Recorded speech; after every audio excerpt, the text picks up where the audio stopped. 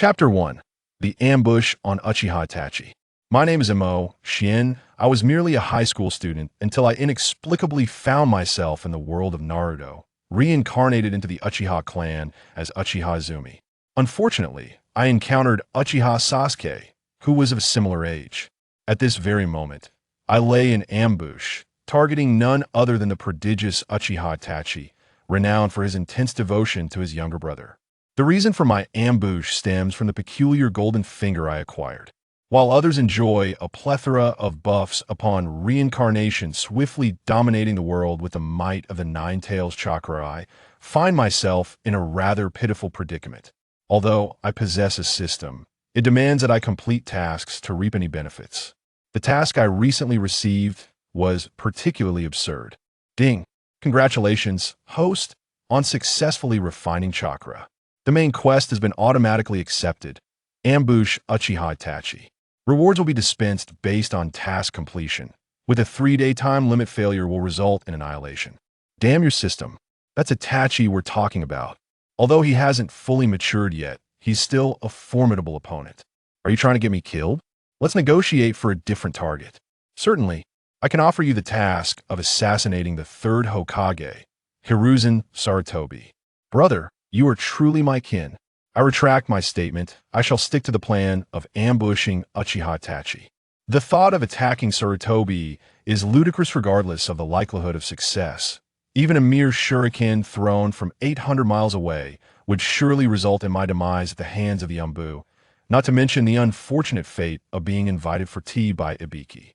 The only stroke of luck I have is being a member of the Uchiha clan, which grants me easy access to ninja tools. Otherwise, I doubt I would even catch a glimpse of the legendary Itachi.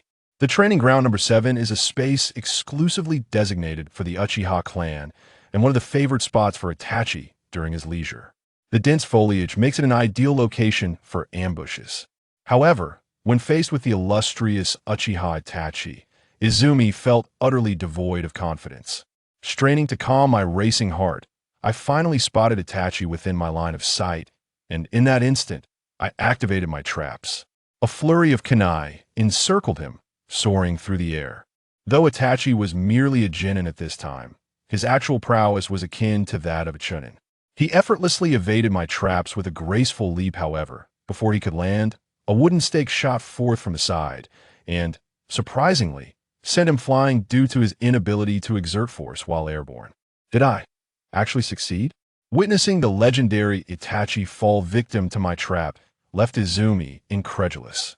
Could it be that I had inadvertently crossed into an alternate reality? Was this not the Naruto world? Or perhaps this Itachi was merely a counterfeit? As Izumi pondered, he sensed an ominous presence behind him. Before he could react, a cold kunai was pressed against his throat. Any movement would surely result in his demise. Brother Itachi, I harbor no ill intentions. It was merely a jest. Faced with Uchiha Itachi, Izumi felt no courage to resist. Not even a ninja. Should he manage to escape Itachi's grasp, his reputation would be irreparably tarnished. In response to Izumi's explanation, Itachi displayed no reaction, maintaining his grip on the kunai. Very well, I shall speak candidly. I've heard from my parents that you are a prodigy among our clan's youth, and I sought to challenge you. Knowing you're a ninja, I set this trap here. Upon hearing Izumi's words, Itachi finally lowered his kunai. Whether he believed Izumi's explanation remained a mystery known only to him. As Itachi turned to leave, Izumi retrieved an explosive tag from his pocket, poised to throw it. Yet just then, Itachi suddenly glanced back at him. Under the gaze of the Sharingan for the first time, Izumi felt as though death itself enveloped him, paralyzing him in fear and causing him to tremble uncontrollably. Normally, being observed by the Sharingan would not daunt him, but he was acutely aware that he held an explosive tag. Although explosive tags are portrayed as trivial consumables in the manga, for the 4-year-old Uchiha Izumi, it was a weapon capable of causing fatal harm. The tag ignited, and as despair washed over his face, Izumi concluded that he might be the first transmigrator in history to inadvertently bring about his own demise. Desperately, he closed his eyes, awaiting the arrival of death. Itachi, too, had not anticipated such a turn of events. While he was displeased with Izumi's audacity to ambush him, He recognized the boy as a member of his clan. Thus, Itachi swiftly closed the distance, tossing the explosive tag aside while simultaneously tackling Izumi to the ground. Had Izumi opened his eyes at that moment, he would have realized that Itachi had performed the body flicker technique, a skill typically reserved for jounin, yet executed by a mere genin. Izumi did not meet death instead. He heard a resounding bang, and when he opened his eyes, he was greeted only by a cloud of white smoke. Shadow clone? These were Izumi's final thoughts before he succumbed to unconsciousness. However, as he lay unconscious, the voice of the system echoed in his mind. Ding. Main quest completed. Task evaluation. C rank. Reward. Shuriken technique. 5 kunai. Deep within training ground number 7, Uchiha Itachi, engaged in conversation with Uchiha Shisui, suddenly turned his gaze to the outside. Itachi, what's the matter? A young member of the clan attempted to ambush my clone and ended up injuring himself. We'll go take a look. With that, he departed toward Izumi's location. An ambush? One intriguing young one. Upon regaining consciousness, Izumi found himself in the familiar confines of his room. Reminiscing about the day's earlier events, he recalled his ill-fated attempt to ambush Itachi. After all that planning, I managed to ambush only a shadow clone, and yet it was a complete success. It seems even a young Itachi far surpasses others in ability. After a brief self-assessment to ensure he was unharmed, he accessed the system interface. Uchiha Izumi Transmigrator. Ninjutsu 5. Kaijutsu 3. Jinjutsu 4. Intelligence 4. Strength 3. Speed 2. Chakra 5. Hand seals 6. Gazing at his dismal stats, Izumi felt at a loss for words. In the 4 years since his reincarnation, the only areas of improvement were chakra and hand seals, while the rest lagged far behind. Habitually, he opened the task list, expecting to see the ambush on Uchiha Itachi uncompleted, only to find that the task was highlighted, indicating completion. Puzzled, he wondered how this could be, as he had not even managed to touch Itachi, let alone injure him. The system mandated that he must inflict harm on Uchiha Itachi to fulfill the task, yet he had only faced a shadow clone. Even if he had destroyed it, that would hardly equate to injuring Itachi, would it?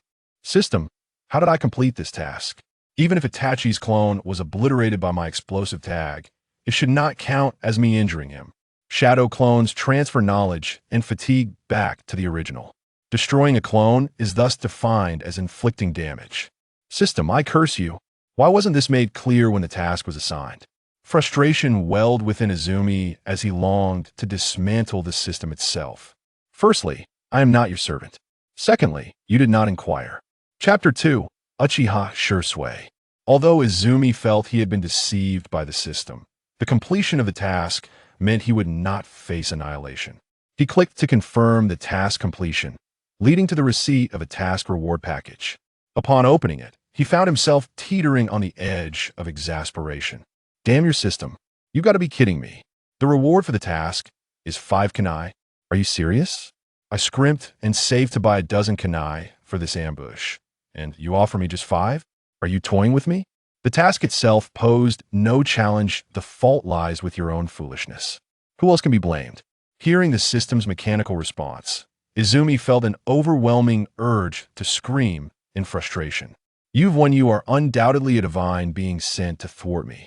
In truth, the reward encompasses more than just 5 kunai. The kunai are merely a supplementary reward. The true reward is the shuriken technique and the throwing proficiency with kunai. Seemingly sensing Izumi's dejection, the system ceased its torment.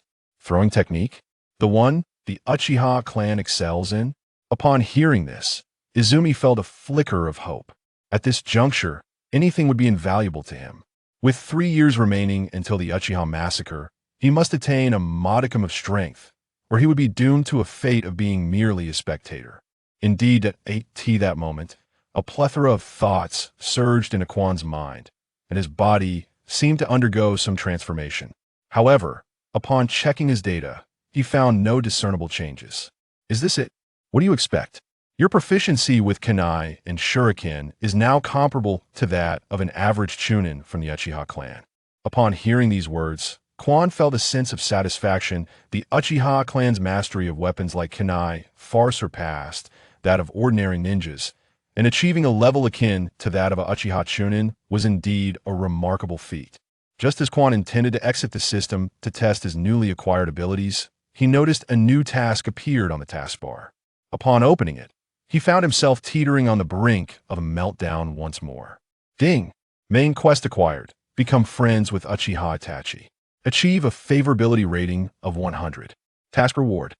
Time limit, 1 month. Failure results in annihilation.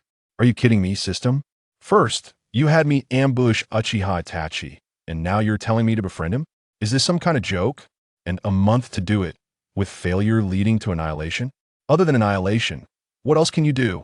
Moreover, why is the reward still a question mark? Are you going to give me a few kunai again? Oh, you don't like kunai? How about I change it to military rations instead? The unprincipled system retorted. Quan resolved to refrain from engaging with the system any further. He firmly believed that continuing the conversation would surely drive him to despair. Initially eager to experiment with his newfound abilities, he now found himself devoid of any motivation and simply lay down on his bed to rest. What Quan was unaware of was that since his awakening, a pair of eyes had been quietly observing him from a distance. Every one of his actions was being scrutinized. Fortunately, his interactions with the system remained confined to his mind. Otherwise, Uchiha Itachi would have known of his possession of the system. Seeing Quan asleep, Uchiha Itachi, who had been monitoring him, finally departed. He found today's ambush puzzling. There was no prior interaction between him and Quan, and the flimsy excuse for the attack did little to convince Itachi. The following morning, Quan rose early, had breakfast, and promptly made his way to Training Ground 7. Familiar with the narrative, he knew that the Itachi attending school was merely a shadow clone, while the real Itachi was with Shisui. If he wished to establish a rapport with Itachi, he could only wait there, especially since Itachi had already become a genin. Although he couldn't traverse the trees like a ninja, he was still capable of climbing them, so he perched quietly on a branch, awaiting Itachi's arrival. However, to his surprise, it was Shisui who appeared instead of Itachi. Who are you? Although he recognized Shisui's appearance, Quan feigned ignorance, as Uchiha Quan had never met Shisui. I am Uchiha Shisui. You must be the little rascal who tried to ambush Itachi, correct? Shisui was quite curious about Quan after all. Even among the battle-hardened Uchiha, it was unusual for someone to challenge Itachi, and upon meeting Quan, Shisui sensed no combative tendencies in him. My name is Uchiha Quan. Yesterday, I was the one who attempted to ambush Brother Itachi, but it seemed it was merely a shadow clone. If it weren't for Brother Itachi saving me, I would likely be dead by now. At this point, Quan's face flushed with embarrassment. Failing to ambush someone, and instead being saved by them, was undeniably humiliating, and he was determined to keep this incident a secret. The system indicated that there is evidence, complete with video material. Brother Itachi? Huh. He has become your brother now. Are you here waiting for Itachi today too? Yes. Yesterday, I encountered Itachi's clone, and I suspect he should be here today if he has no missions. Besides, I don't know any other places, so I can only wait for Brother Itachi here. I see. So what do you seek from Itachi? From your demeanor today, it seems you're not planning another ambush, but rather to confront him directly? Not all. I wish to learn from Brother Itachi. Currently, I cannot attend ninja school, so I can only turn to him for guidance. Shisui, are you also here to find Brother Itachi? Knowing full well Shisui's purpose for being there, Quan continued to feign ignorance, as any hint of awareness could spell disaster. Quan, just as Shisui was about to explain his relationship with Itachi, Itachi happened to arrive. Brother Itachi, I wish to learn from you. Upon seeing Uchiha Itachi, Quan promptly abandoned Shisui and rushed towards Itachi. Well, Quan has already called you Brother Itachi. Why not offer him some guidance? Understanding Itachi's likely refusal, Shisui interjected. Very well. Naturally, upon Shisui's suggestion, Itachi would not decline, and he nodded in agreement. What Quan had anticipated would take considerable effort to resolve was effortlessly addressed by Shisui's single remark.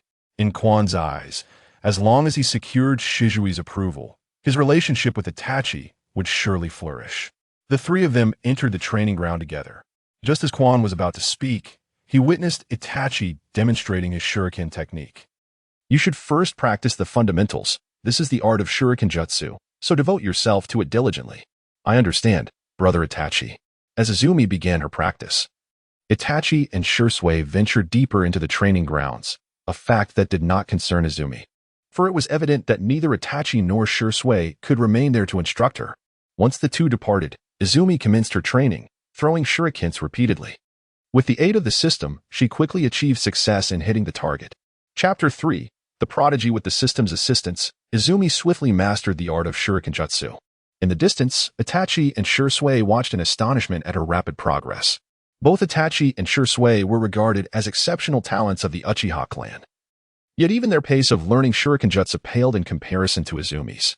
Brother Shisui, how long did it take you initially? About a week. I believe you were similar, right? This girl is a marvel. She manages to accomplish such feats after merely observing once. It seems our clan is destined to welcome yet another formidable warrior. Was unaware that everything about him had caught the attention of Itachi and Shisui. However, even if he were aware, it would not concern him. Both Itachi and Shisui were fundamentally good individuals. As long as he posed no threat to the safety of Konoha, he would remain out of danger. The entire morning was devoted to mastering shuriken techniques, as this was his sole area of expertise. Approaching noon, Itachi and Shisui arrived at his side. Well done. Next, I shall teach you about the refinement of chakra. Chakra is an energy produced by the perfect fusion of various energies within the human body.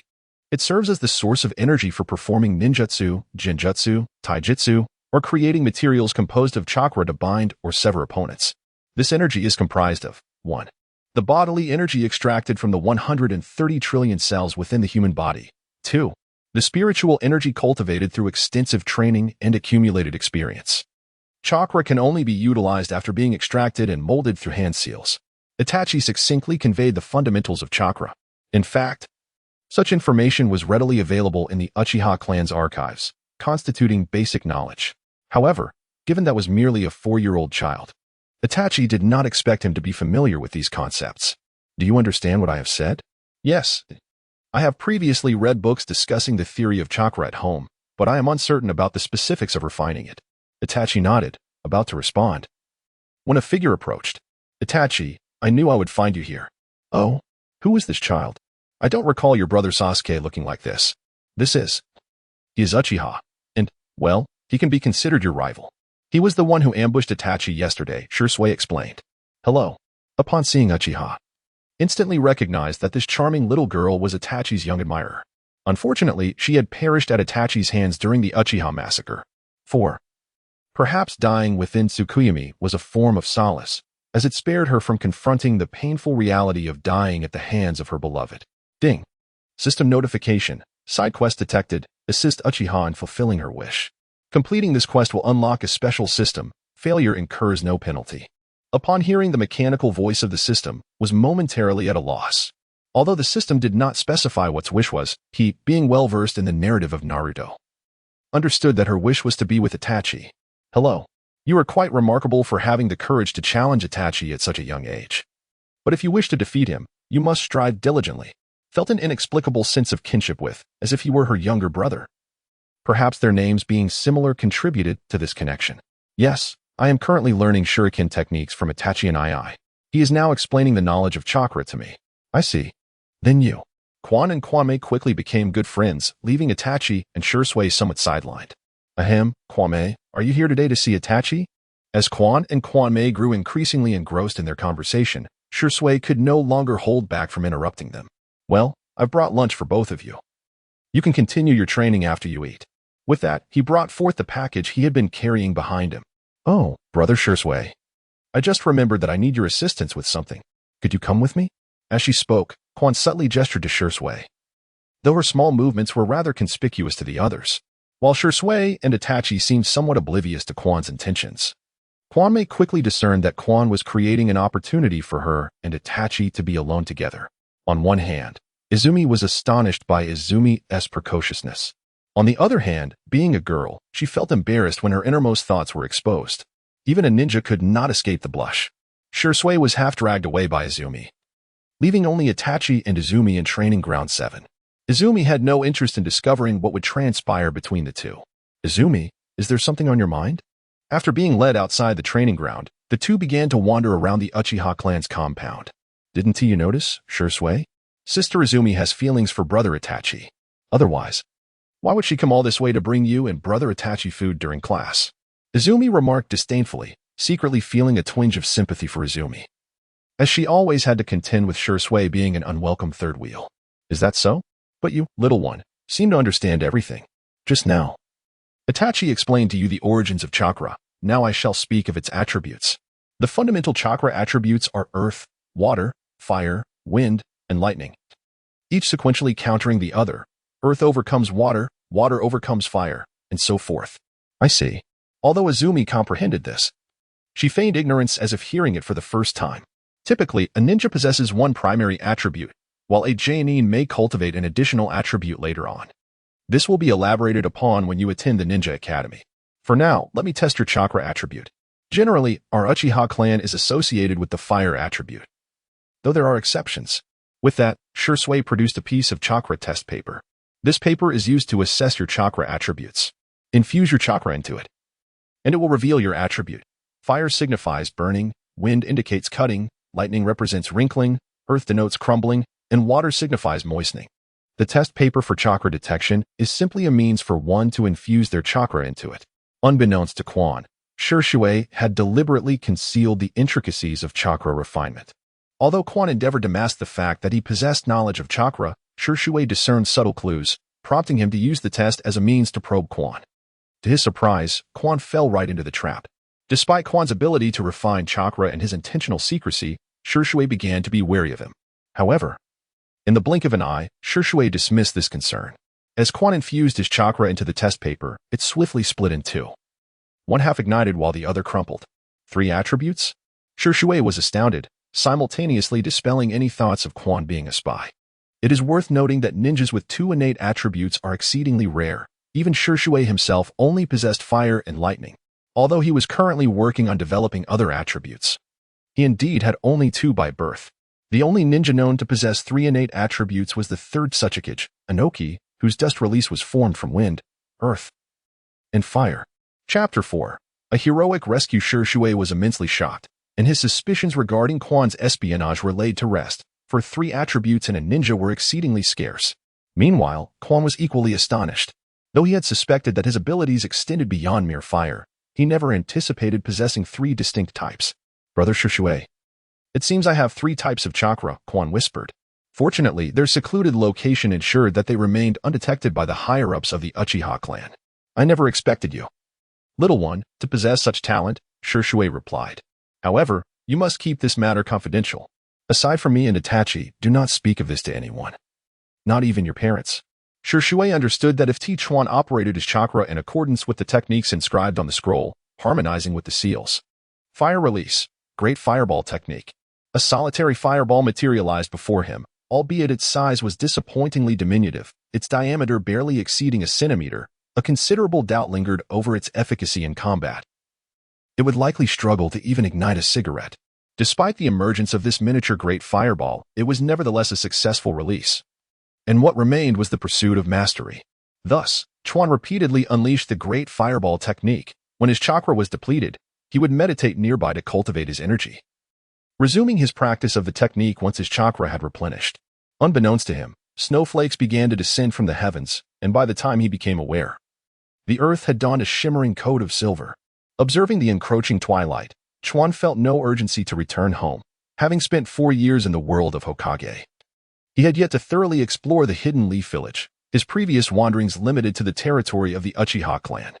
As Izumi made his way towards the heart of Konoha, he suddenly heard a raucous commotion while traversing through a grove. Intrigued, he followed the sound, only to be met with a scene that filled him with displeasure. Hey, if you're from the Hyuga clan, show us your Byakugan. If you're unwilling, then don't even look this way. Your eyes are quite nauseating. You must be a monster, you Byakugan fiend. 3 older boys were bullying a young girl, who was weeping at their taunts, while the tormentors showed no signs of relenting. Hey, stop it.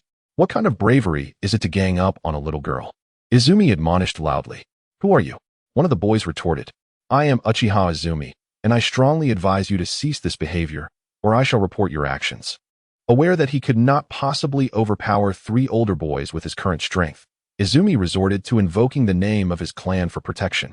Uchiha? Even if you're an Uchiha, you have no authority over us, do you? Or do you think you can take us on? As they approached him, the bullied girl lifted her gaze to Izumi, and he recognized her instantly. Hinata Hyuga? The sight of the kind-hearted and strong-willed girl only intensified his desire to protect her. I may not have power over you, but you just harassed a member of the Hyuga clan, and you mentioned the Byakugan. If I were to inform my elders that someone is attempting to seize her Byakugan, who do you think they would believe? I imagine you would find yourselves in the Uchiha interrogation room for a few days. The 3 boys were taken aback by Izumi's words, even as children. They understood that the Uchiha were responsible for the security of Konoha. Being labeled as a threat to the village could indeed result in their capture. And few emerged unscathed from the Uchiha interrogation room. Then let's just take you down first and see how you report it, declared the leader of the boys as he charged at Izumi. Chapter 5. Hinata Hyuga. Unexpectedly, the opponent dared to charge forward. Although surprised, Izumi's movement showed no signs of hesitation. She swiftly launched 2 shurikens, forcing her adversary to evade. Seizing this moment, Izumi leapt high into the air, landing directly in front of her foe, and immediately began to weave hand seals. Fire release, great fireball technique. After an afternoon of diligent practice, the once diminutive fireball had now grown to the size of a fist, and given the proximity to her opponent, it ignited their hair in an instant. Witnessing their leader's misfortune, the remaining 2 boys rushed forward. Faced with a dual assault, Izumi contemplated retaliating with shurikens, but in that fleeting moment, the 2 boys sprang forth and overpowered her. At merely 4 years old, how could she possibly contend with these 7- or 8-year-old boys?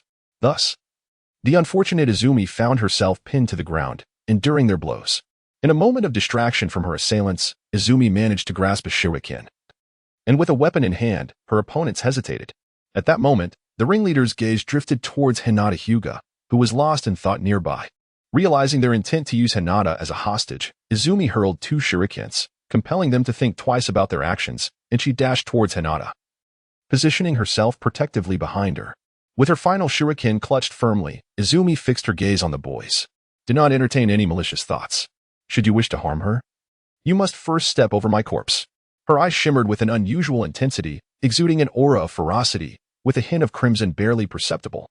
At this juncture, the 3 boys reconsidered their course of action. After all, the Uchiha clan was notorious for their fierce temperament.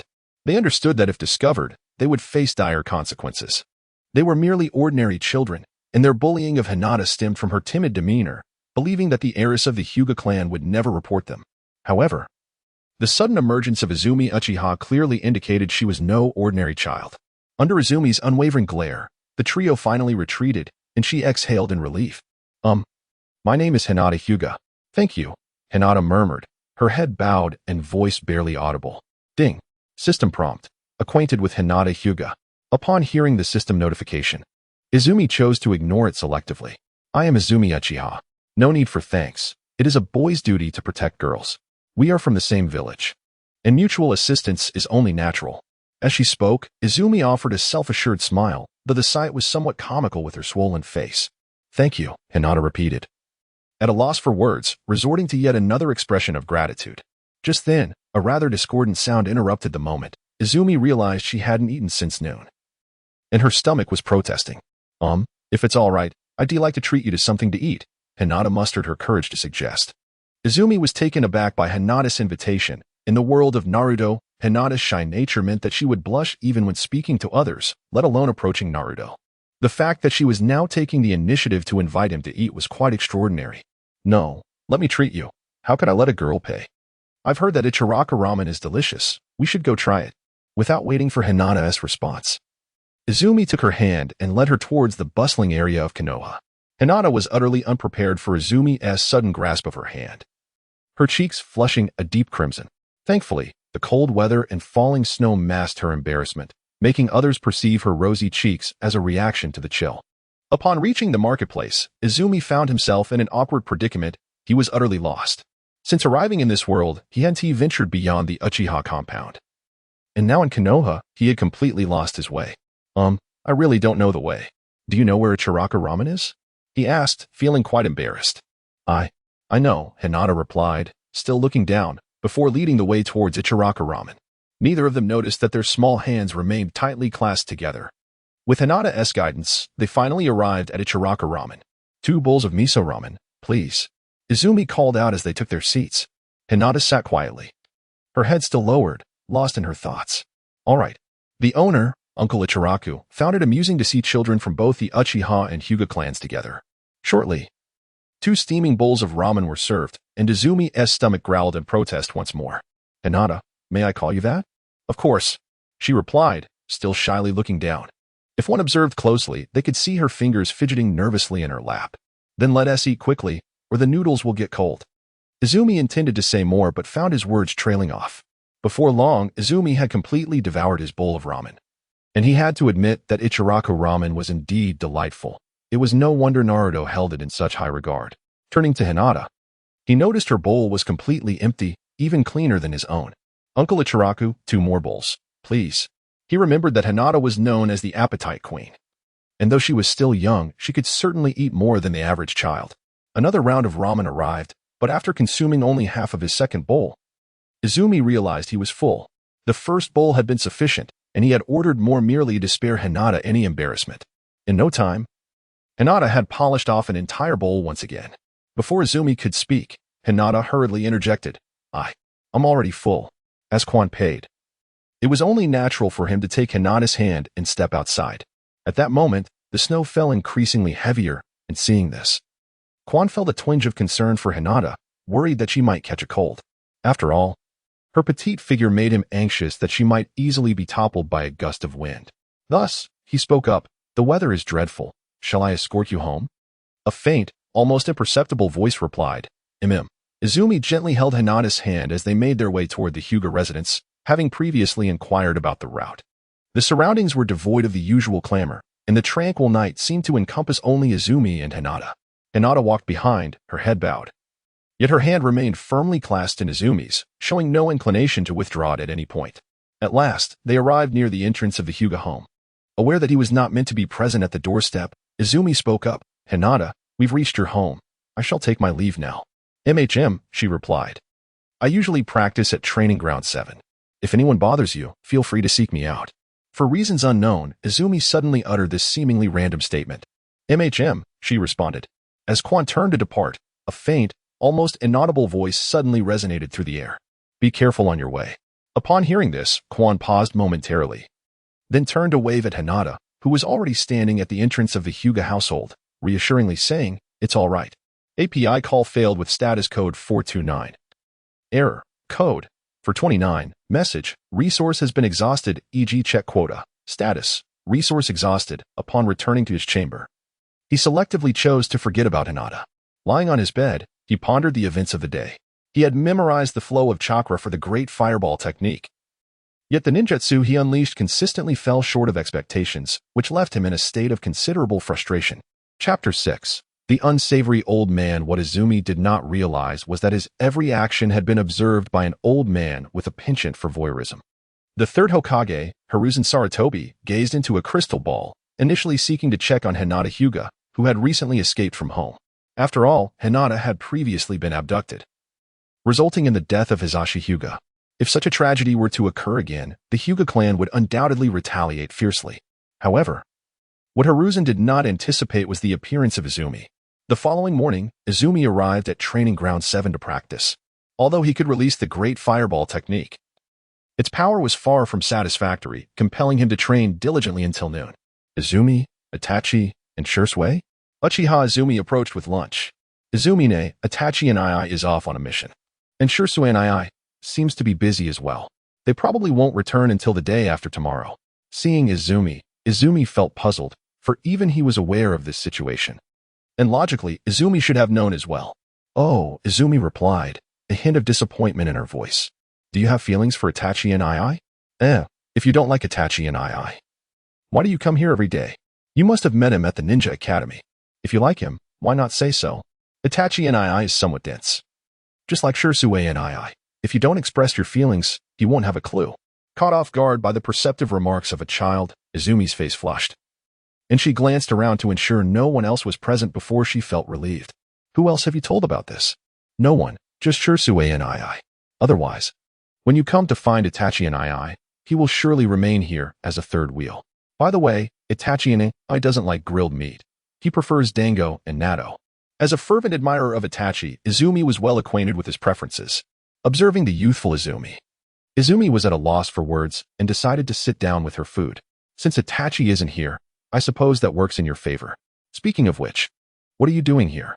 I'm practicing ninjutsu. Shisui and I taught me the great fireball technique and will evaluate me in 3 days. Although I can release a fireball now, it's quite small. Look. As she spoke, Izumi unleashed the great fireball technique. This time, there was a noticeable improvement, yet it remained only as large as Shisui's head. Izumi was somewhat astonished. It is worth noting that even the techniques taught at the Ninja Academy were merely the body flicker technique. Mastering a C-rank ninjutsu like the Great Fireball was a feat even Chunin might struggle with. Although what Izumi had released was merely a rudimentary form, it was still remarkable. After all, mastering a C-rank ninjutsu at the tender age of 4 was an extraordinary accomplishment. Izumi, your issue seems to stem from insufficient chakra or inadequate chakra output while performing the technique. I intended to say that at your age, achieving this is impressive. But a lack of chakra is what renders your great fireball incomplete. However, before Izumi could finish, upon hearing that it was due to chakra, Izumi immediately increased her chakra output. Fire release, great fireball technique. With a surge of chakra, a fully formed great fireball finally manifested. Chapter 7, Hinata. Yay, I did it. Thank you, Izumi. Seeing Izumi's exuberance, Izumi felt a twinge of embarrassment, realizing that even she had yet to master the great fireball technique. She couldn't help but wonder if being close to Itachi made one a genius. Otherwise, how could this little one possess such talent? Ding. Side quest completed. Mastered the great fireball technique. Unlocking ninjutsu exchange system. Enabling all ninjutsu within the host's physical capacity. Initiating ninjutsu achievement system and ninjutsu mastery system. A series of system notifications bewildered Izumi. Previously, upon examining the system, all options had been grayed out and unavailable for exchange. To her surprise, learning the great fireball technique had yielded such benefits. Ding. Side quest completed. Initiating subsequent quest. Master the fire release. Peony technique within 3 days. Having completed the first consecutive task of mastering the great fireball technique brought Izumi some anxiety, especially since she lacked any materials for learning the peony technique. Izumi, you are truly amazing. To learn the great fireball in less than a day. Oh, it's nothing. Itachi and I learned to use it after just one demonstration. I'm far behind. And engaged in conversation, perhaps due to the similarity of their names, fostering a harmonious relationship between them. Encouraged by, resolved to confess her feelings to. Leaving curious about whether would reciprocate her sentiments. With classes scheduled for the afternoon, departed from the training ground number 7.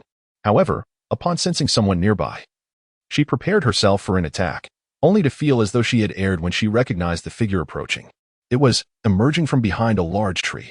Startled by, the young appeared utterly flustered, with tears welling in her eyes, as if she might burst into tears at any moment. Those eyes, are you of the clan? Have you lost your way? Inquired, noting that the Uchiha clan's territory lay at the outskirts of a place unlikely to attract a member of the clan, who resided within the village itself. I'm not. The voice of was barely audible, and while caught the initial words, the rest faded into ambiguity. Nevertheless, she observed that despite evident disorientation, her gaze frequently drifted towards the 7th training ground. Are you searching for? Speculated. Recognizing that the training ground was predominantly associated with Ant, she doubted that the young girl had any connection to them, leading her to conclude that it must be the mischievous. Upon hearing's name, blushed instantly, attempting to flee, only to collide with the tree behind her, rendering herself momentarily dazed. Izumi never anticipated that events would unfold in such a manner. She hurriedly approached little Hinata to confirm that she was unharmed, and only then did she feel at ease. Soon, little Hinata awakened. Wishing to leave promptly, she was, however, halted by Izumi, leading to a conversation between the two. In the blink of an eye, 3 days swiftly passed. During this time, Izumi not only mastered the fireball technique but also made significant progress in her shuriken skills. Unbeknownst to her, a small figure had been watching her from a distance every morning for the past 3 days. Brother Itachi, Brother Shisui, you have arrived. I have successfully mastered the fireball technique.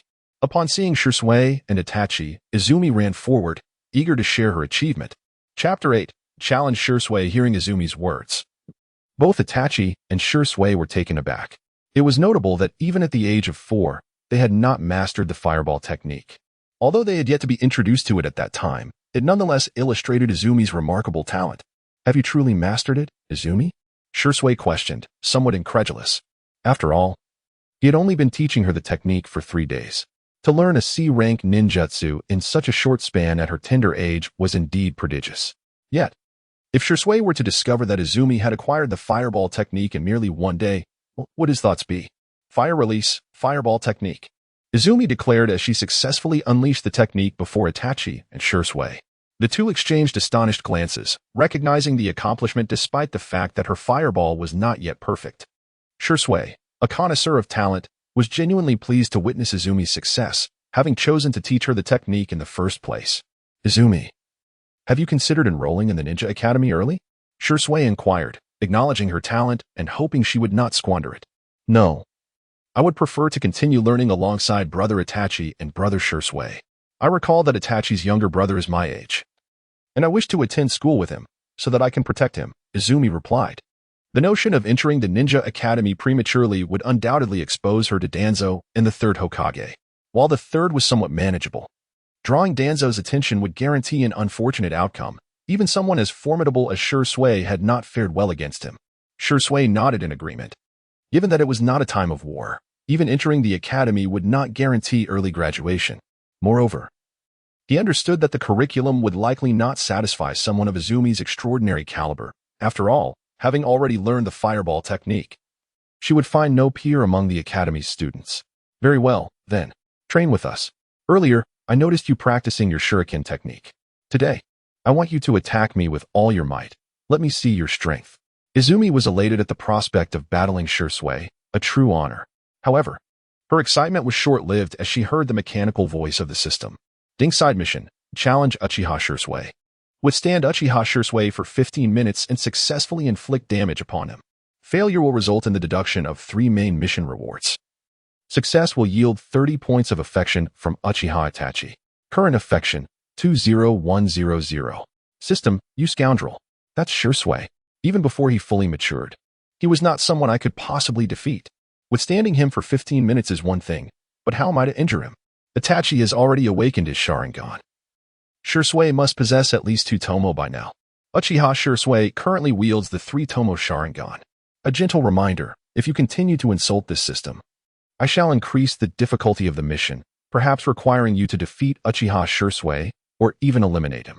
Faced with the system's threat, Izumi could only choose silence. Injuring Shisui was an impossibility, let alone killing him. Perhaps with a well-aimed glance. Chapter 9. Victory. The 3 entered the depths of the training field, and both Izumi and Shisui prepared for battle. With Itachi announcing the start of the contest, Izumi promptly launched a trio of shuriken, encircling Shisui from different directions. Seeing this, Shisui nodded appreciatively before gracefully leaping to evade the incoming shuriken. Observing Shisui's movement, Izumi wore a smug expression as she produced a fine steel wire. With all her might, she pulled it, altering the trajectory of the shuriken, which had originally aimed at Shisui but now fell into her trap.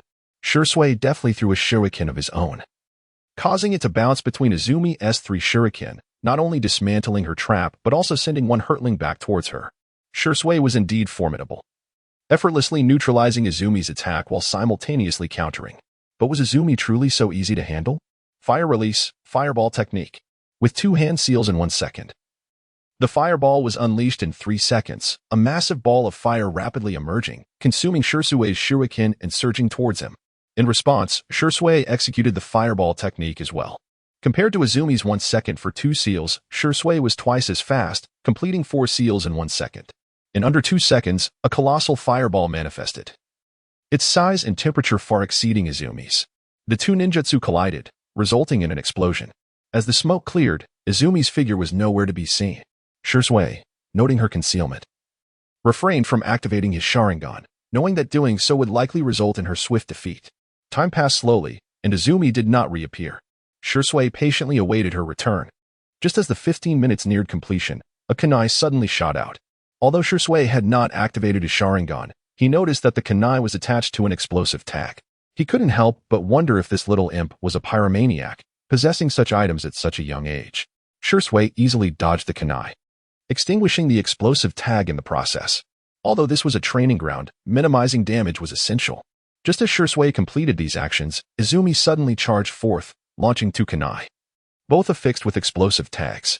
After releasing the explosive tags, Izumi still held two kunai in her hands. However, as she prepared to launch them, she unexpectedly slipped and fell to the ground, causing the kunai to land a short distance away. The explosive tags ignited, threatening to detonate imminently. Upon noticing this, Shisui swiftly utilized the body flicker technique to reach Izumi, extinguishing the explosive tags before they could explode. "Izumi, are you all right?" Shisui attempted to help her up. But as he did so, a burst of flames suddenly erupted, almost hitting him with the fireball. Though he narrowly avoided Izumi's attack, he felt a slight singe on his shoulder. "You rascal!" Shisui exclaimed, sitting down in disbelief. He had not expected Izumi to possess such tactics. Hee. Izumi chuckled sheepishly from her seated position, realizing that under normal combat conditions, even without a Sharingan, she would not have been able to harm Shisui.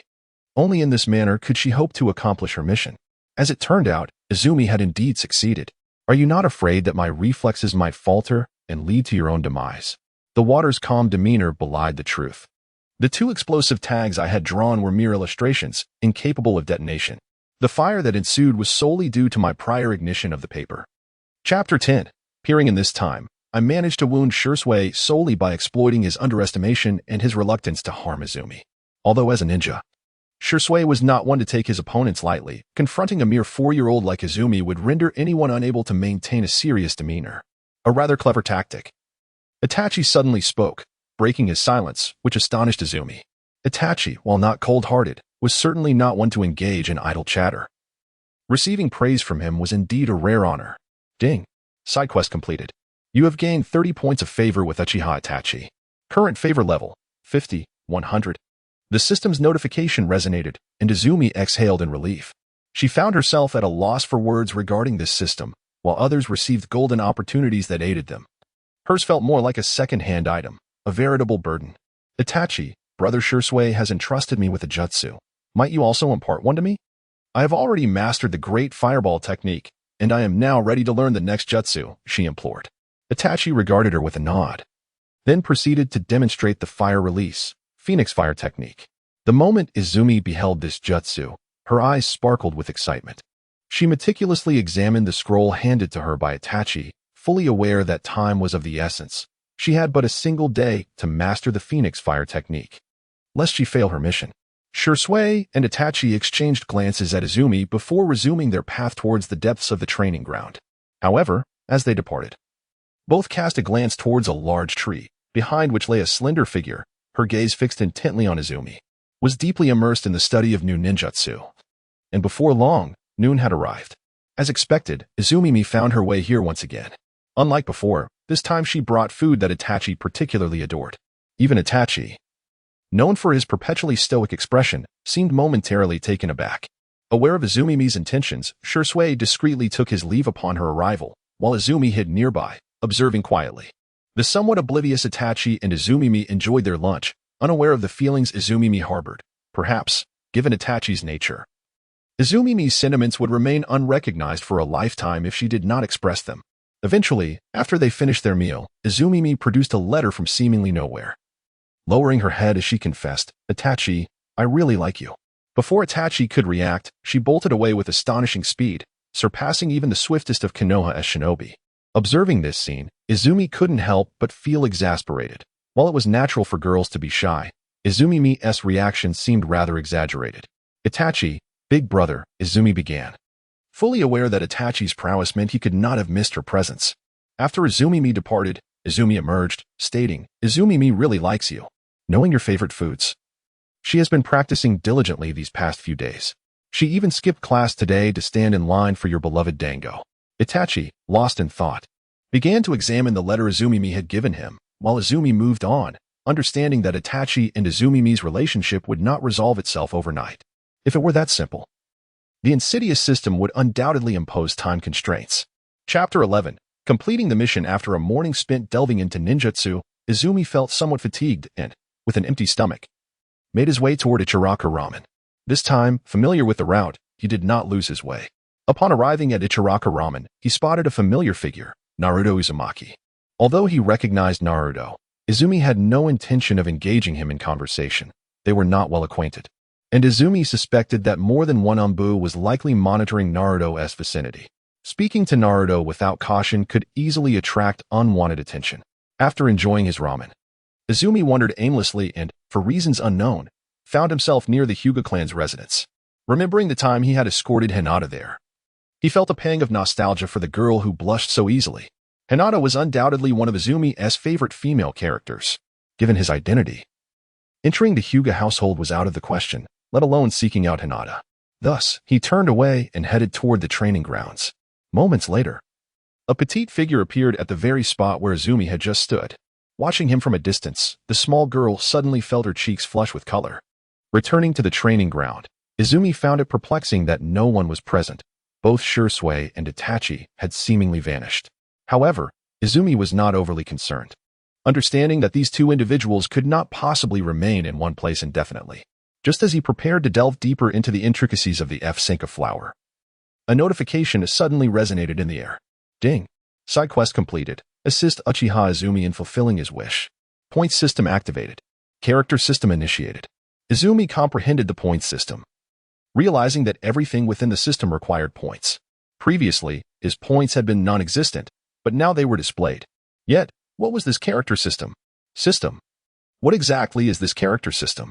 Obtain special rewards by altering the fates of existing characters, came the response. Special rewards? What might those be? I see no rewards. And how do I acquire these points? The rewards are in your inventory. Remember to use your eyes before inquiring, and do not forget to engage your intellect as well. As for earning points, upon activating the point system, completing tasks will yield points. Additionally, accepting real-world tasks will also grant points. E-rank tasks yield 1 point. D-rank tasks yield 5 points. C-rank tasks yield 10 points. B-rank tasks yield 100 points. And A-rank and above yield 200 points. Are you jesting with me, system? A single fireball technique costs 100 points? This is merely a C-rank ninjutsu. Furthermore, it is obvious that A-rank and S-rank tasks differ vastly. How can their points be equivalent? This is not an appropriate way to engage with me. At that moment, Izumi felt utterly despondent. A C-rank ninjutsu required 100 points, while the least for a B-rank ninjutsu was 1,000 points, and the subsequent rewards would likely require tens of thousands. It seemed he would have to toil endlessly on tasks just to exchange for a single ninjutsu. I am not deceiving you. The ninjutsu exchanged here will be taught comprehensively and will disregard your innate attributes. In simpler terms, if you lack water affinity chakra, you cannot perform water release. Even if you manage to do so, the effectiveness would be significantly diminished. However, the ninjutsu learned here does not suffer from such limitations, allowing you to wield them freely without any drawbacks. Despite the system's explanations, Izumi remained dissatisfied. Yet, what could he do about it? Chapter 12. The unique nature of the system itself inadvertently led to a future event for which Quan felt immensely grateful. As for the character system, its explanation is quite straightforward. Once activated, it introduces various characters who, upon completing their assigned tasks, will remain utterly loyal and will not betray you. Upon hearing the system's words, Quan paused momentarily, reflecting on the adage that one can never truly discern the thoughts concealed within another's heart. In this world of ninjas, who can guarantee the unwavering trustworthiness of their companions? The character system undoubtedly addresses this concern, serving as Quan's greatest ally. The efforts of these past days have not been in vain, and Quan found himself pondering what Itachi might be thinking. He had anticipated that it would require some persuasion to fulfill his wishes regarding Quan Mei, but to his surprise, the process turned out to be remarkably effortless. Could it be that Itachi harbored feelings for Quan Mei as well? Quan shook his head, dismissing the thoughts of the matter, and redirected his focus to the study of the balsam flower. Throughout the entire afternoon, he remained at the training ground, curiously noting that Itachi and Shisui had not returned for further training. As dusk approached, Quan returned home, where he found himself pondering the rare absence of his parents, who had been away for extended periods, leading him to question whether he was merely a pawn in their absence. The following morning, Quan once again made his way to the training ground. After another morning of relentless practice, he finally succeeded in unleashing the full potential of the balsam flower technique. With its completion, a third task was bestowed upon him, to master the fire release, dragon fire technique, without any time constraints.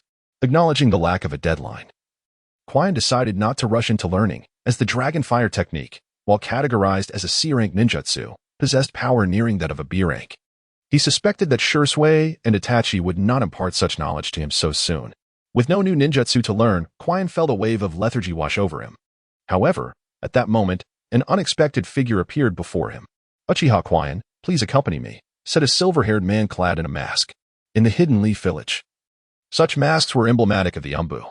Yet Quian was perplexed as to why he had drawn their attention and to whom this individual belonged. Was it the Third Hokage or Danzo? The thought of Danzo sent chills down his spine. "May I inquire who seeks me?" Quian thought of how much he wished Shisui and Itachi were present with their support. He would not feel so vulnerable, and at the very least, they could alert others. Now, however, he was being taken away, likely without anyone being the wiser. "You will understand in due time." With a resigned nod, Izumi was swiftly hoisted by the other party and carried towards the heart of Konoha. At that moment, her only hope was that it was the Third Hokage, the notorious voyeur, who had come seeking her. Otherwise, encountering Danzo could lead to a lifetime of misery. Perhaps due to her fortunate stars or the efficacy of her silent prayers, Izumi found herself brought to the Hokage's office. Upon entering alongside the Umbu, she beheld the Third Hokage, Hiruzen Sarutobi, diligently reviewing documents. "Third Hokage-sama?" Izumi inquired, her expression one of bewilderment, utterly perplexed by the attention she garnered. "Uchiha Izumi, fear not. I harbor no intention of causing you harm. I simply wish to inquire whether you would be interested in enrolling in the Ninja Academy," Sarutobi declared, setting aside his papers and regarding her with a warm smile. Chapter 13. The First Mission. What a jest. In this world, aside from that wretched system, my greatest asset is the unfolding narrative. If events were to progress normally, I would stand alongside Naruto and Sasuke, as long as I remained discreetly in their shadows. I would be safe provided I could evade the Uchiha massacre, of course. Just as Izumi prepared to decline, the insidious system activated once more, revealing its treacherous nature. Beep. Main mission: become a member of the Umbu and successfully execute a mission. Failure will result in obliteration. Upon hearing the system's voice, Izumi realized she had been ensnared once again. Not only was her entry into the Ninja Academy thwarted, but she was also thrust directly into the ranks of a ninja. This was utterly absurd. Even prodigies like Itachi and Shisui had spent a year in the academy. "Third Hokage-sama, I wish to decline the early enrollment in the Ninja Academy. Given my current circumstances, I believe I have already mastered what the academy teaches. However, I aspire to become an Umbu ninja and serve you, Third Hokage-sama." Hiruzen Sarutobi was taken aback. While he could comprehend her refusal of his initial proposal, it was utterly unexpected for her to proactively seek to join the Umbu. "Uchiha Izumi, understand that being a ninja is no trivial matter. Although you have already mastered 2 jutsu at such a young age, and may surpass even some of your peers and lower-ranked ninjas, certain aspects cannot solely be determined by jutsu. I appreciate your concern, Third Hokage-sama, but I believe practical experience offers deeper insights. Therefore, I hope you will grant my request, or alternatively, allow me to undertake a mission as a form of evaluation." Hiruzen regarded Izumi thoughtfully, remaining silent for a considerable time. At length, he responded with a smile, "In that case, Uchiha Izumi, you may temporarily join my subordinates Umbu. Silver. Take Izumi to acquire the necessary equipment. This is a mission, and during this period, you will serve as an evaluator. Do not engage unless absolutely necessary." Understood. Izumi followed the enigmatic figure known as Een as they departed from the Hokage's office. As she observed Een, a sense of familiarity washed over her, as if she had encountered this individual before. However, after reflecting on her acquaintances, she realized that none of them bore such resemblance. Upon receiving her equipment, Izumi departed from Konoha alongside Een. This marked her inaugural exit from the village, yet rather than exhilaration, she felt a twinge of apprehension. Her first mission entailed the eradication of a band of marauders who had recently been wreaking havoc in the eastern region of the Land of Fire. The objective was to eliminate all members of this nefarious group. Gazing at the assignment in her hands, Izumi felt a sense of resignation. Was it not promised that this would merely be a test? How could it commence with a task so grim as taking lives? Although these were criminals, Izumi had never before taken the life of another. "Captain Een, do you have any words of advice for me on my first mission? After all, I am your subordinate. It would be rather embarrassing for you if I were to perish on my inaugural endeavor," Izumi inquired once more, hoping to elicit some guidance from her senior. However, all she received in return was an uncomfortable silence, and arrived near the thieves' hideout, having received intelligence indicating that this band of robbers comprised merely ordinary individuals, numbering around 30. Therefore, resolved to wait until nightfall to launch a surprise attack. believing that this strategy would enhance his chances of success. As he prepared the necessary items for the evening, he contemplated the plan for the night. Chapter 14. Ruthlessness. Time swiftly passed, and soon night descended, the moon climbing high among the branches, leaned against a tree, resting. While looked on in perplexity. Shouldn't they have already moved by now? Why was still here, resting? Although the Third Hokage had not imposed a time limit, warned that continued delays might result in a failed mission. Rest assured, we shall return by tomorrow. While night is indeed the optimal time for a surprise attack, the adversaries will surely be on guard. The best moment for our strike would be in the latter half of the night, around 4 or 5 in the morning. Though that may leave us short on time. With having formulated a plan, ceased his inquiries and quietly leaned against the tree, observing. As moments ticked by, midnight finally arrived, and opened his eyes, charging toward the hideout. Following his lead, vanished, tasked with evaluating his actions. Adhering to the Third Hokage's instructions, he would intervene only if faced a life-threatening crisis. Draped in the shadows of night, approached the entrance of the hideout with utmost caution. The 2 guards were lethargic, one even dozing off. Seizing the moment, swiftly launched a shuriken, propelling himself forward like an arrow released from its bow. His diminutive stature rendered him inconspicuous, and the guards, caught off guard by the surprise attack, failed to react before one met his demise. The sound of the body hitting the ground startled the other guard, who froze at the sight of his fallen comrade. He managed to utter a single word, there, but his voice was forever stifled, as kunai pierced his throat. Confirming the 2 were dead, hastily concealed the bodies, making it appear as though they were merely slacking off against the gate. Silently infiltrated the hideout. Soon arriving at a room. Peering through a crack in the window, he was overwhelmed with rage. The room appeared to be a kitchen, yet instead of food, it was filled with human remains, dismembered bodies strewn about, some even devoid of bones. The spring surged forth like an arrow released from its bow, with 15 shurikens simultaneously darting towards their target, the burly leader. Upon witnessing the incoming shuriken, the stout leader instinctively leapt aside to evade them. Yet, no sooner had he landed than the spring deftly pulled the shuriken back, redirecting them towards him once more. Concurrently, the second wave of attack commenced. Fire style, great fireball technique. A colossal fireball manifested, enveloping the leader in a blazing inferno, ignited by the wires. Before the leader could muster a response, the spring swiftly manipulated the wires to ensnare him tightly, the flames instantly engulfing him, eliciting a blood-curdling scream from the leader. "You wretched bastards, perish!" he bellowed, as the spring unleashed another jutsu. Fire style, F-Senka. With this technique, a torrent of flames surged towards the bandits. At that moment, the bandits charged towards the spring, who unsheathed the ninja blade from his back to confront them head-on. Although he had not trained in swordsmanship, his foundational agility and shuriken techniques rendered him more than a match for the ordinary thieves. Meanwhile, as the spring engaged in battle, Silver commenced the rescue of the women who had been captured. Upon Silver's arrival, the women, who had previously been devoid of hope, regained a flicker of clarity, only to be overwhelmed by memories of their past ordeal, causing many to burst into tears. The battle at the spring raged on for a full half-hour. When Quan finally appeared before Ian, he was drenched in blood, as if he had emerged from a veritable sea of crimson, his body riddled with numerous wounds. "He saved you. If you are to express gratitude, let it be to him," Ian remarked, feeling a slight sense of relief at Quan's return. Although he had secretly employed a clone to protect Quan, a lingering worry for his safety remained. Upon hearing Yin's words, the women approached Quan one by one to convey their thanks. "What are your plans?" Quan inquired. "There are no other captives left in the hideout. They have likely all perished." He refrained from voicing the grim possibility that those individuals may have become sustenance for others. The women shook their heads in response to Quan's words and began to walk toward the exit. Quan paid little heed to their departure. But as soon as everyone had left, a sudden thought struck him, prompting him to dash out after them, following the direction they had taken. He arrived at the edge of a cliff, where only a young girl of about 15 remained. "No," Quan shouted, hoping to call her back. "Thank you for saving us." The girl said, "But our families are already dead. We know they were devoured by those demons, and they forced us to consume the flesh and blood of our kin. The horrors we have endured are unforgettable. For us, death is the only relief." With that, she leapt from the cliff, and despite Quan's desperate attempt to grasp her, he was left with nothing but a torn piece of fabric. Chapter 16. Redemption. Originally intending to rescue those individuals, Quan was unprepared for such a tragic outcome. He sat despondently at the cliff's edge, unsure of what to do next, his spirit crushed. The earlier battle had taken a considerable toll on him. His body bore numerous injuries, his chakra was nearly depleted, and the emotional weight of his failure ultimately caused him to faint. After a long while, Quan regained consciousness to find Ian leaning against a tree trunk. Seeing Quan awake, Ian spoke. "You did well. You truly saved them. However, sometimes living is not the best choice.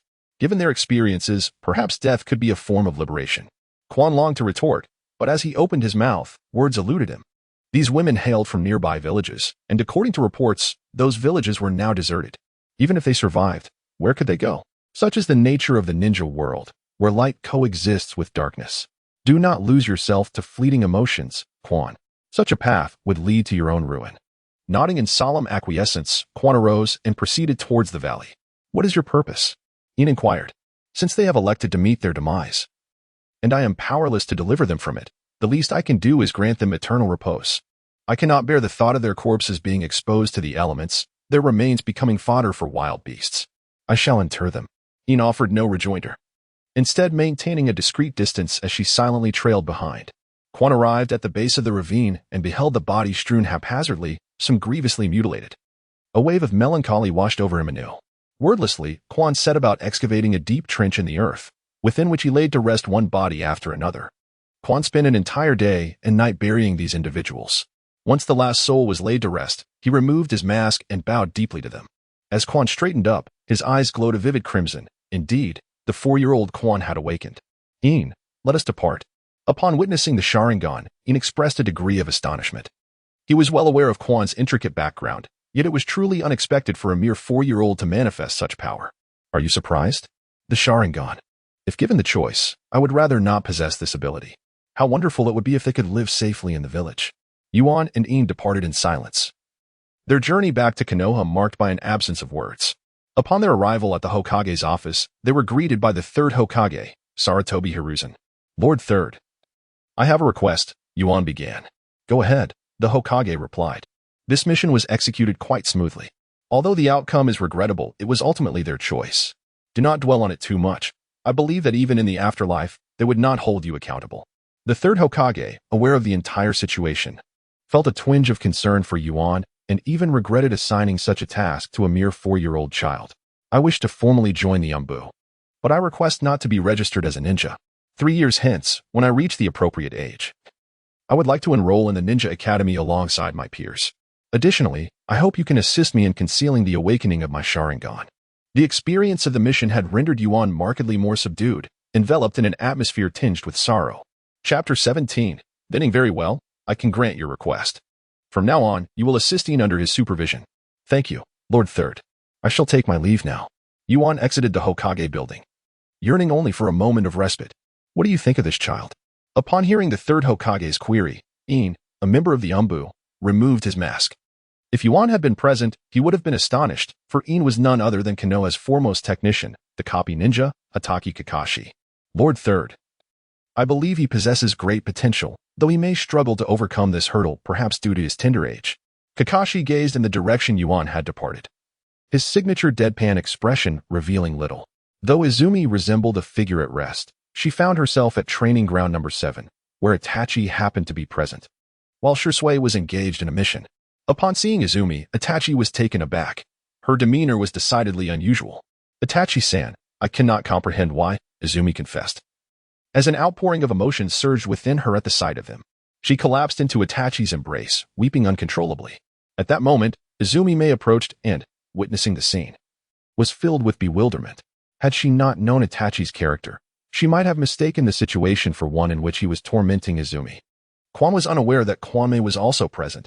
He openly recounted all the tasks he had undertaken.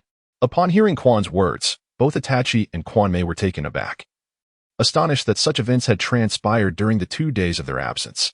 Witnessing Quan's heart-wrenching sobs, both Itachi and Kwanmei felt a profound sense of compassion. Izumi contemplated revealing the matter to Fugaku in pursuit of justice, for it was indeed excessive to impose such a task upon a mere 4-year-old child. Fortunately, Itachi intervened and prevented Izumi from taking that step. Otherwise, events might have unraveled in an entirely different manner. Exhausted from weeping, Izumi collapsed into the embrace of Izumi-mei, who, being 5 years younger, had wholly embraced the role of an elder sister. Unbeknownst to the slumbering Izumi, the mission concerning Uchiha Itachi had been completed in this manner, and he had also received a new assignment. Upon discerning the nature of this new task, Izumi felt an overwhelming urge to strive against the system.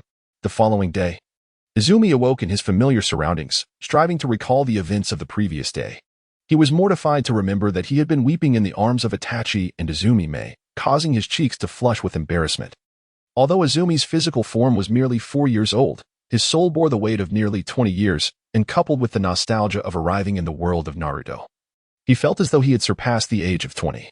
It was indeed an awkward situation for someone in their 20s to be seen weeping with 2 children, both only 9 years of age. Fortunately, no one had witnessed this incident. Otherwise, Izumi would have been utterly mortified.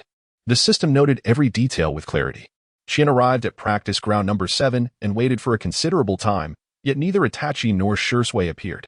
Perhaps both had their own missions to attend to. However, it wasn't long before Chien noticed others approaching. Soon, Izumi appeared before him, and upon seeing her, Chien felt immensely embarrassed. Izumi, are you all right? Izumi's sister, you didn't see anything yesterday, right? Perhaps this was the only way Chien could deceive himself. Chapter 18, Sister and the Discovery of Hinata. Yes, I didn't see anything at all. Izumi, understanding Chien's thoughts, decided to play along. This scroll is from Itachi. It contains some ninjutsu. It was originally given to him by Shisui. You needn't worry about what others in the clan might say. Just focus on doing your best and ensure your safety. I do not wish to see you battered and bruised again. Looking at Izumi, Chien found himself at a loss for words. Since arriving in this world, he had always felt out of place, perpetually solitary no matter where he went. The infrequent presence of his parents further deepened his sense of loneliness. Felt a touch of embarrassment under his unwavering gaze, sensing an underlying awkwardness. Sister, may I be your brother? Not in the familial sense, but as true siblings, suddenly uttered, even surprising himself with the words. Well, all right then. Since you helped me to be with, I shall grant your request. However, you must promise me, dear brother, to take good care of yourself and avoid getting hurt like you did yesterday. I will, came the simple yet resolute response. In that moment, fully embraced the world of, he was not just a mere visitor from another realm, but rather a being of this universe. Due to her classes, Izumi had to take her leave, while Izumi leaned against a tree, feeling utterly bored. He opened the system interface, only to be met with a dismal sight that filled him with frustration. If he could, he would certainly give the system a thorough thrashing.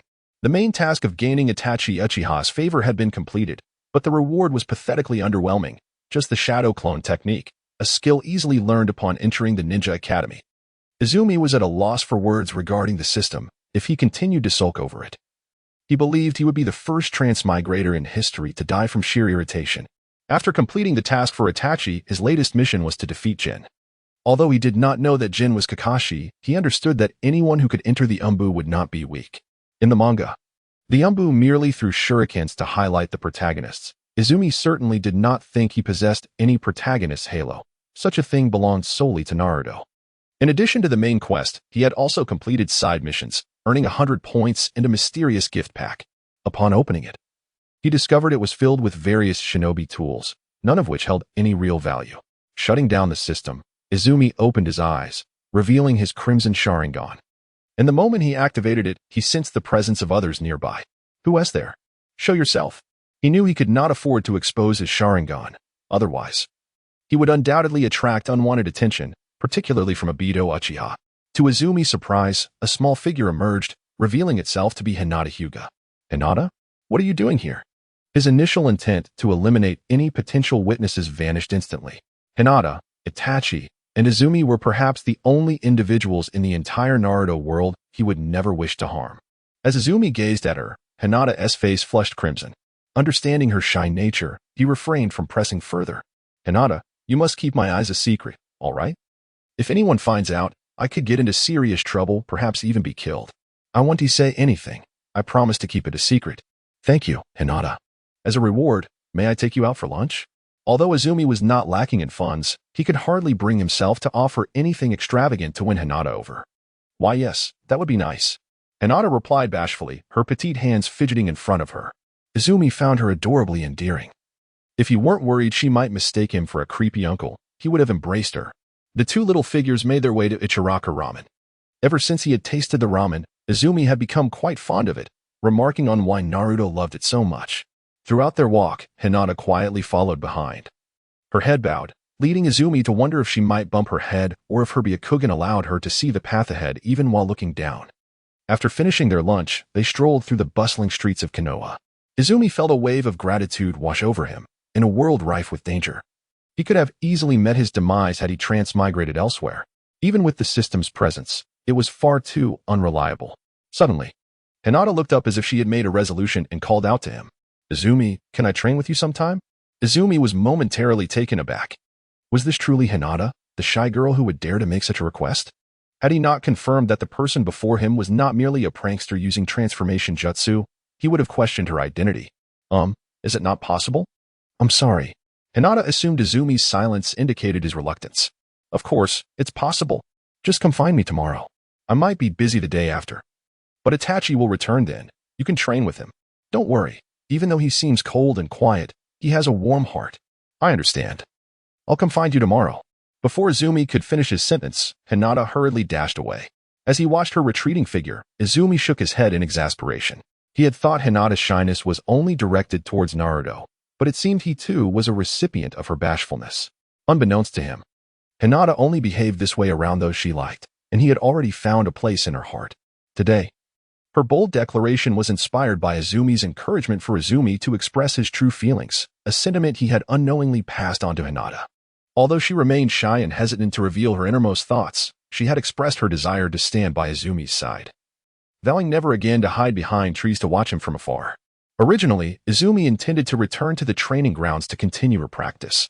However, with a mission awaiting her the day after tomorrow from the Third Hokage, whose nature remained uncertain, she resolved to maintain her peak condition. Furthermore, her injuries had yet to fully heal. So she decided to take a day off.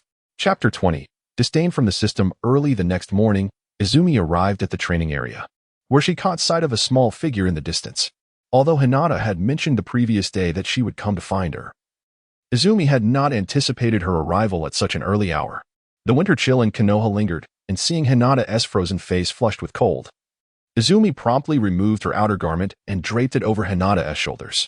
"I apologize for making you wait," Izumi said. "It is undeniably rude for a gentleman to keep a lady waiting." "And no, I just arrived as well," Hinata stammered, her fluster evident as she fumbled over her words upon seeing Izumi behind her, providing her with warmth. "In the future, if you wish to seek me out, please do not come so early. Tomorrow, Itachi-san will not arrive at dawn either." "Hinata, are you now capable of refining chakra?" The Hyuga clan's combat style leaned heavily towards taijutsu, complemented by their Byakugan with gentle fist techniques and pressure point strikes, which were areas where Izumi could not assist. Thus, her teachings would be limited to chakra refinement and control. "I can now refine chakra," Hinata replied earnestly. "Excellent, let us begin with tree climbing. Focus your chakra at your feet and adhere to the trunk. This exercise is essential for honing your chakra control. I cannot assist you with the Hyuga clan's combat methods, but this is something I can teach you. Additionally, if you are interested in shuriken jutsu, I can offer guidance on that as well." Though she stated this, Izumi harbored doubts about the suitability of shuriken jutsu for the Hyuga clan. The Uchiha clan's proficiency in shuriken jutsu was closely tied to their Sharingan, renowned for its perceptive abilities, which made them adept at controlling shuriken. "I understand. I will do my best," Hinata responded, cautiously gathering her chakra to commence her tree climbing practice. The Hyuga clan was inherently skilled in chakra manipulation. Otherwise, they could not execute techniques such as the 8 trigrams 32 palms. Nevertheless, at merely 4 years of age, Hinata's ability to refine chakra was commendable, yet achieving mastery in its manipulation proved exceedingly challenging.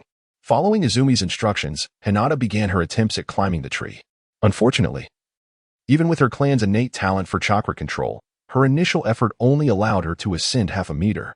However, this achievement surpassed Izumi's own first attempt, which had barely covered a single step. "Ding. System notification. You are inferior to a girl. This is truly pathetic. Damn you, system. Do not mock me at this moment." Finds herself in a state of helplessness, unsure whether to deem her situation unfortunate or fortunate due to the peculiar system she possesses. Not far from Hinata, she seeks solace beneath a grand tree, commencing her practice of climbing. Meanwhile, Kakashi, adorned with a mask and possessing a head of silvery hair, observes the endeavors of the two young individuals from a distance. Is she truly the esteemed lady of the Hyuga clan? It seems that this Uchiha Izumi indeed possesses a certain intrigue. With his characteristic deadpan gaze, Kakashi retrieves his beloved Ika paradise. Although he has promised the third Hokage to look after Izumi, one could argue that laziness is merely a facet of Kakashi's persona. After a morning of diligent effort, Izumi successfully ascends to the treetop, marking the completion of the first phase of chakra control. Meanwhile, Hinata is exerting herself to the utmost, her chakra reserves depleted. She breathes heavily. Yet, despite her exhaustion, she remains undeterred. Chapter 21. Kakashi Hitaki. Witnessing this scene, Izumi cannot help but feel perplexed. Is this truly the timid Hinata she has known? In Izumi's memory, while Hinata has never been one to shy away from effort, she has never observed her to be so resolute. In the past, Hinata may not have pushed herself to this extent, but ever since their conversation that day, a significant transformation has taken place within her, all sparked by the words Izumi had shared with her. As Quan gazed at the list of side tasks, a flicker of hope ignited within him. Earlier that morning, upon encountering Hinata, he had received a side task to teach her how to climb trees before noon. Faced with such a task, Quan would have refrained from accepting it had it not been for the unfortunate stipulation that all tasks from this troublesome system were mandatory. He could not bring himself to be harsh on Hinata. After all, it would be an affront to chastise such an adorable little girl. Hinata, perhaps you should take a break. Let's practice after lunch. Overexerting yourself could lead to lasting consequences for your health, he advised gently, observing her determination to continue. Although he was well aware of Hinata's diligent nature, he was taken aback by the extent of her fervor. I can still go on, she replied, her cheeks flushing once again as her small hands fidgeted in front of her. With that, she dashed toward the towering tree once more, perhaps eager to prove her capabilities to Quan. Each step she took seemed effortless. 1 meter, 2 meters, 3 meters, ultimately. Hinata reached the branch 10 meters high at the top of the tree. Well done, Hinata. You accomplished this in just half a day, Quan exclaimed, genuinely pleased for her success. However, he overlooked Hinata's bashful disposition. His praise inadvertently caused her to blush even deeper. I might have exhausted my chakra, she stammered. And in an instant, she lost her balance and fell headfirst from the trunk. Such a fall from that height could be perilous, not only for a mere 4-year-old like Hinata, but even for an adult. Reacting swiftly, Quan rushed forward and caught her just in time, regaining consciousness in his arms. Hinata's initial excitement had caused her to faint momentarily. Upon realizing she was cradled in Quan's embrace, her face transformed into a ripe tomato, and she fainted once more. Understanding her embarrassment, Quan gently set her down and draped his outer garment over her. Having completed these tasks, Quan assumed a defensive stance and called out, "Come out. There is no need to hide any longer." "Ah, your vigilance is commendable. Silver, what are you doing here?" Quan was perplexed by Kakashi's sudden appearance. "I was merely on a break and accidentally lost my way in this journey of life," Kakashi replied, causing Quan to pause. That phrase was a well-known catchphrase of the notoriously tardy Kakashi. It dawned on him that this enigmatic figure before him bore a striking resemblance to Kakashi himself. "Are you Kakashi? Hitaki Kakashi?" Now it was Kakashi's turn to be astonished. He could not fathom how his identity had been uncovered, especially by a mere child. Chapter 22. A new mission. Kakashi was astounded that his identity had been discerned. As a member of the Umbu, maintaining secrecy was of paramount importance. While it was somewhat acceptable for Quan to know, it would be disastrous if an enemy were to uncover his identity. "How did you know who I am?" he asked, though he had no intention of taking Quan away. However, without a reasonable explanation, he would have no choice but to report Quan to the third Hokage. "Well, it's not that complicated. I recognized your catchphrase, and only one person in Konoha has silver hair, the Hitaki clan. Plus, one of the legendary Sannin, Jiraiya, is known for his distinctive manner of speaking, but he has been absent from Konoha for many years. Thus, I deduced you are Kakashi," Quan explained, unaware that he had narrowly escaped an invitation to join the Umbu for tea. Upon hearing this, Kakashi removed his mask, revealing his masked visage. He had always found Quan to be exceptionally unique. During previous missions, he had noted that this 4-year-old possessed chakra levels comparable to a Chunin, which was quite unusual. "Could you please take Hinata to the hospital first?" Quan requested, though he understood that Hinata had merely fainted out of shyness. Still, he was concerned about her considerable chakra depletion. "You can go yourself. I have other matters to attend to. Remember, there's a mission tomorrow, and you need to report to the Hokage Tower to receive your task," Kakashi stated before disappearing in a puff of smoke. With Kakashi's assistance denied, Quan had no choice but to carry Hinata to the Konoha hospital himself. Fortunately, he still had some funds left. Otherwise, it would have been quite awkward to face the payment issue. Thanks to the healing techniques of medical ninjutsu, Hinata soon regained consciousness.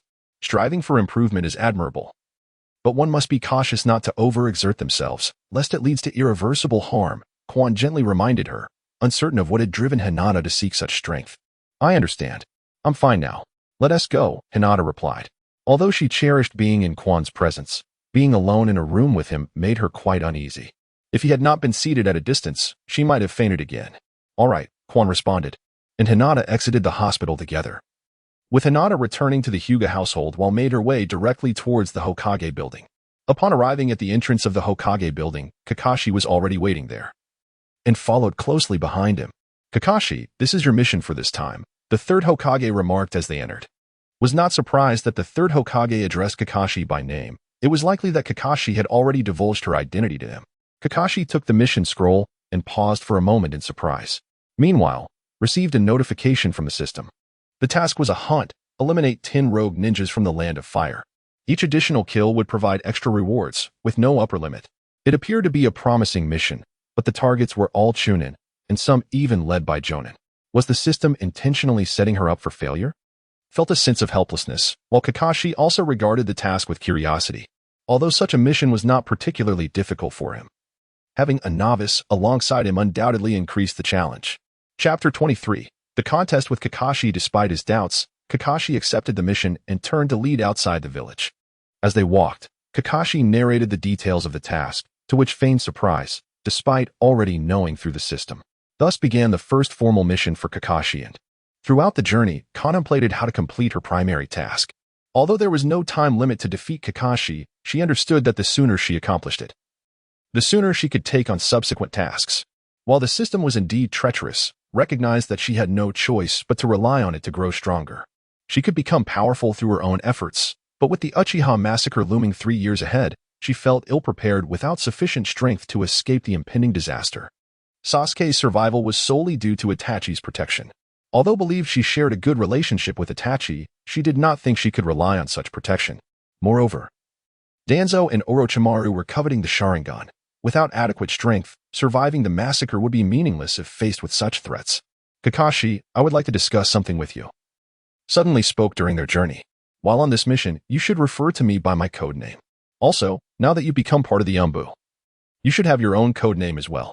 Umbu missions cannot be conducted using real names. Alright, Silver, you can call me Reika from now on. Based on my chakra's attribute, Kakashi replied. If not for Kakashi's reminder, would have overlooked her identity within the Umbu. Suit yourself, after all. You haven't officially joined the Umbu yet. Shall we have a contest? A contest? Kakashi was perplexed. Although had displayed commendable combat skills previously, he did not believe she had the confidence to challenge him, let alone a Chunin. Don't misunderstand. I don't intend to fight you right now. Since the journey is quite dull, why not compete in something else? As she pondered the troublesome tasks assigned by the system, suddenly realized something. The mission required her to defeat Kakashi, but it did not specify the means.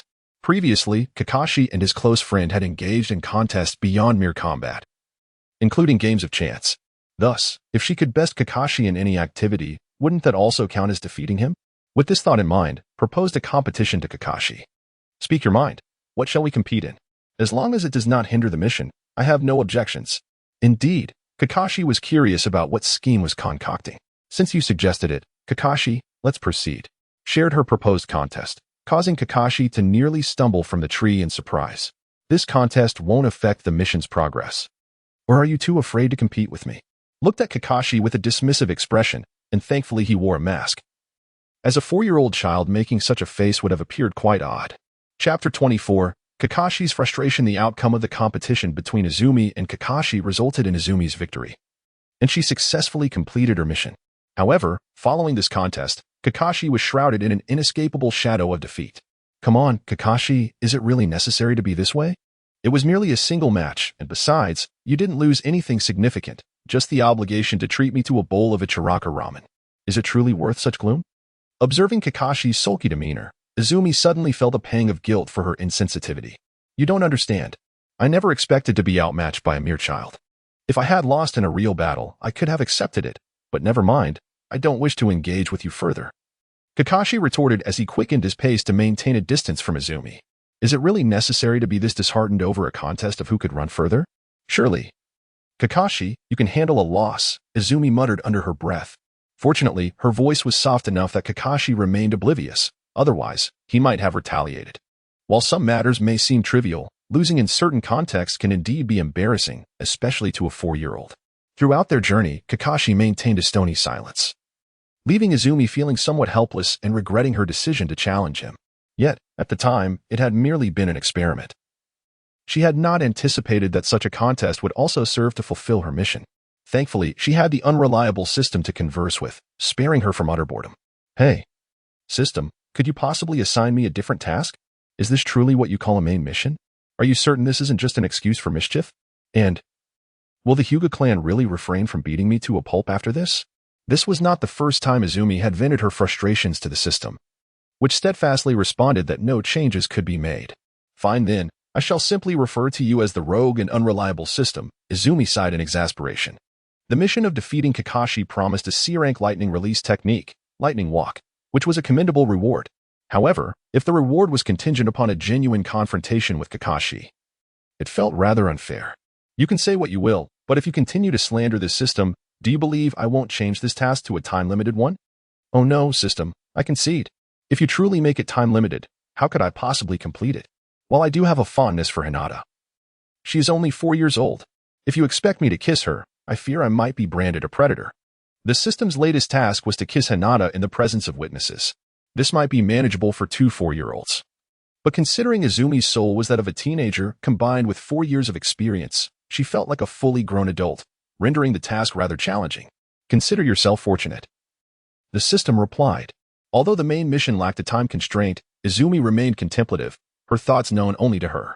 Soon enough, Izumi and Kakashi arrived at their destination, where she was taken aback to find herself in a place called Shortbook Street, the very location where Naruto and Jiraiya had discovered Tsunade, being her first visit. Izumi was eager to explore, yet her current identity as a member of the Umbu, coupled with her mission, precluded her from appearing openly. Chapter 25. The mission. This is the target for this mission. Your task is to ensure your own safety. The opponent is formidable, and one among them is likely a Jonin. In this case, I cannot guarantee your protection. You must not hold back. You are required to eliminate all of them. Kakashi, despite having experienced a slight disagreement previously, still looked after Izumi, demonstrating that he was not one to harbor grudges. Rest assured, while my strength may not match that of a Chunin, I can hold my own, and I hope to hone my skills in battle, Izumi declared. Kakashi hesitated slightly upon hearing her words, but chose not to voice his doubts. The two quickly approached their target's vicinity, where they found a group of 20 individuals resting by the riverbank. Silently, Izumi and Kakashi dismantled the nearby traps before positioning themselves not far from the group. I will use fire release. You follow with wind release for a direct assault. A surprise attack should yield some casualties, Izumi suggested quietly. Kakashi nodded in agreement, and thus, the battle commenced.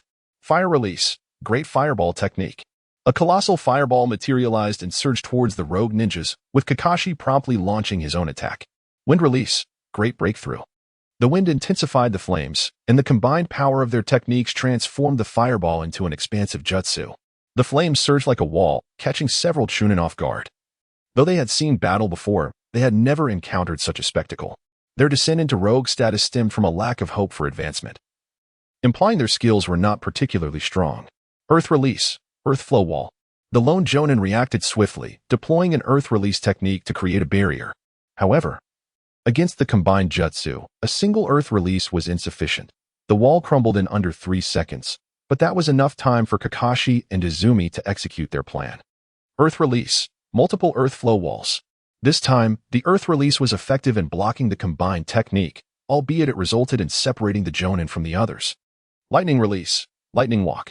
Izumi was the first to strike, demonstrating the lightning walk technique she had recently mastered. The Chunin, still reeling from the combined assault, were caught off guard and struck by her jutsu. Wind release, breakthrough. A few Chunin regained their composure and retaliated, but with the Sharingan activated, Izumi adeptly evaded their attacks while successfully copying their jutsu. Fire release, Phoenix fire technique. A second fire release technique emerged, unleashing a barrage of flames. How infuriating. It's a member of the Uchiha clan. Do not gaze into his eyes. A Chunin recognized Izumi's identity. The Uchiha name resonated loudly throughout the ninja world. Consequently, the rogue ninjas who had intended to surround Kakashi redirected their focus toward Izumi. This is intolerable. faced with Ten Chunin. Izumi felt overwhelmed and had no choice but to flee. She had no delusions of honor when it came to escaping. In a flash, she sprinted in a chosen direction, while Kakashi observed her retreating figure with a look of exasperation. Chapter 26. The Harvest of Souls. Your companion appears to be in a precarious situation. Are you not going to assist him? The Jonin stood opposite Kakashi, instinctively sensing that the Umbu before him was no ordinary foe. Though he was a Jonin, he had only been temporarily promoted on the battlefield. His abilities were superior to those of standard Chunin but fell short of the true Jonin caliber. When faced with the Umbu of Konoha, he felt an overwhelming sense of uncertainty. That little brat is not so simple. Perhaps he will resolve matters before I do. Kakashi replied as he launched his own offensive. Meanwhile, Izumi was sprinting at full speed, pursued closely by her pursuers. Despite her utmost effort, the limitations of her 4-year-old body became apparent. Eventually, she was cornered by the Chunin, encircled by their numbers. Very impressive, but alas, your vision leaves much to be desired. As he spoke, the surrounded Izumi suddenly transformed into a cloud of white smoke. What? A shadow clone? Where is his true self? However, before the Nin could react, everything had already come to an end. Boom. With that utterance, a multitude of explosive tags appeared, forcing the pursuing Nin to converge toward the center. At that moment, a figure suddenly emerged. Fire style, Great Dragon Fire Technique. Torrential flames surged toward the Nin at the center. Despite their desperate attempts to defend themselves, how could they possibly withstand a B-rank ninjutsu so easily? The rest is up to you. I cannot eliminate that Jonin merely with a lightning clone, Kakashi remarked as he dashed toward the previous location. Indeed, it was Hatake Kakashi who unleashed the B-rank ninjutsu. Earlier, Izumi had cast a great fireball, laying the trap from the shadows, while Kakashi had transformed into Izumi's likeness using a transformation technique. The one confronting the Jonin was Kakashi's lightning clone. As Kakashi departed, Izumi gripped his kunai tightly, beginning to comprehend the remaining Nin who had not yet perished. One by one, lives slipped away in Izumi's hands, and strangely, he felt no discomfort whatsoever. 6 Nin had perished at his hands, and with the 5 who had fallen to the great fireball, the mission of eliminating 10 had been accomplished. However, a sudden thought struck Izumi. What kind of reward would come from slaying that Jonin as well? Having resolved the situation, Izumi collected the heads of these Nin, sealing them within a scroll, before hastening to Kakashi's aid. Upon arriving at the earlier location, he found Kakashi leisurely seated, engrossed in his reading of Ika Paradise, while the Jonin lay there, with his chest pierced by something. Seeing this scene, Izumi understood that it was Kakashi's signature technique. Raikiri, how did you finish so quickly? I wanted to witness the battle between Jonin. I am quite disappointed that it ended like this. His strength was not that of a true Jonin. He was merely slightly stronger than a Nin. Did you take care of those others? Of course. Your ninjutsu essentially eliminated them in an instant. I merely dealt the finishing blows. Their heads are right here, he said, handing the scroll containing the heads to Kakashi. Kakashi tucked away Ika Paradise and stored the scroll back in his ninja tool pouch, turning to head toward Konoha.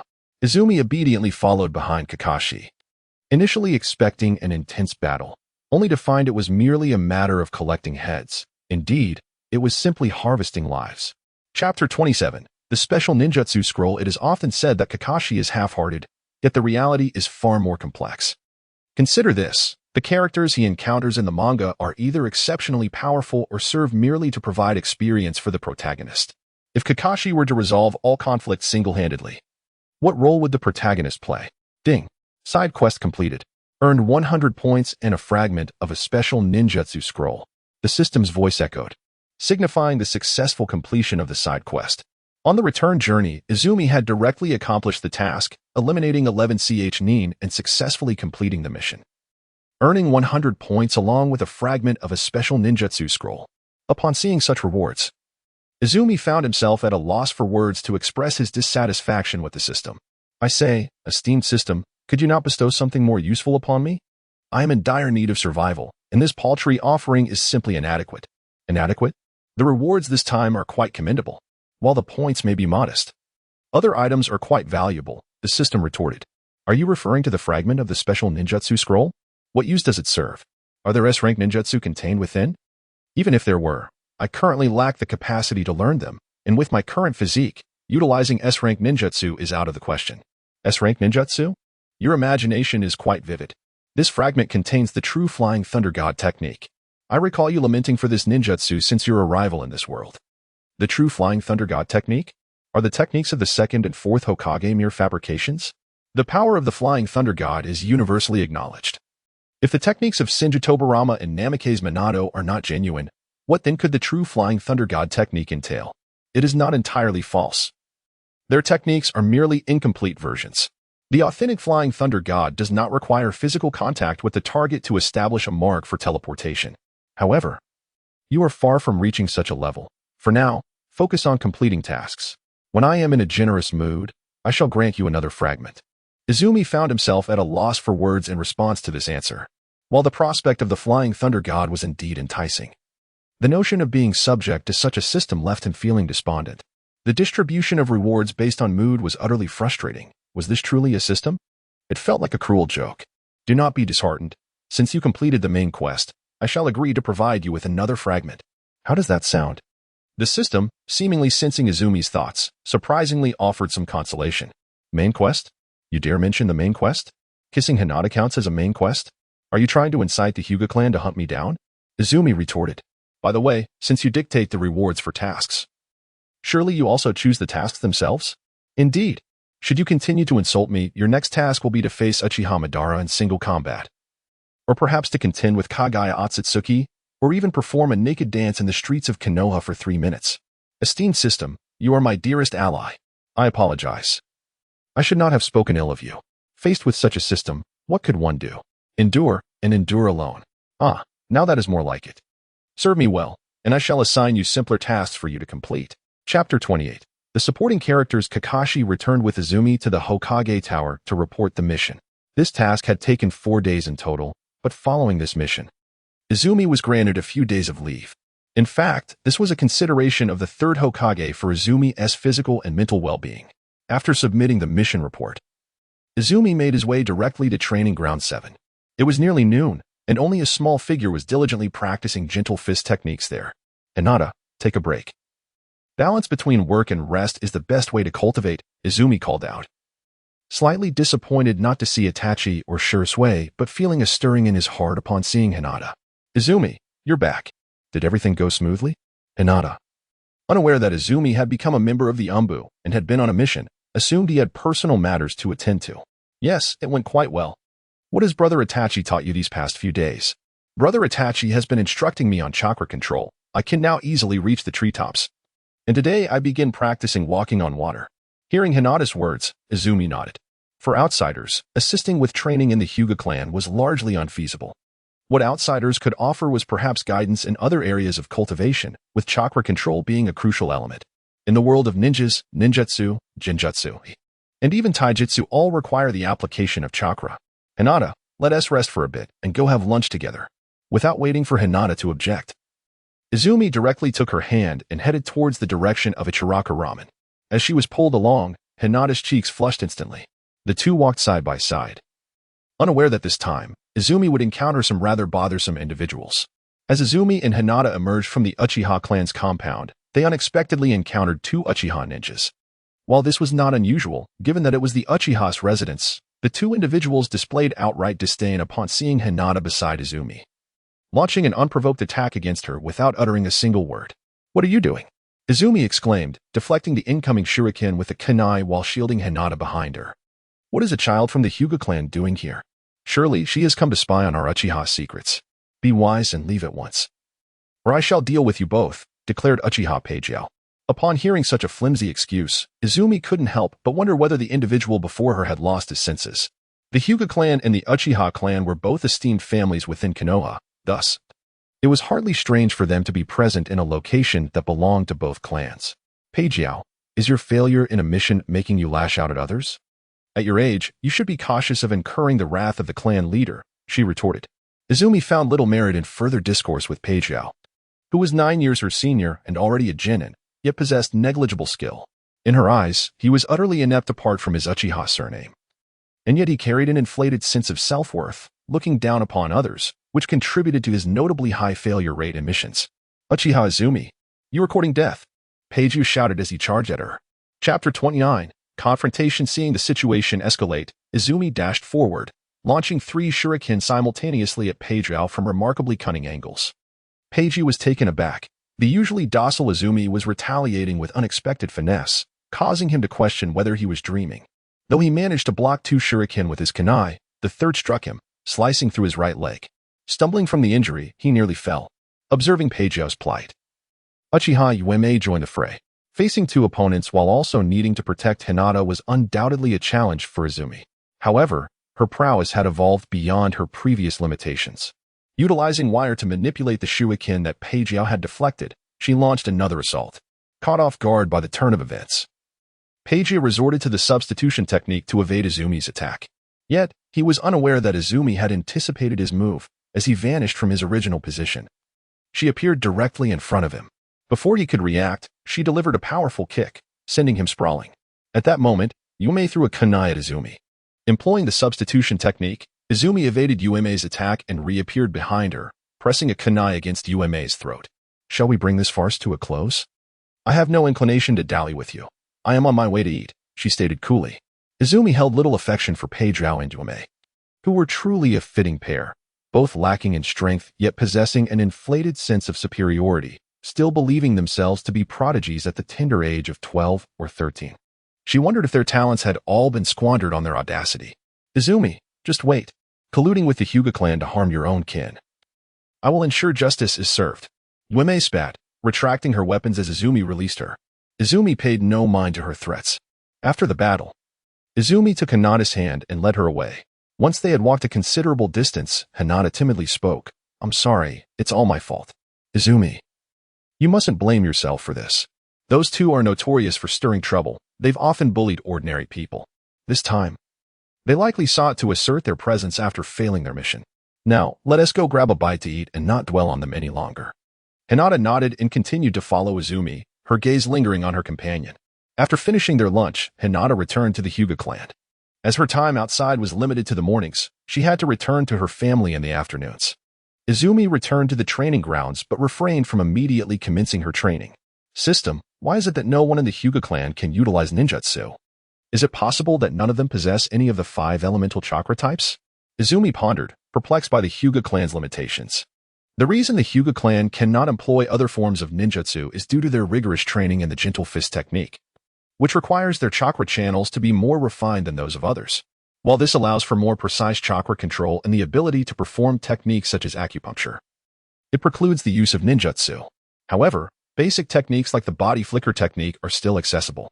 Chapter 30. Challenge the Third Hokage system. Is there no way for you to enable Hinata to use other ninjutsu? Although the Hyuga clan's combat techniques are commendable, Izumi felt they were stagnating. I certainly can, provided you are willing to spend points. I can enable Hinata to use ninjutsu like any other ninja. How many points would that require? Not much, just 1,000 points. Upon hearing the system's mercenary tone, Izumi reluctantly abandoned this somewhat impractical notion. After all, 1,000 points equated to 5 A-rank missions, and given her current strength, even a B-rank mission could prove fatal. Currently, the ninjutsu Izumi could perform included lightning release, body flicker, fire release, great fireball, fire release, phoenix fire technique, and the body flicker technique. For a genin, this arsenal was sufficient, yet Izumi aspired to achieve more than merely being a genin, thus she sought greater challenges. System. Are there any tasks suitable for me to undertake at present? Just to clarify, I want the option to choose. Do not present me with those ridiculous missions. Oh, you desire a task? That can be arranged. Upon hearing the system's voice, Izumi instinctively felt apprehensive and almost denied the request, only to be interrupted by the familiar sound of the system's notification. Ding. Side quest. Challenge the Third Hokage, Hiruzen Sarutobi, and earn his recognition. Time limit, 3 days. Reward, 8 gates technique. Failure will result in a deduction of 100 points. Note, should points fall into the negative, they will be erased. Looking at her side quest, Izumi was at a loss for words. She merely wished to undertake a task to hone her skills, yet the difficulty level of this mission seemed excessively daunting. While the reward was indeed substantial, the challenge appeared to be of S-rank caliber. System, I was mistaken. I should not have engaged in conversation with you. Sprinted directly towards the Hokage building, contemplating a surprise attack, which was certainly unfeasible. Thus, he opted to request a challenge instead. Once he calmed himself, he realized that although the task appeared daunting, it was not insurmountable. After all, the objective of the challenge was to gain the recognition of the Third Hokage. Come in. He heard the voice of the Third Hokage even before knocking on the office door. "Lord Third Hokage, I have something to discuss." "What is it, Izumi?" "Lord Third Hokage, I wish to challenge you." "A challenge, you say?" "Yes, I desire to ascertain the gap in strength between myself and the mightiest in the ninja world. Moreover, I seek to grow stronger, for only then can I protect myself and safeguard the village." Upon hearing Izumi's words, Sarutobi Hiruzen set aside the documents in his hand and stood up.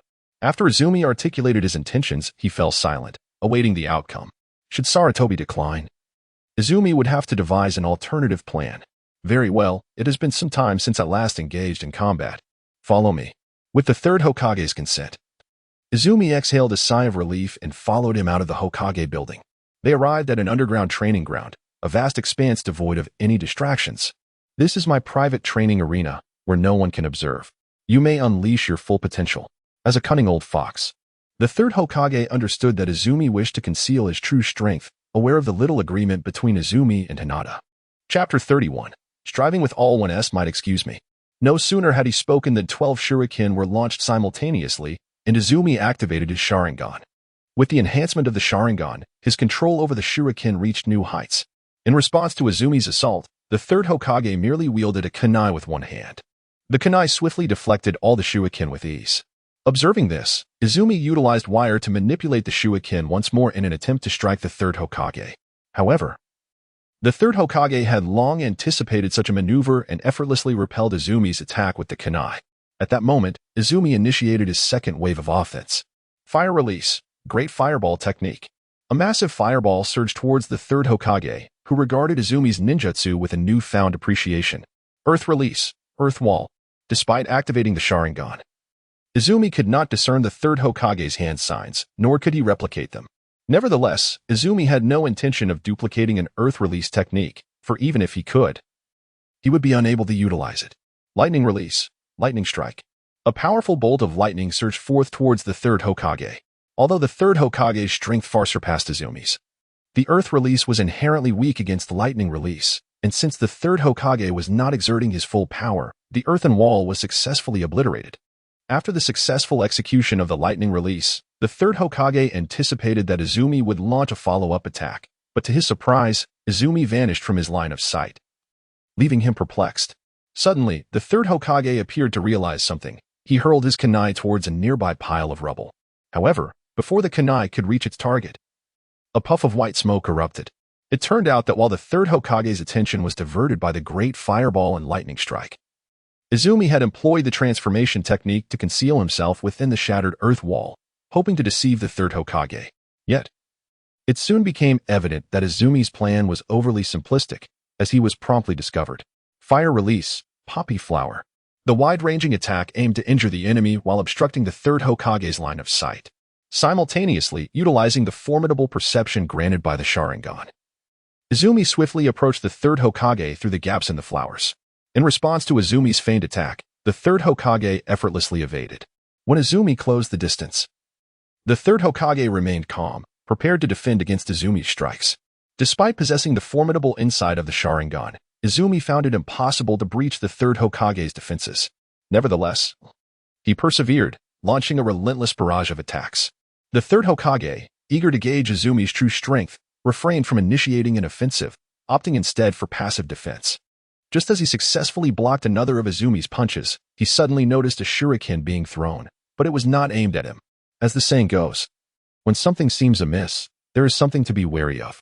The Third Hokage grew vigilant, realizing that suffering an injury before a junior would be quite embarrassing. The thrown shuriken was indeed not intended for attacking the Third Hokage, but served to set a trap. As the shuriken flew, Izumi swiftly pulled the wire in his hand, causing the wires on the ground to rise abruptly, ensnaring the Third Hokage in an instant. Was well aware that such an assault would scarcely harm the Third Hokage. Thus, with remarkable speed, he formed hand seals, and the Fire Release, Great Fireball technique materialized once more. Chapter 32. Surrender flames surged along the wire, hurtling towards the Third Hokage. Sarutobi Hiruzen, surprised by the unexpected attack regarded him with a newfound admiration. He swiftly formed hand seals to summon the Earth-style, Earth Wall, which successfully obstructed the fiery onslaught. Observing this scene, remained unfazed, He suddenly vanished and reappeared directly behind the third Hokage. Hiruzen, sensing the abrupt presence of, was left puzzled about his intentions. Boom. The word explosion erupted as, position behind the third Hokage, detonated, forcing Hiruzen to retreat unexpectedly. 4. Managing to drive back such a seasoned powerhouse was undoubtedly a source of pride. I concede, Lord Third. While I possess hidden cards, I recognize that even revealing them would not yield a better outcome. This explosion was entirely due to your underestimation, if we were to continue. I am certain I would have no chance. Remarkable. At your age, to possess such strength is commendable. Uchiha, I hope you shall protect Konoha diligently. Remember, where the leaves dance, the fire shall forever thrive. The flames will continue to illuminate the village and nurture the budding leaves. This embodies the will of the first Hokage in the spirit of fire. Upon hearing the third Hokage's words, nodded. It was undeniable that Hiruzen was a man of great charisma, had not been so well versed in the intricacies of the Hokage world. He might have been swayed by Hiruzen's words. Rest assured, Lord Third, I shall strive to safeguard Konoha. Understood the underlying message from Hiruzen and expressed his loyalty. Subtly overlooking the Uchiha clan. Though the tensions between the Uchiha clan and Konoha had yet to reach their zenith, significant discords still existed. In 3 years, this would merely culminate in a larger conflict, therefore, had to choose his allegiance wisely. It was evident that the Uchiha clan was not a favorable faction. In 3 years, the only formidable members of the Uchiha clan would be Uchiha Fugaku and Itachi. Even if actions had prevented Shisui's demise, it would not suffice to alter the course of events. Within Konoha, excluding all other clans, there remained Sarutobi Hiruzen, Jiraiya, Danzo, and numerous other powerful figures. The disparity in strength was stark, yet the arrogant Uchiha clan believed in their chances of a coup. Remember, Konoha will always be your home. The explosion earlier. You affixed an explosive tag to your shadow clone, did you not? Such a combat strategy is indeed commendable, but do not overuse it. The key lies in achieving victory through surprise. I understand, Lord Third. Recognize that such a stealth attack could only be executed once, otherwise, the opponent would surely catch on. More importantly, such assaults did not guarantee success. Ding. Side quest completed. Challenge successful. Reward, 8 gates of B. Having exceeded the basic criteria, a random ninjutsu scroll is awarded. Upon hearing the system's notification, was momentarily taken aback, causing the third Hokage to glance at him in curiosity. What is the matter? Is something amiss? Not at all. I am simply astonished by your prowess. It is indeed a stroke of fortune for Konoha to have you as its leader. Refrained from disclosing details about the system and chose to keep it to himself. Chapter 33, Random Ninjutsu Scroll. The third Hokage paid no heed to's unusual reaction. Nor could he ever fathom the intricacies of the system. System, I am aware of the 8 gates of B, but what precisely is the Random Ninjutsu Scroll? Does it imply the potential to acquire any jutsu? Indeed, the Random Ninjutsu Scroll can yield any jutsu you are currently capable of using. If it randomly selects a technique you have already mastered, you will receive an additional chance at randomness. However, this scroll has its limitations. S-rank, forbidden techniques. And sealing techniques will not be included. The system elaborated on the task's rewards. Upon hearing the explanation, could not help but marvel at the system's newfound fairness. Had it not been for the presence of the third Hokage, he would have been moved to tears. Since the system's inception, he had often found himself at its mercy. Ding. System notification. Main quest. Complete the Umbu task alone. Reward. Physical enhancement. Before he could revel in his success, was startled by the system's voice, which nearly frightened him to death. He dreaded receiving any particularly troublesome tasks. You performed admirably on the previous task. You should continue to work hard alongside Kakashi. However, it is getting late. You should return and rest, but do not neglect your training. The third Hokage expressed his satisfaction with performance, nodded lightly, bidding farewell to the third Hokage, and returned to the residence of the Uchiha clan, only to find several individuals casting unfriendly glances in his direction. Just as he was engulfed in confusion, he fortuitously encountered Shisui, who had just returned from a mission. Hello, Shisui, he greeted. Come with me for a moment. Quan, with a look of astonishment, followed Shisui away. The onlookers, upon seeing Quan being summoned by Shisui, ceased to pay him any further attention. Have you injured Pageo? What exactly transpired? He questioned. He claims that you conspired with outsiders to cause him harm, yet Lord Fuyue did not lend credence to his words, which is why you have not been apprehended. Quan never anticipated that Pageo would resort to slandering others first, yet this incident has indeed reshaped her perception of the unscrupulous. With a soft sigh, she recounted the entire sequence of events, firmly believing that Shisui would come to her aid. After all, she did not feel she had acted excessively in this matter. Rest assured, I shall not allow you to suffer injustice. Come, let us meet Lord Fugaku. Before Quine could voice her thoughts, she found herself being pulled by Shisui towards the heart of the Uchiha clan. She had not expected to meet Fugaku in such a manner, and more importantly, she had not prepared for this encounter. Brother Shisui, let us drop this matter. You already know the truth. Just clarify the situation on my behalf. As for how it is handled, I trust that with you by my side. I shall not come to harm. If I accompany you to see Lord Fugaku, it will appear as though I am reporting on someone. And since we are of the same clan, there is no need to escalate things unnecessarily. Shisui was taken aback by Quine's perspective. In truth, he had involved her to reassure her that the clan bore no ill will towards her. The gossip she faced stemmed solely from Peijiao's manipulation. Is this truly how you feel? Of course. However, Brother Shisui, if you could arrange for me to learn ninjutsu as compensation, I would be most grateful. Chapter 34. A new task at this moment. What Quine lacked most was ninjutsu. Currently, aside from the body flicker technique, she had only mastered the Great Fireball technique, the Phoenix Fire technique, and the Earth Walk technique. While these skills were considerable for a typical genin as a ninja, who would not desire to expand their repertoire of techniques. Fear not. When the opportunity arises, I shall ensure you receive your ninjutsu. As for Peijiao, rest assured, there will be consequences for his actions. Quine found this outcome acceptable, but the arrogant Uchiha Peijiao did not share her sentiment. He attributed all blame to Shisui, believing that his punishment was a direct result of Shishui's involvement, leading him to launch a surprise attack on Shisui shortly thereafter, with consequences that were all too predictable. The next 2 days passed with Quine training at the training grounds, accompanied by Shisui, who was resting, and Hinata Hyuga. Neither Shisui nor Itachi harbored any disdain for Hinata, an outsider, and Shisui even took the time to guide her in certain aspects. Though only 4 years old, Hinata, while not as prodigious as Quine, excelled compared to her peers. The 3-day break flew by, and once again, Quine set out on a mission with Kakashi.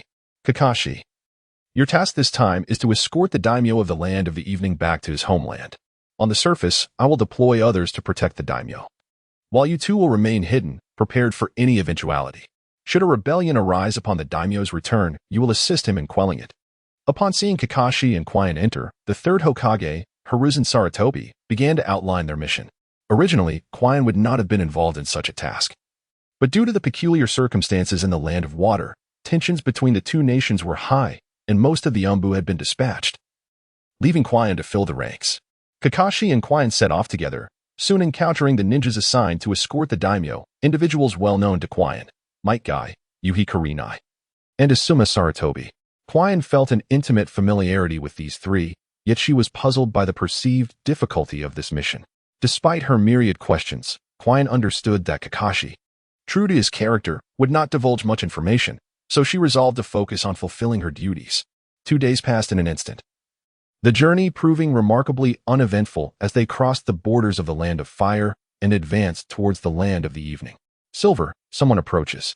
Having traveled for half a day since leaving the Land of Fire, Quine sensed the swift approach of an adversary. Hold your fire for now. Let them handle it. We are only responsible for managing unforeseen circumstances. If Quine could detect the presence of enemies, Kakashi was certainly not oblivious. Nodded slightly. In fact, this time, he was unable to participate in the battle at all. The 3 approaching ninjas were all of the Jonin rank. If he were to appear, he would likely be eliminated in an instant. Who are you? As the enemies appeared, Kai stepped forward, while Asuma and Kurenai guarded the daimyo's side. The 3 Jonin did not speak but simultaneously charged toward Kai. Naturally, Kai would not sit idly by. He deftly evaded the incoming attack with a slight backward movement. Chapter 35. The enemy is Mist Ninja. The third gate. Open. Leave Hurricane.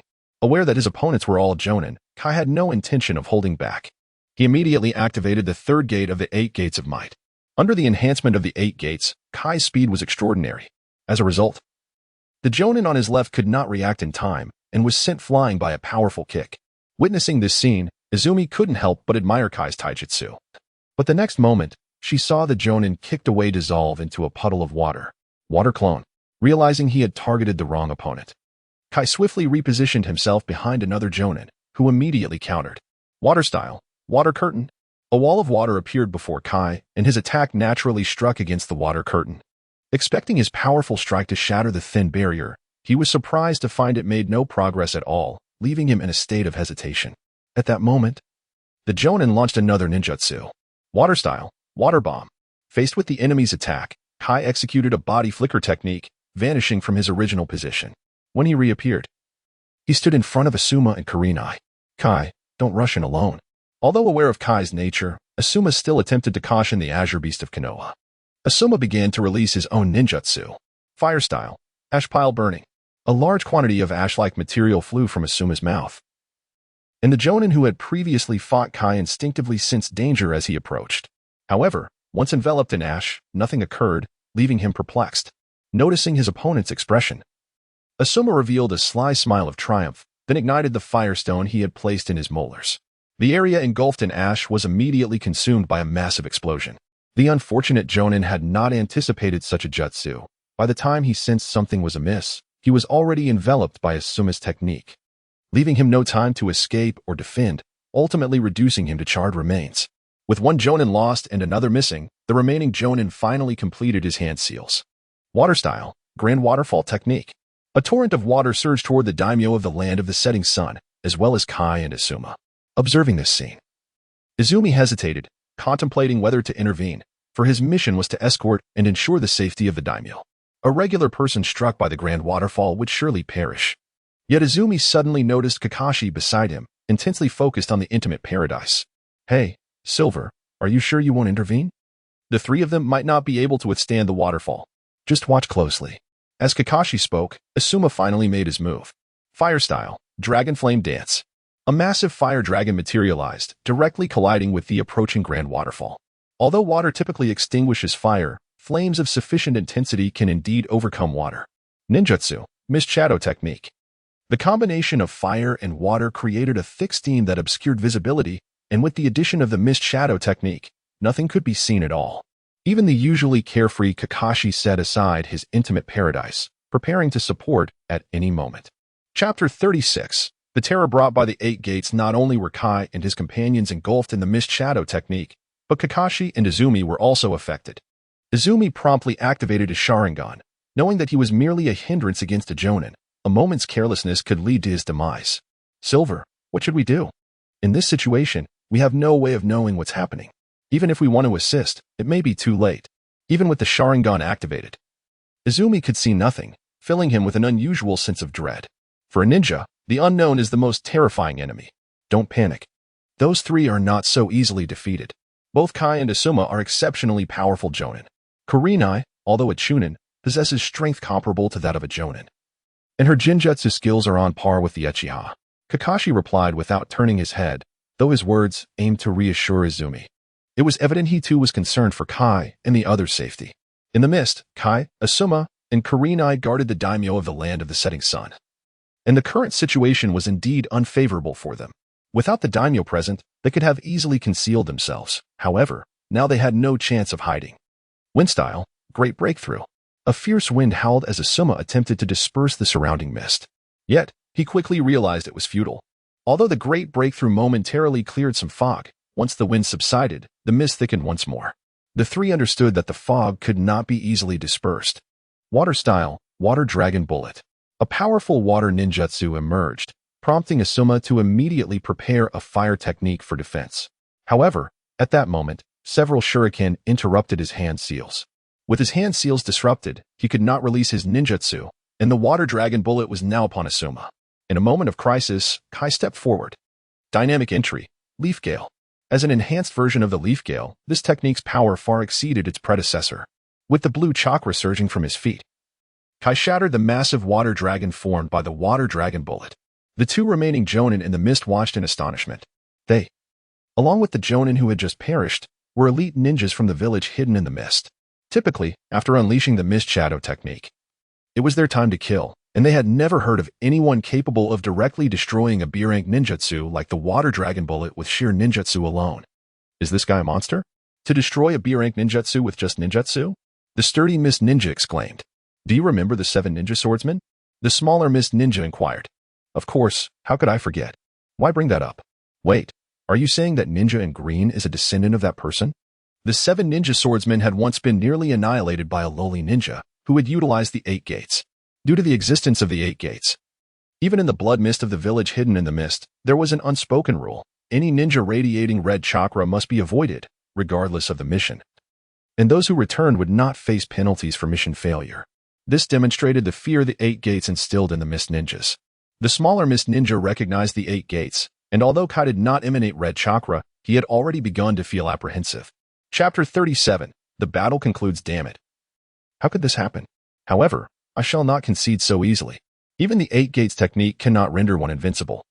It suffices to eliminate the user before they can employ it. The robust mist ninja bore an expression of trepidation, yet he had no intention of retreating. Water release. Water blade. A blade fashioned from water surged forth towards Kai, while simultaneously, the formidable mist ninja charged ahead. Kai deftly evaded the water blade, countering with an immediate assault on the mist ninja, who, recognizing the futility of engaging in a direct physical confrontation, swiftly unleashed his ninjutsu. Water release. Water swallow. A multitude of water-formed swallows surged towards Kai, compelling him to defend against their onslaught. At that moment, the mist ninja's lethal technique finally manifested. Water release. Water prison technique. The swallows encircling Kai abruptly split apart, transforming into mere water, which became the foundation of the water prison technique. Caught off guard, Kai found himself ensnared within the watery confines. Observing Kai as his captive, the robust mist ninja revealed a cruel smile. He anticipated accolades for dispatching a ninja capable of the 8 gates technique, perhaps even earning a place among the legendary 7 ninja swordsmen. Yet, while the thought was enticing, reality proved harsh. Although Kai was imprisoned, he was not without allies. The previously passive Yuhi Kurenai finally took action. Genjutsu. Nightmare technique. The robust mist ninja was taken aback by Kurenai's sudden assault. Enveloped in a crimson mist, he found himself unable to assist his trapped comrade in such a mist. The absence of allies was paramount. The illusion ensnared the mist ninja in profound fear, as the nightmare technique invoked terror from the depths of his psyche, a sensation that weaker-willed ninjas could scarcely resist. Hence, as he succumbed to fear, he could no longer maintain the water prison, allowing Kai to escape. Leaf-strong whirlwind. The instant he freed himself, Kai launched an attack. The unfortunate mist ninja, just emerging from the grip of terror, beheld a leg imbued with fierce wind before him. He had no time to react before being sent flying. Kai's kick deformed the mist ninja's head, leaving no hope of survival. With the demise of the robust mist ninja, the mist shadow technique gradually dissipated, and soon all traces of mist vanished, while the surviving mist ninja had already fled. Red, Asuma exclaimed. Noticing the last remaining ninja had vanished.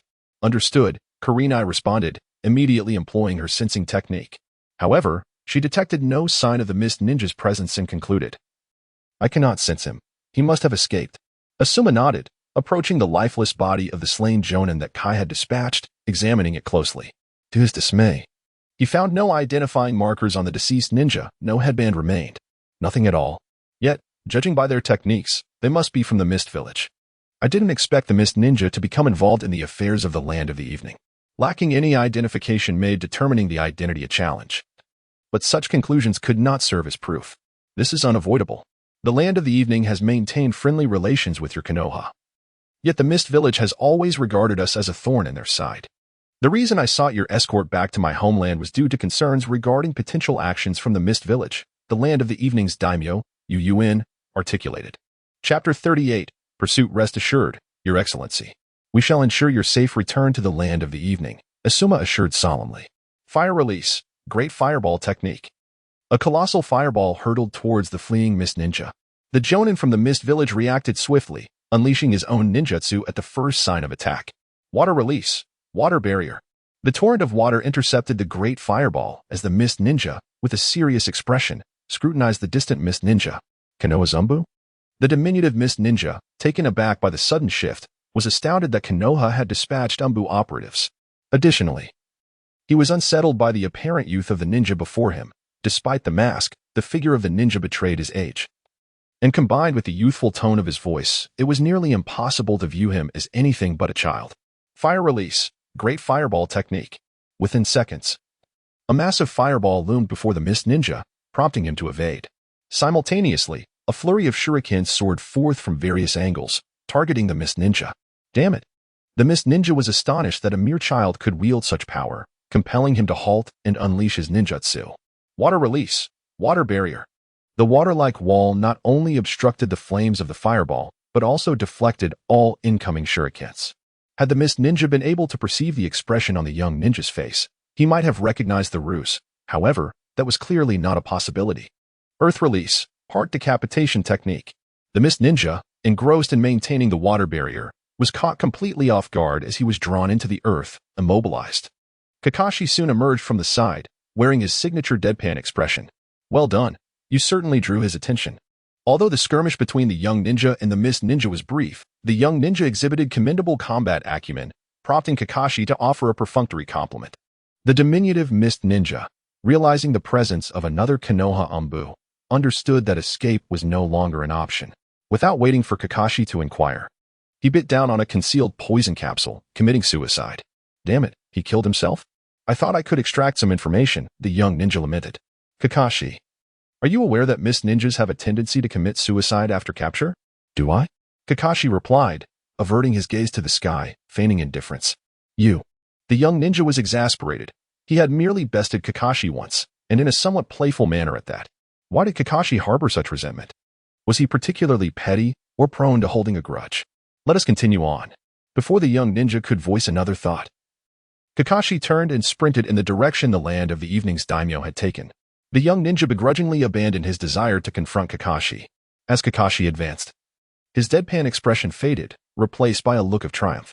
Clearly, the earlier incident had been a form of retribution against the young ninja. A reaction to being bested by a mere 4-year-old in a ludicrous contest. Perhaps the loss of 3 Jonin had led the Blood Mist village to recognize the threat posed by Konoha, for during the remainder of their journey, Kai and his companions encountered no further Mist Ninjas. Any petty thieves they chanced upon promptly fled at the sight of a ninja. Chapter 39. Orochimaru's abandoned base. Throughout their uneventful journey, the young ninja found himself puzzled. At this juncture, the Mist Village was under the control of Yagura. While he was uncertain whether he was under Obito's influence, the Mist Village had been notoriously reckless, even with the loss of 3 Jonin. The young ninja doubted they would easily relent. Silver, is it unusually quiet on this road? Apart from the assault by 3 elite ninjas from the Mist Village, no other incidents have arisen. If that is all there is to it, there seems to be no need for you, a member of the Anbu, to be involved. Furthermore, the presence of 2 Jonin and 1 Chunin appears rather extravagant. As they journeyed, Izumi spoke up. It is indeed somewhat quiet. However, the Mist Ninjas should not relent. They likely intend to strike directly after the daimyo of the Land of Twilight returns, aiming not only to eliminate a significant threat but also to bring disgrace upon the Leaf Village. This is precisely why you and I find ourselves here. Kakashi, of course, understood what this temporary tranquility signified. If that is the case, why did Lord Third not allow Guy and the others to remain and assist us? To be frank, I do not believe that with just the 2 of us, we can adequately safeguard the Land of Twilight. Although the Land of Fire is the most prosperous among the 5 great nations facing the mist, I doubt we can hold them off with our mere strength. In truth, Izumi had harbored doubts about their mission from the outset. If it were merely to escort a daimyo from a small nation, there would be no need for such an extravagant deployment. If the intention were to prevent the annihilation of the Land of Twilight, then why were only Kakashi and I left behind? Everything about this situation feels exceedingly odd. I do not possess more information than you do. I suspect Lord Third has other considerations in mind. Kakashi remained unfazed, exhibiting a demeanor akin to that of a dead fish, seemingly untroubled by the mission at hand. Observing Kakashi's nonchalance, Izumi chose to remain silent. Thus, the group finally arrived at the Land of Twilight.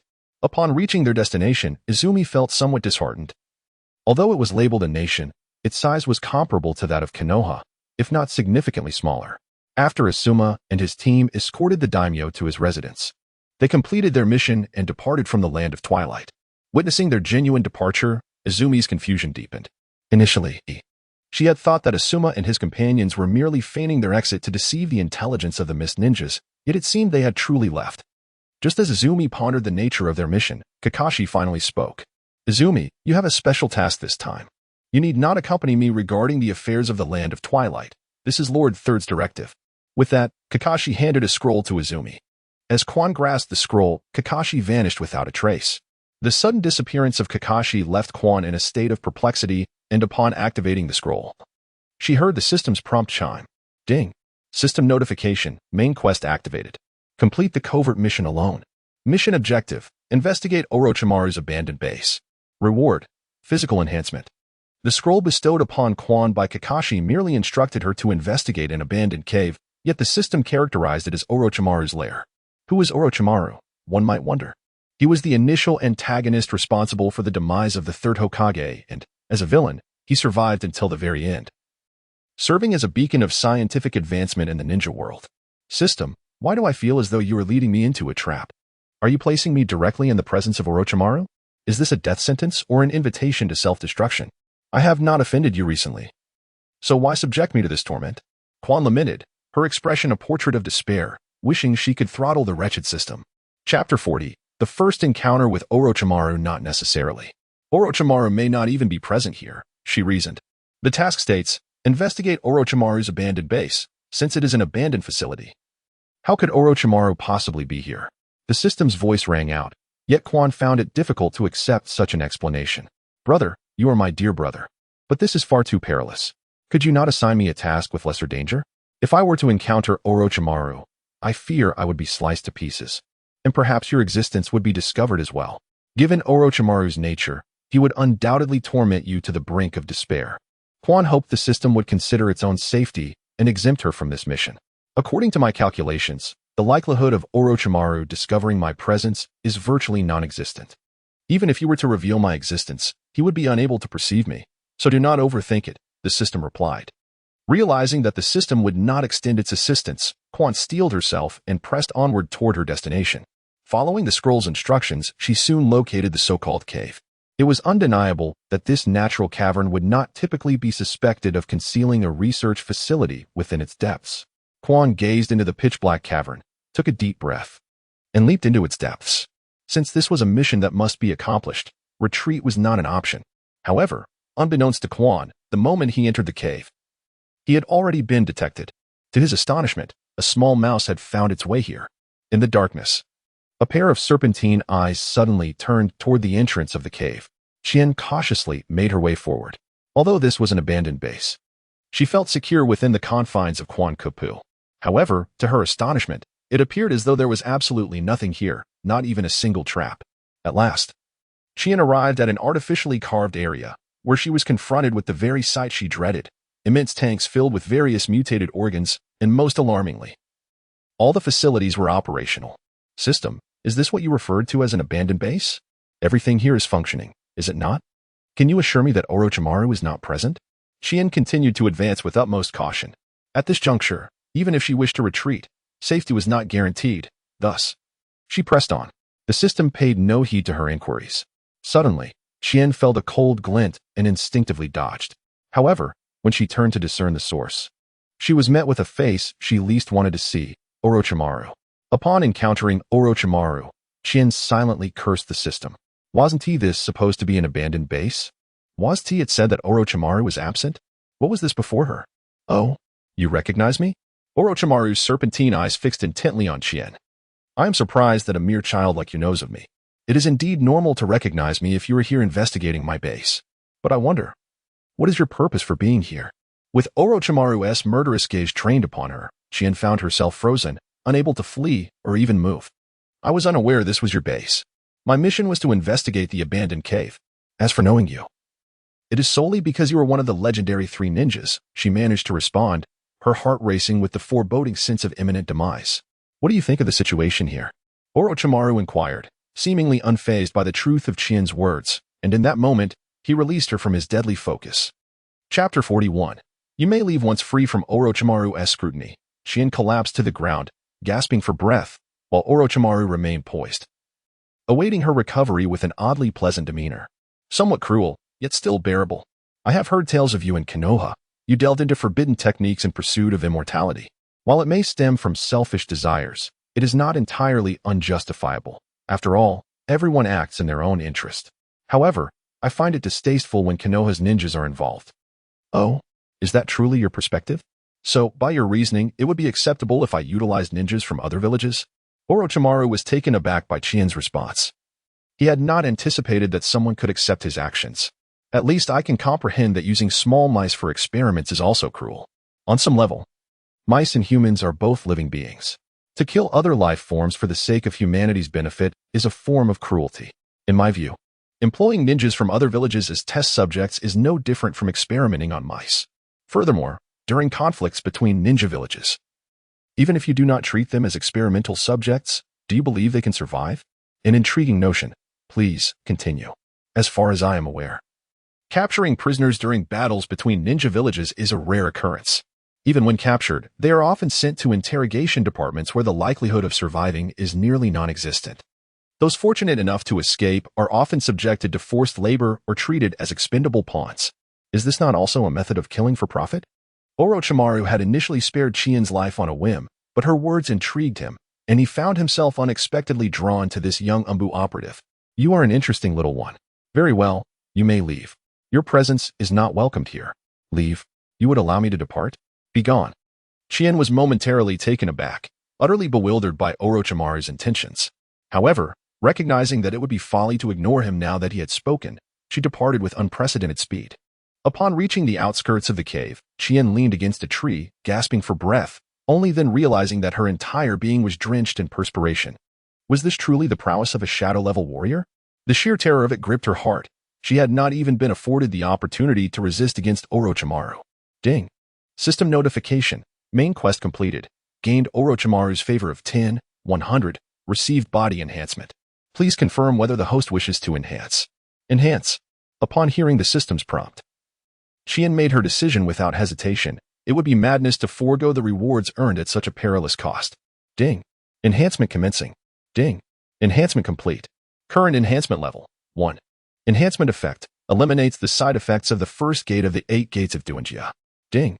System notification. Due to the quest's difficulty exceeding expectations. Additional rewards granted. Special Ninjutsu Scroll Fragment X1. Gained 100 points. Received Random Ninjutsu Scroll X1. A series of system notifications reverberated in Chien's mind. Under normal circumstances, she would have engaged in a debate with the system regarding the arduous nature of the quest and the meager rewards. Yet at this moment, she had yet to emerge from the shadow of Orochimaru. Chapter 42. This time, I won't let you down. After leaning against the tree for a considerable duration, Quan finally regained her composure as she gazed at the setting sun, realizing that she had squandered a significant amount of time. Consequently, she promptly relocated to a relatively secure area. Upon reaching safety, Quan began to examine the system. Upon seeing the rewards for this perilous mission, she let out a sigh. System, given the dangers of this task, couldn't you offer a more generous reward? I nearly met my end, and Orochimaru is a truly fearsome presence. I could have been sliced to pieces. You have received a rather commendable reward, the system replied. A fragment of a ninjutsu scroll and a random ninjutsu scroll. How could that not be considered generous? Did you not notice Orochimaru's affinity level? This reward is cumulative. There will be a series of tasks related to Orochimaru in the future, and I assure you, the rewards will be quite substantial. You need not worry. I have not deceived you this time. Hearing the system's words, Quan could not help but display a bittersweet smile. The system's assurances felt as hollow as Naruto's claims of being unskilled at lecturing. However, Quan was too weary to argue with the system. This reconnaissance mission had concluded without incident, and according to the instructions on the scroll, she did not need to return to Kakashi, allowing her to head back to Konoha alone. Ding. The system announced a side quest. Learn 10 ninjutsu of C rank or above. Rewards will be determined based on the completion of the task. Upon hearing this notification, Quan calculated her current repertoire of ninjutsu. Naturally, C rank or above did not include low-level techniques such as the body flicker technique. Presently, she possessed only 3 ninjutsu, 2 fire release techniques and 1 lightning release technique. Observing her limited skills, Quan resolved to request additional ninjutsu from the Third Hokage upon her return, while also intending to begin training in the Rasengan. Although the Rasengan is classified as an A-rank technique, it is inherently incomplete. Quan believed that, given her talent, she could certainly master it. As for the wind release, Rasengan, she had no intention of developing it, as without Sage Mode to support her, it would merely be a technique that inflicted 1,000 points of damage on the enemy while costing her 800 in return. Initially, Quan had planned to check on Kakashi's situation, but with a new task at hand, her thoughts turned eagerly towards the prospect of learning more ninjutsu. Hastily returned to the village of Konoha and arrived at the Hokage's office. Lord Third, she began, I have returned from my mission. And here is a detailed account of my experiences. She presented the scroll containing her observations to Sarutobi Hiruzen, the Third Hokage. The mention of Orochimaru within the scroll startled the Third Hokage profoundly. This mission had, in fact, been commissioned by the Land of the Evenings. Yet it bore only a C-rank classification. Local villagers had reported a series of mysterious disappearances, attributing them to the presence of wild beasts. The Third Hokage had initially intended for Izumi to gain some practical experience, but he had not anticipated an encounter with Orochimaru. Indeed, I came across Orochimaru. However, I did not engage him in battle. In his presence, I found myself unable to act. Strangely enough, he chose not to attack me and allowed me to leave. The conversations she had with Orochimaru were secrets Izumi would never divulge to the Third Hokage, for if he were to discover them, she feared he might resort to drastic measures. You may take your leave now. I will handle this matter. For the next few days, focus on resting, he instructed. Chapter 43. An unexpected turn. This mission consumed an entire week, and Kakashi had yet to return, causing Izumi to feel a rising concern for his safety. Although she did not truly believe Kakashi would encounter any peril, she recognized that her own presence had likely induced a butterfly effect that could alter the course of events. Yet, no amount of worry could change her current limitations. It was precisely due to her encounter with Orochimaru that Izumi began to yearn for the enhancement of her abilities. After leaving the Hokage building, Izumi made her way directly to Training Ground 7, uncertain whether she sought to see Itachi and Shisui or the petite figure of Hinata. Hello. Hinata, she greeted, noticing Hinata resting. Hello, Izumi-kun, Hinata replied, her use of the honorific kun causing Izumi a moment of mild discomfort, though she chose not to dwell on it. How is your water walking training progressing? Izumi inquired, as she had found Hinata resting and was unaware of her current status. I can now stand on the water's surface, but I still struggle to maintain my balance if the water is flowing, Hinata admitted, her eyes clouded with disappointment. She had witnessed Izumi moving freely atop the water and felt inadequate by comparison. Sensing Hinata's dismay, Izumi encouraged her. Hinata, you are truly remarkable. It has only been a week since I left, and you've already mastered standing on the water. Compared to you, I feel inadequate. No, Izumi-kun, you are impressive. Hinata replied, her spirits lifting with Izumi's words. Honestly, there is no need for you to underestimate yourself. Both tree climbing and water walking are skills learned when becoming a genin. We haven't even entered the Ninja Academy yet, so mastering these techniques is already commendable. Given your current abilities, even students from the academy may not be your match. With Izumi's encouragement bolstering her confidence, the two raced to the waterfall at the training ground, where the rushing waters provided an ideal setting for further practice. They each took turns standing atop the water's surface and began their exercises. Although Izumi had begun this training earlier than Hinata, her control over chakra was not as refined, resulting in her performance being overshadowed by Hinata's progress. Perhaps due to Izumi's encouragement, Hinata's chakra control improved significantly. And within half a day, she was able to move effortlessly across the turbulent waters, while Izumi, though able to stand, wobbled unsteadily on the rushing current. Suddenly, a notification from the system echoed, "You are less capable than a girl. You are utterly useless." Fuming at the disparagement from the system, Izumi, already frustrated with her lack of chakra control, was momentarily distracted by the urge to argue. In her moment of inattention, she lost her balance and fell into the water. Coincidentally, an undercurrent swept beneath her, pulling her downstream toward the waterfall. As Izumi was swept away, her head collided with a protruding rock, rendering her unconscious. Observing Izumi being carried away by the current, Hinata quickly pursued her. However, the swift waters soon thrust Izumi beneath the waterfall. Without hesitation, Hinata leaped in after her. Fortunately, the waterfall was not particularly high. Otherwise, both would have faced dire consequences. Having plunged into the water, Izumi sank towards the lake's bottom, while Hinata swiftly swam beneath her, using her small frame to push Izumi back to the surface. With all her might, Hinata dragged Izumi to the shore. Relieved that their similar sizes, both being merely 4 years old, allowed her to manage the task, albeit she was left thoroughly exhausted. On the shore, Izumi remained unconscious, and Hinata, worried about Izumi's condition, contemplated seeking help but feared that it would delay her recovery. After much hesitation, she made a bold decision. Blushing furiously, Hinata knelt beside Izumi and began performing CPR, eventually leaning down to give Izumi mouth-to-mouth resuscitation. Coughing, Izumi finally stirred awake, her eyes meeting Hinata's flushed face, which was alarmingly close. Realizing the implications of the moment, Izumi was taken aback, fully aware of Hinata's reputation as a beloved figure, leaving him somewhat incredulous. Why you, Hinata stammered, overwhelmed with embarrassment, before fainting from the sheer intensity of the moment. Reacting quickly, Izumi caught her to prevent her from hitting her head. Both youths were soaked, and as winter's chill lingered, Izumi grew concerned for Hinata's well-being. Wasting no time, he scooped her up and dashed towards the Hyuga residence. Navigating through the village with haste, Izumi arrived at the Hyuga estate, fortuitously encountering Hinata's father, Hiashi Hyuga. Lord Hiashi, Hinata fell into the water while saving me. Please. Take her to change and dry off, Izumi urged, his concern solely for Hinata's welfare. Hiashi silently took Hinata from Izumi's arms and retreated into the house. Izumi considered following but hesitated, aware that as a member of the Uchiha clan, entering the Hyuga compound uninvited could provoke unnecessary complica indeed, apart from myself. There are also the elder Uchiha Itachi and Uchiha Shisui in my family. I merely assisted Hinata in her chakra control training. As the Hyuga clan excels in combat through their Byakugan, an area where I could not offer her any assistance. However, I have engaged in some sparring with her. Upon hearing Hisashi mention the training, Izumi felt a twinge of confusion. Yet she realized that the absence of the Hyuga clan's little princess each morning could not escape the notice of Hisashi, the clan leader. Since Hinata was still permitted to venture out, it implied Hisashi tacitly approved of this matter, and thus, Izumi did not conceal the training from him. You have done well. You may take your leave, Hisashi remarked. Izumi was perplexed by this situation. What was Hisashi's true attitude? Was he discontent with her actions or genuinely satisfied with her performance? Just as her thoughts were swirling, a servant abruptly rushed in. Clan leader, the young lady has a fever. Upon hearing this, Izumi instinctively dashed out towards the previous room.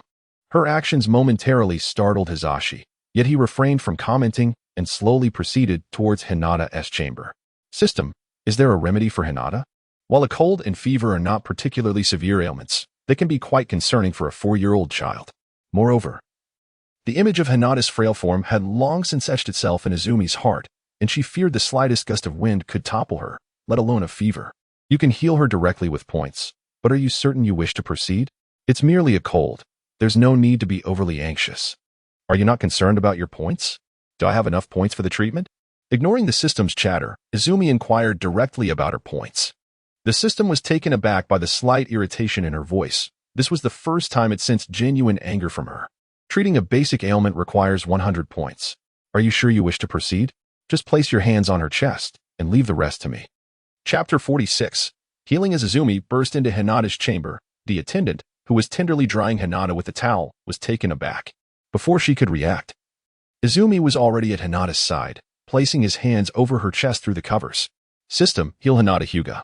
Seeing Izumi's resolve, the system wasted no time and unleashed its power to mend Hinata. Though feverish, Hinata was not unconscious. Izumi's entrance had roused her, and upon opening her eyes, she beheld Izumi standing before her. As she was about to speak, Izumi's hands settled upon her chest. Before she could utter a word, a surge of warm chakra flowed into her, and she felt her body gradually recovering. The fog in her mind, caused by the fever, began to dissipate. Ding. System notification. Healing complete. Upon hearing the system's prompt, Izumi realized that Hinata had awakened. Their eyes met, creating an awkward tableau. Suddenly, Hiashi Hyuga, who had entered the room during Izumi's healing, cleared his throat, reminding them of his presence. Ahem.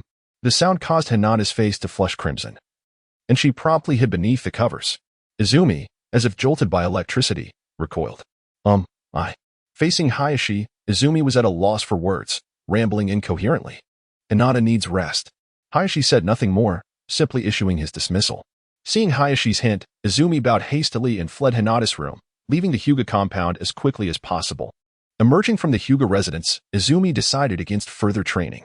Moreover, he was soaked, and in the dead of winter, he was susceptible to catching a cold. Thus, Izumi hurried home, stripped off his wet clothes, and took a bath. After bathing and lying in bed, Izumi finally accessed the system. Ding. System notification. Main quest. Kiss Hinata. Completed. Reward. Special Ninjutsu Scroll Fragment X1. Wind-Style Ninjutsu Breakthrough. Extra reward for exceeding mission requirements. Additional body enhancement. 500 points.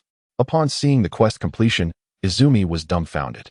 This mission, which had seemed the most insurmountable, had been accomplished by sheer chance. Izumi was at a loss for words. He opened the points panel and saw that he had 700 points. System, why do I have 700 points? I received 500 this time, and I had 200 previously. But didn't I spend 100 on healing Hinata? Izumi asked, perplexed.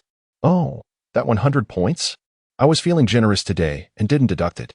What? Do you want me to zero out your points? No, 700 is fine. He quipped, just kidding. I can't let my hard-earned points be zeroed out. Ding. Main quest. Slay the rogue ninja Sato Hisui. Reward.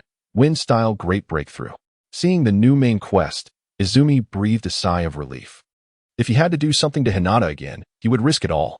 However, Izumi was puzzled as to how he would slay this rogue ninja without a mission. He couldn't leave the village, and even if he did, Izumi had no idea where to find Sato Hisui.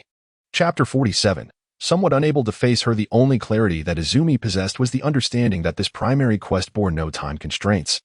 Thus he was not in a hurry to fulfill it. However, just as he prepared to rest, an unexpected system notification chimed in. Ding. Challenge quest. Confront the one-tail Shikaku Jinchuriki form. Rewards will be dispensed based on the completion of the task. Upon reading this task, Izumi instantly comprehended that he was to challenge Gaara, and the circumstances of this challenge would directly influence the eventual rewards. Yet, this detail did not concern him. What truly preoccupied his mind was how to position himself near Gaara. As a Jinchuriki of his village, Izumi did not harbor any illusions that Gaara would be unprotected. After all, was not Yashimaru depicted as Gaara's protector in the anime? It appeared that both the main and challenge quests were not easily accomplished endeavors. Thus, Izumi chose to dismiss the matter entirely and succumb to a deep slumber. The following morning, Izumi arrived at Training Ground 7, harboring an inexplicable anticipation for Hinata's appearance. However, after waiting a considerable time without sight of her, disappointment began to creep in. Yet, upon reflection, it was reasonable to conclude that Hinata had recently fallen ill. Even if he had successfully treated her, her family would undoubtedly be worried and would not permit her to wander out freely. Nevertheless, Izumi's assumption was misguided. Hinata Hyuga had not been restricted by her father, but rather, she found herself unable to confront Izumi.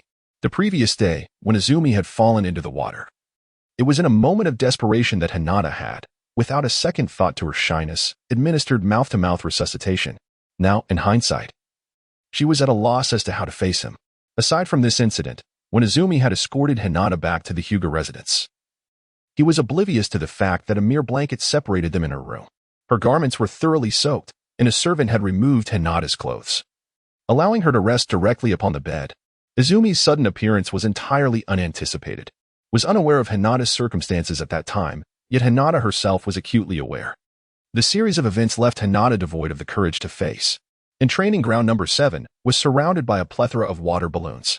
Indeed, was preparing to endeavor in mastering the spiral sphere, an A-rank ninjutsu that had occupied her thoughts for quite some time, given its immense potential for growth. With the wind attribute, Naruto Uzumaki had developed the wind release, spiral shuriken, and firmly believed that her own talents would not pale in comparison. Holding a water balloon in her right hand, commenced her attempts to make her chakra spin. While the notion seemed simple, the execution proved to be exceedingly challenging. Time and again, faced failure. However, just as the number of water balloons dwindled, she finally succeeded in bursting one.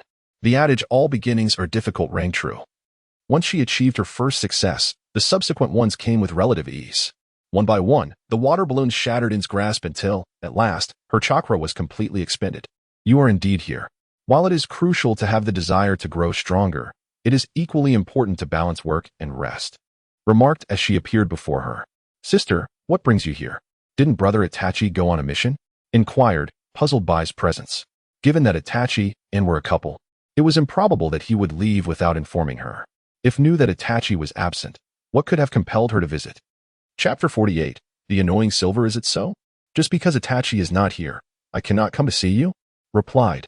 Before Shisui left, he told me to remind this little rascal to balance work and play. Look at you. You resemble a little beggar. Upon hearing's words, finally noticed that her clothes were soaked from the water balloons, and the explosions had left her garments slightly tattered. Strangely, her face was smeared with a fair amount of dust. I understand, sister. All right, wash your face and hands. I brought you something to eat, she said, placing the basket she had previously held before. As Quan gazed at the steaming dishes before him, a warmth enveloped his heart. He never anticipated that someone in this foreign realm would show such concern for his well-being. Consequently, he silently vowed that no matter the circumstances, he must not allow Kwame to perish. After lunch, Kwame advised Quan not to overexert himself before taking her leave. Just as he was about to resume his training, A petite figure caught his eye. "Hinata, is your cold better now? I apologize for causing you trouble." Had he not been distracted, he would not have fallen into the water, and thus, none of the subsequent events would have transpired. I'm fine now." Upon hearing Quan's voice, Hinata's cheeks flushed crimson. She had not intended to seek him out, yet somehow, after leaving her home, she found herself here. "That's good to hear. If you were to fall ill again, it would sadden me greatly." As he spoke, Quan approached Hinata closely. "Hinata, have you had lunch yet?" "And no, I haven't. That simply won't do. You've just recovered from your cold. How can you go on an empty stomach?" Without waiting for Hinata's response, he took her hand and dashed towards the bustling streets of Konoha, eager to treat her to ramen, as he too had yet to eat. What Izumi was unaware of was that Hinata had arrived long ago. She and Izumi had nearly arrived simultaneously, yet Hinata had remained hidden from Izumi's sight. Naturally, she was aware that Izumi had already partaken of her lunch. Hinata wished to decline, but upon raising her gaze and catching sight of Izumi's silhouette, she found herself unable to utter a single word. Izumi and Hinata arrived at Ichiraka Ramen. While it is true that Izumi has a profound affection for the ramen served here, this is not the sole reason why he frequently brings Hinata along. The underlying motive is primarily financial constraint. Although he is not an orphan, his parents are often away, leaving behind a meager sum. Despite recently beginning to undertake missions, the income remains rather modest.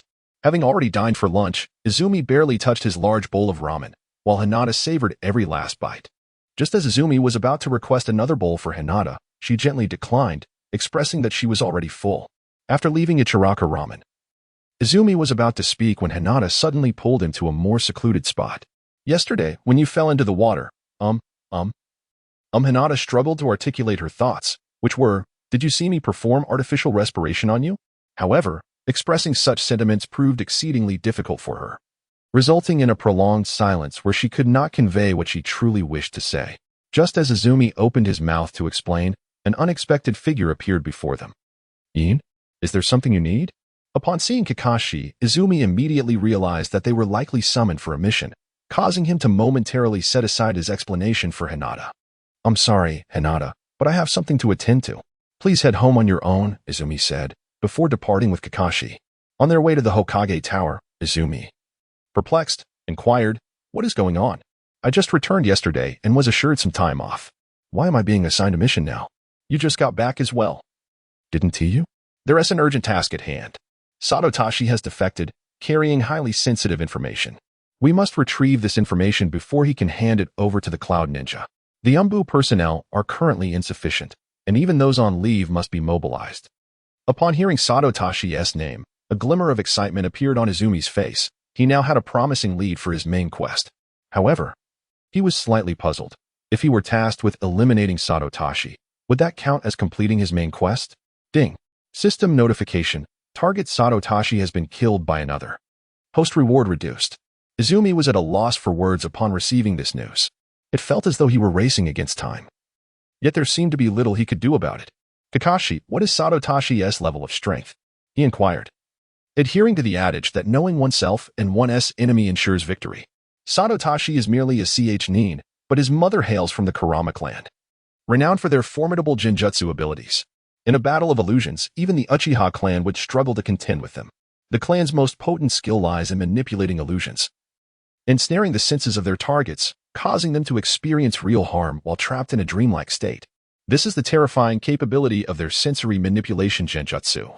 Kakashi elaborated on Sarutobi's background. Upon hearing about the Kurama clan, Izumi immediately thought of the unfortunate child, Kurama Ayumu. It was surprising that he had not yet encountered Ayumu but was now facing another member of the Kurama clan instead. How can such genjutsu exist? Transforming the illusory into reality, can this still be considered mere illusion? Although reluctant to admit it, the truth was undeniable. The Kurama clan was once a prominent family in Konoha, their renown not inferior to that of the Uchiha clan. However, as fewer individuals awakened their bloodline abilities, the clan had fallen into decline. Given the formidable power of their genjutsu, the only viable strategy was to eliminate him before he could deploy his abilities. Indeed, we must strike decisively, otherwise we may soon find ourselves ensnared in his illusions. Izumi and Kakashi departed from Konoha village, embarking on a pursuit toward the hidden cloud village. In truth, there are several routes leading to the land of lightning's hidden cloud village, and Izumi and Kakashi were merely following one of them. Whether by fortune or misfortune, They ultimately encountered Sarutobi. Upon sighting Sarutobi, Izumi immediately unleashed his ninjutsu, fire release, great fireball technique. A colossal fireball materialized out of thin air, hurtling directly towards Sarutobi.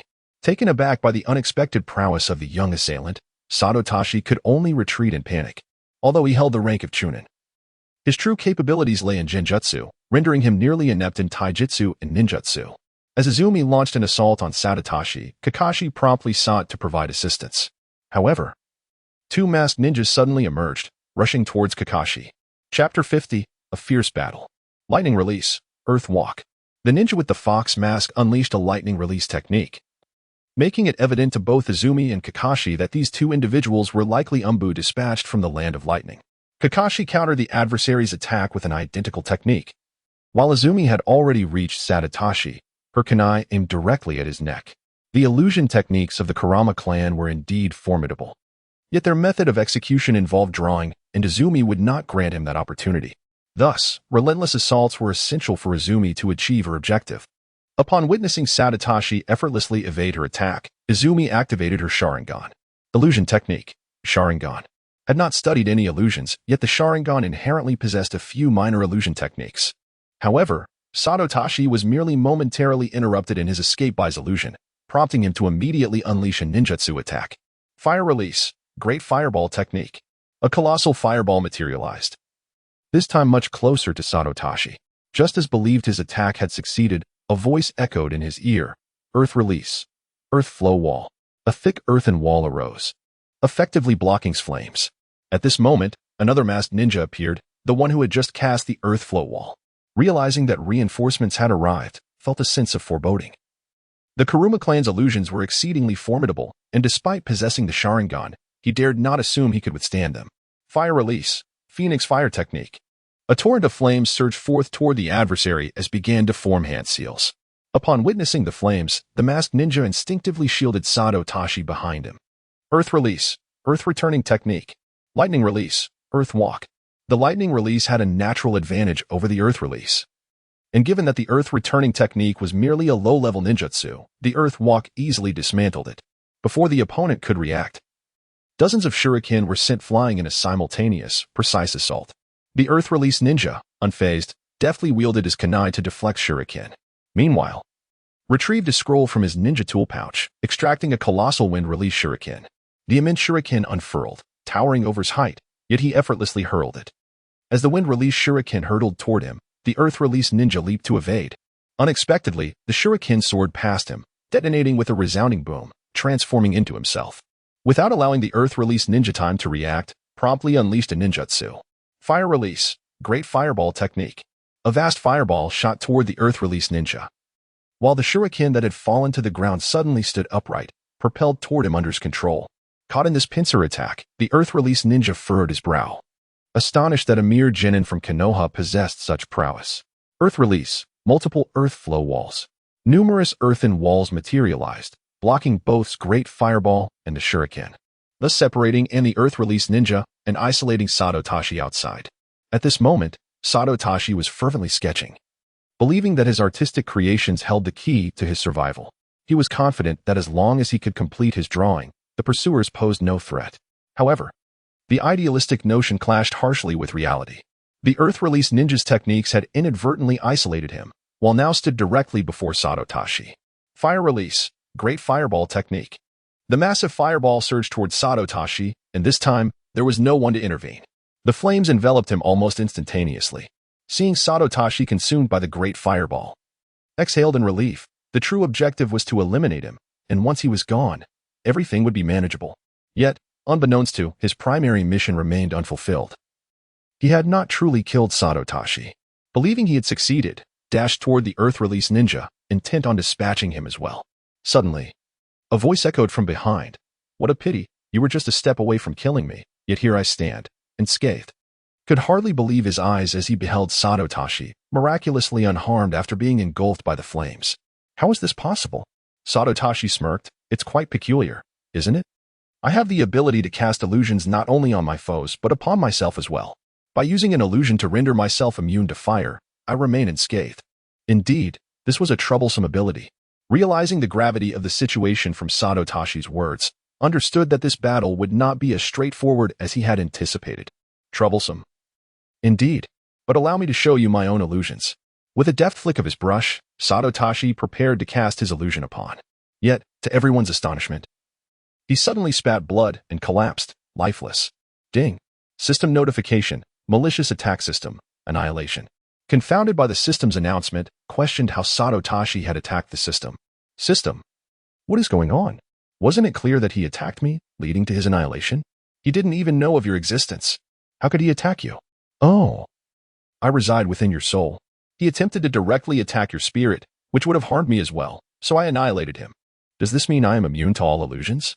Since illusions target the mind, or spirit, attacking the spirit equates to attacking you. Therefore, they would all face annihilation. Not quite.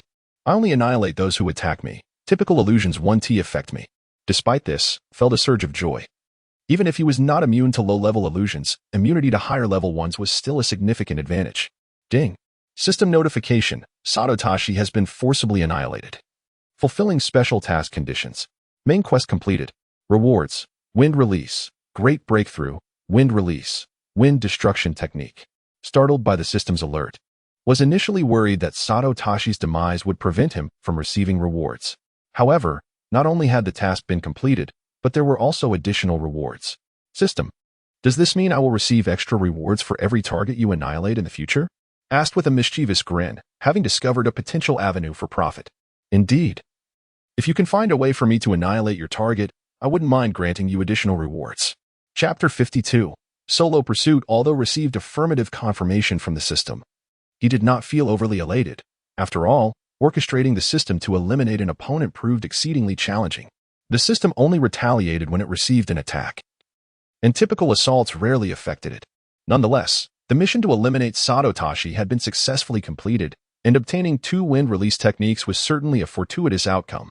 Meanwhile, Kakashi had also dealt with his adversaries, yet the remaining ninja skilled in earth release had managed to escape, initially believing the mission had concluded smoothly. Furrowed his brow upon hearing the system's voice. Ding. System notification. Main quest. Retrieve the leaked information. Task complete. Reward. 300 points. A-rank ninjutsu. Lightning release. Lightning clone.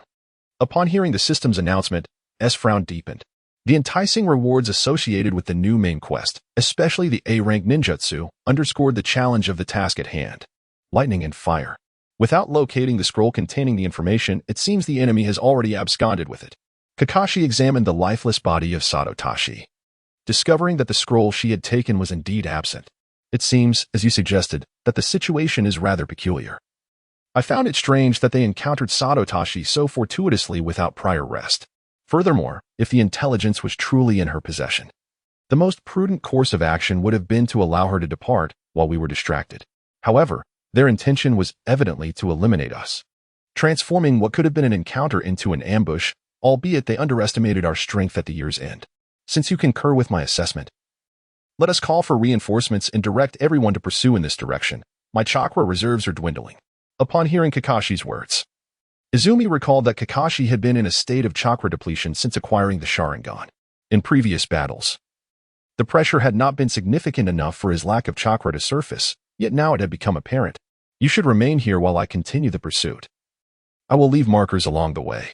Despite the supplementation from military rations, the chakra restored would not suffice to return him to optimal condition.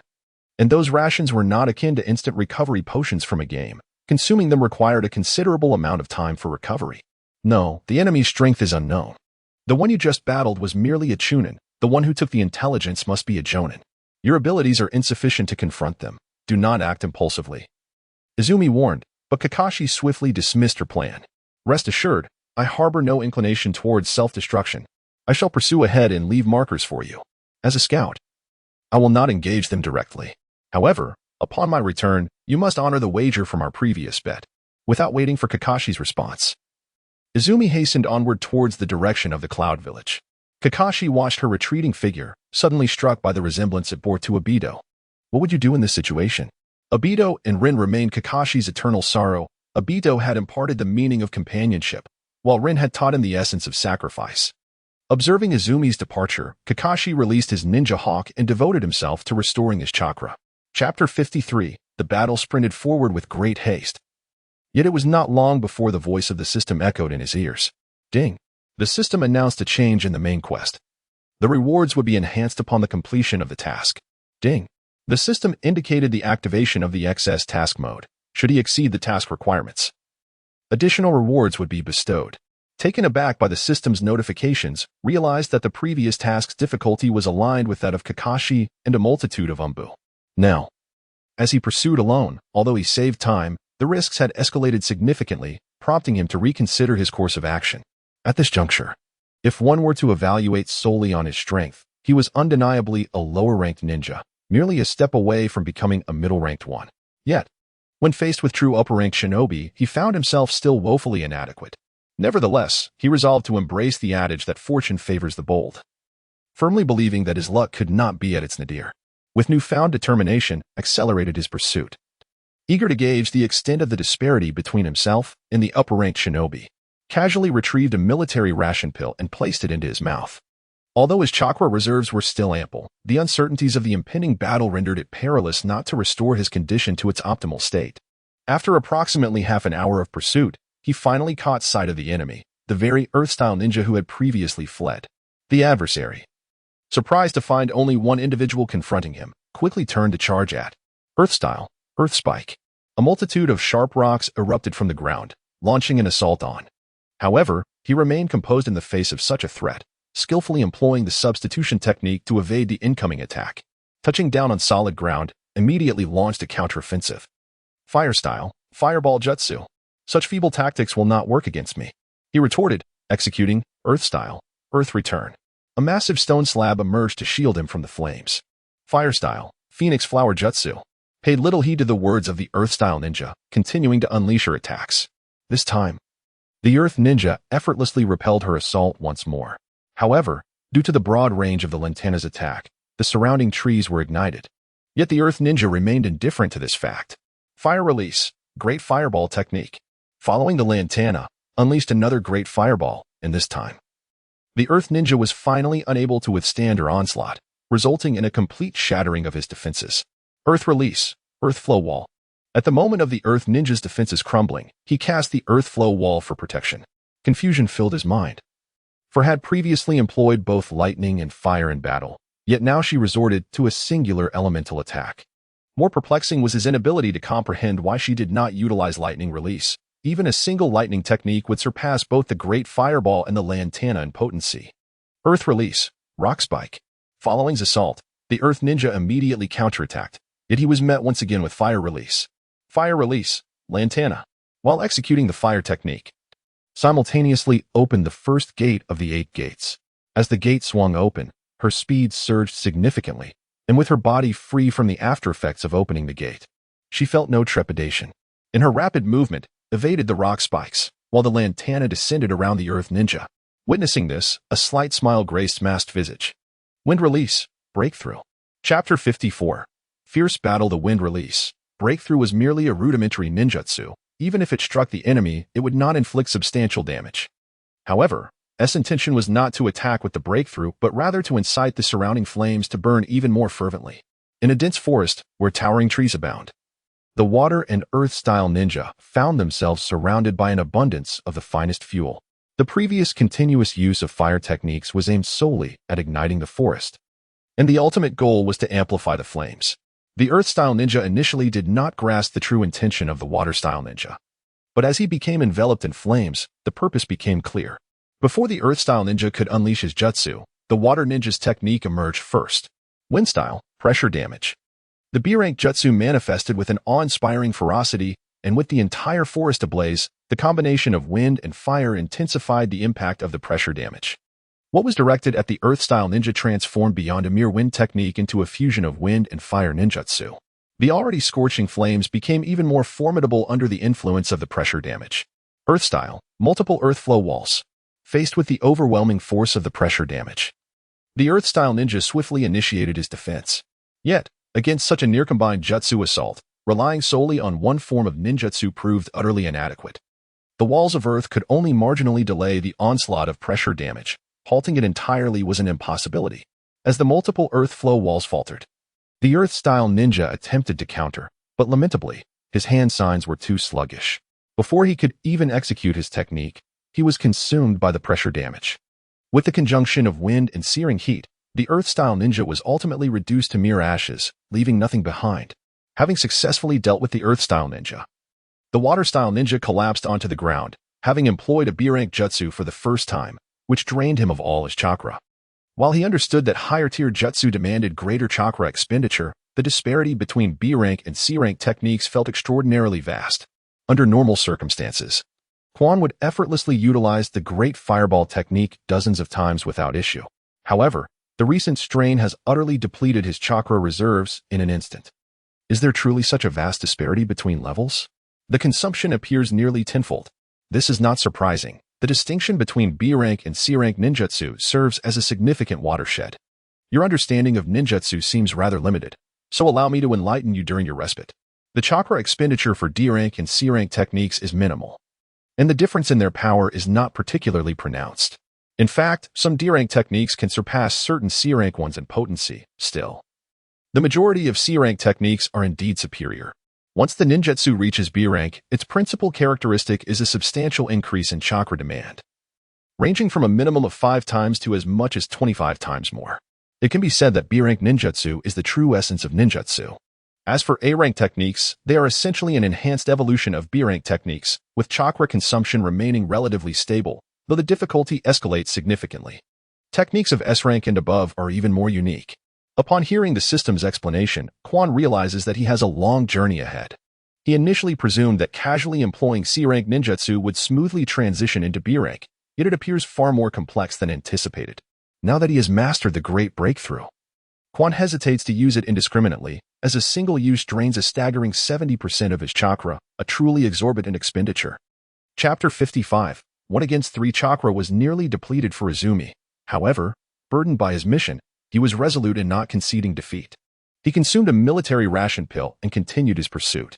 Along the way, he encountered numerous traps, but fortunately, he discovered and neutralized them, leaving behind markers. Yet, no reinforcements arrived. Eventually, Izumi located his target. The 3 ninjas found it peculiar that only a child was in pursuit, however. Upon noticing Izumi's attire as a member of the Konoha Anbu, they dared not underestimate him. Lightning release, earth walk. Lightning release, lightning slash. Lightning release, 1,000 bolts. The 3 jonin struck simultaneously, intent on escaping swiftly, as they were still within the borders of the Land of Fire, where pursuers could emerge at any moment. Should they be detained by Konoha's pursuers, their fate would be grim. Wind release, Great Breakthrough. From the moment he laid eyes on them, Izumi was prepared for battle, activating his Sharingan at the earliest opportunity. Wind release inherently counters lightning release effectively. Thus, Izumi's Great Breakthrough successfully thwarted the lightning slash and 1,000 bolts. However, Earthwalk manifested directly before him, and Izumi evaded the oncoming assault with utmost speed. As Quan narrowly evaded the ground, 3 elite ninjas materialized before him using the body flicker technique. Faced with their onslaught, Quan immediately activated the first gate of the 8 gates, enhancing both his speed and strength. He surged toward Ninja C, who had initially used the earth walking technique. Upon witnessing Quan's proactive assault, Ninja C attempted to evade. However, bolstered by the 8 gates, Quan's speed was astonishingly swift. He maneuvered behind Ninja C before the latter could react, executing the Lotus of the White Lotus technique. Lacking the bandages that might have been used by Guy or Lee, Quan resorted to using an iron chain. Nevertheless, he successfully unleashed the technique. Descending from a height with his head downwards, even a ninja would find it perilous. Just as Quan believed he had dispatched an enemy, the ninja on the ground suddenly transformed into a puff of white smoke. What? A shadow clone? Quan was taken aback, astonished that such a young adversary possessed such skills. The Leaf Village truly lives up to its reputation as the foremost ninja village, remarked Ninja A, who wielded the lightning release. Earth release, decapitation technique.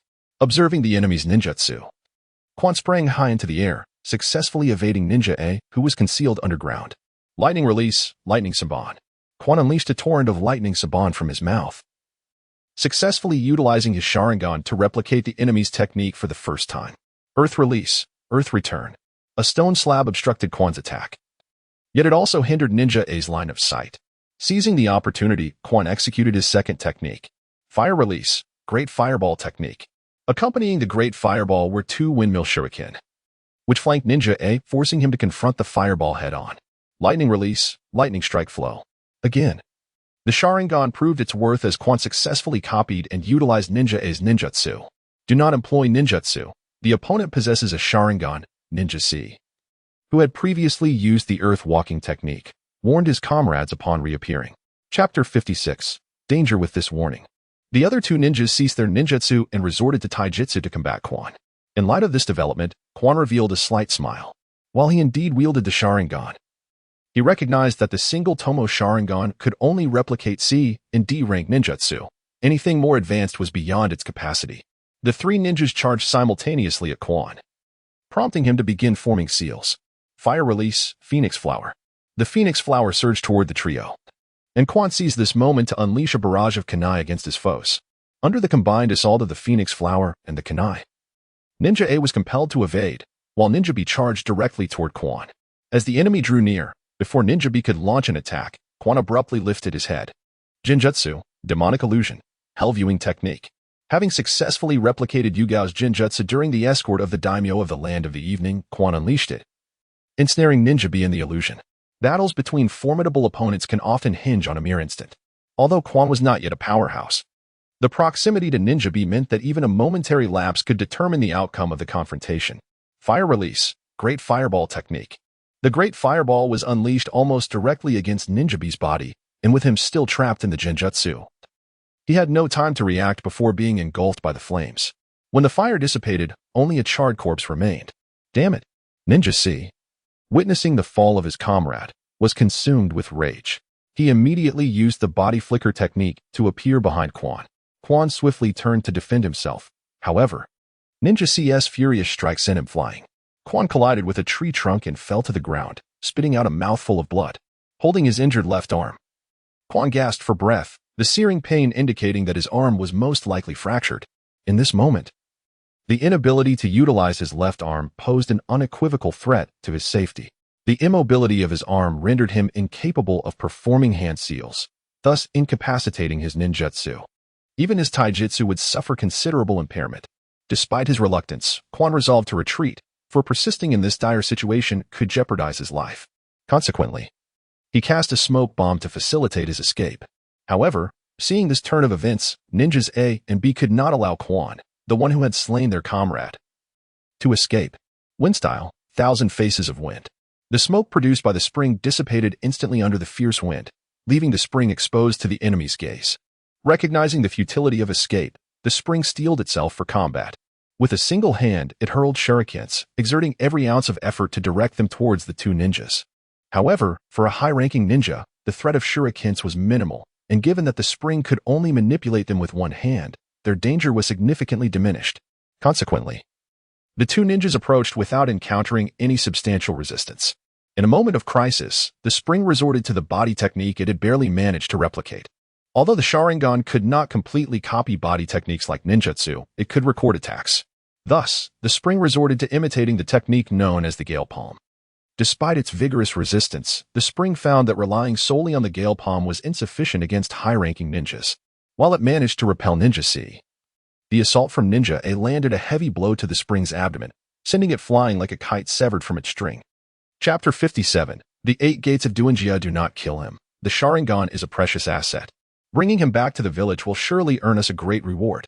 The allure of the Uchiha clan's Sharingan held significant appeal for any ninja village. Even the powerful Orochimaru had long coveted it. Hearing these words as it lay by the tree, the spring could not help but smile bitterly. It had indeed been overly confident, believing it could escape unharmed based on its own strength. However, reality proved otherwise. Knowing it was no match for the enemy, the spring was not one to resign itself to defeat. Struggling to rise, it grasped a kunai and charged forward. Second gate, Rest Gate, open. Third gate, Life Gate, open. The spring, now prepared to fight to the death, opened 2 gates in succession.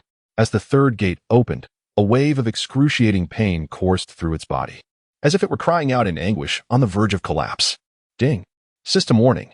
Host's body is on the brink of collapse. System warning. Host's body is on the brink of collapse. Hearing the system's alerts for the first time, the spring realized it was operating beyond its limits. Yet, Without such desperation, survival seemed impossible. Without further hesitation, the spring propelled itself forward like an arrow released from a bow, catching Ninja A and Ninja C by surprise. Unaware of the hidden power it possessed. Earth release, Earth return. As the spring appeared before Ninja A, it immediately unleashed the Earth return technique for defense. Under normal circumstances, such ninjutsu would suffice to block the spring's attack, but in its current state, the spring's power had greatly amplified. With a single punch, the spring shattered the Earth return, striking Ninja A with unrelenting force. Hit by the spring's attack, Ninja A was sent flying, and the spring, fueled by terrifying speed, pursued relentlessly. 8 Gates of Duinjia, Inner Lotus. By pushing its speed to the limit, the spring unleashed all its attacks upon Ninja A, who, suspended in midair, experienced firsthand the terror of the 8 Gates. 8 Gates of Duinjia, Outer Lotus. Concluding with the Outer Lotus, Ninja A crashed heavily to the ground, while the spring stood on a nearby branch, gasping for breath. The recent assault had drained much of its energy, leaving it utterly exhausted. Even the 8 Gates were sustained solely by sheer willpower. What a formidable body technique! Not even a high-ranking ninja can boast such mastery at your age. Ninja A, who should have perished, surprisingly spoke. The spring gazed in astonishment, only to find Ninja A standing unharmed. Suddenly, a realization struck the spring as it looked down at Ninja A, who had been driven into the ground. Indeed, that Ninja A was transforming into mud. An Earth clone? The spring felt disheartened to discover that its relentless efforts had merely struck a clone. Initially, it had intended to use the 8 Gates to eliminate one foe and intimidate the others, but now, with its plan thwarted, it found itself in a precarious position. No. It's a more advanced rock clone. Earth clones dissipate upon taking damage, but rock clones only vanish when mortally wounded. You are indeed strong, but alas, you remain too green. At this juncture, you cannot continue to unleash such fierce attacks, can you? Ninja A stated calmly. Chapter 58. In a moment of crisis, is that so? The spring, striving to mask its fatigue, could only feign the strength to fight on. In truth, it had no combat capability left, save for the potential of opening the 4th gate, which would spell certain doom for it in its current state. System, is there anything that can alleviate this impending crisis? I don't know. I merely provide you with items. How to use them is entirely up to you. I have no interest in such convoluted matters, the system replied, frustrated by the system's inability to assist. The spring realized it had to rely on its own strength. Although Ninja A was aware that the spring could not continue using the 8 Gates, he remained cautious, for the spring's previous attacks had been exceedingly fierce. Enough. If I must die, I shall take a few down with me. 8 Gates of Duinjia, 4th Gate. Thunder release, lightning cutter. Just as the spring, engulfed in despair, prepared for a desperate final stand, a voice suddenly resonated, hearing the sound akin to a chorus of birds. A sense of relief washed over the spring as it lay against the tree trunk. The lightning cutter was a signature technique of Kakashi, known only to him in the entire ninja world. With Kakashi's arrival, the spring felt assured of its safety. As the tension eased, the 8 Gates, sustained solely by willpower, were finally released. The ensuing wave of fatigue and the body's instinct for self-preservation caused the spring to lose consciousness. In the fading moments of awareness, it glimpsed Kakashi, wielding the lightning cutter, charging towards the enemy. Ninja A and Ninja C, caught off guard by the arrival of Leaf Village reinforcements, reacted swiftly. Ninja C rushed to intercept Kakashi, while Ninja A, armed with a kunai, lunged at the spring. Having been astonished by the spring's strength during their earlier battle, Ninja A recognized that allowing the spring to grow would pose a significant threat to his village. Thus, he sought to eliminate this threat once and for all. Would release, would pillar wall.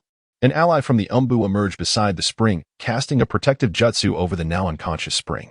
If the spring were conscious, it would undoubtedly recognize this user of wood release, Yamado, or rather, it should now refer to him as Tin Burial. Ninja A was taken aback by the appearance of someone wielding wood release, a technique synonymous with the legendary First Hokage. Even among the Senju clan, only Hashirama Senju could master this ability. Wood release, great force technique. After shielding the spring, Tin Burial immediately commenced his offensive. Earth release, earth flow wall. Utilizing earth release for defense, Ninja A, now sensing a retreat was in order, prepared to withdraw. He underestimated the strength of the Umbu from Konohagakure. With the ability to use earth release in the Hellswamp technique, as well as wood release, it was evident that the recent technique involving the Great Forest was merely a distraction to capture the attention of Ninja A. The true lethal strike was the Hellswamp, which transformed vast expanses of land into a mire. Consequently, Ninja A, standing upon the ground, was ensnared within the swamp. Not only did Ninja A succumb, but Ninja C also suffered the same fate. Before he could extricate himself, Kakashi's Raikiri had already pierced through his heart. Ninja C, not being an exception, faced death as his heart was impaled. The sole survivor, Ninja A, witnessing the demise of his comrade and gradually sinking into the mire, realized the futility of his survival and chose to end his own life with the kunai in hand. Chapter 59, The Appearance of Danzo thus. The rebellion of the rogue ninja Sarutobi and the incident of information leakage concluded. Kakashi discovered the intelligence stolen by Sarutobi on the corpse of Ninja C. Kakashi, alongside the technique of Tensei, arrived at Izumi's side, and after a brief examination, his brow furrowed in concern. Izumi's left arm was fractured, 2 ribs were broken. And the most critical issue was the after-effects of the 8 gates technique. Her body was on the brink of collapse, and she had not perished on the spot solely due to the prior physical enhancements granted by the system. Otherwise, even if Kakashi and Tensei had arrived promptly, it would have been of no avail. Kakashi carefully lifted Izumi onto his back and, alongside Tensei, hastened towards the direction of Konohagakure, neglecting the retrieval of the deceased bodies of the 3 ninjas. On their return journey, Kakashi encountered the Umbu reinforcements, one of whom, a medical ninja, commenced emergency treatment for Izumi. How's Kakashi's condition? After delivering Izumi to the hospital, Kakashi proceeded to the Hokage Tower to report. Sarutobi has been eliminated, and the leaked information has been recovered, but Izumi is gravely injured. Izumi is seriously injured? The third Hokage, Sarutobi Hiruzen, expressed his bewilderment upon hearing Kakashi's words. The decision to involve Izumi in this mission was primarily to broaden her horizons. She was not intended to be a primary force. Indeed, during the battle with Sarutobi, my chakra was exhausted. Izumi pursued him alone and encountered 3 elite ninjas at the border of the Land of Fire. She exerted herself to the utmost, managing to eliminate one of them. By the time Tensei and I arrived, she was already gravely wounded, while the Umbu medical ninja provided emergency treatment on the way back. Her survival remains uncertain. Kakashi felt a profound sense of guilt, believing that Izumi's current state of unconsciousness and severe injury was significantly tied to his own choices. Had he not opted to remain in place awaiting reinforcements, perhaps Izumi would not have sustained such injuries. Although he later resolved to seek out Tensei, who was closest to him, to rescue Izumi, the weight of guilt lingered heavily in his heart. Memories flooded back, reminiscent of the incident when Rin Noara was captured. Had he immediately decided to rescue her alongside Obito, perhaps both Obito and Rin would have survived. The parallels between Izumi's injury and that past circumstance were striking. Come with me to take a look, the third Hokage, Sarutobi Hiruzen, declared, setting aside his documents and rising to exit the room. The third Hokage and Kakashi arrived at the hospital, where Izumi was still undergoing treatment. How's her condition? The third Hokage inquired. Lord Third, the patient's condition is precarious. Her left arm is fractured, ribs are broken, and there are fissures in her right arm and legs. While these injuries are severe, we still possess methods for treatment. However, her body has suffered damage due to the forced use of the 8 gates technique. If not for her extraordinary physique, she would have surely perished by now.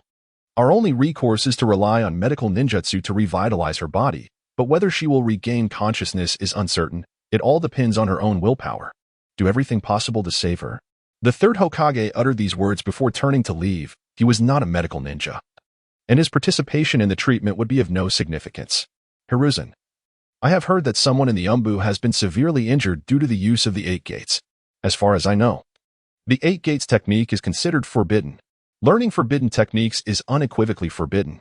As the third Hokage was about to depart, he heard the voice of Shimura Danzo. Chapter 60, Hinata's Vigil. Danzo, this matter does not concern you, does it? Raikes belongs to my Umbu, not your root. The third Hokage's expression darkened upon seeing Danzo. He was well aware of Danzo's ulterior motives. Regardless of who it is, unauthorized learning of forbidden techniques is strictly prohibited. I believe it is necessary to interrogate him. Danzo, who informed you that Raikes was learning the 8 gates illicitly. He performed exceptionally during the mission, which is why I imparted the 8 gates technique to him. As the third Hokage of Konohagakure, am I not permitted to teach him the 8 gates? You, Danzo, it would be wise for you to behave yourself. I hope this incident involving Sarutobi does not bear your mark. From today onward, you are to remain here. No one is allowed to enter except for myself. Danzo, your root does not have that much leisure time, do they? Initially intending to outmaneuver the third Hokage, Danzo was taken aback by Sarutobi Hiruzen's admission of teaching the Eight Gates. This rendered the accusation of unauthorized learning null and void. Nevertheless, Danzo did not intend to let Izumi off the hook. Time was on his side, and if one attempt failed, another would surely succeed. With the third Hokage and Danzo departing in succession, Kakashi remained in the hospital. Soon, Izumi was relocated to a patient room, while her other injuries had been addressed. The damage caused by the Eight Gates would rely solely on Izumi's strength to recover. The incident involving Izumi's injury was not concealed by the third Hokage. Thus it wasn't long before both Shizen and Itachi came to visit. Upon seeing the usually lively and boisterous child, who often clamored to learn ninjutsu, lying pallidly on the hospital bed, their hearts ached profoundly. After Shizen and Itachi departed, Hinata Hyuga came to see Izumi. Hearing of Izumi's injury, Hinata, who had been engaged in family training, hurried to the hospital, accompanied by members of the Hyuga clan who were concerned for her safety and closely followed her. Upon arriving at the ward, Hinata rushed to Izumi's side, while the accompanying Hyuga clan members were obstructed at the door by Kakashi. Although they were worried about Hinata's safety, the Hyuga clan dared not confront the Umbu and thus remained stationed outside. Gazing at the unconscious Izumi, tears brimmed in Hinata's eyes.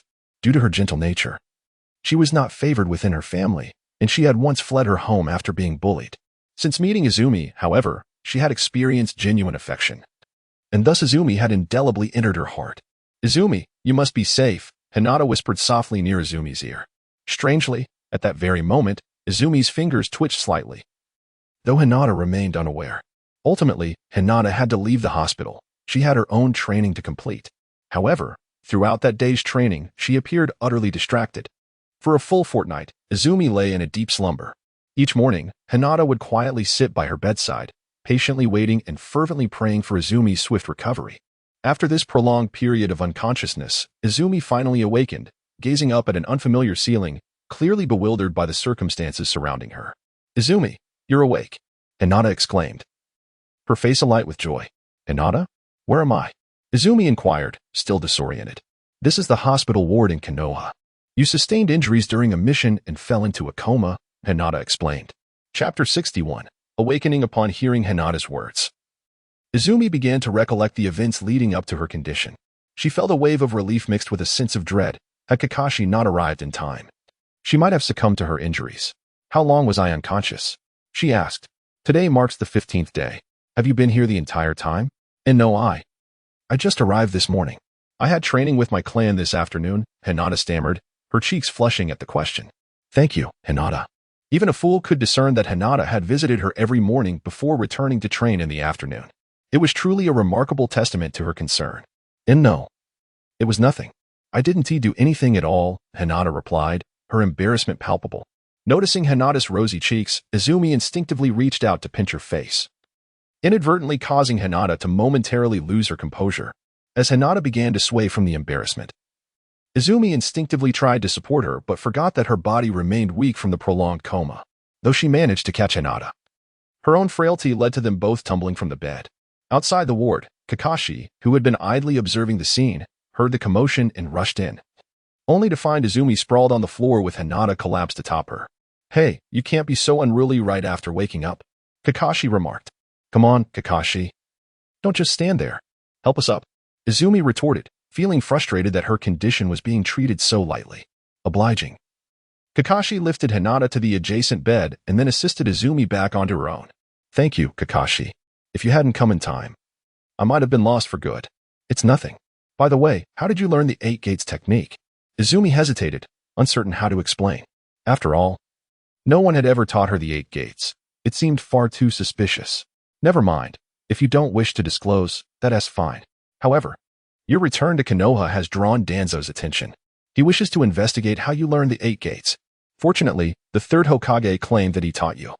So if anyone inquires, just say it was the Third Hokage." Hearing Kakashi's words, Izumi's expression soured. Danzo was not a benevolent figure, and being under his scrutiny was far from ideal. She hadn't anticipated being targeted so swiftly, yet she was grateful that the Third Hokage had intervened. Otherwise, she might have found herself in dire straits. 3 days had passed since Quan awoke, and during this time, he had regained his vitality, which left the hospital staff in quiet amazement. "Lord Third," he said, "how is your health recovering?" "Thank you for your concern. My health is well restored." "That is good to hear." The previous task was indeed somewhat demanding for you, yet you executed it remarkably. Do you desire any form of reward? Lord Third. It was merely my duty. The task I undertook was to prevent the leakage of information. I simply fulfilled my responsibilities and do not believe I am deserving of any accolades. Upon hearing Quan's words, the Third Hokage was momentarily taken aback, surprised by Quan's perspective. All right, Quan. According to Kakashi, it seems you intended to perish alongside the enemy, and even when Kakashi could no longer pursue, you resolved to continue the chase. What motivated this? Because it was my mission. I could not bear to see others perish due to my failure. Although I am unaware of the specifics of the leaked information, the scale of the pursuit indicates its significance. I feared that the leakage could endanger the lives of my comrades in Konoha. Understanding the Third Hokage's character, Quan aligned his actions with the welfare of Konoha and his companions. The Third Hokage nodded in response, signaling Quan to take his leave. Though he said nothing further, Quan felt assured that he had successfully established his position. At least the Third would not easily forsake him. Upon departing the Hokage building, Quan returned home. Aware that he was under the scrutiny of Danzo, making it prudent to refrain from wandering unnecessarily. Once at home, he finally had the opportunity to check the system. Ding. System notification. Main quest completed. Retrieve the leaked information. Reward: 1,000 points, 5 fragments of the special ninjutsu scroll, A-rank ninjutsu, lightning clone, body enhancement X1, shadow clone technique. A-rank task identifier. The array of rewards filled Quan with joy, particularly the special ninjutsu scroll fragments, as he now possessed a total of 8, just 2 short of 10. His points had also reached 1,000.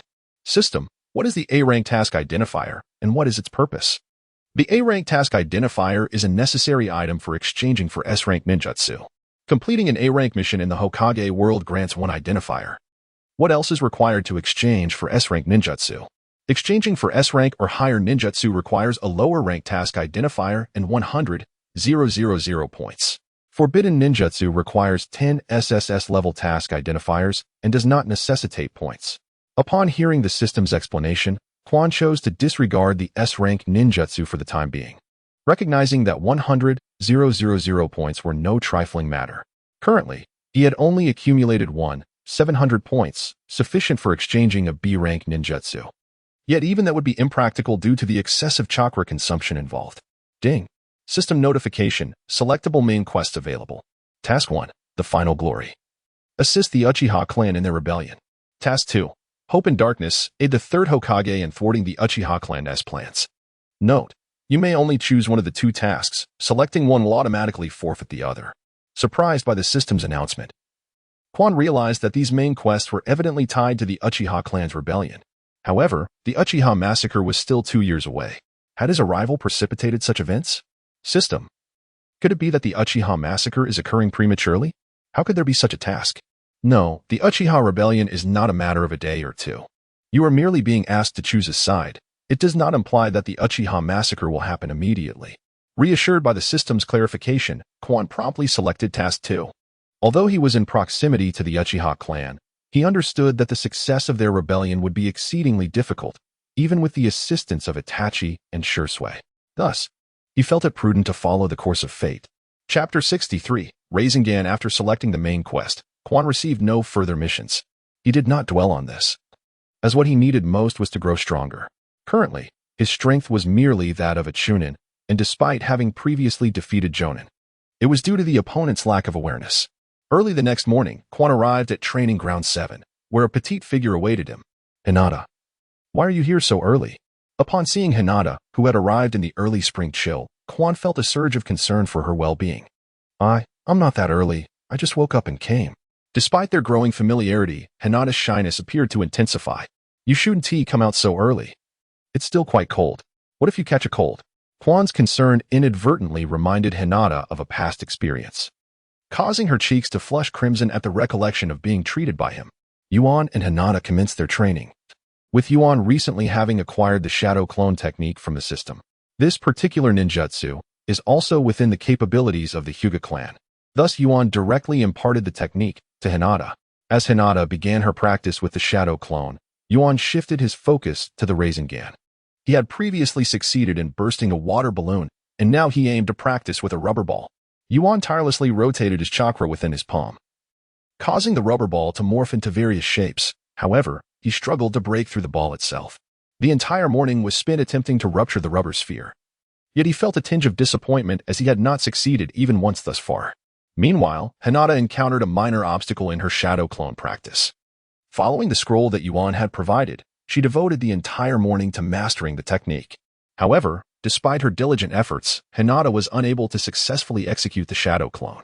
It wasn't that she lacked understanding of the technique, but rather her insufficient chakra rendered her clones devoid of any real combat prowess. Hinata, do not be overly disheartened. Chakra is intrinsically linked to one's physical condition, so it is entirely normal to experience a deficiency at this stage. You have already grasped the shadow clone technique. It is merely a matter of chakra, which surpasses the capabilities of most lower-ranked ninjas. I understand, she replied. Yuan-kun, which ninjutsu are you practicing? Noticing that Yuan had spent the entire morning playing with the rubber ball, Hinata found it rather peculiar, as she did not perceive him as someone who would indulge in such monotony. This is the Rasengan, a technique of the Fourth Hokage. I can teach it to you. But Hinata, you must keep this a secret. If anyone discovers that I am secretly practicing the Fourth Hokage's ninjutsu, I would be in a precarious situation. Yuan hesitated briefly but ultimately decided to speak the truth, unwilling to deceive Hinata. I won't tell anyone. The petite girl exhibited a resolute demeanor, her unwavering gaze compelling Yuan to suppress the urge to pinch her cheeks, as he did not wish to witness her faint again. Very well. I shall teach you the Rasengan. With that, Yuan began to elucidate the intricacies of the technique. The Rasengan fundamentally involves concentrating chakra in the hand while directing it to flow continuously in varying directions, compressing it to form a rotating, dense sphere of chakra. Chapter 64. Stopping the water. The practice of the spiral sphere was entirely in accordance with its portrayal in the animation. And it was this knowledge that was imparted to Hinata. After Hinata filled the water balloon, a miraculous event occurred. Hinata, are you certain you have never trained in this regard? All eyes were fixed on the shattered balloon in Hinata's hands, disbelief etched on their faces. For it had taken them considerable effort to achieve success, yet Hinata had accomplished it on her very first attempt. I have never trained like this before, Hinata murmured. Her head bowed like a child who is erred. Observing Hinata's demeanor, Izumi felt unable to voice any criticism. He was, after all, at a loss for words. Ding! The system chimed. You, a fool, are outdone by a girl. Struck again by the system's taunt, Izumi yearned to challenge it to a duel. Having completed the first phase of training, Hinata prompted Izumi to retrieve a rubber ball. Upon receiving the rubber ball, Hinata began to prepare to destroy it as instructed by Izumi. Watching Hinata's earnest effort, Izumi felt a blend of expectation and trepidation. The hope was that Hinata would succeed effortlessly, which would undoubtedly affirm her exceptional talent. Conversely, he was anxious about her progress to the second phase. Considering he had trained for a long time without success, if Hinata succeeded on her first try, he might just feel the urge to bash his head against a wall. Somehow, whether fortunate or unfortunate, Hinata did not complete the second phase, expressing that she had found no clue. With midday upon them, it was evident that practice could not continue, so Izumi took Hinata for lunch before escorting her back to the Hyuga residence. Notably, this time, Izumi directly accompanied Hinata to the entrance of her home, and upon seeing the Hyuga family's servant, he turned to leave. As he departed, he encountered someone he found slightly intolerable, Hyuga Niji. Hyuga Niji harbored resentment towards Hinata, as his father had perished due to her kidnapping. Although it was Hyuga Hayashi who had willingly sacrificed himself, Niji erroneously believed it was due to family coercion. His disdain for the family led him to misplace his anger onto Hinata, which ignited a fierce impulse within Izumi to deliver a resounding slap to Niji. Even if he had misjudged his father's actions, his ire should have been directed at the family, not at Hinata, who bore no responsibility for the tragedy. The true culprits were the Cloud Shinobi. He should seek vengeance against them instead of bullying someone younger and weaker, all while considering himself superior. Unbeknownst to Niji, he had drawn Izumi's ire, which would later lead to unfortunate consequences for him at Izumi's hands. However, such was the inevitable outcome, given that he had chosen to torment Hinata. Returned alone to practice ground number 7, where he fortuitously encountered Shisui, who had just returned from a mission. I heard you were injured. Are you all right? Shisui inquired, having been away from the Hidden Leaf Village for about a month. Although he had heard of his injury, he had not come to visit, unaware of the specifics. I'm fine now. It was merely a consequence of utilizing the 8 gates technique. I had to rest in the hospital for a while, but I'm completely recovered now. That's a relief. I have joined the Umbu, so I fear I may not be able to visit as often in the future. Speaking of which, you joined the Umbu earlier than I did. And you? This little genius, are only 4 years old. I truly wonder how you've grown so adept. Despite its evident prowess surpassing Shishui's, the latter felt no trace of jealousy. Chapter 65. Fire Release, Dragon Fire Technique. I suppose I was just fortunate. Since you, Brother Shisui, won't be able to guide me as often. Perhaps you could teach me a jutsu? Proposed, as he still had a continuous mission yet to complete, thus seeking Shishui's expertise in ninjutsu. Well, you little rascal. Despite your tender age, you possess such enthusiasm for ninjutsu. Since you've asked, I shall teach you. Pay close attention. With that, Shisui began to form hand seals. Fire Release, Dragon Fire Technique. Successfully replicated the Dragon Fire Technique using the Sharingan. Only to be astonished to discover that he was unable to utilize it directly. It is important to note that the Dragon Fire Technique is classified as a C-rank ninjutsu. And under normal circumstances, a single Tomo Sharingan should suffice to both replicate and enable its use. System, what is the issue? Why can't I use the Dragon Fire Technique? Inquired. His expression filled with confusion. The ninjutsu required for your task cannot be replicated through the Sharingan. It must be learned gradually by you. Furthermore, direct exchange is not an option. I must also remind you that while the Sharingan can copy ninjutsu and allow you to use it, the copy techniques do not truly belong to you. To genuinely master a technique, you must learn it yourself, the system explained. Upon hearing this clarification, was not overly surprised. After all, the Sharingan's ability to replicate ninjutsu was undeniably overpowered, and thus, some limitations were to be expected. Since replication was not feasible, he resolved to dedicate himself to learning. However, when intended to approach Shisui for further details, he discovered that Shisui had mysteriously departed, leaving behind the scroll for the Dragon Fire Technique. Although classified as a C-rank ninjutsu, the Dragon Fire Technique proved to be considerably more challenging to master than the Great Fireball Technique. Invested 3 days to fully comprehend the Dragon Fire Technique. During those 3 days, he practiced the Rasengan with Hinata each morning and dedicated his afternoons to mastering the Dragon Fire Technique. On the 4th morning, arrived early at training ground number 7. Fire Release, Dragon Fire Technique, he exclaimed. A terrifying blaze surged forward, incinerating the trees in its path. Witnessing such formidable power, smiled.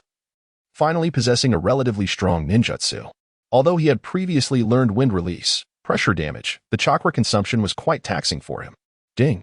System notification, continuous task completed. A new continuous task has been automatically accepted. Learn Fire Release, Fire Dragon Flame Bullet. Upon hearing the system's notification, felt somewhat disheartened. He had not anticipated a follow-up to this continuous task, and the next objective was to learn the B-rank ninjutsu, Fire Dragon Flame Bullet. It is worth noting that this technique is among the most powerful offensive ninjutsu, even within the extensive repertoire of the Third Hokage.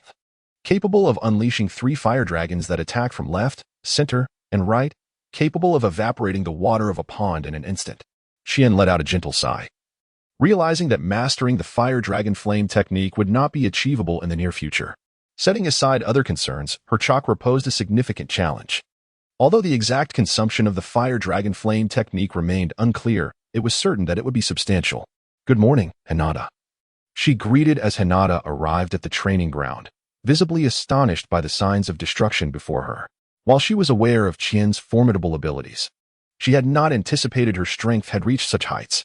Chapter 66. The Uzumaki Clan. Good morning, Hinata. Having completed her task, Qian felt a surge of joy upon seeing her friend. Just then, 2 figures approached the training ground. Good morning, Hinata and Qian, called out Izumi from a distance. Accompanied by Uchiha Itachi, Sister Izumi, Qian and Hinata chimed in unison, and as the words left their mouths, a hint of awkwardness enveloped them. Fortunately, Izumi remained oblivious to their discomfort. Did you cause this damage with your jutsu? Itachi inquired, astonished by the state of the training area. Yes, Brother Itachi. This is the Dragon Fire technique that Brother Shisui taught me, and I just completed it this morning. Upon hearing Qian's words, Itachi nodded, though his heart brimmed with astonishment. Despite being classified as a C-rank technique, the Dragon Fire technique demanded exceptional control and chakra, a feat not easily achieved even by an average genin, let alone a mere 4-year-old like Qian. Understanding that Qian's chakra was extraordinary, Itachi felt a twinge of envy. While chakra quantity does not solely determine strength, a greater chakra reserve enables the utilization of a wider array of jutsu.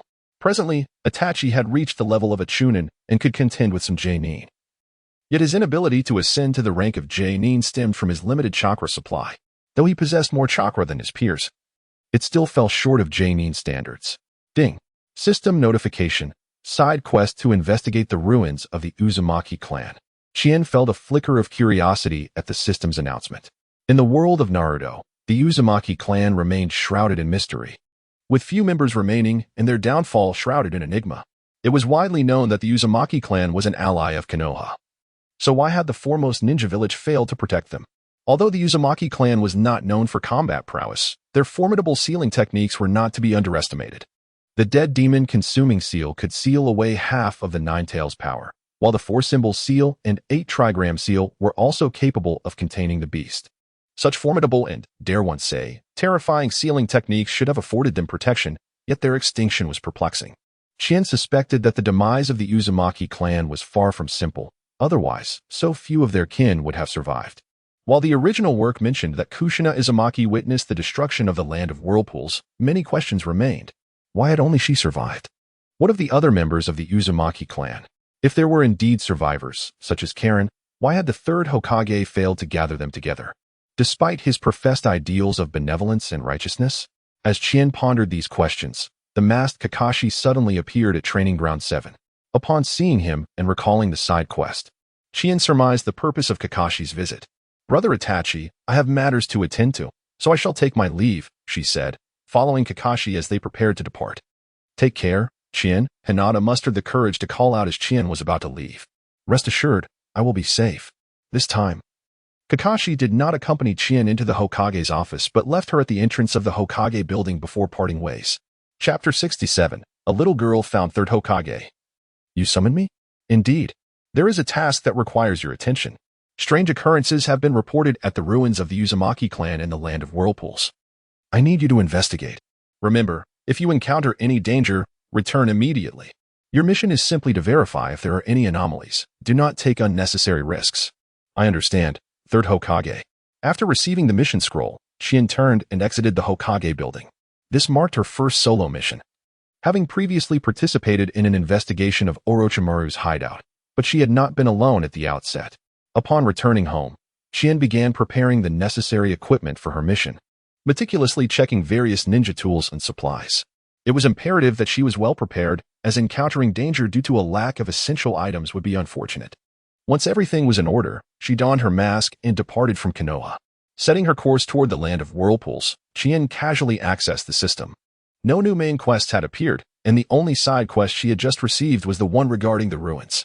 The only lingering task was the long-standing challenge quest. Challenge the One-Tailed Jinchuriki. This is a task I genuinely wish to undertake, yet I have had no opportunity to do so. System. Is there no restriction on the challenge task? Must I necessarily defeat the opponent? Indeed, there are no restrictions, but defeating the challenge target will yield substantial rewards. However, to be frank, your current strength is insufficient to confront the One-Tail. Defeat the One-Tail? Wasn't the task to challenge the Jinchuriki? Chien replied, perplexed by the system's words. The task is to challenge Shikaku, which refers to the Jinchuriki form of Shikaku. However, do not forget the existence of the sleep technique. That too counts as an ability within the Jinchuriki form. Upon hearing the system's explanation, Chien felt an overwhelming desire to confront this infuriating system. Thankfully, she had refrained from impulsively seeking out Gaara, for had he utilized the sleep technique against her, it would have been a swift end. In the blink of an eye. 3 days had passed, and Chien finally arrived at the ruins of the Land of Whirlpools. The once thriving Land of Whirlpools now lay in ruins, with remnants of its former glory scattered about. Strangely, there were no signs of other nations in this desolate land. Logically, given the annihilation of the Uzumaki clan, one would expect others to seize control of this territory. However, it remained eerily deserted, as if time had frozen since the day of the clan's demise. Alone, Quan arrived at the ruins of the Uzumaki clan, a site long in disrepair, resembling the desolation of the Land of Whirlpools, devoid of any signs of human existence. Suddenly, he felt a presence lurking nearby, prompting him to turn swiftly and prepare for battle. To his bewilderment, the sensation vanished the moment he turned, leaving him with no one in sight. After remaining vigilant for a while, Quan found nothing amiss. Just as he was about to resume his search for the anomalies mentioned in his mission, he noticed movement in the nearby grass. Prepared to throw his shuriken, he was taken aback when a small girl stumbled out of the underbrush and collapsed, unconscious, observing her striking crimson hair. He surmised she was an orphan of the Uzumaki clan and cautiously approached to assess her condition. After a brief examination, he concluded that she had merely fainted from hunger. He retrieved a scroll from his backpack and produced the water and food sealed within. Chapter 68. The new glutton. As he offered her some water, the girl regained consciousness. Her eyes wide with fear as she regarded Quan, clearly perceiving him as a threat. "I see you've fainted from hunger. Here are some water and food.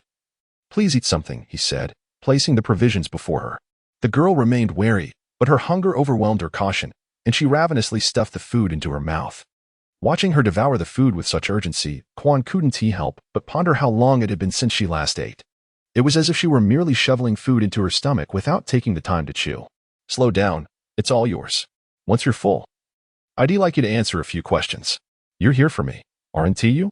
Upon hearing his words, the girl abruptly halted, her eyes filled with sorrow. "For you? Isn't that the case?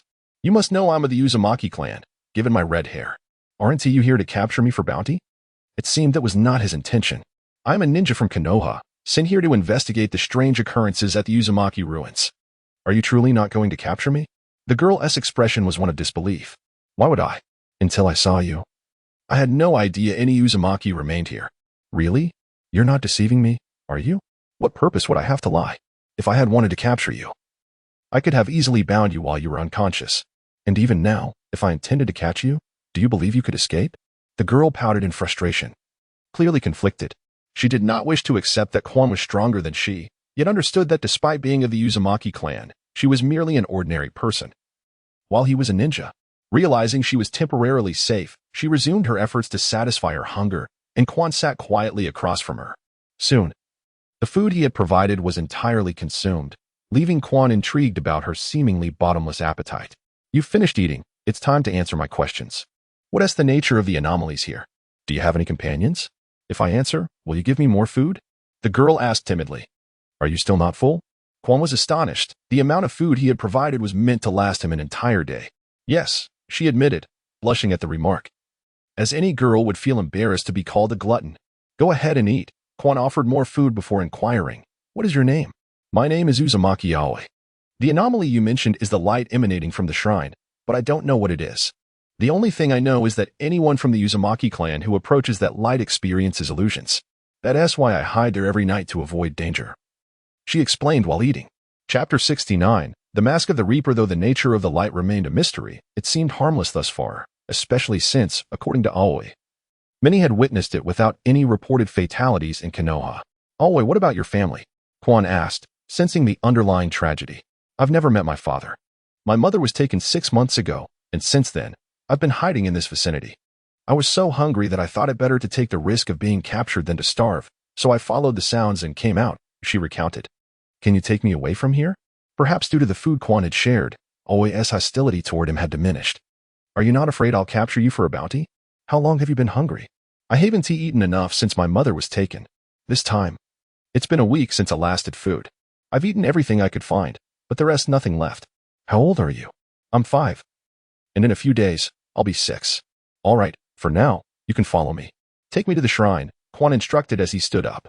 Upon hearing his words, Aoi stood as well, clutching the remnants of food in her arms. Observing her, Quan felt a mix of emotions. It appeared that Uzumaki Aoi had truly been frightened into submission by hunger, and arrived at the ancestral hall of the Uzumaki clan. Although referred to as a hall, it had fallen into a state of disrepair, with numerous sections collapsed. Following, ventured into the ruins, and along a narrow path, they soon descended underground. Upon entering the subterranean chamber, they found themselves on a remarkably flat platform. In one corner, noticed areas covered with weeds, clearly indicating where rested at night. A pang of sympathy welled up in his heart for this unfortunate girl, who was compelled to endure such hardships at such a tender age. This was the source of the radiant glow, yet during the day, there was nothing unusual. Consequently, anyone could visit during daylight hours, but outsiders could not enter at night. Any attempt to approach would result in illusions.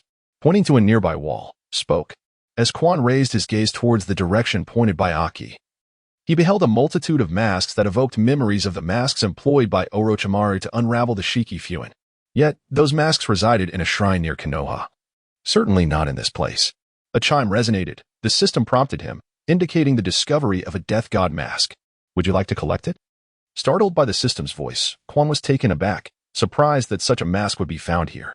Was it possible that there existed more than one death god mask? Collect.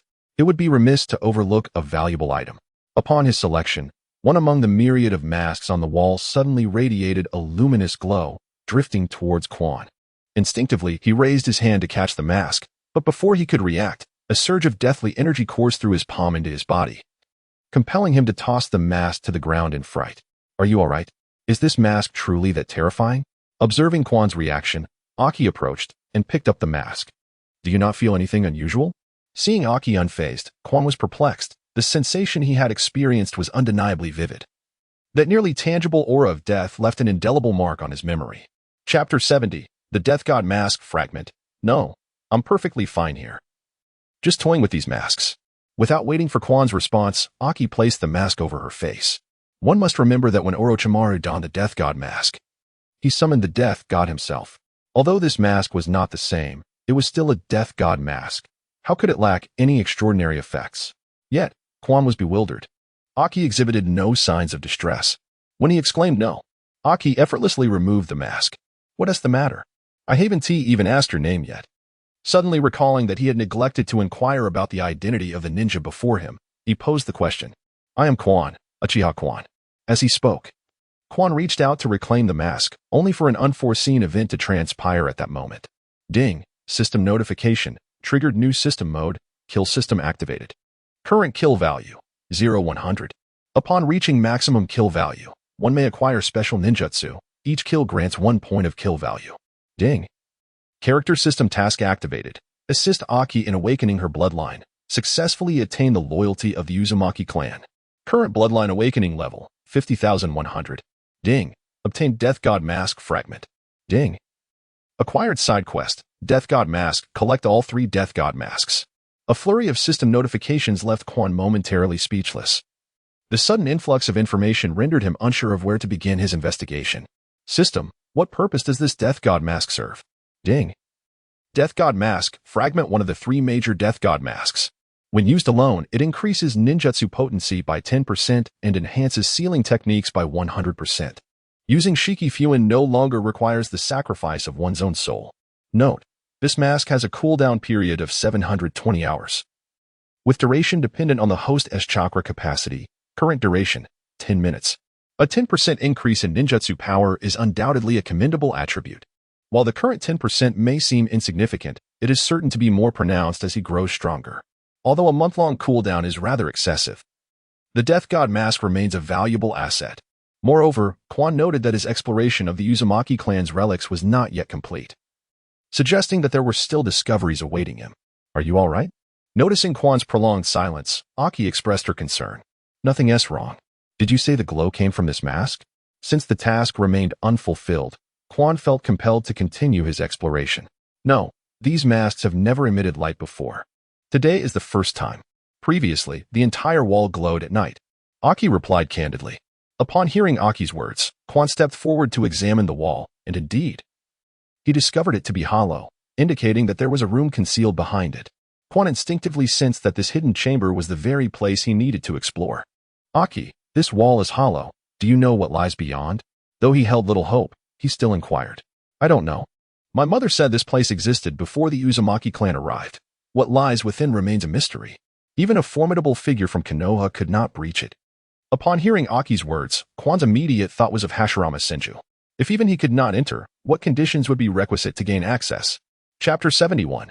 Unbreachable System. How can one enter here? Furthermore, is my task to explore within?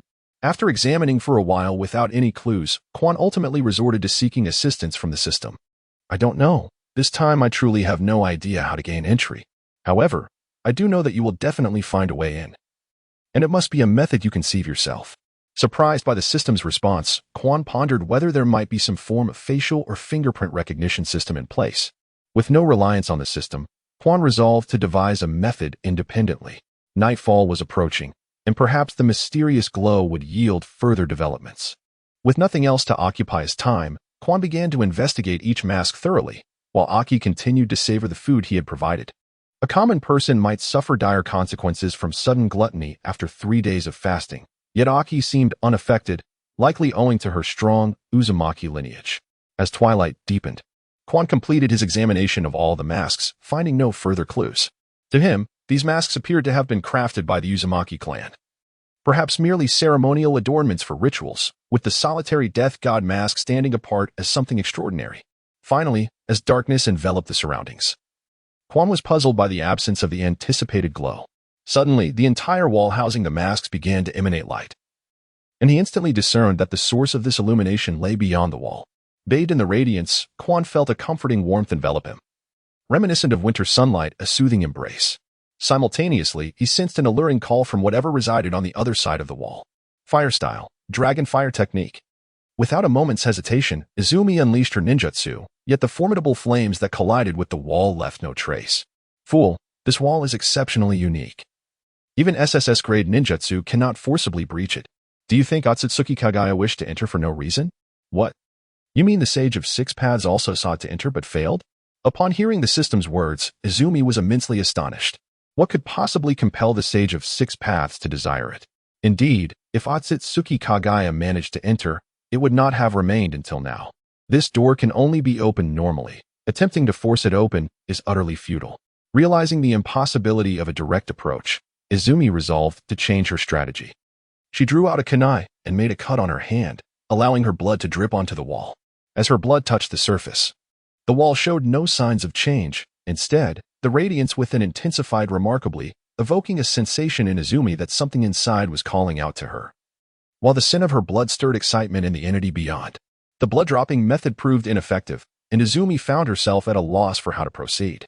Yet, she felt a profound intuition. If she failed to open the door this time, any future ability to do so would be in vain. Suddenly, she recalled the system's words, "But I know you will definitely be able to enter." Since it was assured that she could enter, it did not necessarily require opening the door. In this world, Izumi was extraordinarily unique, and this uniqueness stemmed from two key points. Firstly, she did not belong to this realm but had been reborn from the real world. Secondly, there was the existence of the system. Chapter 72, Summon Beast. At this juncture, the system had exhausted its options, leaving only Izumi herself. Her most distinctive attribute was undoubtedly her soul, while her physical form and blood belonged to this world. Her soul did not. Understanding this, Izumi immediately conceived a method for entry. Activating her Scarlet Sharingan, she projected her mental energy onto the wall.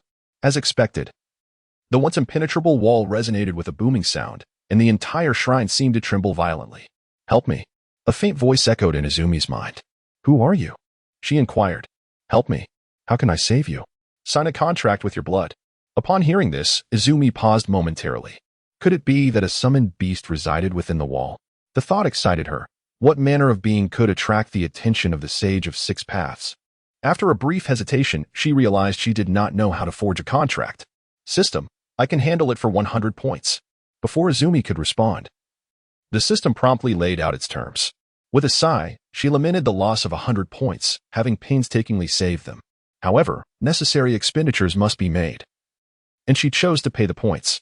After the deduction, a scroll appeared before her, and the system's voice rang out. "Sign your current name, press your blood seal, and then throw the scroll inside." Following these instructions, Izumi began to sign the contract. Lacking ink, she resorted to writing Uchiha Izumi in her own blood, then pressed her handprint. Completing these actions, she tossed the scroll into the wall. Ding! System notification. Exploration of the Uzumaki clan ruins completed. Acknowledged by the Dragon Clan. As the system's voice resonated, Izumi was forcefully propelled backward, and the wall that had opened swiftly sealed shut. Ding! System notification. Side quest acquired. Behind the wall. As Quan struggled to rise, a voice suddenly echoed in his ear. "Thank you for saving me." "Who are you?" Upon noticing a slender dragon, as delicate as a thread of cotton, perched on his shoulder, Quan felt a surge of suspicion. "I am Rue Long. I appreciate your assistance. Had it not been for you, I would likely have perished within that confinement in a few years' time. As a token of gratitude, my kin and I are willing to aid you in battle." "Rue Long?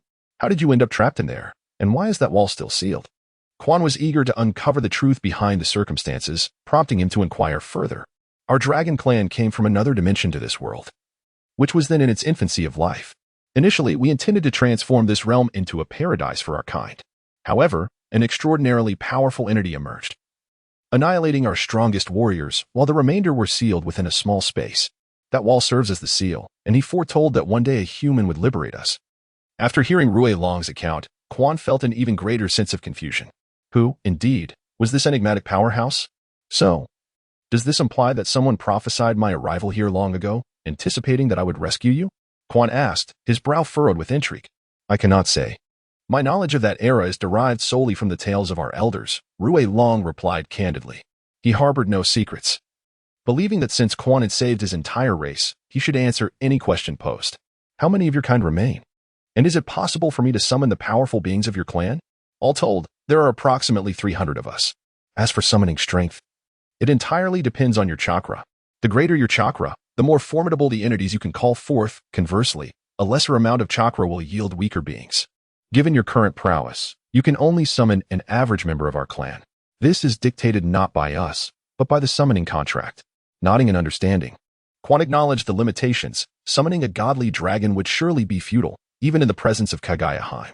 After returning Rui Long to his realm, Quan noticed that Kuei had fallen asleep amidst a pile of grass. Kuei, wake up. Ah, you finally moved. For days, you have remained still, seemingly obstructed from leaving. If you hadn't awakened soon, I might have starved. Do you have any food? I am truly famished. As Kuei spoke, her stomach protested in agreement. In response, Quan produced some food, and once again, he witnessed the spectacle of her voracious appetite. Observing Kuei devour the provisions with reckless abandon, Quan also began to eat. The supplies he had initially prepared for a week were now depleted in less than a day, the majority consumed by Kuei, leaving him astonished at her insatiable hunger. You just mentioned that I had been motionless? Indeed. When that wall suddenly opened, you ceased all movement, Kuei replied, her expression tinged with melancholy. The spring cannot move. Nor can she leave this place. The entire shrine seems to be shrouded in some form of obstruction. Kuei attempted to escape several times, but to no avail, leaving her to remain here. Fortunately, following the shrine's collapse, an underground lake formed, sparing Kuei from the tragedy of dying of thirst. How long have I stood here? I cannot say for certain, but it has been at least a week. Initially, I was unaware of how long you would remain still, so I consumed food without restraint. Later, realizing the gravity of the situation, I began to ration my intake. With no means of escape and deprived of sunlight, I could only estimate the passage of time based on my hunger. A week has passed in the outside world, yet for Quan, it has been merely a matter of minutes, which perplexes her greatly. However, this is not the moment for contemplation. The journey here took 3 days, and now, having spent another 7 days in this place, it is likely that Konoha has assumed I am either missing or have met with some misfortune. Let us depart for Konoha village. There, at least, you shall not suffer from hunger. Of course, should you wish to remain here, I shall not hinder you. With that, she turned to walk towards the surface. Wait for me. I will follow you, Kuei exclaimed, hastily pursuing Quan. For Kuei, remaining here meant not only enduring daily hunger, but also the necessity of evading malevolent individuals who might capture her. With the light in the shrine now extinguished, Kuei found herself without refuge come nightfall. Staying behind would likely lead to her capture in no time. Chapter 74. Abducting a little girl in Kuei's eyes. Quan is a good person, otherwise, she would not have provided her with so much food. If that is the case, then surely the place where Quan resides must be decent. Moreover, even if it is not, she could always find a way to escape. Thus, Quan led Kuei towards Konoha. Though Quan wished to quicken her pace, the presence of an ordinary person like Kuei made it impossible to do so. Ultimately, Quan found herself carrying Kuei on her back to prevent her from hindering progress further. After 3 days, Quan finally returned to Konoha. Arriving at the Hokage's office with Kuei in tow. Quan, you're alive? The third Hokage expressed his astonishment upon seeing her. It turned out that Quan had been missing for a month, during which time the third Hokage had dispatched Kakashi to investigate, but he had found nothing. In utter frustration, Kakashi had returned to Konoha village 5 days prior. Having received news from Kakashi, the third Hokage had not officially declared Quan dead due to her mission. Yet the uncertainty of her fate after a month weighed heavily on all. Lord Third, here is what transpired, recounted the events in their entirety. Leaving no details concealed aside from the matters pertaining to the system, she understood that any attempt at obfuscation would inevitably be perceived by the third Hokage, and fabricating falsehoods would certainly be uncovered. Lord Third, the situation is as such. How do you propose to arrange it? Aoi, being of the Uzumaki clan, meant that recognized the impossibility of bringing her back to the Uchiha compound. Previously, due to the incident involving Hinata, she had already created discord with her clan. and she had no desire to invite further trouble upon herself. Moreover, the most pressing concern was Aoi's prodigious appetite, doubted her ability to sustain her. Aoi's consumption in a single meal could rival's intake for an entire day. She was truly a voracious eater. Please return to rest. I shall attend to the matter concerning Uzumaki Aoi. Your companions have been quite anxious about your disappearance these past few days, so do remember to greet them. Come find me in 3 days. There is a new mission awaiting you. Yes, Lord Third. As Izumi turned away from the office of the Third Hokage, a profound sense of bewilderment enveloped her. Logically, having vanished for an entire month, her return should have warranted a respite, yet, to her astonishment, she was assigned a mission merely 3 days later. Furthermore, the demeanor of the Third Hokage suggested that this task had been meticulously planned in advance. Lost in thought, Izumi found herself standing before the gates of the Hyuga clan. Raising her gaze to behold their residence, she hesitated briefly before gently knocking on the door. Who is it? A member of the Hyuga clan emerged as the door creaked open. Greetings, I am Izumi Uchiha. I would like to request an audience with Hinata Hyuga. If you could kindly relay my message. You are Izumi Uchiha? The clan member's surprise was palpable, and Izumi could not help but notice the astonishment etched across their face. This peculiar reaction struck her as somewhat unsettling. Followed the members of the Hyuga clan into the estate, and soon arrived outside a room, which happened to be the chamber of Hyuga Hizashi. This situation left him somewhat perplexed. Could it be that Hizashi had anticipated his arrival? Head of the family. Uchiha Izumi has arrived, a voice announced. Come in, Hizashi replied. Yes, Lord Hizashi. Upon entering, Izumi felt an inexplicable sense of dread, not due to Hizashi's prowess, but stemming from an unknown source of anxiety. Chapter 75. Hinata, you have been absent for a month. What have you been doing? Hizashi inquired. I apologize, Lord Hizashi. I was on a mission for the Umbu, and I cannot disclose the specifics. Izumi was taken aback by Hizashi's question. Umbu missions were shrouded in secrecy, and it was inconceivable that Hizashi was unaware of this. Why then, did he inquire? Never mind. Let me ask you, was it you who taught Hinata the Rasengan? Hizashi continued. Although she did not explicitly state that you were her instructor, you are the only one outside the Hyuga clan who has imparted knowledge to her. As Hizashi spoke, he finally set down the brush he had been holding. Izumi was momentarily stunned, even though a month had passed. The fact that Hinata had mastered the Rasengan astonished him. Moreover, how had Hizashi come to know about her proficiency? Concern for Hinata's safety crept into his mind. Lord Hizashi, I did indeed teach Hinata the Rasengan, so please do not place her in a difficult position. Place her in a difficult position? Why would I do that to my own daughter? Hizashi retorted.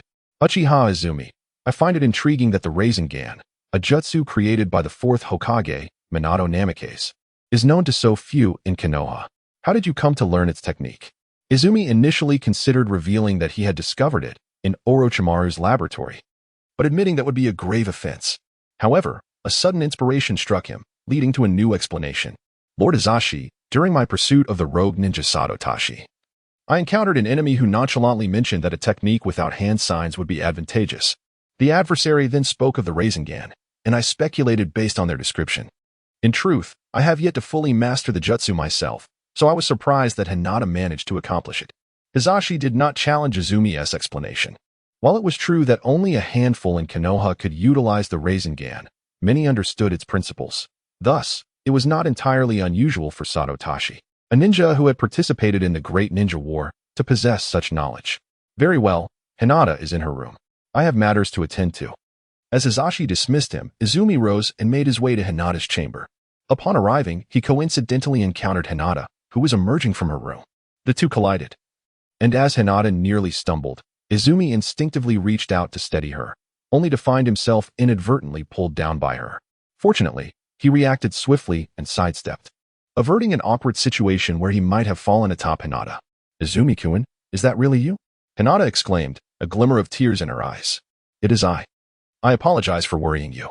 This mission proved somewhat convoluted, which caused my delay. Are you unhurt?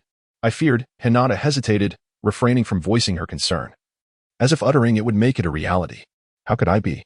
I merely encountered some delays. I faced no battles during this mission, so there was no danger. But what of you? Lord Hizashi mentioned that you have mastered the Rasengan. Is that true? While Izumi trusted that Hizashi would not deceive him, he had yet to witness it himself. Chapter 76. Young Sasuke, yes, Hinata affirmed, raising her right hand, where a sphere of chakra materialized. Izumi was astounded. To learn an A-rank jutsu in less than a month was remarkable, especially considering Hinata was merely a little over 4 years old. Although in the original narrative, Naruto had managed to learn it in 3 days, his version of the Rasengan was not complete. The Rasengan is a technique that requires no hand signs. In both Minato Namikaze and Kakashi, as well as Jiraiya, could execute it with one hand. However, even later on, Naruto still needed to perform hand signs to utilize it. Hinata, you are truly incredible. I have yet to complete the second stage, while you have seemingly mastered the technique. As he spoke, Izumi noticed something amiss. The typical Rasengan shares the same color as chakra, yet the one in Hinata's hand bore a faint red hue, raising his curiosity. Ah. That is because you have not practiced diligently, Hinata replied, beaming at Izumi's praise, though she still believed him to be more exceptional than herself. In the evening, Izumi lingered in Hinata's room, and their conversation extended until dusk. Only then did Izumi take her leave from the Hyuga household, while Hinata, reluctant to part, accompanied her to the entrance. Both Izumi and Hinata had established significant places in each other's hearts, yet neither comprehended the true meaning of this special bond. Upon returning to the Uchiha clan's residence, Izumi sought out Shisui, only to learn that he had just departed on a mission and had yet to return. Consequently, she turned to Itachi, who fortuitously was at home, walking back with Izumi-me. Itachi, Izumi-me, your relationship seems to be progressing swiftly, observed Izumi, marveling at the sight of the two holding hands. She couldn't help but ponder how precocious the youth of this world were. Itachi was merely 9 years old, while Izumi-me was only 8, yet they were already involved in a romantic relationship. Such a notion would be inconceivable in modern times. However, considering the context of the Naruto universe, where the average lifespan barely exceeds 30, it could be said that at the ages of 8 or 9, they were akin to individuals in their 20s in contemporary society. Izumi, are you all right? The Umbu missions are perilously dangerous. Perhaps you should take this opportunity to refrain from undertaking any more tasks. Izumi-me expressed her concern upon seeing Izumi. I'm perfectly fine, Izumi-me. This time, the mission was merely complicated, and I did not sustain any injuries, Izumi reassured her. Brother. As Quan was about to say something, a youthful voice interrupted her. Turning around, she found herself face to face with Sasuke, who was of the same age as her. Upon seeing him, she could not help but reach out and pinch his cheek. Brother Itachi. This is your little brother, and he is quite adorable. Who are you? Sasuke inquired, his expression revealing displeasure at the sight of Quan being so familiar with his older brother. Observing Sasuke's demeanor, Quan found herself intrigued. How could such a charming young boy evolve into the brooding figure he was now? Furthermore, he was afflicted with late-stage Nibi, with pride so high it nearly reached the heavens. After recently acquiring the Manjiki Sharingan, he had recklessly provoked the 8 Tails, narrowly escaping death, and subsequently rushed into a meeting of the 5 Kage, almost courting disaster. If it weren't for Kamui's extraordinary prowess, he might have already met his end. Sasuke, this is Quan. You should get along with her, Itachi said, his eyes brimming with affection for his younger brother. This made Quan feel somewhat helpless. Itachi's brotherly affection was undoubtedly of S rank. Chapter 77, Hinata Hizashi. Hello, Quan, I am Sasuke Uchiha. As he spoke, Sasuke immediately embraced Itachi. It seemed fitting. One brother was protective, the other possessive, a true testament to their sibling bond. Hello, Sasuke. Although Quan was not particularly fond of the adult Sasuke, she found this version of him quite agreeable, at least he was not overly dramatic. Quan, did you come to see me for a particular reason? No. I just returned from a mission that took longer than expected, so I wanted to greet you both. If there is nothing else, I'll take my leave, she replied, preparing to depart. Observing the closeness between the brothers left her feeling somewhat uneasy. Wait a moment, Quan. It was not Itachi who called out, but rather Kwanmei, who had appeared to be hesitant to speak since earlier. What is it, Sister Kwanmei? Quan paused and turned back. Did you inform Hinata of your return? She has been quite worried about you during your absence. Kwanmei had engaged in lengthy conversations with Hinata and was aware that the young girl had developed feelings for Quan. While Quan had always treated Hinata kindly, he had never truly understood her feelings, which led Kwanmei to silently critique him. After all, Quan had easily discerned her own affection for Itachi. Why was it so difficult for him to recognize Hinata's sentiments? Kwanmei could not comprehend that matters of the heart are often clearer to outsiders than to those embroiled within. As an outsider, Chien subconsciously believed that Hinata harbored affections for Naruto, unaware that the butterfly effect instigated by his presence had woven Chien into Hinata's heart. In truth, Hinata had yet to truly know Naruto. Even if their paths were to cross in the future, her feelings would likely remain unchanged. Yes, I have returned and visited the Hyuga household, where I encountered Hinata. Thank you for the reminder, Sister Chienmei. Chien, oblivious to the implications of Chienmei's words, merely indicated that she had met Hinata. Upon hearing this, Chienmei could only shake her head in resignation as Chien returned to her own home. Meanwhile, the head of the Hyuga clan, Hyuga Hizashi, was perusing documents before him, the name inscribed being Uchiha Chien. The records detailed every facet of Chien's life from birth to the present, even noting her clandestine training escapades since the age of 3. This illustrated the formidable prowess of Konoha's Umbu, who kept meticulous tabs on even the minutiae of a child's life. Chien, how much better it would be if you were not of the Uchiha clan, Hizashi mused as he closed the files. Rising from his seat, he made his way directly to the Hokage tower. He engaged in an extensive discussion with the Third Hokage, Sarutobi Hiruzen. But the particulars of their conversation remained a mystery to all except the two involved. Upon returning to her desolate home, Quan felt a pang of sorrow. Despite having parents, the times she could see them throughout the year were few and far between. This time, having been missing for nearly a month, they had not returned at all. Perhaps they were entirely unaware of her absence. After a casual dinner, Quan lay in bed, unable to sleep. She decided to practice the spiral sphere. Now that Hinata had mastered it, she felt compelled to strive for improvement herself, lest she suffer the embarrassment of lagging behind. Quan practiced late into the night before finally succumbing to a deep slumber. The next morning, as was her routine, she arrived at training ground number 7. Chapter 78, Hinata's Assistance. As Izumi continued to practice the spiraling sphere using a rubber ball, despite his relentless efforts, the ball remained unbroken. At that moment, Hinata arrived to train as well. Upon seeing Hinata, Izumi felt a twinge of embarrassment. After all, he was the one who had initially shared the technique with her. Yet here she was, having successfully mastered it while he struggled. Izumi-kun, I can help you, Hinata bravely offered, noticing his lack of progress. You can help me? That would be wonderful, Hinata, he replied, uncertain of the methods she might employ, but recognizing the significant benefit mastering the spiraling sphere would bring him. Izumi-kun, please follow the training method we discussed earlier, Hinata instructed. He promptly began to gather chakra, and soon enough, the rubber ball exhibited some changes, yet still, it did not burst. At that moment, Hinata's small hand unexpectedly grasped his right hand, which was channeling the spiraling sphere. Before he could utter a word, he realized that Hinata was infusing her chakra into the rubber ball. As her chakra flowed in, Izumi felt her influence guiding the chakra into erratic movements. This revelation made him understand why he had been unsuccessful thus far. It turned out that from the very beginning, Izumi had strayed from the correct path. The first stage of the spiraling sphere was not merely practicing with a water balloon. Rather, it involved concentrating chakra within one's hand. The second stage built upon the first, focusing on the stable and continuous release of chakra. For instance, one would hold a water-filled balloon in their hand and release chakra to induce chaotic movements within the water, ultimately causing the balloon to burst. The reason the water balloon could shatter was due to this erratic motion. However, Izumi had chosen a contradictory approach, attempting to create orderly movements. While this method placed Hinata beside the great tree, eagerly beginning to refine the spiraling sphere. Before long, Hinata awakened, her delicate face still flushed with a deep crimson hue. Observing diligently perfecting the technique, a smile blossomed on Hinata's face, as she felt immense joy in being able to assist him. The ensuing 2 days were spent in rigorous training, though each afternoon, Hinata returned to the Hyuga household for her own practice. On the third morning, arrived punctually at the office of the Third Hokage. You have arrived, the Third acknowledged. Yes, Lord Third. What is the task this time? Relax. Your visit is not to assign you a mission. I have reviewed your records and understand your desire for strength. Thus, I wish to inquire if you're interested in learning ninjutsu from me. The Third's words were akin to a thunderclap. He was none other than the legendary Hokage.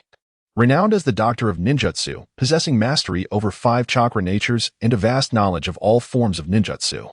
His 3 disciples were none other than the famed Sannin. Lord Third, are you suggesting that I become your apprentice? Responded in utter astonishment. The prospect of receiving instruction from the Third would elevate her ninjutsu to unprecedented heights. Not entirely. You are of the Uchiha clan. And if I were to take you as my student, your family might harbor resentment. Thus, while you may learn from me, I shall not be your formal teacher. Did you not intend to join the Ninja Academy for your studies? Ding. System notification. Main quest Hope in Darkness initiated. Accept the proposal of the Third Hokage, Sarutobi Hiruzen. Success will earn the Third's recognition. Failure will lead to his enmity and that of the Uchiha clan. Upon hearing the system's prompt, even a fool would recognize this as the Third's ultimate choice, to align with his faction or to decline. Lord Third, I willingly accept your guidance. Thank you for your mentorship. Very well. Your chakra affinities are wind, fire, and lightning. These 3 scrolls contain the foundational ninjutsu for each. Should you have any questions, feel free to seek me. As for your identity, I will arrange for its erasure. What you need to focus on now is diligent study. Seeing's commitment. The Third produced a carefully prepared gift for her. Lord Third, I have a question I wish to pose. Oh, what question do you have? The Third was taken aback by his inquiry. I am curious as to why the Hyuga clan is unable to utilize ninjutsu. To my knowledge, aside from the ninjutsu relying on their Byakugan and basic techniques such as the body flicker technique, they rarely employ other forms of ninjutsu. Though she had previously received an answer from the system, yearned to hear the insights of the esteemed scholar of the ninja world. The Hyuga clan possesses extraordinarily unique chakra pathways. It is not that they cannot use ninjutsu, rather, the techniques they employ tend to fall short of their intended potency. Take your Uchiha clan's Great Fireball technique, for instance. If used by a member of the Hyuga clan, it would at best manifest as a fireball the size of a human head. What sort of lethality do you think such a technique possesses? Is your inquiry perhaps motivated by the daughter of Hyuga Hayashi? Caught off guard by the Third's perceptiveness, felt her cheeks flush. Fortunately, her mask concealed her embarrassment. Yes, indeed. I believe that if she could learn some ninjutsu, her safety would be greatly enhanced. Well, you may research this matter further on your own. But do exercise caution and avoid reckless experimentation. Understood. Izumi departed, bearing gifts from the Third Hokage, and shortly thereafter, a figure entered, the very embodiment of Hyuga Hizashi. Chapter 80. Roots, you heard it too, did you not? Indeed, Lord Third, I heard everything. Although Izumi hails from the Uchiha clan, he is undeniably distinct from his kin. It is quite surprising that 3 intriguing young individuals have emerged from the Uchiha clan all at once. As for Izumi, I shall leave that matter to this old man. Kei returned to training ground number 7, accompanied by 3 scrolls. It was a solitary day, as both Itachi and Shisui were away on missions, leaving Hinata alone. Upon seeing Kei, Hinata expressed her confusion, for she was aware that Kei intended to seek out the Third Hokage today. Kei, why have you returned? She inquired. This time, Lord Third has granted me an extended leave, allowing me to enhance my abilities first. He has provided me with some jutsu to study, Kei replied, revealing nothing but the truth to Hinata. Just as Kei was about to speak further, a sudden awareness of an approaching presence struck her. It was unmistakably unfamiliar. As Kei prepared for battle, a member of the Umbu materialized before her and Hinata. A sense of foreboding washed over Kei upon encountering the Umbu.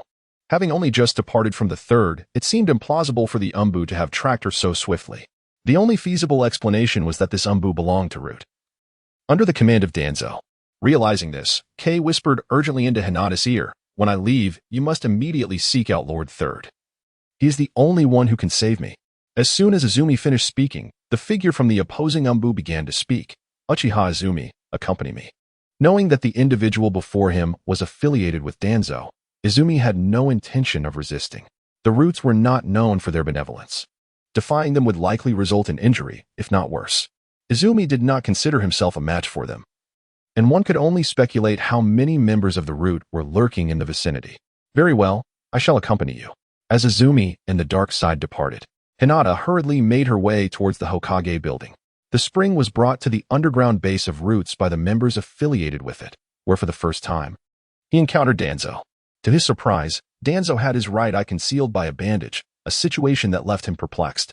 At this moment, Shisui was still well, which meant Danzo's right eye could not possibly belong to Shisui. Whose eye was it then? Who are you? Wasn't it the Third Hokage who summoned me? Although he recognized Danzo, Spring feigned ignorance to avoid unnecessary trouble. I am Shimura Danzo, and this is the headquarters of Roots, Uchiha Spring. I invite you to join our organization. Danzo had no intention of engaging in pleasantries. He directly stated his purpose. I'm sorry, but I do not know you. I am a member of the Third Hokage's Umbu and cannot join another organization. With that, Spring pretended to prepare to leave. Impudent. The words came not from Danzo, but from his loyal hound. A towering man, exceeding 2 meters in height, charged directly at Spring, wielding a sword that matched his size, aiming to cleave him in two. Seeing the attack approach, Spring dared not delay. He swiftly activated his Sharingan while forming hand seals. Shadow Clone Technique. A clone materialized before them, and simultaneously. Both springs hurled shurikens, sending a flurry of them flying at the enemy from intricate angles. To Spring S' astonishment, the root member did not evade but charged forward. Chapter 81. Battle. Realizing that shurikens alone would not suffice to fend off the adversary, both springs leaped to evade. From the earlier encounter, Spring had noted the opponent's imposing stature, immense strength, and commendable speed, yet their agility was notably lacking. Thus, Spring utilized his dexterous maneuvers to create distance between them. Once a safe distance was established, both springs began to form seals. Fire Release. Great Fireball Technique. Wind Release. Great Breakthrough. The already massive fireball grew even larger. Propelled by the wind, its speed substantially enhanced. The combination of these two C-rank techniques had achieved the might of a B-rank, if not an A-rank ninjutsu. Danzo, even taken aback by this display, had only gathered limited information about Spring due to the Third Hokage's protection. All he knew was that Spring was a remarkably gifted ninja. The colossal fireball hurtled towards the root ninja. The brute, initially intending to bully his opponent, was momentarily stunned by Spring's strength, but quickly regained composure to retaliate. Earth Release. Earth Flow Wall. A massive wall of earth surged forth, yet against the combined might of the wind and fire techniques. This C-rank earth wall could not withstand the onslaught. In less than 2 seconds, it crumbled under the pressure. Observing this, another root ninja sprang into action. Earth Release. Earth Flow Castle Wall. As an advanced version of the Earth Flow Wall, the Earth Flow Castle Wall proved to be significantly more formidable, successfully blocking Spring's attack. Faced with the thwarting of his ninjutsu, Spring contemplated his escape. Although he had already alerted Hinata to notify the Third Hokage, he could not guarantee timely assistance. At that moment, the system suddenly interjected. Hey, that old man is coming. Why not leave Danzo a little memento while you have the chance? This time, I'll make an exception and lend you a hand. Taken aback by the system's words, Spring was uncertain of its intent, but since the system was willing to assist, why not bestow a grand gesture upon Danzo? Both Quan and his clone simultaneously formed hand seals, yet this time it was not the rudimentary C-rank ninjutsu. Wind Release. Pressure Damage. Fire Release. Head Hardening. The essence of the spring unleashed a formidable assault, as it infused all of its chakra into this devastating attack. Meanwhile, the clone, manipulated by the system, executed a B-rank fire technique known as Head Hardship. This powerful combination of techniques was a masterstroke, nearly leading Kakashi and his team to utter annihilation. Had it not been for Naruto and Yamato's timely intervention, their fate would have been sealed. In exasperation, Danzo exclaimed, Wind Release. Vacuum Great Sphere. Faced with such a potent combination, he could no longer remain composed and immediately took action to thwart the attack. This was his domain, and to be set ablaze by the spring would leave him utterly disgraced. Not only Danzo but also the members of Root displayed their abilities in a desperate attempt to block the spring's onslaught. At this moment, the spring was slumped in a corner, utterly drained of chakra and devoid of any fighting spirit. Fortunately, the toll on the clone was borne by the system. Otherwise, the spring would have been incapable of executing such a coordinated assault. With the full might of the Root ninjas, the spring's attack was ultimately neutralized, though significant damage had been inflicted upon the base.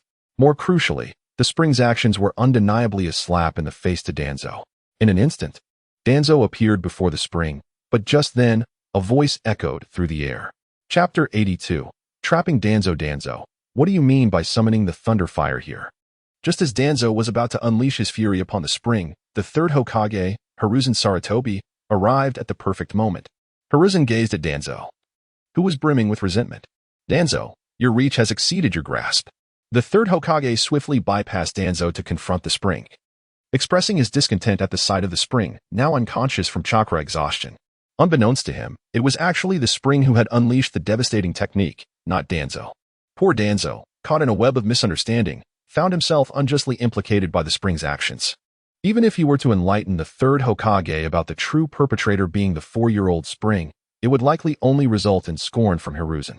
Once again found herself admitted to the hospital in Konoha, but fortunately this time it was merely due to exhaustion, and she would soon awaken.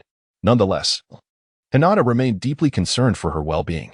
Although the afternoon had arrived, and under normal circumstances Hinata would have returned to the Hyuga household to practice, this time marked the first occasion she did not do so. About an hour after the Third Hokage and the others had departed, slowly regained consciousness. Upon noticing Hinata seated beside her, she spoke softly, "I'm sorry to have worried you. I assure you that I am quite well." Hinata, with a gentle smile, replied, "You must take care of yourself. These are the medications left by Lord Third. Please take them once you awaken." With that, she produced a small vial of medicine. Upon receiving the vial, downed its contents in one swift motion, though the medicine proved somewhat difficult to swallow. Nevertheless, as it settled in her stomach, she felt a slight restoration of her vitality. This incident had made acutely aware that she was now under the watchful eye of Danzo. A realization that filled her with unease, as being targeted by him rarely led to favorable outcomes. Although the third Hokage had intervened this time, what would happen in the future? What if she were to be taken by Danzo when alone? Faced with Danzo, felt utterly powerless. Her only ally was the third Hokage. Yet she could not remain by his side indefinitely. "Hinata, how did you manage to find Lord Third?" A crucial thought struck her. Access to the third Hokage was not something just anyone could attain, especially not someone like Hinata, who was not even a ninja. "I first sought out my father, who then went to find Lord Third," Hinata explained. Was taken aback. Unable to fathom that Hyuga Hayashi would make such an effort on her behalf, she wished to express her gratitude. Yet the thought of confronting Hayashi filled her with an inexplicable dread. "Hinata, please extend my thanks to your father." After much contemplation, that was the only solution that came to mind. Hinata nodded, indicating her understanding. Since condition was merely a result of chakra depletion, there was no longer a need for her to remain in the hospital, so she returned home directly. Hinata, however, insisted on accompanying her, driven by concern. "Hinata, would you like to come in for a while?" Blurted out as they arrived at her doorstep. Hinata did not respond verbally, merely nodding her head. Yet, if we're to observe closely, she would notice a faint blush adorning Hinata's cheeks. Chapter 83. No longer a family as Izumi and Hinata entered the room. It became apparent that Izumi mostly resided alone, rendering the spacious house somewhat desolate and exceedingly disordered. Observing the chaotic state of her home, Izumi felt a tinge of embarrassment. "I apologize, it's rather untidy." "Oh, it's nothing. Allow me to assist you in tidying up." API call failed with status code 429. Error. Code 429. Message. Resource has been exhausted, e.g. check quota. Status. Resource exhausted. Both Izumi and Hinata were quietly tidying up the room, neither uttering a word until the space was impeccably organized. It was only then that Hinata, her cheeks flushed, departed from Izumi's home. As time swiftly passed, 3 months had elapsed, and today, Izumi received the devastating news that his parents had tragically perished while on a mission. Though he had always believed his bond with them was not particularly strong, the moment he beheld their lifeless forms, sorrow etched itself upon his face. "Izumi-kun, are you all right?" Hinata wished to console him, yet she found herself at a loss for words, merely sitting beside him on the bed, gazing at his haggard expression. Just as Hinata pondered how to proceed, Izumi suddenly sat up and embraced her, bursting into tears. Hinata had never witnessed Izumi in such a state. Although her cheeks flushed crimson from the embrace, she did not faint as she had before. Instead, once she comprehended the situation, she reciprocated his embrace. Time seemed to lose its meaning, and once Izumi's tears had seemingly dried, he drifted into slumber. This predicament, however, proved challenging for Hinata. As they remained entwined in each other's arms, the gentle Hinata, unwilling to disturb Izumi's rest, chose to maintain their position. The long night wore on, and eventually, Hinata also succumbed to sleep. In the early morning light, Izumi awoke first. Upon seeing Hinata before him, he was momentarily taken aback, and the memories of the previous day flooded back, causing his face to flush with embarrassment. Here he was, a man in his 20s, pouring out his emotions while embracing a mere 4-year-old child, truly an absurdity. At that moment, Hinata, still in a dreamy haze, opened her eyes. Upon seeing Izumi, her face instantly turned beet red, and overwhelmed by shyness, she playfully struck him, sending him sprawling to the ground. "Ah, Izumi-kun, are you all right?" she exclaimed, her concern evident as she observed him tumble away from her. "And no, I'm fine. I apologize for yesterday. I was overwhelmed with sorrow and needed someone to confide in. Please don't hold it against me, Hinata." "And no, of course not," and fell into silence once again, both at a loss for words. After a long pause, suddenly recalled that had not returned home the previous night and had presumably not informed the Hyuga clan. Otherwise, the events of last night would surely not have transpired. "Your father must be frantic since you didn't come home last night, right?" Without further ado, and hurriedly made their way to the residence of the Hyuga clan. When asked about its purpose, it was, of course, to acknowledge their mistake and clarify the situation, though it seemed quite difficult to expect to articulate anything clearly. Upon arriving at the Hyuga household, before they could approach closely, noticed standing at the entrance. Although an inexplicable fear of lingered, had no choice but to muster the courage and step forward. Lord, Father, greeted. You should return home. Complete your assignments from yesterday this morning. Without waiting for a response, spoke directly. Hearing her father's words, lowered her head and entered the Hyuga house, glancing back occasionally out of concern for. From now on, is not permitted to stay out overnight. Had expected to reprimand her, yet to her astonishment, he merely uttered that one sentence before turning away, leaving somewhat bewildered. Refrained from punishing, partly because the two children were unlikely to have engaged in any serious misconduct, and also because he had discreetly checked on's residence the previous night to ensure his daughter was safe. Additionally, could not bear to chastise, who had just lost her parents. The death of her parents had profoundly affected, resulting in her Sharingan evolving into two Tomo. In such circumstances, found herself at a loss for words.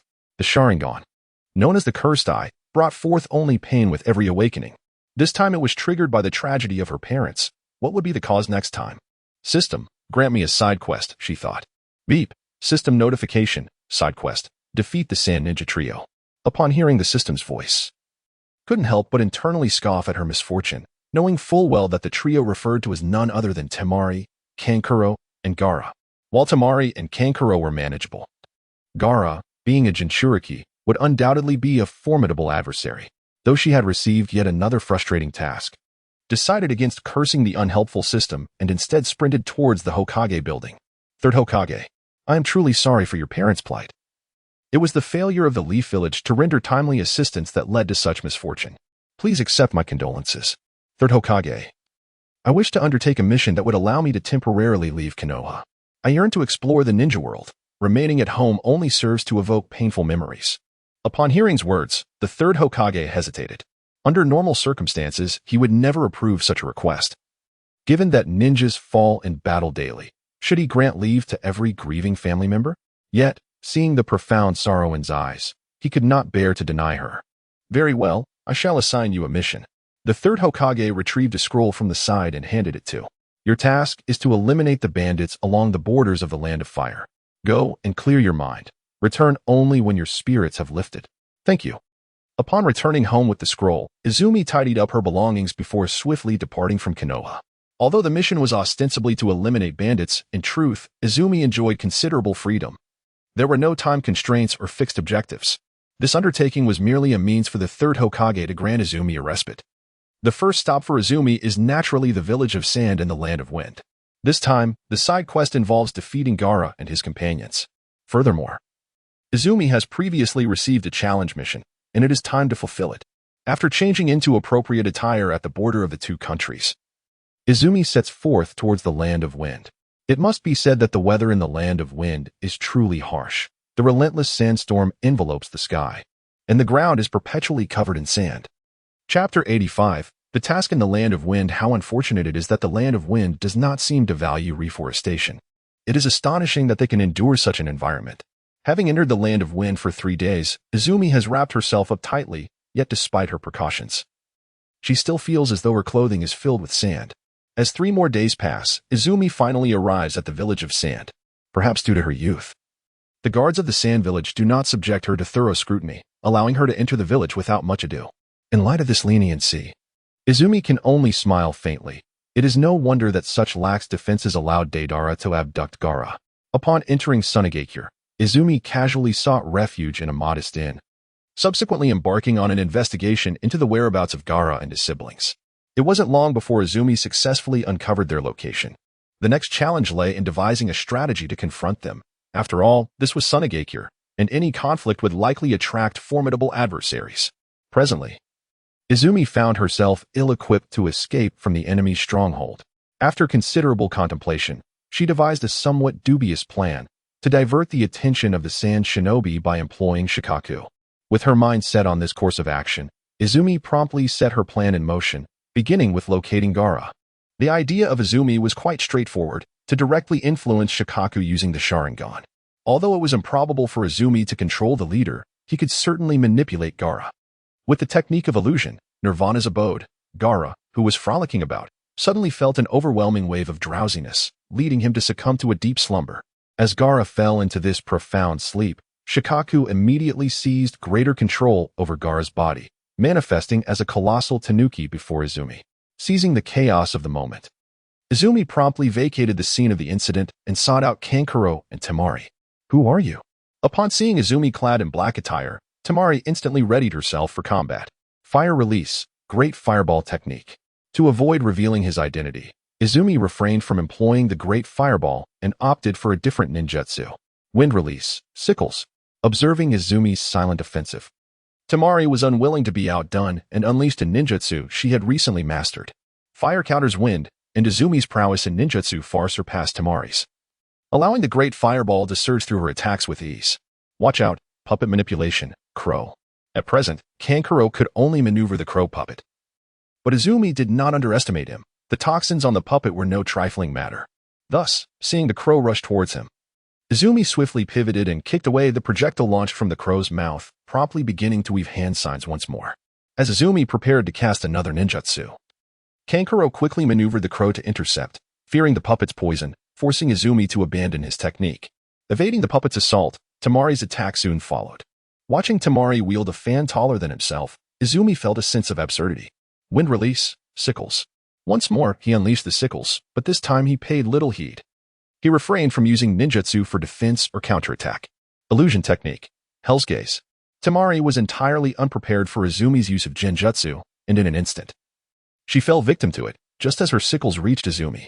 Kankuro, believing his sister's attack would vanquish the enemy, was taken aback as a cloud of white smoke enveloped the scene, revealing that the original Izumi had transformed into a ceramic jar. Chapter 86. Temari, Kankuro. Substitution technique?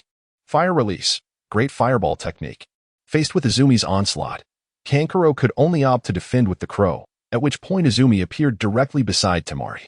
Rendered immobile by Izumi's genjutsu, Temari was incapable of retaliating. Consequently, Izumi brandished a kunai and gently pressed it against Temari's neck. Ding. System notification. Defeating the Sand siblings is 1/3 complete.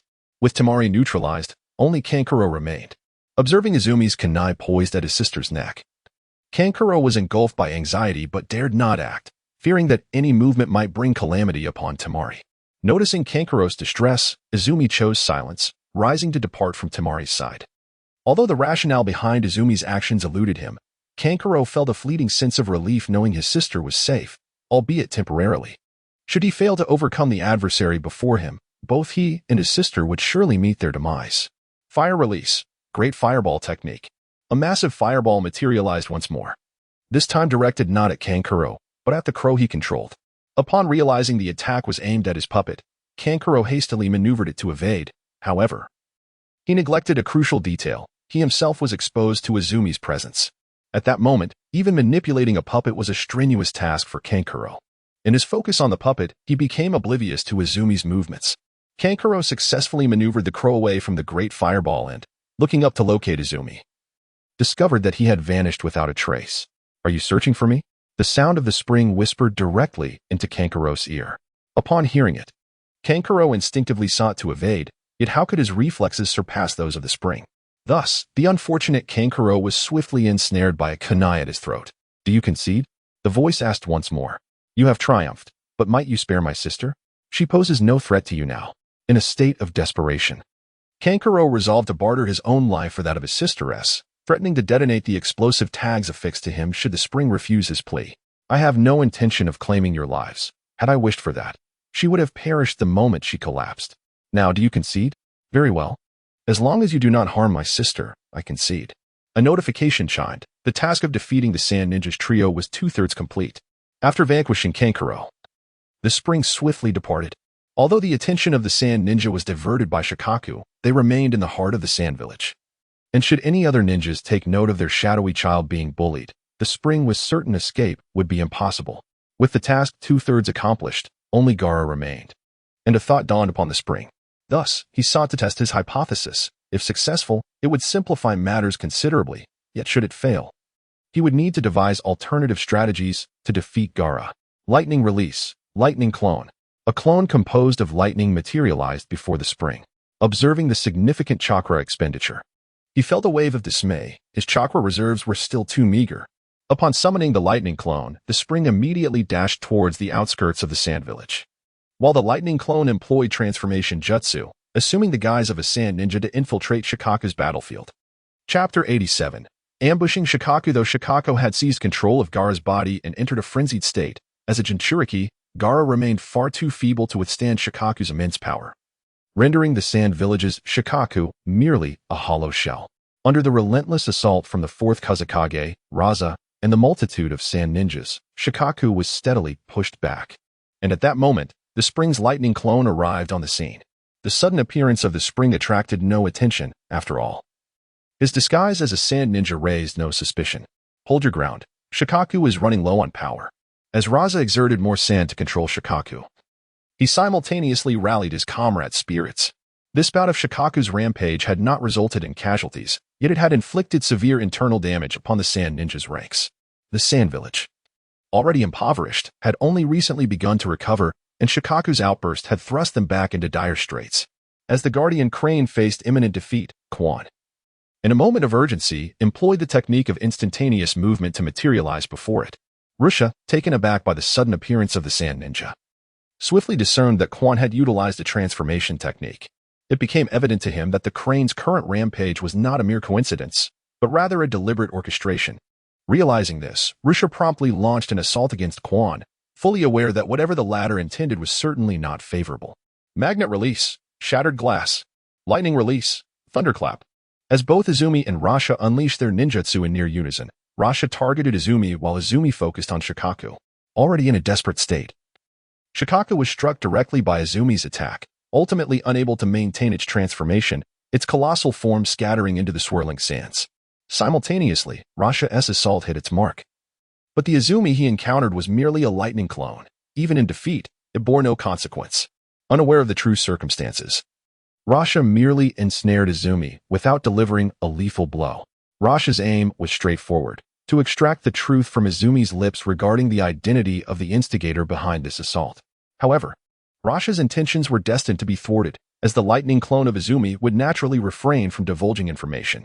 Seizing a moment of Rasha's inattention, Izumi executed the substitution technique, evading the lethal shards of glass and instantly appearing beside the young Gaara. Upon witnessing Izumi's sudden presence next to Gaara, Rasha instinctively presumed that Izumi's objective was to eliminate his son. Regardless of the circumstances, Gaara was Rasha's child, and deep down, Rasha held a profound affection for him. Thus, he immediately retaliated. Sand binding, sand shower. He unleashed two ninjutsu techniques in an instant, one to restrain Izumi, the other aimed at obliterating him. However, contrary to Rasha's expectations, his own attack struck Izumi, who wore a smile that betrayed a sense of triumph. The sand shower successfully annihilated Izumi, and the lightning clone, having sustained fatal damage, dissipated into sparks. Poor Gaara, caught in close proximity, unwittingly experienced an electrifying shock. Ding. System notification. Side quest: eliminate the sand ninja triplets completed. Reward: water release. Great waterfall technique scroll, single use. Does not consume user's chakra, 100 points. Chapter 88. Attributes and pursuit. Ding. System notification. Challenge against Shikaku, Jinchuriki form, successful. Attribute system unlocked. Transformation initiated. 10, 20, 90, 100. Transformation complete. Izumi, having completed the task, was not particularly surprised, yet he pondered the nature of this attribute system. With a hint of confusion, he accessed the system, discovering a new attribute displayed at the top. Upon opening the attribute interface, he beheld his current statistics. Name: Uchiha Izumi, Commoner. Strength: Ch Nin Taijutsu, 70 Stamina, 200 Ninjutsu, 150 Power, 50 Agility, 120 Resistance, 200 Defense, 50 Recovery. 100. Upon viewing this array of numbers, Izumi felt a sense of bewilderment. Could it be that he might enhance his abilities akin to a role-playing game? System: what is the meaning of this? This reflects your talent and capabilities. Taijutsu represents your martial prowess. Stamina reflects your chakra reserves. Ninjutsu indicates your mastery of techniques. Power signifies your strength. Agility encompasses your speed in attacks, movement, and hand seals. Resistance denotes your ability to withstand genjutsu. Defense pertains to your protection against ninjutsu and taijutsu. And recovery pertains to your healing capacity.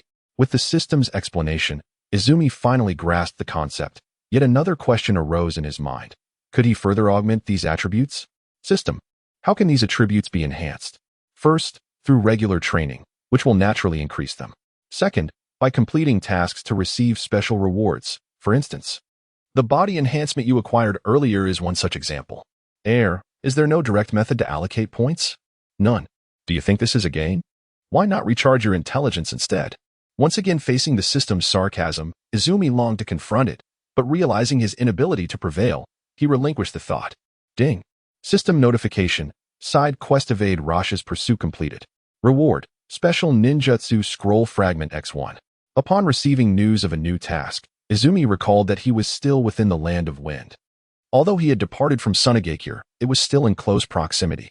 Knowing that Rasha would undoubtedly seek the true assailant upon realizing that the attack on Gaara was merely a clone, Izumi wasted no time and began his flight. Proving his intuition correct, Rasha, upon confirming Gaara's survival, ordered a portion of the Sand Ninja to remain in the village while he personally led the pursuit. In his current state, Rasha was seething with rage. Shikaka's rampage had obliterated years of his efforts, resulting in extensive property damage that would require considerable funds to repair, a heavy burden for the impoverished Sand Ninja. Had it been an ordinary rampage, Rasha might have resigned himself to misfortune, but it was his decision to seal Shikaku within Gaara that had led to this chaos. Now aware that this incident was orchestrated, he directed all his fury towards Izumi, vowing to capture him and find a way to compensate for the losses incurred. The Wind Shadow, one of the 5 great nations, personally leading the pursuit of a single individual, Izumi's notoriety had reached impressive heights. Yet, at that moment, Izumi was far from relishing this honor. The traps he had set earlier were triggered, indicating that someone was closing in on him. Chapter 89. Battle Goodness. That was fast. Is Rasha not concerned about enemies still lingering in Sunagakure? Had I known he would pursue me so relentlessly, I would have remained in the village. This is not a sustainable situation. System, I beg for your assistance. You cannot simply watch me perish. Indeed, I cannot merely stand by as you meet your demise. Exactly. So please, lend me your aid. Hearing the system's words, Izumi felt a glimmer of hope. With the system's assistance, he could surely escape unscathed. Therefore, I choose to close my eyes and not look. Upon uttering this, Izumi stumbled and fell into the sand during his hasty escape. Damn it, this system is truly treacherous. Emerging from the sand pile, Izumi wore an expression of frustration. This system was indeed a source of great vexation. API call failed with status code 429. Error. Code. For 29. Message. Resource has been exhausted, e.g. check quota. Status. Resource exhausted. The spring began to accelerate forward, while on the other side, Luosha, accompanied by his men, arrived at the spot where the spring had just been after a mere 10 minutes. Upon observing the additional footprints on the ground, Luosha discerned that the enemy had employed techniques akin to the art of shadow clones. Consequently, he promptly divided his ninja into 3 separate squads. It is uncertain whether to deem the spring fortunate or unfortunate, for the route chosen by the team, personally led by Luosha, was precisely that leading to the Land of Fire. The speed of Izumi among the CH-Nin ranks is undoubtedly exceptional. However, it pales in comparison to the formidable strength of J-Nin and Kaga-level opponents. Frustration welled within her as she sensed pursuers closing in from behind, her despair deepening upon recognizing the leader, Raza. While she might have managed to evade a group of J-Nin, the prospect of confronting a Kaga instilled little confidence in her. Wind Release. Great breakthrough. Izumi executed a jutsu, not with the intent to confront Raza, but to escape. Her sole objective was to reach the borders of the Land of Fire, where she would find safety. As the Kazekage, Raza would be wary of inciting a war by entering another nation's territory, especially with so many Sand Ninjas in tow. It was clear that should the Sand Ninjas engage in battle with Konoha, the consequences would be dire for them, reinforcing Izumi's belief that Raza would not dare cross into the Land of Fire. Magnet Release. Sand Shuriken. A multitude of shuriken formed from sand hurtled toward Izumi. Faced with such an onslaught, she had no choice but to accelerate and evade. However, without the use of the Sharingan, fully dodging the barrage was impossible, resulting in several wounds across her body. Fortunately, these injuries were not fatal, yet they revealed her true identity, distinguishing her from a mere shadow clone. Lightning Release. Body Flicker. Once more, she pivoted to unleash a jutsu to buy time, as the Sand Ninjas began their counterattack. Wind Release. Great Breakthrough. Wind Release. Great Scythe. The successive wind techniques shattered her Lightning Release, surging toward her relentlessly. The B-rank jutsu posed a significant challenge, compelling Izumi to halt and defend, for she firmly believed that failure to do so would result in her demise at the hands of such potent techniques. Chapter 90. Your Strength. My mission item Shadow Clone Jutsu. A clone materialized, and together they began to form hand seals. Wind Release, Great Breakthrough. Fire Release, Dragon Fire Technique. The flames surged forth, propelled by the wind, cascading toward Raza and his entourage. Magnet Release, Sand Tsunami. A wave of sand, reminiscent of a tsunami, rose to intercept the flames. Witnessing the spectacle left Izumi speechless. Such a large-scale jutsu must surely be at least A rank. How was she to contend with this? Clearly, this was not the moment for hesitation. Without a second thought, Izumi resolved to flee at the utmost speed. 8 gates. First gate, open. Activating the 8 gates. She dashed away at an incredible pace. Although the sand tsunami had a vast range, it was relatively slower, especially now that Izumi had opened the 8 gates. Magnet Release, Gold Sand Binding. As soon as Quan's foot touched the ground, Rasha's attack struck fiercely, ensnaring one of his feet in a grip of sand. Lightning Style. Earth Walk. With no other choice, Quan had to use Lightning Style to shatter the sand binding his foot, though he felt the tingling shock of the technique. Surrender. You stand no chance against me. Reveal who sent you, and I can assure you that I will spare your life. Facing the transformed Quan, Rasha failed to discern his true age, mistaking him for a member of a covert unit from a hidden village. Humph. Do you really think that capturing me guarantees your success, Rasha? With so many jonin out here, how many more ninja does your sand village have? Quan feigned bravado, deliberately attempting to intimidate Rasha. Upon hearing Quan's words, Rasha suddenly realized the vulnerability of the sand village. In a moment of rage, he had brought most of the sand ninja with him to pursue Quan, leaving the village itself defenseless against a potential attack. It seemed that our Kazekage had come to a realization, but how long would it take to return to the sand village from here? Who was it that sent you?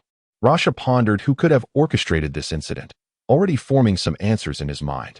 Despite the impending doom of the sand village, he had no interest in divulging any information to the Kazekage. Water Style, Great Waterfall Technique. Though this was a desert devoid of water, A-rank ninjutsu was not to be underestimated. Quan unleashed the technique using a scroll awarded by the system, transcending terrain, attributes, and chakra limitations to manifest the mightiest form of A-rank ninjutsu. Witnessing Quan's terrifying display of water style in the arid desert, Rasha immediately suspected that the instigator of this incident was from the Mist Village, renowned for their mastery of water techniques. Although other villages had ninjas skilled in water style, only the powerful from the Mist Village could perform such high-level ninjutsu in a waterless environment. Magnet Style, Sand Wave. Rasha swiftly countered with his own ninjutsu, determined to shield his comrades from the devastating impact of the Great Waterfall technique. Seizing the opportunity while Rasha and his allies focused on deflecting the onslaught, Quan hastily made his escape. Having exhausted his trump card, he knew that staying any longer would be foolish. Although the Great Waterfall technique did not drain his chakra, the previous exertion from running and executing wind, fire, and lightning techniques had significantly depleted his reserves. After a considerable struggle, Rasha finally managed to fend off the water-style assault. Gritting his teeth, he decided to retreat with the remaining sand ninja, fully aware that continuing the pursuit would lead to his demise. Rather than the prospect of killing Quan, he found himself more concerned about the safety of the sand village. Chapter 91. Joining the Bounty Association, Part 1. Realizing that Rasha had departed, Quan breathed a sigh of relief. However, he dared not slow his pace, fearing a potential counterattack. Maintaining his full speed, he finally reached the borders of the Land of Fire, where he came to a halt. Ding. System notification. Side quest completed. Escape from the 4th Kazekage. Quest reward. Special Ninjutsu Scroll Fragment X1. Upon hearing the system notification, Quan felt a wave of relief wash over him. The pressure from a shadow-level opponent was no trifling matter. He had narrowly escaped a dire fate. Had it not been for the last-minute deployment of the Great Waterfall technique, he might have been captured or killed by the 4th Kazekage. Regardless of the outcome, it was not what Quan wished to face. Not only had he successfully escaped, but he had also shifted the blame onto the Mist Village. As for what would happen next, he had little interest in knowing. With the side quest completed, Quan reflected on the time spent with minimal gains. The only significant outcomes were the unlocking of a new system and the fragment of the Flying Thunder God technique. Ding. System notification. Side quest. Join the Bounty Association and become a bounty hunter. Initially startled, Quan thought Rasha had returned, but upon understanding the nature of the task, he felt reassured. The mission appeared manageable, yet his greatest challenge was ascertaining the location of the bounty association. Surely, he couldn't just grab anyone off the street to inquire. Could he? Hey, System Master, while it's all right to assign me a task, could you at least provide directions? You know my predicament. I can only find north by following the sun after leaving Konoha. A little guidance would be appreciated. TCH, what a waste. Consider yourself lucky this time. I'll generously provide you with a map. As the system spoke, a map materialized in Quan's hands, detailing the nearest bounty association and instructions on how to join. The requirements for joining the bounty association were simple: strength. Anyone with sufficient power could join, and proving one's strength involved defeating the Guardian. Each bounty association outpost was guarded by one such figure, who appeared merely as a doorman but served as a measure of capability. Only by defeating him could one accept missions from the association. Following the map's guidance, Quan soon arrived at the nearest bounty association outpost, only to find it located in a restroom. This reminded him of the time he delivered the body of Jinchuriki to the association, also at a restroom. Did this organization harbor some peculiar preference? Hey, kid, what are you doing here all alone? Be careful not to fall into the cesspit. Haha. Upon seeing Quan, the Guardian did not regard him as a ninja, given the boy's slight frame and lack of a forehead protector, a symbol of a ninja, even a rogue one. Are you the Guardian? Quan disregarded the mocking tone and asked flatly. Taken aback by Quan's knowledge of his title, the Guardian realized the boy's intentions were clear. Chapter 92. Joining the Bounty Association, Part 2. Recognizing the Guardian's startled expression, Quan confirmed his identity and swiftly launched 3 shurikens to block the Guardian's escape routes. At that moment, Quan formed hand seals. Fire style, Great Fireball technique. The massive fireball surged toward the Guardian, who instinctively raised a defense. Earth style, Earth flow wall. A wall of earth rose to shield him from the great fireball and the shurikens. Just as he relaxed, he suddenly felt a chilling sensation at his neck. Looking down, he was horrified to see his head roll away from his body. Only then did he comprehend that he had perished at the hands of the boy before him. Yet he died without grasping how it had happened. Is this your first time here? With the Guardian slain, another figure promptly materialized before Quan. He was not surprised. It would have been odd for there to be only one Guardian. Yes, I suppose I qualify now? Please follow me. As the ninja pressed a hidden mechanism in the wall, a concealed door appeared, leading Quan into a dark passageway. Following the ninja down the corridor, Quan estimated that they descended nearly 100 meters. At such depth, even a fierce battle would go unnoticed above ground. Soon, Quan arrived at the registration desk. Although it was called a registration desk, it was actually just to provide you with a token representing your identity and register your name. Of course, you could write whatever you wanted for this name, because no one here would want to leave their real name. After registering, Quan headed towards the mission acceptance area, and the ninja who had led Quan in earlier followed beside him. This was also a privilege for entering the Bounty Association for the first time. The attendant was responsible for explaining things that newcomers didn't understand and also for the newcomer's safety. Ding, system prompt. Side quest completed. Joined the Bounty Association. Gained 100 points. Ding, system prompt. Side quest. Accept and complete a bounty mission. Receive rewards based on the difficulty of the accepted mission. The completion of the mission also brought new missions, which was naturally a good thing for Quan. He could earn money by completing bounty missions and complete system missions at the same time, achieving both goals. Haha, look, there's a kid who joined too. I wonder if he's even weaned yet. Seeing Quan walk by, a bald, burly man said, "Is fighting prohibited here?" Quan ignored the bald, burly man and directly asked the guiding ninja behind him. Of course not prohibited. You can fight here at will. Correspondingly, there are also safe zones here. All shops are not allowed to have battles. Once a battle occurs, both sides will be punished. I can protect you as a newcomer. But if you take the initiative to attack, I will no longer protect your safety. Yo, little brat, you want to fight Grandpa? Come on. Let me see if you have any strength. Hearing the other party's words, Quan shook his head helplessly. He really didn't know if this bald, burly man was brainless or just stupid. Those who can enter here must have killed the gatekeeper, and under such circumstances, daring to underestimate someone was just too foolish. Seeing the bald, burly man stand up, Quan directly used a body flicker technique to appear behind the other party. The bald, burly man didn't expect Quan to use the body flicker technique, so he was a step behind at first, but his second reaction was quick, and he hurriedly lowered his head and lunged forward, naturally avoiding Quan's attack. Chapter 93. Accepting the mission, the bald, burly man dodged Quan's attack. But that didn't mean Quan would let him go. Taking a step forward, Quan raised his leg and kicked directly at the bald, burly man. Water release. Water formation wall.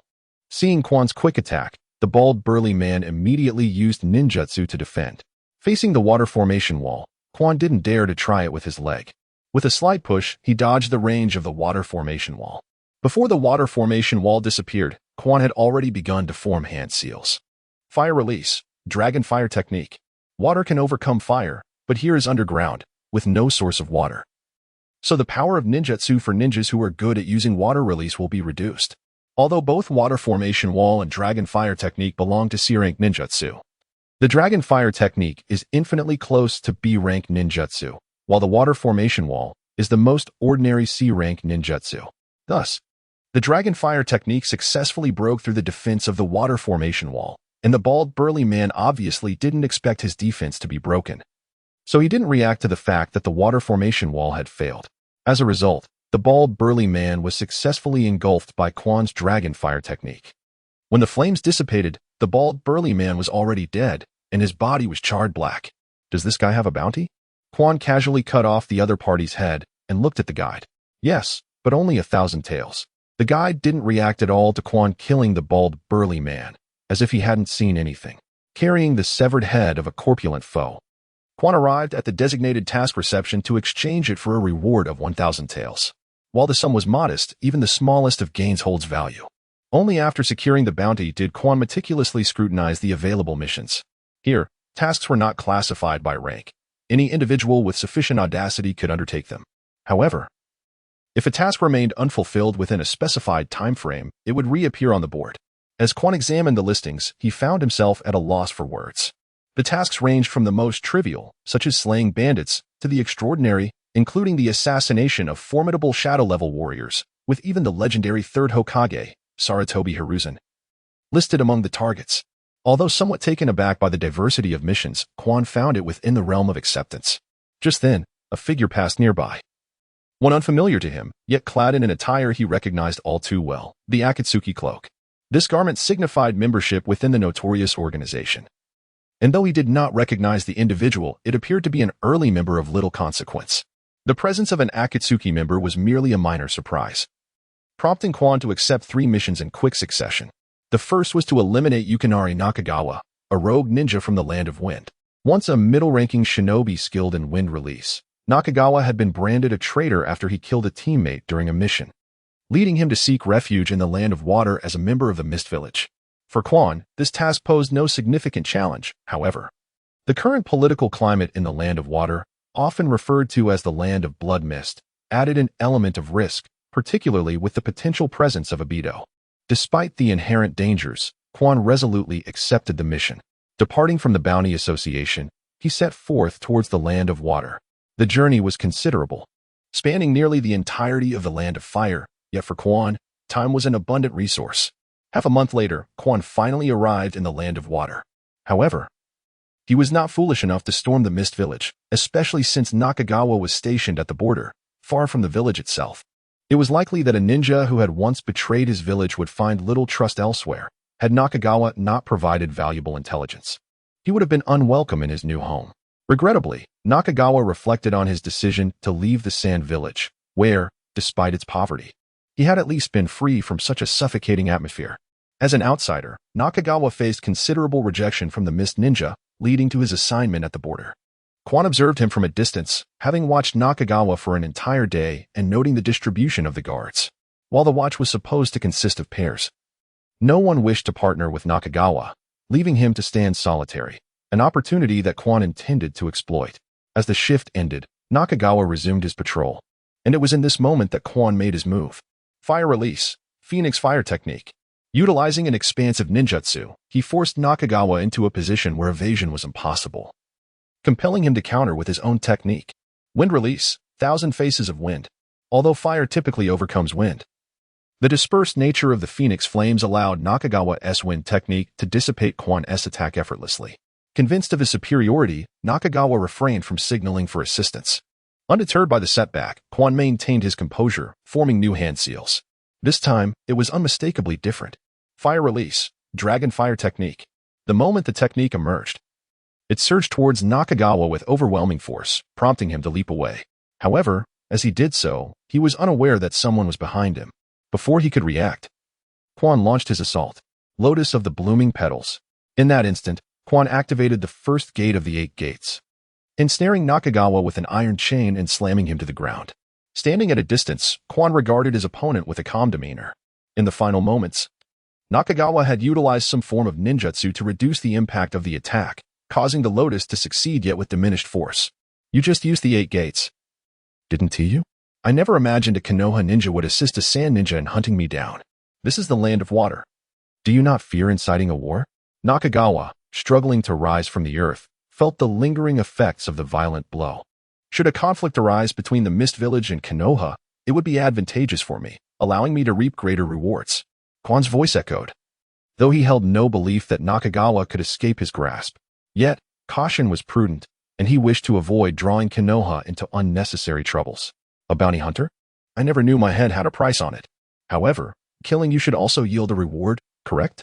As Nakagawa initiated his attack, Quan smiled. Just as Nakagawa pondered why his adversary was grinning, calamity struck. A resounding explosion erupted beneath Nakagawa's feet, violently tearing him asunder. His upper body was hurled towards Quan, while the remnants of his form lay scattered across the ground. When did you plant the explosive tag? Realizing his fate was sealed, Nakagawa sought to calm API call failed with status code 429. Error. Code. For 29, message. Resource has been exhausted, e.g. check quota. Status. Resource exhausted. Not long after the departure of the spring, a squad of mist ninjas arrived to assess the situation. They discovered that only one individual, Shimo Kawayuki, had perished, and notably, his head had been taken. They immediately understood that this was the work of bounty hunters. However, they chose not to comment on the matter. Instead, they proceeded to cleanse the battlefield and bolster patrols in the vicinity. It could be said that Shimo Kawayuki had died in vain. With the first mission successfully accomplished, the focus shifted to the second task. This time, the target was the merchant Fuchimayu from the Land of Water.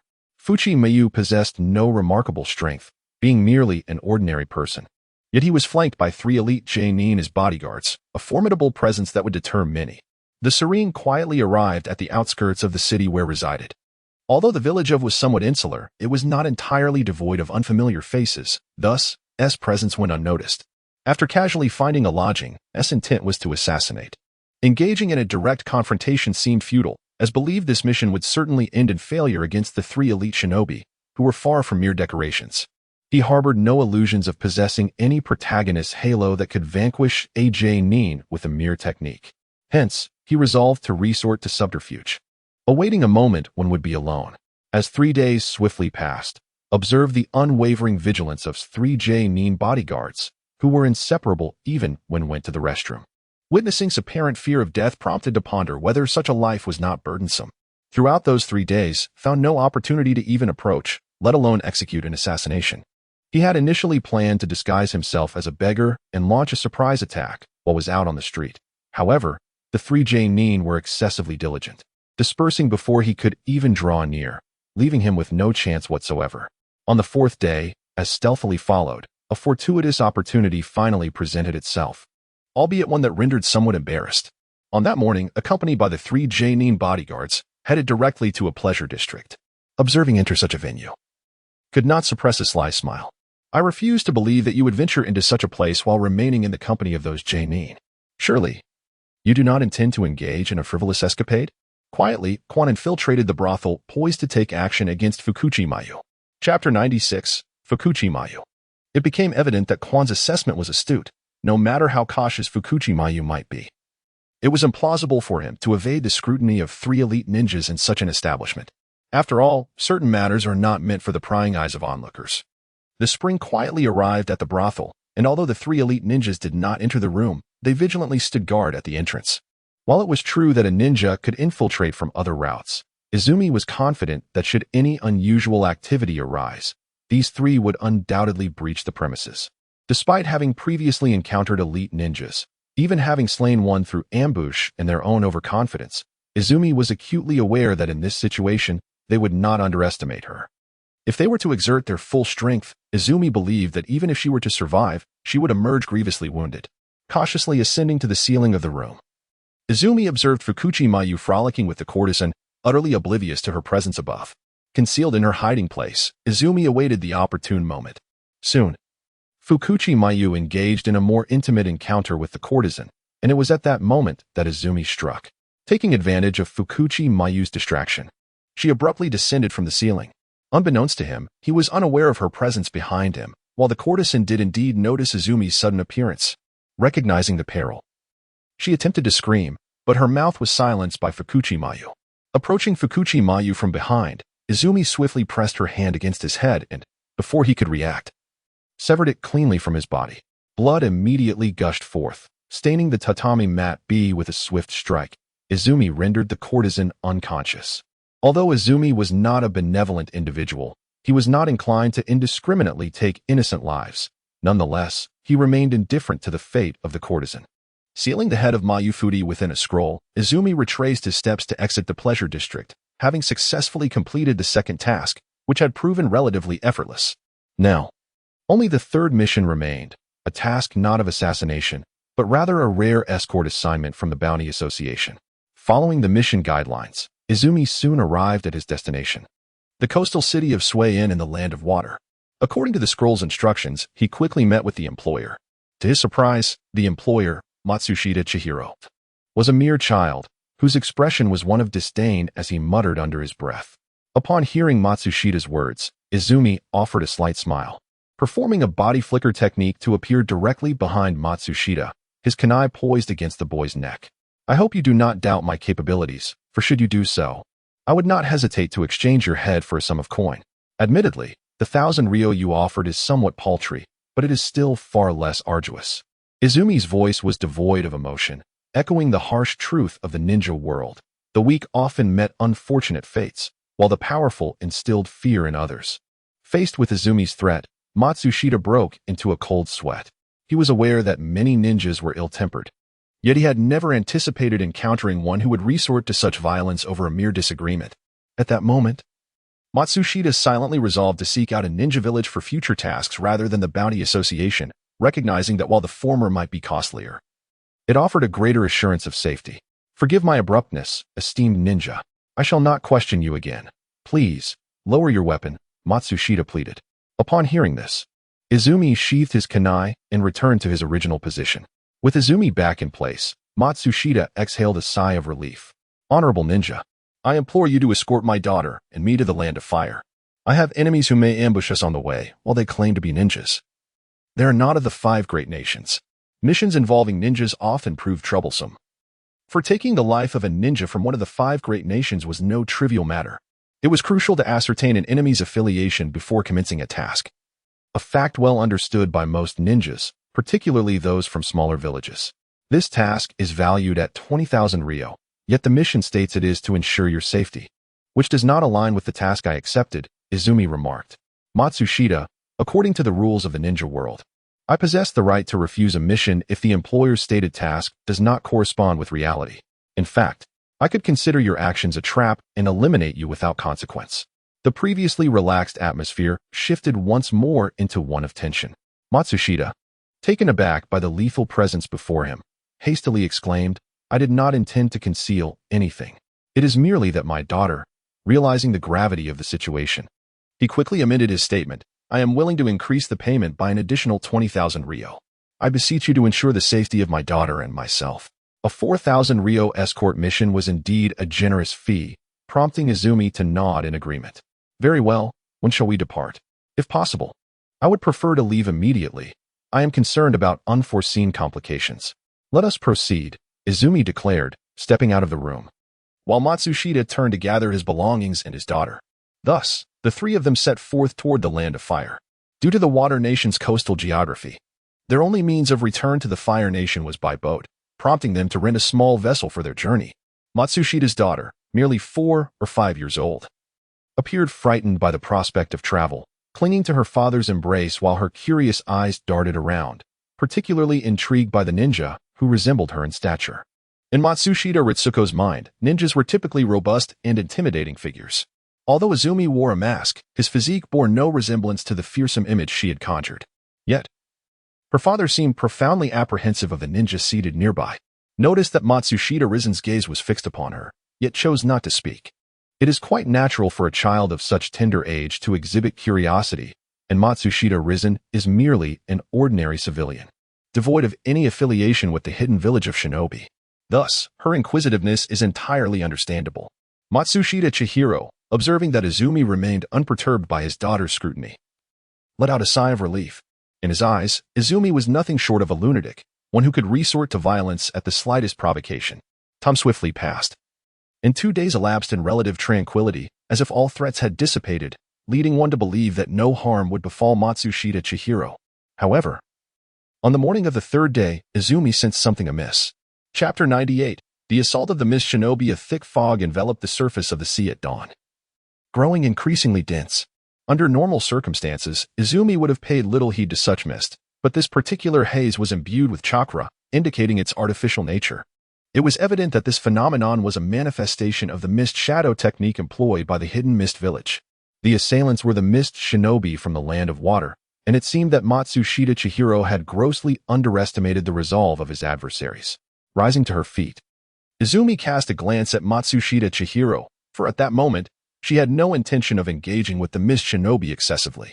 Quan was not afraid of the mist ninjas, as he was merely fulfilling a mission. Although it was a task for the Bounty Association, the mist ninjas could not use this as an excuse to harm him. However, Quan was concerned about being targeted by Uchiha Madara or Uchiha Bito. At this moment, Yagura was still in power, and Quan could not ascertain whether the real Madara was still alive, so it was best to avoid any dealings with the mist ninjas. Lord Ninja, as long as you are willing to ensure the safety of my daughter and me, I am prepared to offer 100,000 ryo. Upon hearing this, Matsushita Chihiro quickly spoke up, realizing that the enemy was right before them. The only ninja he could rely on was Quan, and he needed to convince him to stay, no matter the cost. Quan was taken aback by Matsushita Chihiro's words. Under normal circumstances, a task like this, with an additional 10,000 ryo, would be readily accepted by most ninjas. After all, even the 5 great nations would not openly seek trouble in such conflicts. Thus, Quan gladly agreed to the offer of 100,000 ryo.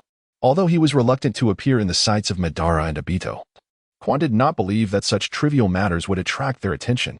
Drawing out a kunai, the Sharingan beneath his mask began to materialize. The 2 tomo of the Sharingan appeared.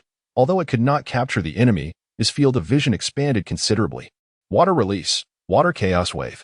The mist ninja launched an attack, and upon witnessing this, Quan immediately countered. Wind release, great breakthrough. Both techniques were classified as C-rank ninjutsu, but Quan's mastery of ninjutsu far surpassed that of his opponent.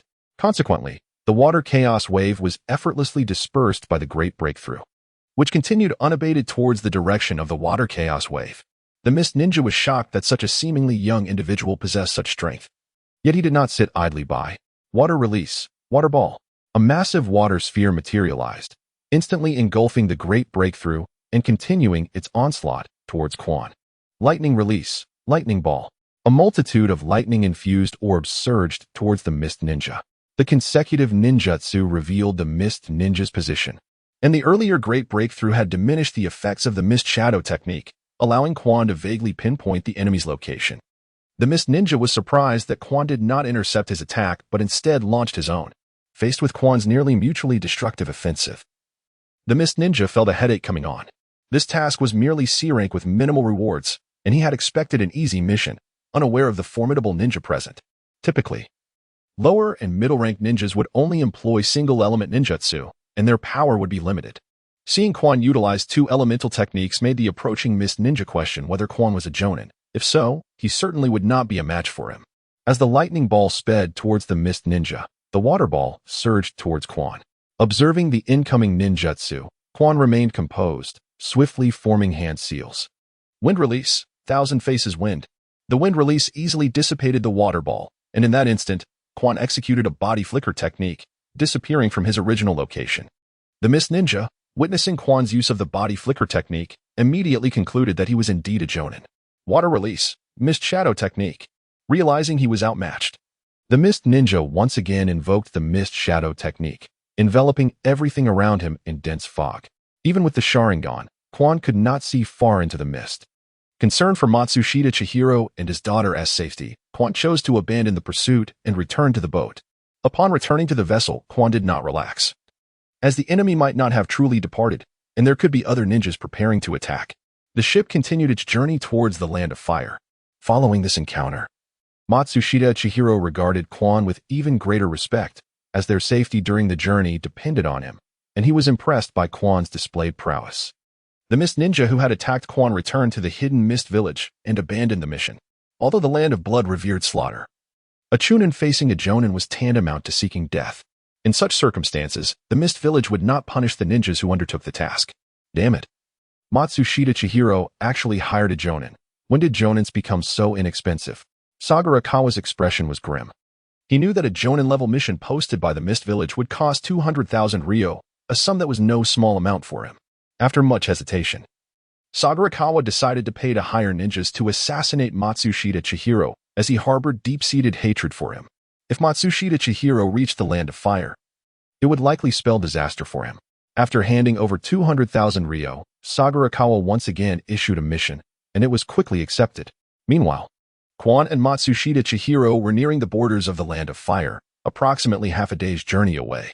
Although entering the Land of Fire would not guarantee an escape from assassination, the Mist Ninjas were considerably weakened away from the sea. At this moment, while Quan remained vigilant, he did not believe that further attacks would occur, as they were about to enter the Land of Fire. An assassination task against Matsushita Chihiro would likely be no more than C rank and would not offer substantial rewards. However, Quan was taken aback when he sensed a sudden increase in the bounty. Suddenly detecting danger, Quan executed a body flicker technique and appeared beside Matsushita Chihiro, pushing him and his daughter to the ground just as a massive great sword swept overhead. A ninja from the Bounty Association? This is intriguing.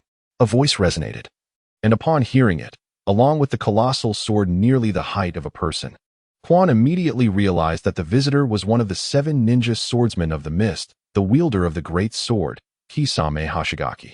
Surprised that one of the legendary 7 ninja swordsmen would accept such a trivial C-rank mission, Quan wondered if the Mist Village had run out of tasks to issue.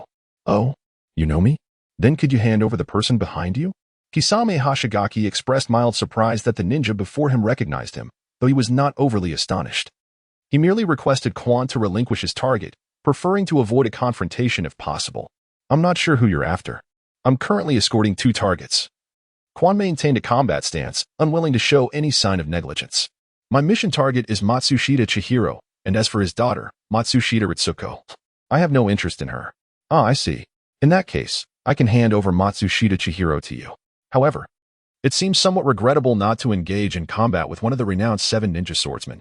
It appears you do not intend to surrender Matsushita Chihiro. Kisame, you misunderstand. I simply wish to challenge you. As for him, I'm currently not interested in protecting him. With that, Quan unexpectedly hurled Matsushita Chihiro towards Kisame. Neither Kisame nor Matsushita Chihiro anticipated such an occurrence. While some ninjas might choose to abandon a mission in the face of a formidable adversary, no ninja would willingly hand over their escort target to the enemy. Kisame, seeing Matsushita Chihiro flying towards him, kicked him onto a nearby rock. Matsushita Chihiro's daughter, Matsushita Ritsuko, was already paralyzed with fear, while Quan seized the opportunity to swiftly close the distance to Kisame. Fire release, great fireball technique. The most skilled fireball was immediately unleashed, while the Sharingan also manifested. Faced with one of the 7 ninja swordsmen, Pipa Shirzong, if Izumi held back any longer, her fate would be sealed. An interesting little brat. Water release, water chaos wave. Though the same technique, this time the power was far beyond what the Nin of the Mist Village could produce. Realizing the danger, Izumi swiftly evaded while simultaneously employing the Shadow Clone technique. Fire release, Dragon Fire technique. Wind release, great breakthrough. The most adept combination of ninjutsu was unleashed, and Pipa Shirzong felt a pang of anxiety upon witnessing the overwhelming flames. Despite being merely a C-rank technique, its power was extraordinary, not solely attributable to the combination of techniques. Water release, exploding water shockwave. This B-rank ninjutsu surged forth like a tsunami, directly crashing into the flames, which were instantly extinguished, leaving nothing but a billowing cloud of steam. When the chaos subsided, Pipa Shirzong found that Izumi had vanished without a trace. A playful smile crept onto his face, due to the Mist Shadow technique. Most Mist Shinobi excelled in assassination, and as one of the 7 ninja swordsmen, he was no exception. Yet, Izumi dared to employ assassination techniques in front of him. Was this not a case of showing off in front of an expert? 8 locations: throat, spine, lungs, liver, carotid artery, subclavian artery. Hidden with this maneuver, Izumi believed Kisame would be unable to form hand seals, and being struck directly by the dragon fire technique along the steel wire would undoubtedly result in his demise. However, reality proved harsher than anticipated. Izumi's plan indeed unfolded successfully, but it only struck a water clone. Witnessing Kisame dissolve into a pool of water, Izumi was taken aback. His Sharingan had been fixed on Kisame, yet he hadn't detected when the opponent had formed the seals, nor when he had employed the water clone. Water style, water dragon bullet technique. A colossal water dragon ascended from the sea surface. Upon seeing this, Izumi felt an urge to curse. Damn it, this is a water dragon bullet? 100-meter-tall water dragon? Kakashi and Zabuza must have been using knockoff water serpent bullets. The massive water dragon bore down, and Izumi dared not confront it head-on, vanishing from his spot with a body flicker technique. When Izumi reappeared, he was before Kisame. Kunai raised to strike at Kisame's throat. Too naive. Water style, Jinjutsu, Sharingan. Though only a 2-tomo Sharingan, unable to cast Tsukuyomi-level illusions, he could still manage basic Jinjutsu. Kisame hadn't anticipated Izumi possessing a Sharingan, so he didn't guard against Izumi's Jinjutsu. Nor did he realize he shouldn't meet Izumi's gaze. The Jinjutsu successfully ensnared Kisame, and the water dragon bullet, now uncontrolled, reverted to seawater. However, Izumi's Jinjutsu only held for 2 seconds before Kisame broke free, but that was sufficient. Fire style, great fireball technique. The massive fireball was unleashed point blank. Izumi believed he could wound Kisame this time, but then Kisame's voice echoed again. Water style, water formation wall. The water formation wall appeared almost instantaneously, successfully blocking the great fireball. Yet, Izumi's attack wasn't entirely without effect. Kisame sustained multiple burns, though they didn't impede his combat ability. An Uchiha, interesting. You're quite young, yet you possess such strength. As expected of Konoha, as expected of the Uchiha clan. Brat, you're strong. I'm impressed. I promise to spare you after you're defeated. And you can take the girl with you. After these words, Kisame dragged Samehada towards Izumi, bringing it down in a direct strike. Seeing this, Izumi cursed inwardly. He said he'd spare me, but this strike would cleave me in two. What kind of mercy is that? As Samehada descended, Izumi intended to use ninjutsu to defend. But Kisame's speed was too great. Izumi had barely begun forming the seals before the blade was upon him. Continuing to form seals meant certain death, with no other choice. Izumi abandoned ninjutsu and resorted to taijutsu. 8 gates release formation, gate of opening, open. The 8 gates release formation was instantly activated. Izumi used the Sharingan's perception to discern Samehada's trajectory, lowered his body, and kicked out at the sword's body. Izumi's tactic worked, but he overlooked one crucial factor, power. The response of Izumi was impeccable. However, she was unable to contend with the overwhelming force wielded by the decapitating blade, which sent her crashing into the water. Struggling to the surface, Izumi emerged, only to find Pai Pa Shirzong waiting for her. The blade descended directly upon her, and in an instant, Izumi transformed into a wisp of white smoke. Shadow clone? Upon witnessing the vapor, Pai Pa Shirzong realized the precariousness of the situation. Yet his reaction was a fraction too slow. Fire release, dragon fire technique. Wind release, great breakthrough. The fusion of ninjutsu re-emerged, this time unleashed from within the depths of the water. Although the ocean diminished a portion of its potency, the proximity of the combined attack compelled Pai Pa Shirzong to retreat, allowing Izumi the opportunity to resurface. Once again, a distance was established between them. Izumi, now more cautious, recognized that while Pai Pa Shirzong was not a shadow-level powerhouse, he was nonetheless a formidable opponent, his prowess beyond her reach. She understood that he was not exerting his full effort. Otherwise, she would likely have already met a grim fate. Just as Izumi and Pai Pa Shirzong stood poised for confrontation, Matsushita Chihiro, trembling as he clutched a lifeless body, suddenly spoke. Ninja, I implore you to take my daughter and flee. In this situation, my survival is improbable.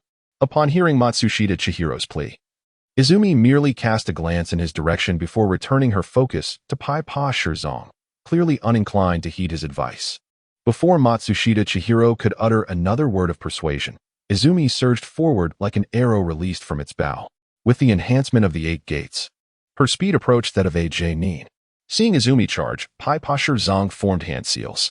Water release, great waterfall technique. The great waterfall technique, an A-rank jutsu. was amplified by the surrounding ocean, creating a torrent reminiscent of a tsunami. A grim smile crept across Izumi's face. Such a technique was beyond her capacity to withstand. However, the inability to resist did not equate to an inability to evade. Wind release, Great Wind Cutter. Though Izumi did not expect the C-rank technique to counter the Great Waterfall, it possessed a notable weakness. While the surface of the ocean roiled with ferocity, beneath it remained relatively tranquil. Although the Great Wind Cutter could not slice through the waterfall, it could indeed part the water's surface, allowing Izumi to submerge into the sea and narrowly escape disaster. Such a clever little one. To think of evading my jutsu in this manner. But do you believe this is the end? Water release, Great Whirlpool. The once calm surface of the sea erupted into a colossal whirlpool.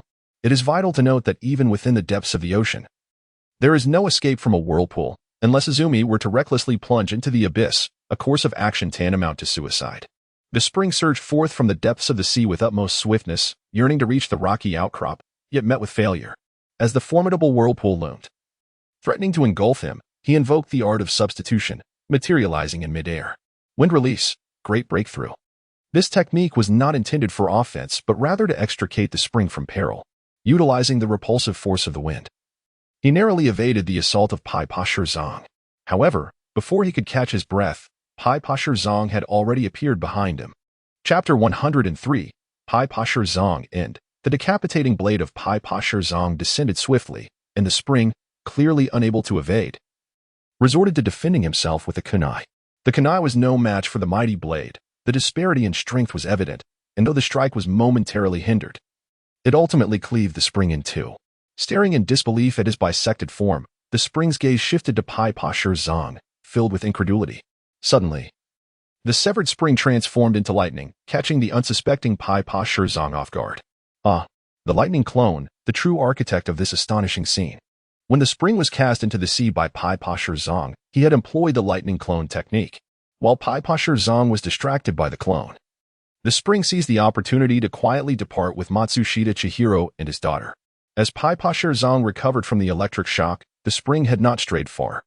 For he was merely a lowly chunin, burdened with two ordinary individuals, making swift escape an arduous task. Yet, Pai Pashur Zong, glancing in the direction of the spring's concealment, inexplicably chose not to pursue further, opting instead to depart. The spring was momentarily taken aback by Pai Pashur Zong's retreat. He had anticipated a fierce battle, only to find the encounter concluding thus. Nevertheless, this turn of events was fortuitous, as it spared him the necessity of a desperate struggle. What Izumi remains unaware of is that this confrontation has precipitated the defection of Piwa Shirzong. Only he himself comprehends the underlying reasons. Upon confirming that Shirzong has departed, Izumi escorted Matsushita Chihiro and his daughter back aboard the ship. Although the preceding battle was fierce, they were fortunate that it did not affect the vessel. Had it been destroyed, returning to the land of fire with two burdens would have posed an insurmountable challenge. With the sails unfurled, Izumi's party set forth once more towards Konoha. At this juncture, Matsushita Chihiro no longer dared to underestimate Izumi. For both his and his daughter's lives had been preserved by Izumi's valor, and the recent clash had elucidated Izumi's formidable strength. 3 days elapsed, and at last, Izumi, Matsushita Chihiro, and his daughter set foot on the soil of the land of fire. After enduring a protracted sea voyage, the sensation of solid ground beneath his feet was a welcome reprieve for Izumi.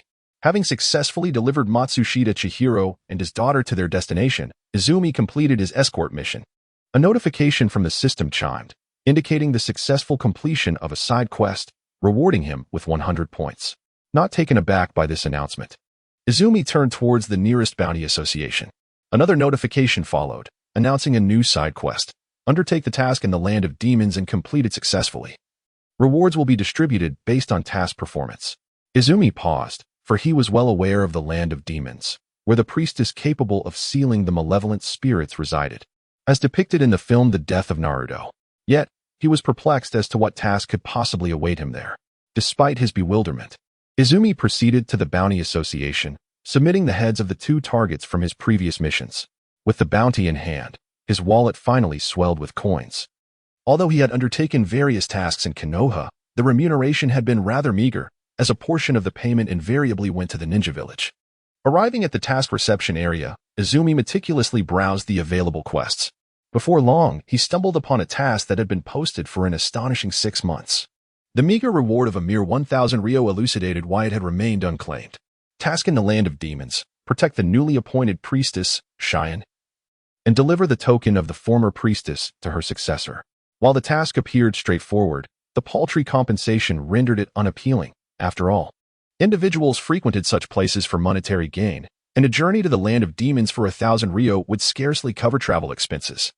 Though Izumi was reluctant to accept this task, he recognized it as a side quest. Furthermore, for reasons unknown, he sensed that this mission was not as simple as it seemed. Under the astonished gaze of the personnel at the registration desk, Izumi accepted the task in the land of demons and departed the Bounty Association, setting forth directly towards his destination. The system hinted that the task in the land of demons might not be as straightforward as it appeared. Otherwise, it would not have remained open for half a year. Now that he had accepted the task, he demanded to know the particulars. Actually, there's nothing much to it. You will merely encounter a doppelganger of the malevolent spirit. Prepared for potential deception from the system, Izumi could hardly fathom the extent of the trickery in store for him. A being as formidable as the malevolent spirit. Even a mere replica would be beyond his current capabilities to confront. "Brother, you are my true brother. How could you find such amusement in my plight?" he lamented. "A doppelganger of the malevolent spirit? Why not let me challenge the spirit directly? That creature is utterly indestructible. Do you expect a mere chunin like me to contend with such a foe? Are you finished?" Though unable to perceive the system's expression, Izumi instinctively sensed something amiss. "Ah, I was mistaken. I shall proceed on my journey with utmost diligence. Dear system, I apologize. I shall never err again." While Izumi could muster courage in the face of adversaries, he found himself lacking such bravery when confronting the system. At least you are perceptive. This task does not harbor ill intentions. Though it involves a doppelganger of the malevolent spirit, it is not beyond your capabilities. Consider this task a form of benevolence. Should you execute it commendably, there will be special rewards. Special rewards? What might those entail? Classified information. In any case, young man, endeavor to complete the task diligently. Izumi regarded the system's words with skepticism, for he had previously fallen victim to its deceptions. Nevertheless, as he had already accepted the task, he resolved to see it through. Of course, if the situation became dire, he would not hesitate to retreat. Embarked on a solitary journey to the land of demons. While tensions escalated between the land of wind and the land of water, the recent rampage attributed to the guardian crane had been blamed on the land of water by the land of wind, prompting the latter to prepare punitive measures.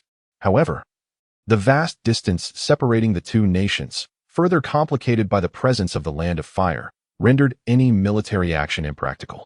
The land of fire was decidedly opposed to granting passage to the land of wind.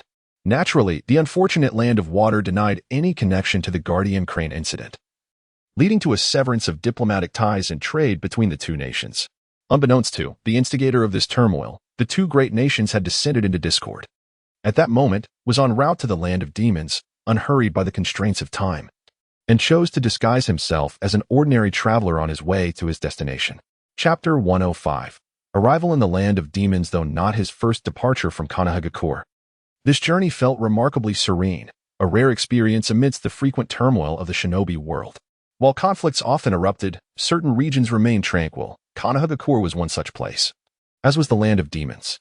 The land of demons lacked a ninja village, relying solely on samurai as their military force. However, only the priestesses possessed the ability to seal malevolent spirits, deterring any nation from daring to invade. More importantly, the 5 great nations had collectively pledged to ensure the safety of the land of demons, promising a united response against any aggressor. During the tenure of the Second Hokage, there were those who coveted the lands of the land of demons, only to be utterly vanquished by the ninjas of the 5 great nations.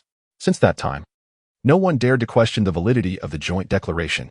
Upon entering the land of demons, made his way directly to the feudal lord's estate. Puzzled by the meager compensation for a mission issued by such a prominent figure in the realm of the demon country, the lord places great emphasis on the well-being of his people. Taxation within the territory is minimal, yet the remuneration for the priestess guardians is notably generous, reflecting the lord's financial constraints.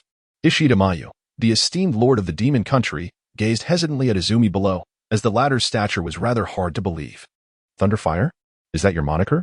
The task at hand was to escort the newly appointed priestess to the sealed domain of the malevolent spirits to retrieve her sacred token. The previous priestess had perished sealing the spirits, and her token had been left behind in that place of confinement. Your mission entails safeguarding the current priestess while she recovers this artifact. Although skeptical, the arrival of the individual compelled the lord of the demon country to acquiesce. I comprehend your directive, however. I have a query. Is it not permissible for another to retrieve the token? Izumi inquired. Should the priestess depart from this location, it is likely that remnants of the malevolent spirits would be drawn to her. Moreover, to my knowledge, your lordship has not issued a mission to any of the 5 great nations. It appears to have been posted solely within the Bounty Association. Upon hearing Izumi's words, Ishida Mayu felt a flush of embarrassment. It was not that he was unwilling to seek assistance from the 5 great nations, but rather his lack of funds. A reward of 1,000 Ryo would classify as a mere D or C grade mission among the 5 nations, whereas tasks involving hostile ninjas would be at least of B grade, a burden this lord could not bear. Only the priestess may enter that sacred space. No others can gain access. Observing Ishida Mayu's reluctance to elaborate, Izumi refrained from pressing further and turned to follow the attendant in search of the priestess. According to Izumi's recollection, the current priestess was Cheyenne. Upon arriving at Cheyenne's chamber, Izumi found her sorrowfully seated beside a portrait of her late mother. As Quan entered the room, he paid no heed to Ziyuan, instead offering a simple prayer to Methreya, who was, in fact, Ziyuan's mother. Although your mother sealed the malevolent spirits due to the wishes of many, it was also her own desire. She wished for her daughter to have a happy and peaceful childhood. It was for this dream that she chose to seal away the malevolent beings. I understand your sorrow. Yet one cannot dwell perpetually in the past. What do you know? All you do is preach, Ziyuan retorted. Initially feeling that Quan's reverence for her mother set him apart from others, only to find him lecturing her just like the rest.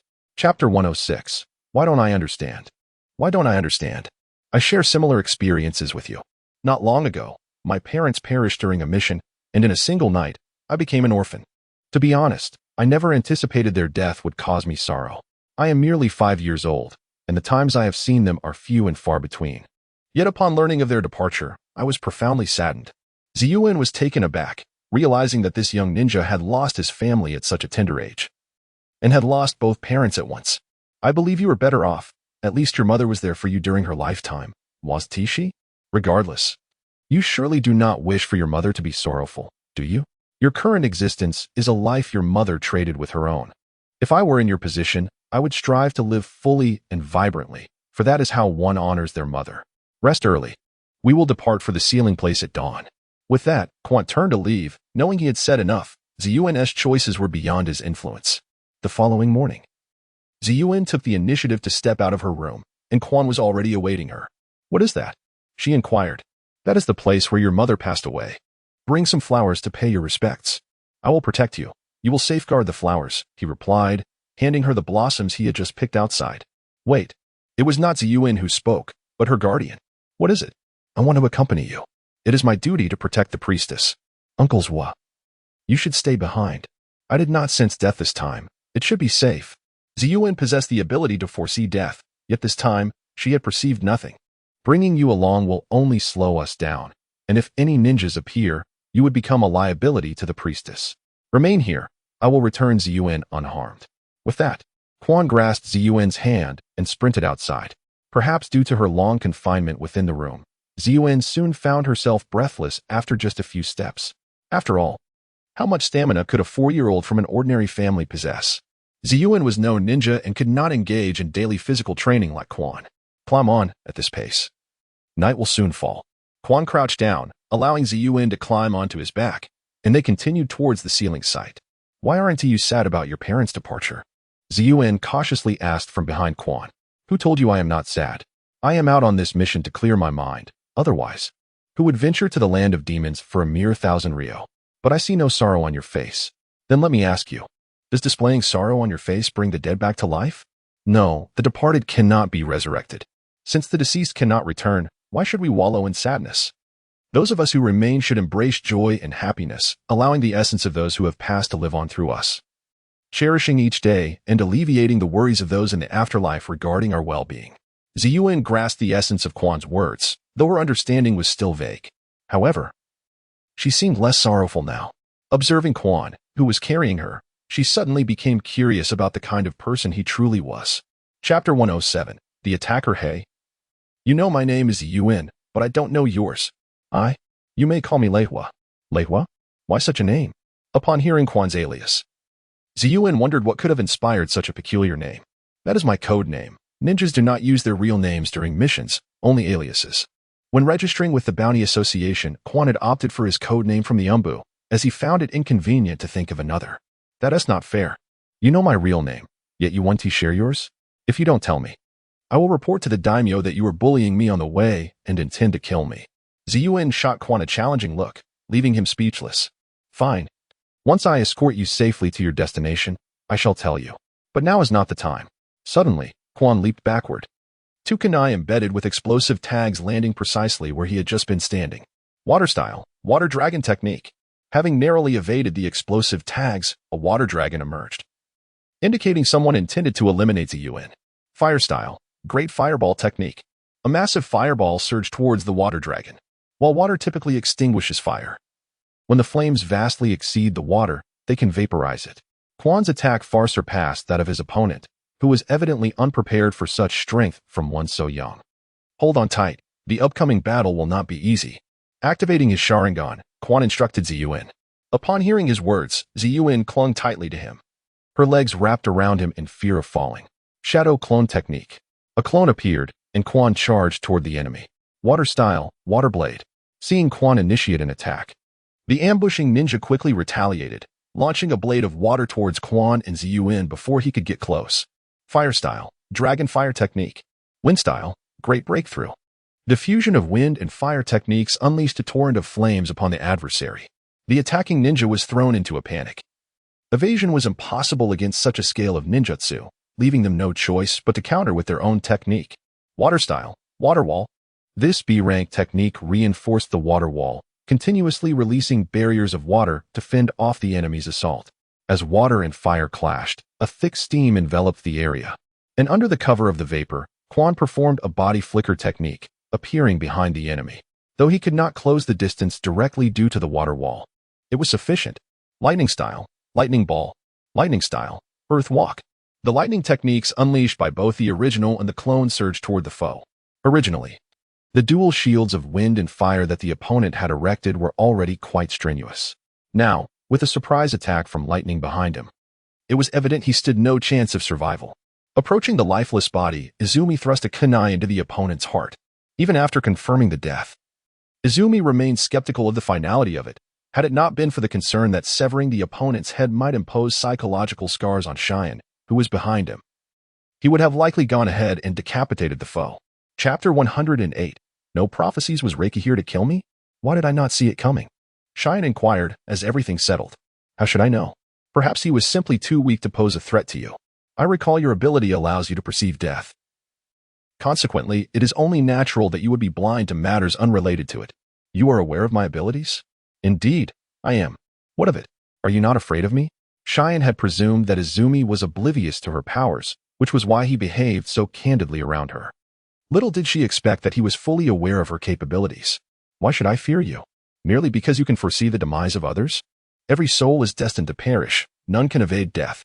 As for your so-called prophetic visions of death, I would argue it is more akin to glimpsing a multitude of possible futures. One's fate should rest firmly in their own hands. Yet, neither my mother nor I have ever erred in our prophecies. And so what? Does foreknowledge of one's demise negate the pursuit of effort? Understand this. Through diligence, one might alter their fate. In contrast, the absence of effort guarantees stagnation. Harbors skepticism towards prophecies, believing that the future is replete with infinite possibilities, rendering such predictions merely one of many potential outcomes. Upon hearing his words, fell into a contemplative silence, her thoughts veiled in mystery as she remained quiet throughout their journey. Not being particularly adept at comforting young girls, found himself at a loss. Otherwise, he would not have spent his previous life in solitude. After a day of relentless travel, neither nor reached the side of the seal and were compelled to camp outdoors. Erected a tent for while he settled outside. For a ninja, an all-nighter posed no challenge, but for the young, a sleepless night would surely result in dire consequences the following day. Once inside the tent, after finishing her dinner, lay beneath the blankets. Despite meticulous preparations, the discomfort of outdoor camping hindered her ability to sleep. Moreover, the day's conversation left a profound impression on her tender mind. What is your true name? You promised to reveal it once we reach the sealing site. If you must tell me eventually, why not disclose it now? Rest well, we have miles to cover tomorrow. The assailants from the day may not have returned, and a second wave might already be en route. Seize this opportunity to recuperate, replied calmly while seated by the fire. It had been nearly a month since leaving, and he found himself unexpectedly yearning for his comrades and the ever-determined with whom he had trained. Humph, say it if you dare, retorted, miffed by his reluctance to speak, and retreated into the tent. System, is there any way to prevent his demise? Like, he sacrificed his life for his dreams, and I cannot bear to witness such a scene unfold before my eyes. Bored, engaged in conversation with the system. That is your concern, you could easily save. However, even if you were to do so secretly, where would you take him? Once is attacked by, there is no chance for him to remain in. Paused, struck by the system's words. Indeed, what would be the point of saving him if there was no place to shelter him? Chapter 109. The scream of contemplating the futility of rescuing without a sanctuary, he realized the same applied to. The Uchiha clan was gradually steeped in tension, and within 2 years, they would face annihilation. What then would become of them? I must establish my own faction. Only then can I safeguard myself and those dear to me, as Hart roared. He had long pondered survival, yet from the very start, he had erred. In this war-torn world, strength was the sole means of protection. Though appeared peaceful on the surface, currents of intrigue simmered below, a treacherous web spun by the Elder Council and the Third Hokage. As a member of the Uchiha clan, even if he survived the impending massacre, he would inevitably bear the mark of a traitor. In the original narrative, following the collapse of S, defection was pursued by mere lower-ranking ninjas. Although the official excuse was that no higher-ranked ninjas were available, was that truly the case? In a vast village like, could they not muster a few elite ninjas to pursue a single? While S betrayal was ostensibly incited by, it was not without the tacit approval of upper echelon. They had assured that would not be harmed. Yet this did not preclude them from employing others to act on their behalf. To them, was the perfect instrument for eliminating. With this realization, S' desire to form his own power solidified, necessitating the acquisition of territory. After careful contemplation of all known narratives, he identified 2 locales most conducive to his development. The first was the land of snow, perpetually blanketed in white, serving as an ideal natural barrier, and conveniently distanced from the 5 great ninja villages. The second was the land of demons, lacking any ninja villages and protected by a decree against incursions from the 5 great nations, mirroring the remoteness of the land of snow. As he pondered between these 2 promising locations, a sudden scream erupted from the tent. Rushing inside, discovered standing stark naked in the corner, while a small cockroach scuttled in the opposite corner. You kill it quickly, she stammered, sighing in exasperation, had initially feared an enemy, only to find it was merely a pest. With a heavy heart, he dispatched the cockroach with a kunai and exited the tent, carrying its corpse away. Relieved by the creature's demise, took a deep breath to calm her racing heart, only to be struck by a sudden realization. Did he just see everything? Her face flushed with embarrassment. Despite her tender age of 4, she understood the distinction between male and female. Her mother had instructed her that a girl's body should only be revealed to her future husband, and it seemed she had inadvertently violated that principle. Feeling a mix of mortification and frustration, lamented that she had merely intended to change her clothes, though carried by throughout the day. She had sweated profusely during their morning run, rendering her garments damp, an intolerable situation for any young girl. Chapter 110. You saw, didn't you? In the wilderness, bathing was an impossibility, leaving with no choice but to change out of her soiled attire. However, just as she had removed her clothing, the cockroach appeared, prompting her terrified scream that summoned. Inside the tent, was engulfed in a whirlwind of turmoil, while outside, remained oblivious to the situation. After all, S' soul belonged to an adult, and to him, was merely a child. How could he entertain any other thoughts? Hey, finally ventured, peeking her head out of the tent after much inner conflict. What is it? As Izumi turned to gaze at Ziyuan, she immediately felt her cheeks flush with warmth upon sensing his eyes upon her. You saw that, didn't you? Ziyuan inquired, her body trembling slightly. Saw what? What do you mean? Izumi, caught off guard, failed to comprehend the implication of her words, and thus stared at her in utter confusion. You, scoundrel! With that exclamation, Ziyuan swiftly retreated into the tent. In her eyes, Izumi was undoubtedly being deliberate. It was inconceivable that he could be unaware of what she was referring to. He must have intended to provoke her into uttering such embarrassing words. He was undoubtedly a complete cad. Gazed silently at the tent, pondering the peculiar emotional state of the priestess, wondering if perhaps she was afflicted by her monthly cycle. Had Ziyuan been privy to Quan's thoughts, she would have burst from the tent, ready to confront him. Alas, Ziyuan remained oblivious to Quan's musings. Inside the tent, Ziyuan lay ensconced in her blanket, cursing Quan repeatedly, yet for reasons unknown. His silhouette during battle lingered vividly in her mind. Summoning her courage, Ziyuan peeked out from the tent. "Hey, what did you see when you came in?" This time, Ziyuan did not even utter Quan's name, opting instead for a simple "hey." "Just now?" Upon hearing Ziyuan's inquiry, Quan was inclined to reply that he saw nothing. But upon noticing her unusually flushed face, he recalled the recent events. "Are you referring to that incident?" "Well, I did see it. But I only entered because I heard your scream and thought you were under attack. There was no intention of peeping. And I was unaware of your habit of sleeping in the nude," Quan replied nonchalantly. Initially, upon hearing Quan recount the earlier events, Ziyuan sighed in relief. Had Quan remained utterly ignorant, she would have been at a loss for how to broach the subject. It would be absurd to ask, "Did you see me naked?" However, upon hearing Quan's words, Ziyuan felt an overwhelming urge to obliterate him. "You bastard!" With that exclamation, Ziyuan retreated once more into the tent. Observing her retreat, Quan remained perplexed. Did I say something amiss? It must be said that Quan's emotional intelligence was remarkably high. The entirety of the night passed without Ziyuan emerging, and Quan paid little heed to the matter, quietly standing guard outside the tent. On the following morning, Ziyuan emerged from the tent, her complexion far from vibrant. Yet, it was hardly surprising. She had spent the night within the confines of the tent, unable to sleep, her mind occupied with the images of Quan witnessing her. It was not until dawn that she finally drifted off, but her slumber was short-lived as she awoke soon after. Chapter 111. The sulking Ziyuan, "Are you all right?" "I'm fine. Mind your own business." Faced with such a response, Quan could only shake his head in resignation. After sharing breakfast, the two resumed their journey. Originally, Quan intended to carry Ziyuan once more, but for reasons unknown, she adamantly refused. Thus, he acquiesced, allowing her to walk alongside him. "Hey, aren't you tired? Shall we take a break?" "My lady, you just rested 5 minutes ago. Let me carry you. At this rate, we won't make any progress in a month." "Absolutely not." Ziyuan rejected once again and attempted to forge ahead, only to find herself on the edge of a steep slope. In a moment of distraction, she misstepped and fell. Just as she thought her demise was imminent, Quan grasped her hand and pulled her back to safety. "Carry me." Though reluctant, Ziyuan realized that persisting in her defiance would only lead to her own misfortune. Thus, Quan hoisted Ziyuan onto his back and continued onward, while she lay there, lost in thought. "What is your name, really? If you don't tell me, I shall reveal the incident of you seeing me in the nude." At Ziyuan's words, Quan nearly stumbled, almost losing his footing. Ziyuan's reasoning was truly unconventional. How could the one to suffer misfortune from such revelations be the male?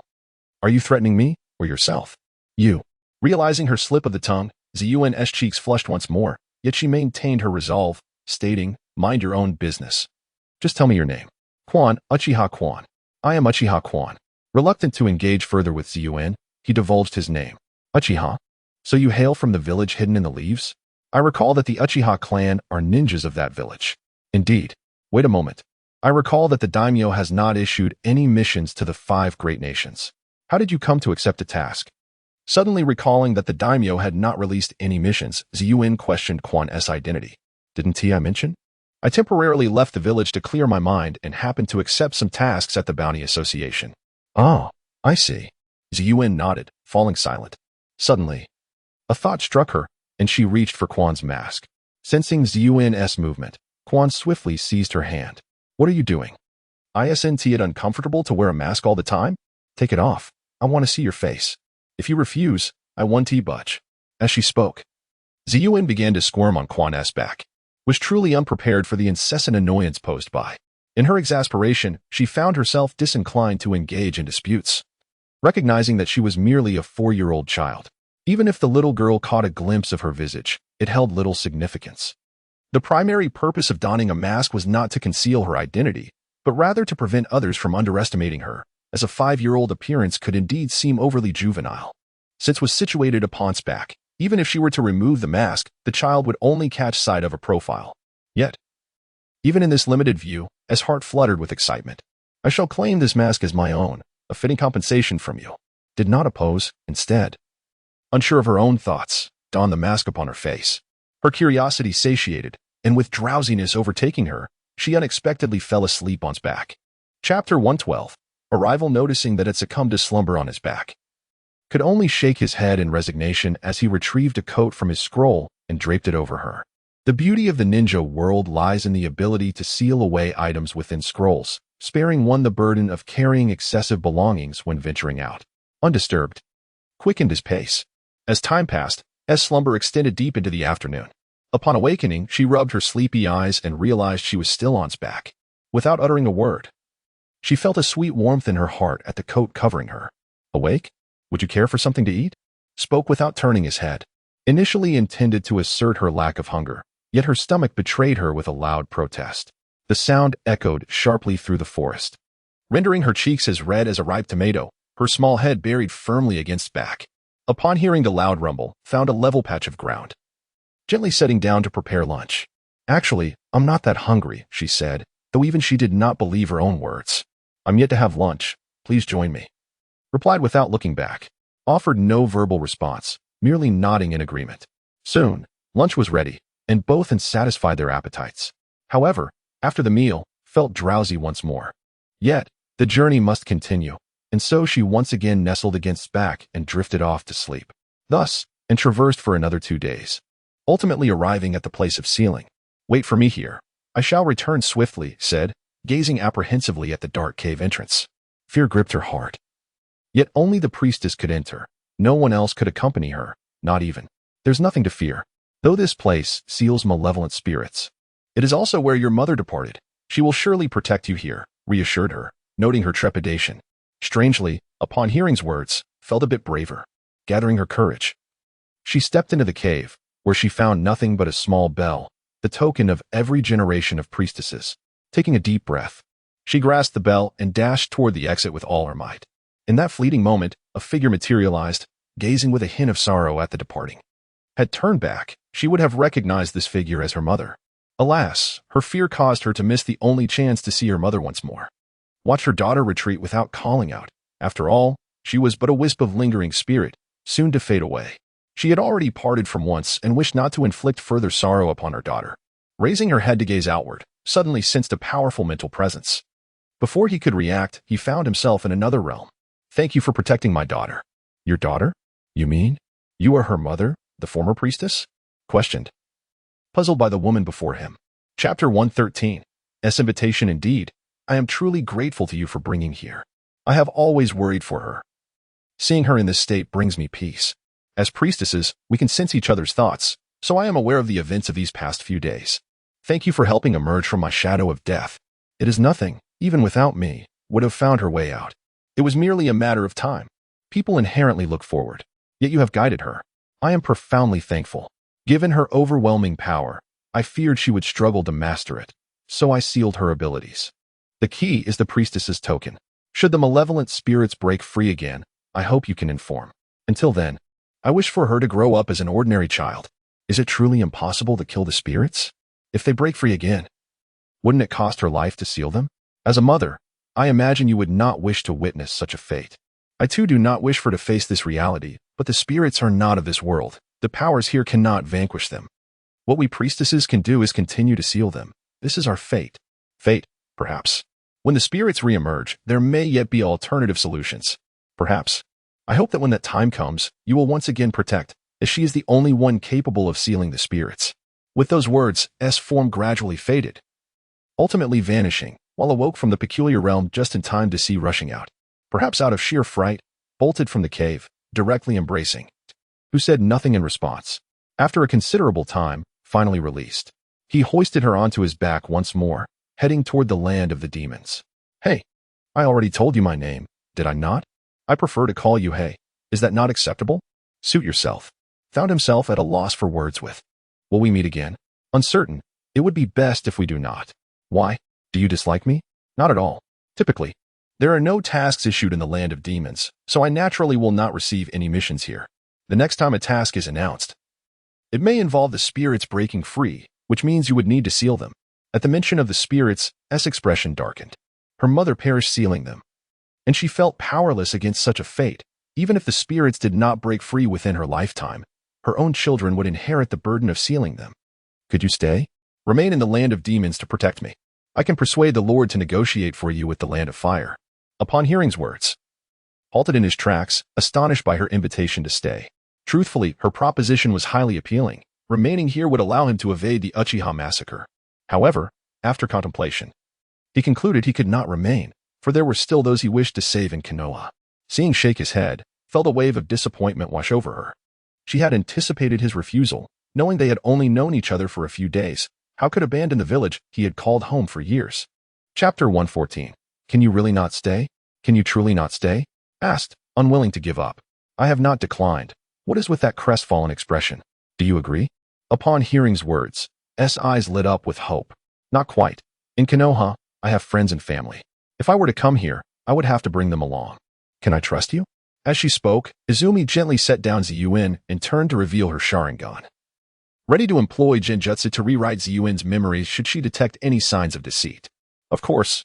Would you like to discuss? Ziyuin began. I am contemplating leaving Konoha to establish my own faction. In this endeavor, I seek a territory, if you are willing. I wish to found a shinobi village in the land of ghosts, which would allow me to sever ties with Konoha. Furthermore, should the malevolent spirits breach the seal, I would be prepared. Upon hearing Izumi's words, Ziyuin was momentarily taken aback, not anticipating such thoughts from Izumi. After pondering for quite some time, she ultimately refrained from inquiring further, merely nodding vigorously. What do you require of me? Although I am a priestess, the establishment of a shinobi village cannot be solely decided by me. I do not need your assistance, I merely seek a domain. At present, I have no intention of forming a shinobi village, as my strength is inadequate and I lack companions. However, I believe that will change soon. Should you choose to aid me, very well, I shall assist you. Even Ziyuin herself could not comprehend why she placed such trust in Izumi. Perhaps it was due to Izumi's unwavering commitment to safely escort her to the sealed land. Observing Ziyuin's willingness to help, Izumi began her preparations. Ninjutsu, summoning technique. Since signing the contract, Izumi invoked the summoning technique for the first time. With a puff of white smoke, the dragon spirit appeared before her. Long time no see, Izumi. Have you found yourself in trouble? The dragon, sensing the absence of conflict nearby, adopted a relaxed demeanor. Indeed, it has been a while, dragon. I summoned you to inquire if you could facilitate a contract for her. There are matters that require message transmission, yet frequent travel between two locations is impractical. Hence I seek your assistance in relaying messages. Certainly, however, let me clarify that I will not personally handle the message delivery. I will enlist the help of the younger members of my clan, as they have ample free time. Additionally, I plan to remain here for a while. As life in the clan has become rather stifling, I wish to explore the outside world and enjoy myself. Agreed. Izumi had anticipated that persuading Ziyuin to sign a contract would be a laborious task, yet it proved to be surprisingly effortless. Thus, Ziyuin successfully became the second contract holder of the Dragon Clan. However, as Ziyuin was a priestess rather than a ninja, the only beings she could summon were the weakest among the Dragon Clan. Return Ziyuan to the land of demons, establishing a pact that should he find suitable companions, they would be summoned forth, with the secret code being his own code, Thunderfire. A notification chimed. Task in the land of demons completed. Reward. Character system Ziyuan completion 100. Earned 100 points. Bloodline limit system activated. With the activation of the bloodline limit system, the host is now permitted to develop their own unique bloodline limit system. This bloodline limit system, does it mean I can fuse two types of chakra attributes? Certainly not. The bloodline limit system merely grants you the opportunity to develop a bloodline limit. The success of such endeavors rests solely upon your own exploration. This is the reward I mentioned earlier. I presume the essence of bloodline limit is self-evident. Chapter 115. Bloodline limit when two chakra nature transformations are simultaneously combined. A new ninjutsu is produced, referred to as bloodline limit. Throughout the entire shinobi world, which ninja possesses a bloodline limit that is not formidable. The most renowned, of course, is the first Hokage, Senju Hashirama, whose would release can even counter the mightiest of the tailed beasts, the Nine Tails. For ninjas, bloodline limits are undoubtedly a tremendous boon. However, under normal circumstances, they rely on hereditary lineage. Thus, while had contemplated acquiring a bloodline limit, it had merely been a fleeting thought. To his astonishment, the system has bestowed upon him such a grand gift. System, I truly adore you. I shall no longer refer to you as a deceptive system. Left the land of demons with great excitement, unaware that from the moment he departed, a small figure in the demon realm developed a habit of gazing towards the direction of Konoha. Although the distance between the land of demons and Konoha village is not insurmountable, it is certainly not within the range of the naked eye. Yet, this diminutive figure silently observed Konoha each day. After leaving the land of demons, re-entered the Bounty Association, where the system's side quests and bounty missions kept him busily engaged, albeit at great personal cost. For instance, one of the system's tasks required him to urinate in the hero's water of Takunin village, a challenge that nearly cost him his life. Although he ultimately escaped, he was left nursing his wounds for a month. Fortunately, he successfully obtained a fragment of a special ninjutsu scroll. Ding! System notification. Successfully synthesized special ninjutsu scroll, acquiring the Flying Thunder God technique. True. After mastering this technique, encountered an awkward predicament. The manipulation of the Flying Thunder God was exceedingly challenging, even with a mark left on the target for instantaneous travel. The spatial transition caused a momentary pause, a perilous situation indeed. Consequently, despite having learned the Flying Thunder God technique, had never utilized it in actual combat, although it served him well in his escapes. Thus, the renowned ninjutsu of the Fourth Hokage became optimal escape technique. One wonders how the Fourth Hokage would react upon discovering this, potentially breaking free from the Shinigami's ceiling to confront.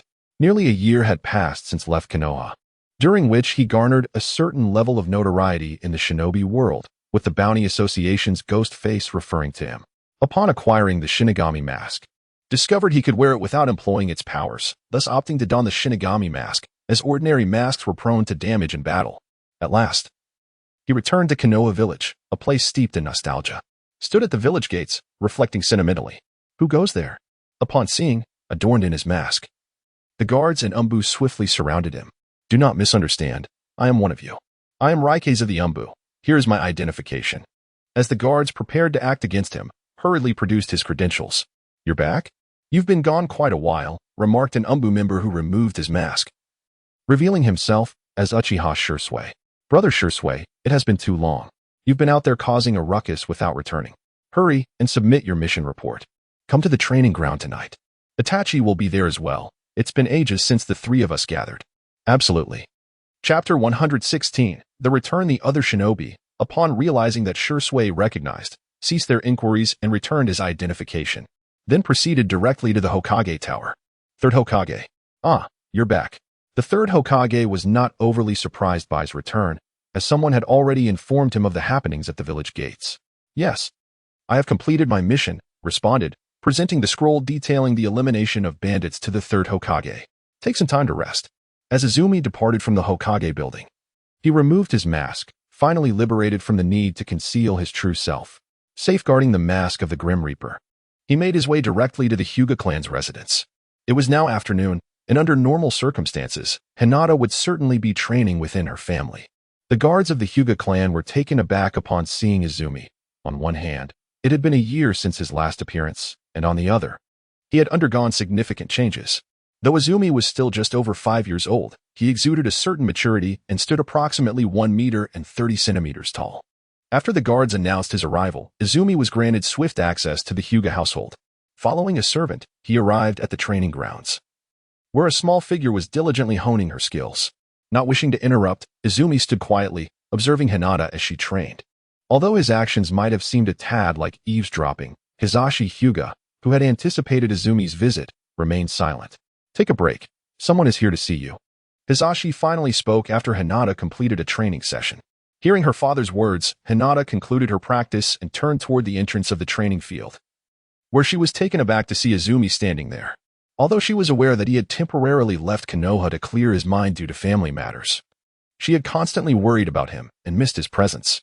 Izumi-kun, you're back, Hinata exclaimed, her cheeks reddening as she gazed at him, feeling utterly flustered. Upon hearing her call, Izumi too found himself momentarily speechless. It had been a year since their last encounter, while he occasionally longed for those around him. He did not harbor any particularly strong feelings for Hinata. After all, he was actually in his 20s, and from the very beginning, he had not regarded her as a peer. Yet, upon returning after a year and seeing Hinata again, an inexplicable sentiment blossomed within Izumi's heart, leaving him hesitant to meet her gaze. Hinata, I'm back, he replied, his voice tinged with uncertainty. Let us conclude today's training for now. With that, Hisashi exited the training grounds. Once Hisashi left, only Izumi and Hinata remained. The atmosphere grew increasingly awkward. Izumi felt increasingly out of place. while Hinata's face turned an even deeper shade of crimson. Time seemed to stretch, and after what felt like an eternity, Izumi mustered the courage to suggest, "Shall we take a walk?" Came Hinata's soft, timid reply as she joined him in leaving the Hyuga household. Although it had been a year since his last visit, the changes in Konoha were not particularly pronounced. At least on the surface, everything appeared unchanged. As for the underlying truths, who could say? As Izumi and Hinata strolled through the bustling market, it wasn't long before they encountered acquaintances. Izumi, Itachi Uchiha, and Izumi Uchiha were momentarily taken aback upon seeing Izumi and Hinata. They were aware that Izumi had been away on a mission for an extended period, yet they had not anticipated encountering her here. Chapter 117, Immaculate Itachi II, Izumi ne. Both Izumi and Hinata called out in unison. This situation perplexed Izumi, as she recalled that when she had departed, Hinata had referred to Itachi as Itachi-kun, initially using his full name. Thus, it was quite surprising for Izumi to hear Hinata now address Itachi as Itachi nii. "Hinata, you? Is something amiss? Is it so strange? Hinata is now my sister. There is nothing peculiar about calling Itachi nii." Upon hearing Izumi's explanation, Izumi began to comprehend, and she chose not to voice any concerns, as their relationships were amicable. Thus, the four of them, Izumi, Itachi, Hinata, and Izumi, wandered the streets together. With Itachi and Izumi's presence, the atmosphere became less awkward for both Izumi and Hinata. Over the course of the year, perhaps motivated by longing, Hinata dedicated herself to relentless training, spending her mornings at Training Ground 7 and her afternoons at the Hyuga clan's training area. It could be said that during Izumi's absence, Hinata had not rested for a single moment. The quartet meandered through the streets of Konoha for an extended period. As evening fell, Shisui arrived to join them. The five then procured various delicacies and commenced a bonfire gathering at Training Ground 7. They reveled together until the deep hours of the night. Concerned that Hinata might face rebuke from Hayashi for returning too late, Izumi accompanied her back to the Hyuga residence. Upon seeing Hinata return with Izumi, Hayashi said nothing, merely advising her to avoid coming home too late before turning away. This left Izumi somewhat perplexed. Had Hinata been neglected during the past year? Now 5 years old. Hinata would soon celebrate her 6th birthday, and Hanabi would have been born by now. Could it be that Hinata's perceived neglect stemmed from this event? Izumi found it hard to understand. Even if Hinata displayed a somewhat timid disposition, it seemed implausible that she would be disregarded the moment Hanabi arrived. API call failed with status code 429, error, code, for 29, message, resource has been exhausted, e.g. check quota, status, resource exhausted, returning home alone. Quan was greeted by the pristine cleanliness of his abode, suggesting that someone frequently tended to the place. The identity of this diligent caretaker eluded him, but after some contemplation, he surmised it must be Hinata. However, as Quan reclined on his bed, an image of a small figure suddenly emerged in his mind. Could it be you, Hinata? For reasons unknown, Quan felt a strong conviction that it was indeed Hinata who had come to clean his home, vividly picturing her petite form meticulously tidying up. You were lost in daydreams. The sudden voice of the system shattered the tranquility of the night, pulling Quan back to reality, and he felt an overwhelming sense of exasperation. Damn it, system. Are you sure that what I exchanged for the Hyuga clan's training is safe? After a year of relentless effort, Quan had amassed 30,000 points. Just enough for one member of the Hyuga clan to train like a regular ninja. Fear not, the items sold by this system are completely safe, free from toxins and side effects, and of genuine quality, the system boasted. Facing the system's self-promotion, Quan could only shake his head in disbelief. But now was not the time for disparagement. He accessed the system to redeem what he needed, and a crystal-clear pill materialized in his hand. Gazing at the pill, an unsettling thought crossed his mind. System, after consuming this, Hinata won't have her clothes burst. Will she? How did you know? The system's voice was filled with surprise, as it had anticipated taking advantage of Quan once more. I just knew. Quan felt a sense of resignation toward the system, which seemed to derive pleasure from his misfortunes. After safely storing the pill, he drifted into a deep sleep. The following morning, he promptly arrived at Training Ground 7, where indeed, Hinata was already waiting. Hinata, there is something I wish to ask you. Yes, Quan-kun, go ahead, Hinata replied earnestly, her gaze fixed on him. The Hyuga clan cannot utilize ninjutsu normally. But during my travels, I discovered a special drug that could enable you to train like an ordinary ninja. Would you be willing to try it? As he looked at Hinata, he realized he had no solid rationale for her to believe him. Hinata nodded vigorously in response. Are you not afraid that I might harm you? What if this is poison? I trust you, Quan-kun. You wouldn't do that, Hinata said, her cheeks flushed. Taking the pill from Quan, Hinata prepared to ingest it, prompting Quan to quickly interject. Wait, you should take it by the lake. This medicine seems to cause a surge in chakra, which might lead to your clothes. Although Quan did not specify what would happen to her clothes. Hinata could discern the implication from his awkward expression. Almost instantly, her entire face, neck, and even her body turned crimson. Trembling, Hinata clutched the pill and slowly made her way toward the forest. Once inside, she suddenly turned around, mustering her courage to declare, "You must not come any closer." With that proclamation, she fled into the woods at breakneck speed, leaving no time for Quan to respond. With a gentle sigh, Izumi settled down on the spot. Aren't you going to peek? The system's lewd voice echoed. Get lost. Really not going? Go to hell. Am I really that depraved? How old is Hinata? Although this body is only 6 years old, I'm still in my 20s, okay? I don't want to be called a beast by the readers. Izumi complained helplessly. But you are Uchiha Izumi. Uchiha Izumi is only 6 years old. Even if the two of you are childhood sweethearts and become partners, what's wrong with that? But hasn't Mo Xuan from Earth already died? You've already been reincarnated, just with a portion of your memories. The current you is just a 6-year-old brat. Didn't you say so yourself the first time you carried out a mission? You are Uchiha Izumi. Hearing the system's words, Izumi fell silent. Yes, he is Uchiha Izumi. Not that high school student Mo Xuan from Earth. Although he carries the memories of his previous life, Uchiha Izumi is Uchiha Izumi. Thank you, system. I understand. Good that you understand. Let's go peek. Get lost, go to hell. Chapter 119. Unscrupulous System. Quinn now realized that this system was utterly unscrupulous, not just a ripoff, but also incredibly lewd. It was actually encouraging him to engage in voyeurism, and Quinn was at a loss for words regarding the system's audacity. Just as the system was about to continue its insidious prompting, an extremely intense surge of chakra erupted, accompanied by Hinata's agonizing scream. System, are you certain your contraption is devoid of any adverse effects? Rest assured, the system replied, though its usage may induce some discomfort, it is unequivocally harmless. If you harbor any misgivings, you may venture in and observe for yourself. I surmise that Hinata is presently too preoccupied to scrutinize her surroundings for any onlookers. Your clandestine observation is guaranteed to succeed. The system continued its unscrupulous enticement of Quinn. Remaining rooted to the spot, Quinn hesitated momentarily before finally dashing into the thicket. It wasn't that Quinn genuinely desired to engage in voyeurism, but rather that he was excessively concerned about Hinata's well-being. The agonizing scream he had heard sent his heart racing into his throat. The spring surged into the forest, and at that moment, Hinata found herself immersed in a lake. Surrounded by water that seemed to be repelled by an invisible barrier, rendering it impossible for the liquid to approach her form. She floated in midair, her entire being captured within the gaze of the spring. Izumi fixated on Hinata, terrified that she might manifest even the slightest sign of distress in his eyes. Only concern resided, devoid of any other emotion. Rest assured, it was merely the overwhelming influx of chakra impacting her meridians. The primary flaw of the Hyuga clan lies in the narrowness of their channels, and the process of expanding them is bound to be somewhat painful. In response to the system's explanation, Izumi appeared oblivious, his eyes locked onto Hinata as if the entire world had ceased to exist, leaving only her presence. As time gradually slipped away, an hour had swiftly passed. At this juncture, the chakra barrier surrounding Hinata began to weaken, and the water started to converge around her. Witnessing this, Izumi executed a swift body flicker technique, appearing at Hinata's side and enveloping her in his embrace. Izumi-kun, my clothes.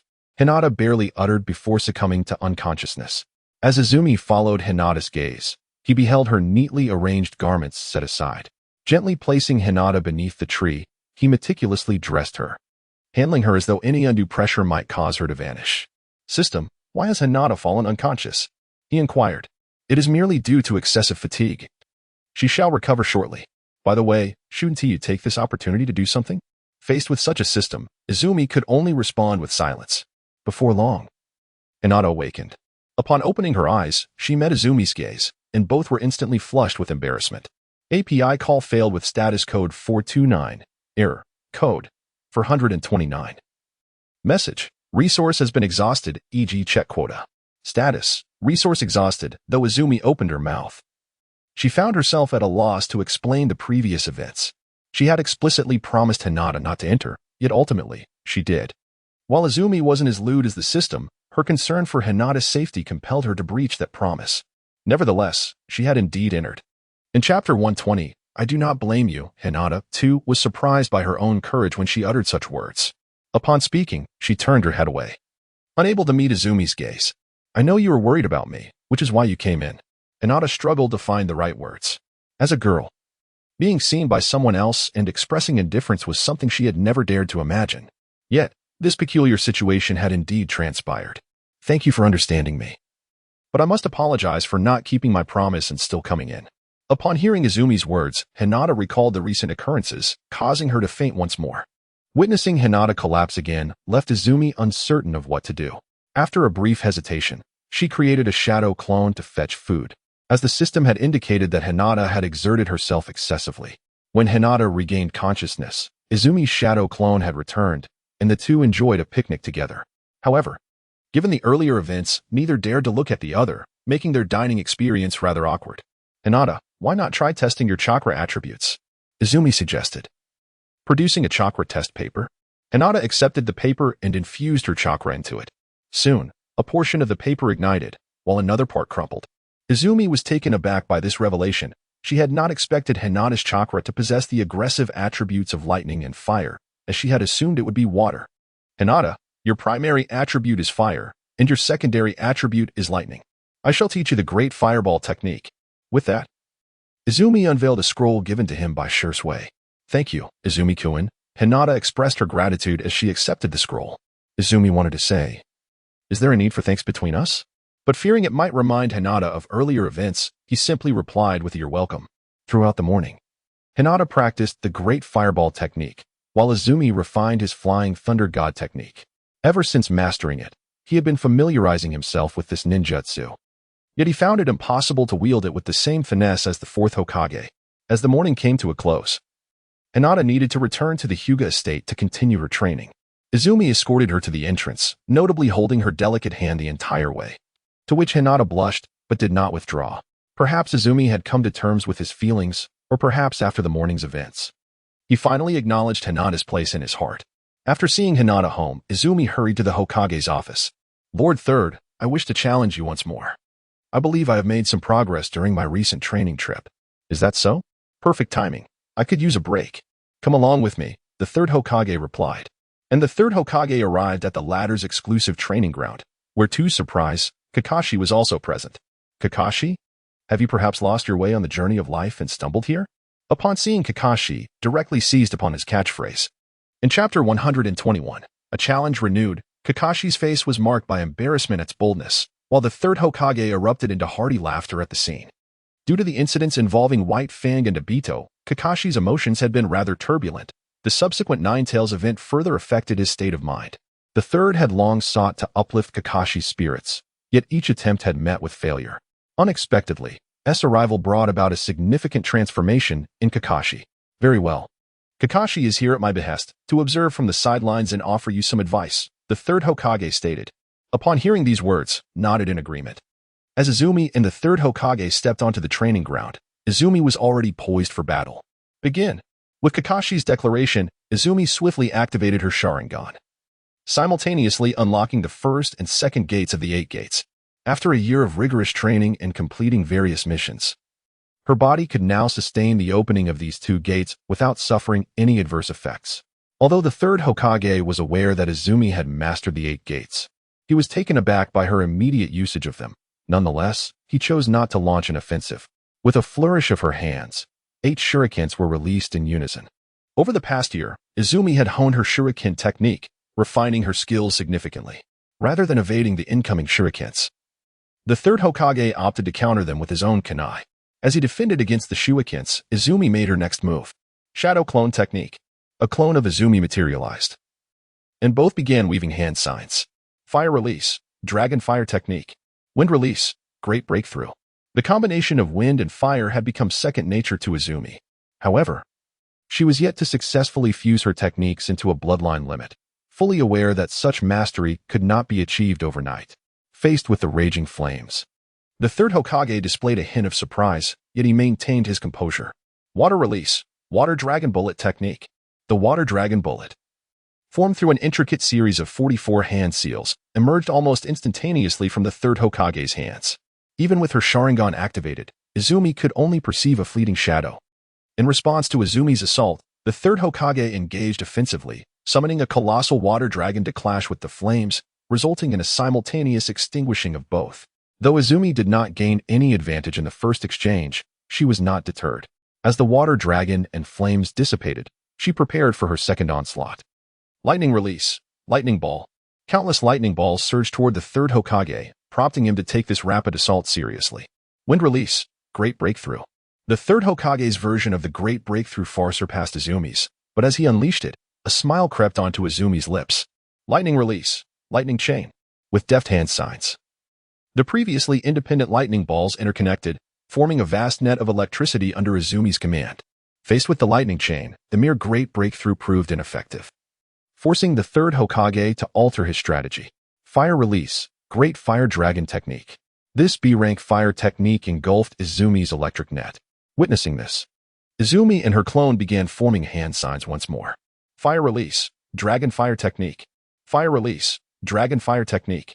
While the dragon fire technique is classified as a C-rank jutsu, it approached the potency of B-rank techniques, and with both Izumi and her clone executing it simultaneously, its power surged to that level. The Third Hokage's great fire dragon, having already consumed a significant amount of chakra to counter Izumi's lightning technique, met its equal in the dragon fire technique. For a moment, neither side gained the upper hand. Kakashi, observing from the sidelines, felt a whirlwind of emotions as he watched Izumi. He reflected on his own abilities at the age of 6. Though Izumi's strength might still lag behind his at that time, her comprehension of ninjutsu had clearly surpassed his own. The fire release technique of Izumi and the Third Hokage ultimately culminated in a breathtaking display of autumn hues. However, what transpired next left the Third Hokage somewhat astonished. Izumi's shadow clone executed the body flicker technique, materializing directly beside the Third Hokage, and simultaneously began forming hand seals. Although the Third Hokage lacked the Sharingan, he swiftly discerned that the jutsu in question was the fire release, Phoenix fire technique. While casting a B-rank jutsu at such close range was not necessarily lethal for the Third Hokage, it certainly had the potential to leave him in a precarious position. Nevertheless, all of this hinged on Izumi's ability to successfully perform the technique.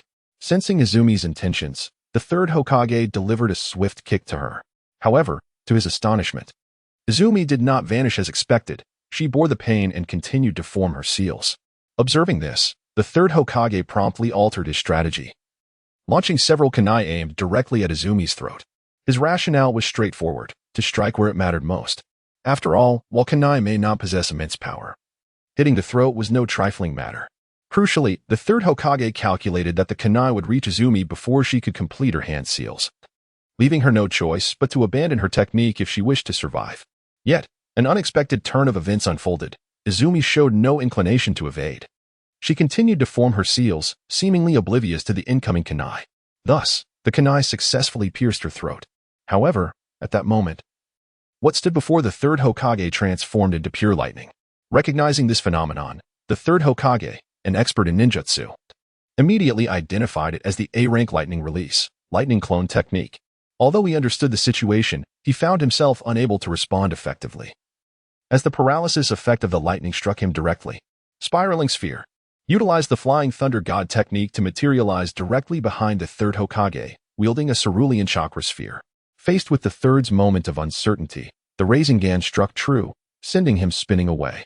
Witnessing such a spectacle, could hardly believe that a formidable figure like the Third Hokage could be so easily vanquished. As the dust settled, only a wooden stump remained in the training grounds corner, revealing that it was merely a substitution technique. The Third Hokage had sustained no harm. Pause a moment. You just employed the Flying Thunder God technique, did you not? The Third Hokage was momentarily taken aback. The Flying Thunder God technique, an S-rank space-time ninjutsu developed by the Second Hokage, is a form of instantaneous movement. By marking a target with a specific formula, the user can teleport either themselves or any object in contact with their chakra. When energized, the user can repeatedly relocate substantial targets. Chapter 123, The Origins of the Flying Thunder God. To date, only the Second and Fourth Hokage have truly mastered the Flying Thunder God technique within Konoha. Even the renowned doctor of ninjutsu, the Third Hokage Sarutobi Hiruzen, does not possess this technique. Indeed, Lord Third, this is indeed the Flying Thunder God technique, though I have yet to fully master it. There is a brief moment of pause upon its execution, the duration of which is contingent upon the distance of the teleportation. Did not conceal his proficiency with the technique. In fact, he had employed it to assert his right to use it openly. It is worth noting that the sole recorded reference to the Flying Thunder God technique in Konoha resides within the Book of Seals. Thus, if one were to learn this technique, it would imply they had illicitly acquired the Book of Seals. Therefore, felt compelled to clarify the matter with the Third Hokage, lest Danzo discover it first, which would spell trouble. Where did you learn the Flying Thunder God technique? The Third inquired. Lord Third, after leaving Konoha, I assumed a false identity and infiltrated the Bounty Association, where I undertook a mission to eradicate the merchant country. It was there that I obtained the scroll of the Flying Thunder God technique, along with several other ninjutsu scrolls. As he spoke, produced the scroll for inspection. The Third Hokage examined the scroll meticulously. Although he was not adept at the Flying Thunder God technique, he had encountered it before and could discern its authenticity. Upon confirming the scroll's legitimacy, he was baffled. How could an S-rank ninjutsu, a hallmark of Konoha, have found its way into the outside world? Throughout the discourse, the Third never questions integrity in acquiring the Book of Seals. It was not due to an unwavering trust, but rather a belief that lacked the capability. The Umbu guarding the book was composed of elite operatives, and despite its prowess, he remained merely a child, a nin at best, far from being able to pilfer the book. As for Naruto's theft of the book, that was merely a narrative convenience. It was implausible for a mere genin to accomplish such a feat. After careful consideration, the Third concluded that was likely unaware of the book's existence, leading him to refrain from probing further into the matter. If anyone inquires how you came to learn the Flying Thunder God technique, simply state that I instructed you. Moreover, do not disclose any details of our conversation today. Lord Third, I have already shared this with others. Upon returning to Konoha, I taught the Flying Thunder God technique to Hinata, as I believe this ninjutsu to be exceedingly useful. It is evident that Izumi did not impart the Flying Thunder God technique to Hinata, as time was simply insufficient. However, to assert that it would be taught to Hinata in the future could undoubtedly lead to complications. Upon hearing Izumi's words, the Third Hokage was momentarily taken aback. He had not anticipated that Izumi, having returned merely a day ago, would bestow such an immensely significant ninjutsu upon another. Fortunately, it was given to Hinata Hyuga, the esteemed heiress of the Hyuga clan. Had it been passed to a spy, it would have amounted to delivering critical intelligence on a silver platter. Well, since the technique has already been taught, so be it. Nevertheless, Izumi, you must remember to refrain from such actions in the future. For you, S-rank ninjutsu remains a distant prospect. Although the chakra required for the Flying Thunder God is not excessively demanding, most S-rank techniques necessitate an enormous amount of chakra, and carelessly attempting them could easily lead to complications. Chapter 124. Stagnant waters. I understand, Lord Third. I shall not act recklessly in the future. Very well. Today's match concludes here. Your progress is indeed commendable, but do not allow yourself to become complacent. Yes, Lord Third. Izumi departed alone from the Third Hokage's residence. And as she left, the Third displayed a stark departure from his previously amiable demeanor. Kakashi, keep a close watch on Uchiha Izumi. Understood. Although Izumi's recent behavior exhibited not a single flaw, the emergence of the Flying Thunder God technique instilled considerable doubt in the Third, prompting him to assign Kakashi to surveil her closely. Upon departing from the residence of the Third Hokage, Izumi returned home without delay. Once inside, he reclined upon his bed to rest.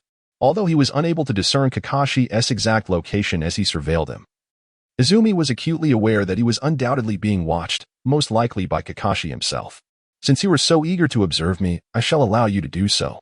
Regardless, no matter how hard you ponder, you shall never uncover the existence of my system. Upon returning home, Izumi immediately sought rest, while Kakashi could only observe from the shadows. This situation left him somewhat disheartened. Monitoring Izumi did not pose a challenge for him, as she was merely a nin. However, given that they were in the territory of the Uchiha clan, evading their scrutiny while keeping an eye on Izumi proved to be a formidable task. The following morning, Izumi arrived early at Training Ground 7, where she promptly commenced her physical training. Shortly thereafter, Hinata joined her. Hinata, you must not disclose your mastery of ninjutsu to anyone. Not even to your father, Lord Hayashi. Although Izumi had already cautioned Hinata the previous day, she still felt a tinge of concern. Rest assured, I won't. Despite being uncertain about Izumi's reasons for secrecy, Hinata chose to place her trust in her friend. Aware of the surveillance, Izumi decided against allowing Hinata to continue practicing ninjutsu. opting instead for joint physical training. Gentle Fist was a unique combat technique of the Hyuga clan, rooted in their Byakugan, and it represented their distinctive offensive approach. The spring does not possess disdain, yet some of its techniques can certainly be adapted for martial arts, a notion that Hinata is more than willing to entrust to Izumi. Although Gentle Fist is an exclusive technique of the Hyuga clan, it has not been classified as forbidden knowledge, for all its offensive maneuvers rely on the Byakugan. Without the Byakugan, no matter how proficient one becomes in Gentle Fist, the intended effects cannot be realized. 3 months swiftly passed, and Hinata celebrated her 6th birthday, a milestone that ominously heralded the impending Uchiha clan massacre. Izumi, typically indifferent to the internal affairs of the Uchiha clan, nonetheless sensed an atmosphere fraught with danger. "Brother Shisui, you seem busier than usual. Is something amiss?" "Oh, it's nothing," he replied with a soft sigh. The tensions between the clan and the village had escalated sharply. Although he endeavored to ease the discord, his efforts felt utterly futile, and he was reluctant to burden Izumi with such concerns. "Brother Shisui, you have activated your Manjiki. Haven't you?" At Izumi's words, Shisui was momentarily taken aback. The only person privy to his awakening was Itachi, whom he had sworn to keep this secret from. He found it hard to believe that Itachi would disclose such information to Izumi. "How did you come to know?" Shisui did not deny the truth, as he perceived that Izumi's relationship with the clan was not particularly strong, whereas she seemed to have a better rapport with the village. "Brother Shisui, let us not delve into how I know. Everyone harbors their own secrets, don't they?" Izumi clearly had no intention of revealing her identity as a time traveler, a secret she wished to keep to herself. "Very well, if you prefer not to disclose, I shall not press further. You didn't come merely to confirm the existence of the Sharingan, did you?" Shisui chose not to pursue the matter of how Izumi learned of his Manjiki activation, instead focusing on her purpose for visiting. "While I am not particularly invested in the Uchiha clan's affairs, the conflict between the clan and the village has reached a critical point, has it not? With less than a year until the massacre, both Izumi and Hinata will soon be entering the Ninja Academy. One can only imagine the state of Konoha and the Uchiha clan at this juncture. I did not expect you to notice. The clan members are driven to rebellion due to their dissatisfaction with the unfair treatment they receive." Shisui shook his head in resignation. The Uchiha clan, in their arrogance, still believed themselves to be the foremost family in the ninja world, oblivious to the fact that their former glory had long since faded. Apart from Fugaku Uchiha, the clan boasted few formidable members, with only Shisui and Itachi representing the new generation of strength. "Have you ever considered leaving?" "Leaving? Indeed. The world of ninjas is vast. It is not confined to Konoha alone. I understand that your heart lies with Konoha, but I must ask you, is Konoha truly still the village that embodies the will of fire? Were the deaths of Tsukumo Hatake and the 4th Hokage unrelated to the village?" Upon hearing Izumi's remarks, Shisui furrowed his brow. For the first time, he felt a profound unfamiliarity with Izumi, who had always called him Brother Shisui. It seemed as if he had never truly understood her from the beginning. "I hope for the village to improve, and I share that hope," Izumi asserted. "However, Konoha has already been infested with rot, and I do not wish for that rot to lead to its demise." With that, Izumi turned and departed before Shisui could respond. "Are you not afraid that I might reveal what you have said?" If others were to overhear Izumi's words, she would surely be taken away for questioning. Others might speak. But Brother Shisui would never do so, for you are my brother Shisui, and I am your little sister. I merely hope that when the time comes for despair, you might dare to dream of a miracle." Shisui was left in silence, pondering the meaning behind Izumi's words as he watched her leave. With the impending commencement of their training at the Ninja Academy, Izumi ceased accepting any further missions. Each day she dedicated herself solely to honing her skills. Yet, unbeknownst to her, the once full mornings of rigorous training gradually diminished. In the early hours, both Izumi and Hinata would arrive early, and as noon approached, Izumi would often lead Hinata on leisurely strolls, engaging in lighthearted conversations. Hinata began to notice the changes in Izumi, though Izumi had always treated her kindly. Hinata felt an invisible barrier between them. However, ever since she had begun to practice ninjutsu, Izumi had undergone a complete transformation. Although Hinata could not articulate what had changed in Izumi, she undeniably felt the weight of that transformation. The spring has undoubtedly transformed. The current Izumi is truly an Uchiha, no longer merely a high school student from Earth. Aside from some recollections of the Naruto world, all else has long been forsaken by Izumi. Chapter 126, Attending School. Izumi-kun, tomorrow you will officially enter the Ninja Academy. With your prodigious talent, you should be able to graduate early. right?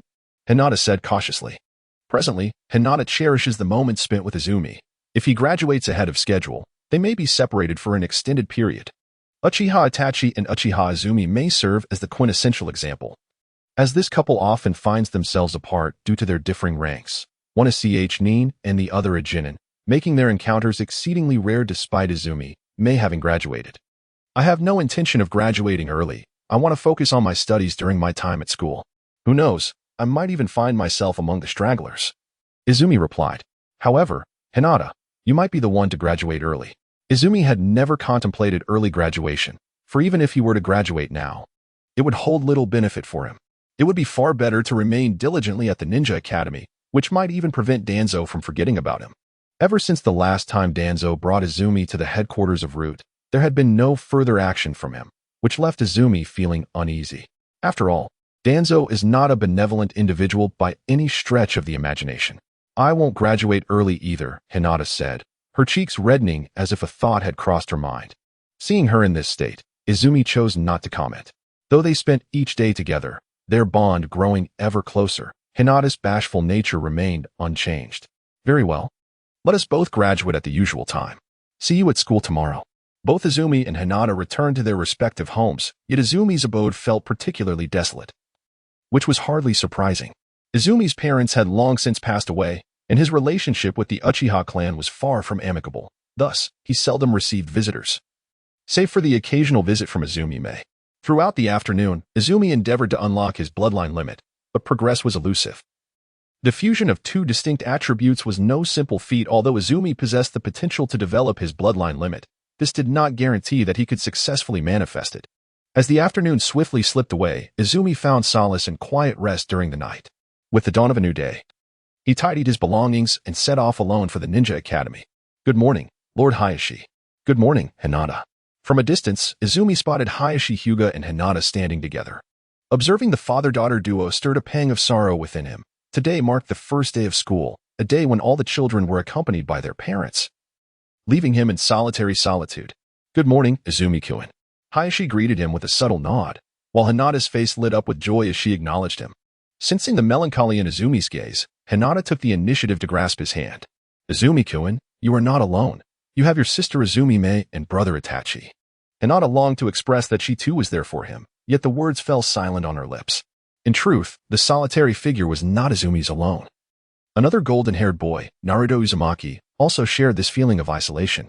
Although Izumi had encountered Naruto numerous times, he had never initiated contact, for Naruto's identity was undeniably sensitive. As the school gates swung open, the students streamed inside, many witnessing the Third Hokage up close for the first time. As the Third Hokage delivered a lengthy address, Izumi found himself at a loss, ultimately succumbing to slumber, prompting a stifled giggle from Hinata nearby. Chapter 127. The Problem Student. The Third Hokage's speech persisted for a full 2 hours, finally reaching its conclusion. Remember that where the leaves dance, the fire continues to thrive. The flame shall illuminate our village and nurture the budding leaves of a new generation. This is the will of fire. I hope each of you will inherit the legacy of our predecessors. As the Third Hokage finished, the students erupted with enthusiasm, except for Izumi, who remained disinterested. The students were escorted by their respective teachers to their classrooms, and as expected, Izumi found himself placed in Irika's class alongside Hinata. This development did not surprise him. Glancing at the future legendary 12 of Konoha, Izumi felt an impulse to tease them, yet ultimately dismissed the thought, as tormenting a bunch of young children seemed devoid of amusement. On the first day of school, Izumi promptly rested his head upon his desk for a lengthy nap. This was hardly surprising, as he had already self-studied the theoretical knowledge Irika was teaching, and he had mastered the techniques of the body flicker technique and shuriken throwing long before. His primary reason for attending the academy was to await the familiar unfolding of events and to accompany Hinata. As the day's lessons concluded, Irika was overwhelmed, facing 3 problem students on the very first day. The first, unsurprisingly, was the notorious Naruto Uzumaki, whose mischief caused Irika considerable distress. The other 2 troublesome students, Izumi Uchiha and Shikamaru Nara, while not as disruptive as Naruto, spent the entire day asleep. Shikamaru at least stirred when called upon, but Izumi outright ignored Irika, even going so far as to hold up a sign that read, "This person is deceased, please burn paper offerings for him." Irika, how is your first day as a homeroom teacher treating you? Irika, busy organizing his materials, was startled by the voice of the Third Hokage and promptly stood to attention. Lord Third, carry on. I merely came to take a look. I hear you have quite a few problem students this year? Upon hearing the Third Hokage's comment, Irika paused momentarily before responding. No, they are all quite good students, though some are still adjusting to school life. I will ensure they adapt. The Third Hokage nodded in acknowledgement. That is good to hear, but your class does indeed have one problem student, Izumi Uchiha. Do you know him? I do. He appears to be quite a remarkable student. Irika was well aware of Izumi's reputation, having never encountered a student as audacious as him. His circumstances are somewhat unique. You need not manage him too stringently. Lord Third, what do you mean by that? Is it because Izumi Uchiha has yet to overcome the loss of his parents? As a new homeroom teacher, Irika had reviewed the background of each student and was aware of Izumi's situation, though his status as a member of UMBU was not included in his records. No, some matters cannot be disclosed to you. Just follow my advice, rest assured. Izumi Uchiha is also a child who embodies the will of fire. Irika was clearly perplexed by the implications, but, respecting the Third Hokage's words, refrained from further inquiry, though his curiosity about Izumi remained piqued. Chapter 128, The Overzealous Brother. The following morning, Izumi arrived at the Hyuga residence, motivated by a simple desire to accompany Hinata to school. Ordinarily, Hinata would have ventured to school alone, but the two decided to walk hand in hand, side by side. Upon reaching the academy, they fortuitously encountered Itachi, who was escorting Sasuke. Izumi was struck with curiosity. Itachi had recently joined UMBU under Kakashi's command, and given the escalating tensions between the Uchiha clan and Konoha, he should have been exceedingly busy. What could have prompted him to accompany Sasuke to school? In the tranquil realm of the Hidden Leaf Village, Izumi found herself pondering the peculiar bond between Itachi and Sasuke. Itachi, you are up early as well, she remarked. Yes. Sasuke has just enrolled in the Ninja Academy.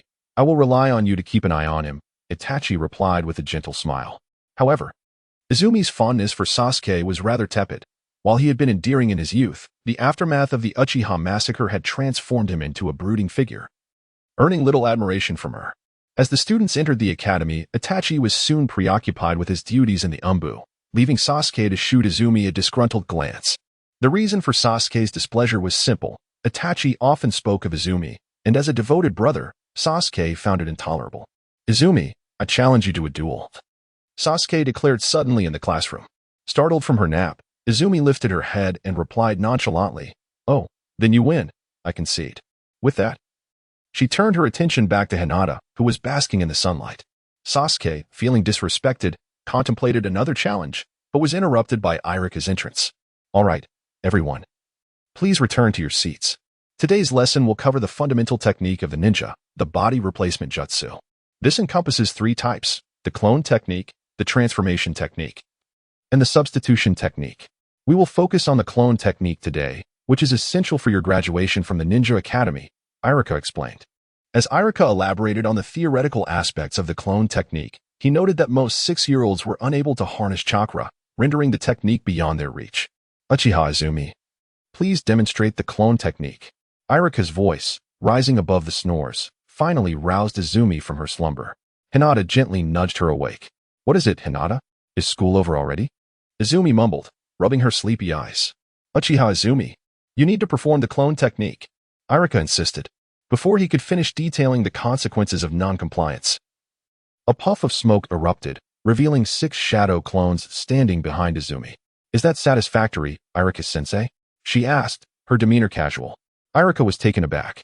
It dawned on him why the Third Hokage had advised him not to concern himself with Izumi. Her prowess was far more formidable than it appeared. Chapter 129. Hinata's hidden strength. Irika could only create 4 or 5 shadow clones, while Izumi had effortlessly summoned 6, a clear testament to her exceptional chakra reserves. The other students were astonished, with Ino and Sakura gazing at Izumi with starry eyes, only to feel a pang of disappointment when she ignored them and returned to her nap. Shikamaru, the second student prone to dozing off, was awakened by the commotion, his face etched with annoyance. Irika, exasperated, lamented the challenge of managing such a lively class. For Izumi, school was merely a time for rest, as she had already mastered the material being taught. Classmates, today we will engage in practical combat. Please follow me outside for one-on-one matches, Irika announced, eliciting excitement among the students, who preferred the thrill of combat to the monotony of theory. However, both Izumi and Shikamada remained indifferent, choosing to lounge as they had done previously. "Irika-sensei, may I abstain? I suffer from a peculiar affliction that renders me lifeless outside the classroom," Izumi quipped.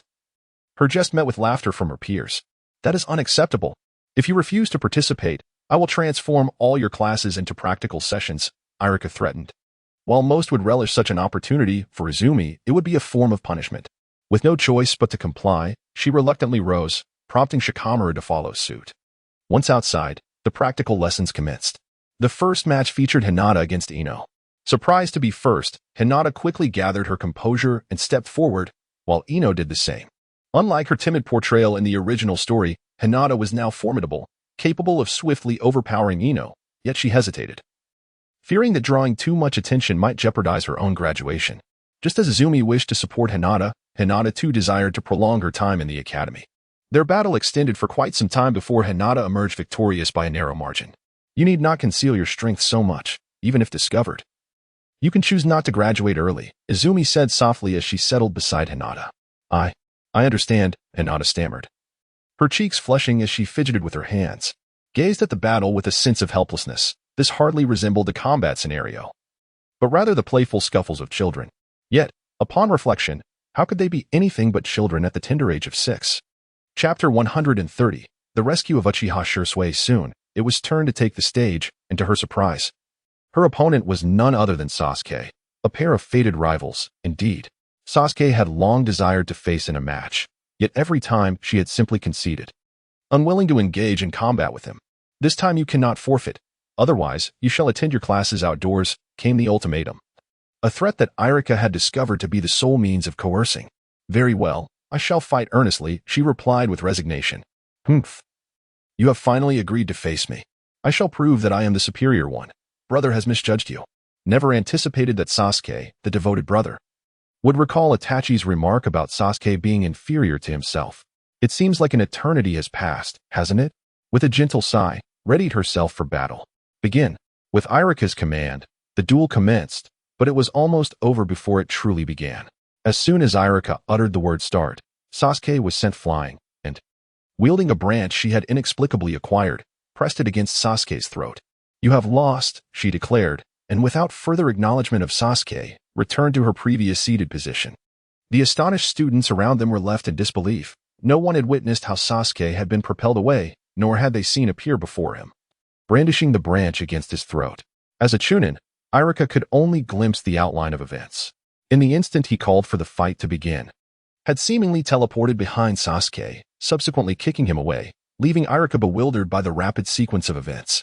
The confrontation between Sasuke and was the briefest of all, and disbelief was etched across Sasuke's face. Clearly, he had not comprehended what had transpired before he was defeated. During class, provoked by Sasuke sought to cling to Itachi for guidance, but unfortunately, Itachi was far too occupied. "I'm sorry, Sasuke. I can teach you another time," Itachi said, gently tapping Sasuke's forehead with his fingers, his gaze filled with affection. "Brother, you mustn't deceive me." Seeing Itachi prepare to leave, Sasuke felt a wave of frustration. He desperately wished to defeat, but was it truly that simple? In the blink of an eye, 6 months had passed since entered the Ninja Academy. On that particular evening, while shopping with Hinata, she heard the long-awaited system notification. Ding. System notification. Side quest. Save Uchiha Shisui. Upon hearing about this task, immediately understood the gravity of the situation. A frown creasing her brow. "What troubles you?" Hinata inquired, noticing sudden halt. "It's nothing, Hinata. I have a matter to attend to." "Can you head back on your own?" If you have something to do, then go ahead."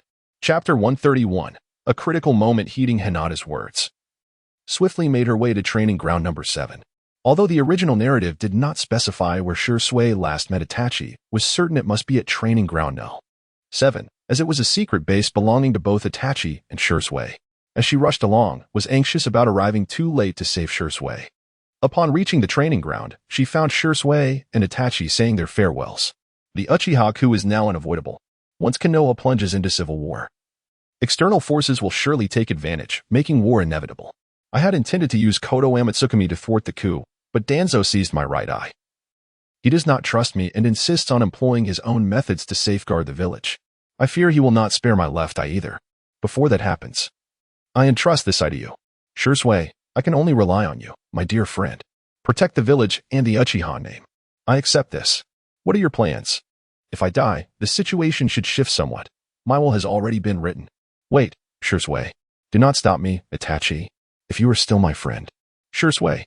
Seeing Shisui on the verge of plummeting from the cliff, swiftly activated the Flying Thunder God technique, catching Shisui and returning him to safety.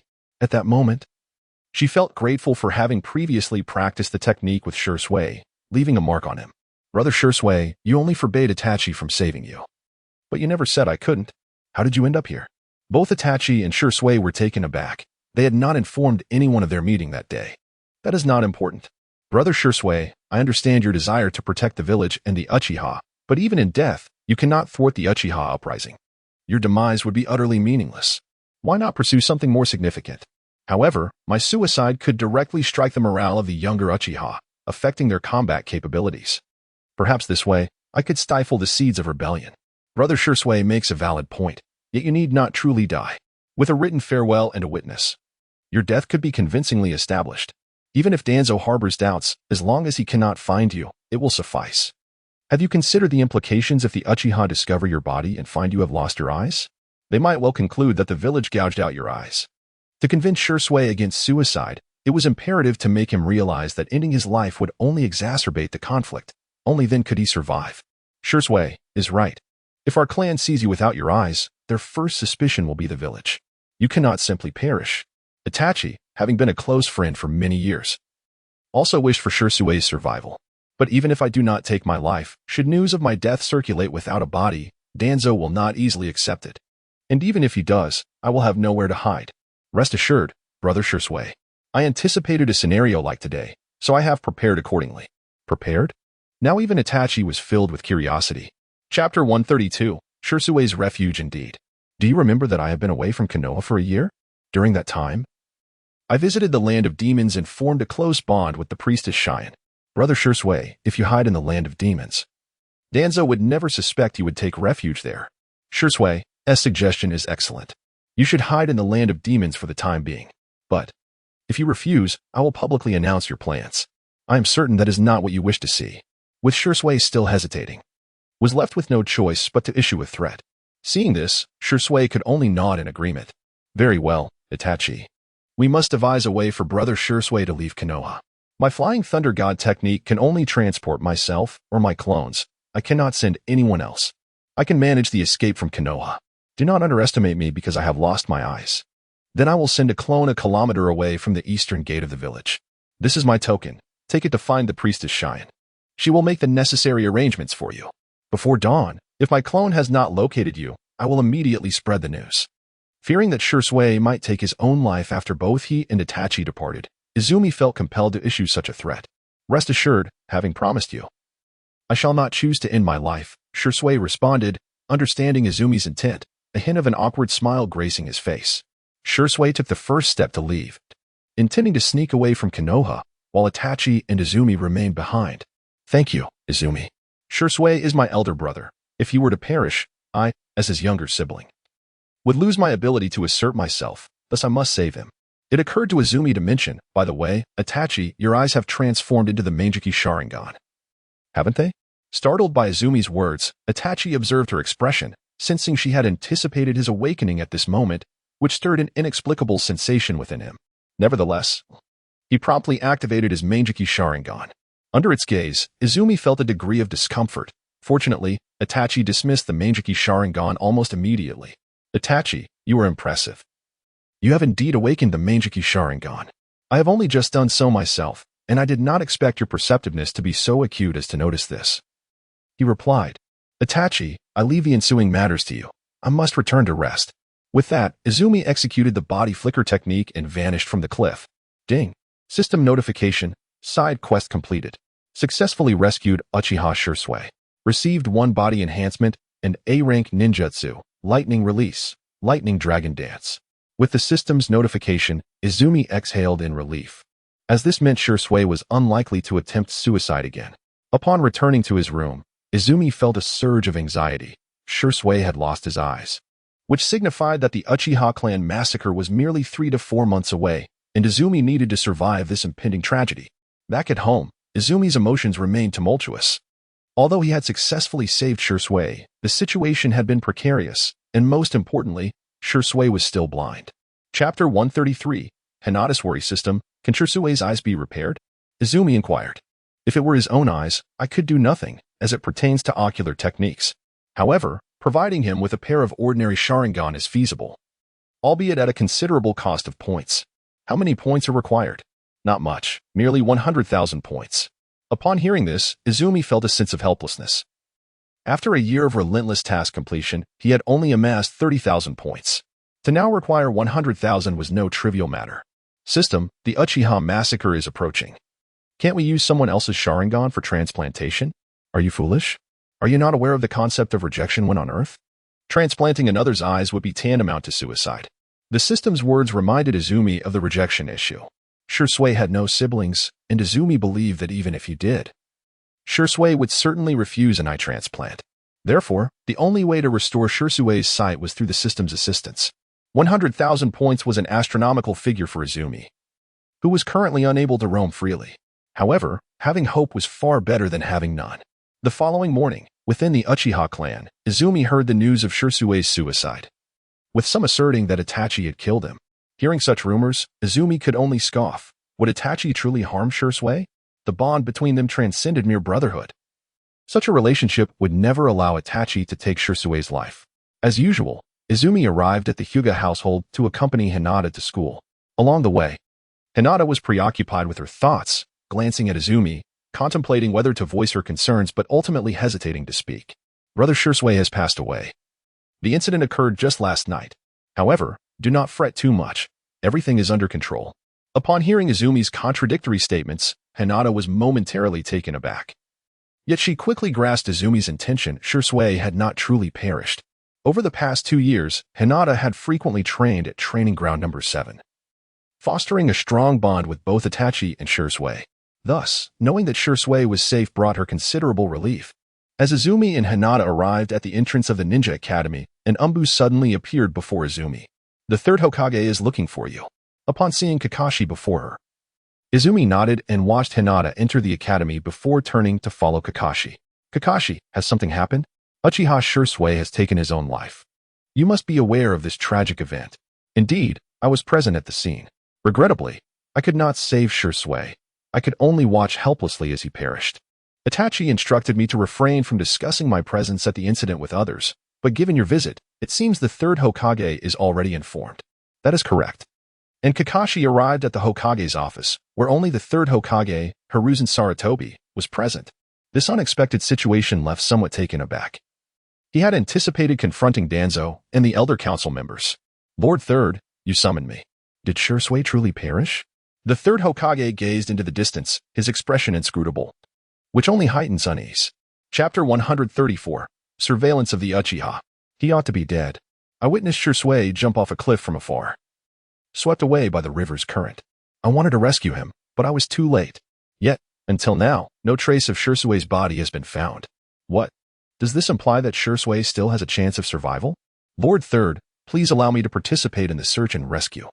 I am confident that I can persuade Shisui to continue living. At that moment, S' performance was impeccable, the astonishment in his eyes strikingly genuine. Shisui did not genuinely wish for death. He aimed to thwart the Uchiha clan with his demise. Thwart the Uchiha? At the Third's words, felt a wave of confusion wash over him, not due to the content of the message, but rather the fact that the Third had chosen to confide in him. After all, there was still no concrete evidence of the Uchiha's desire to rebel, and to speak of it so recklessly seemed ill-advised. Although you are of the Uchiha clan, your limited interaction with your kin may have left you unaware that dissatisfaction with the village's actions has led the Uchiha to contemplate a coup. Of course, this is merely a nascent notion at this point. I share this with you today to ensure that you do not become embroiled in this affair. Listening to the Third's words, was astounded, unable to fathom why the Third would disclose such sensitive information to him. If he were to reveal what he had learned, the Uchiha could very well initiate their coup, resulting in catastrophic consequences for Konohagakure. Lord Third, why reveal this information to me? If this were to leak, the Uchiha would either abandon their coup or, more likely, launch it immediately. My intent in sharing this with you is to request that you monitor the Uchiha. If they exhibit any signs of movement, report to me at once.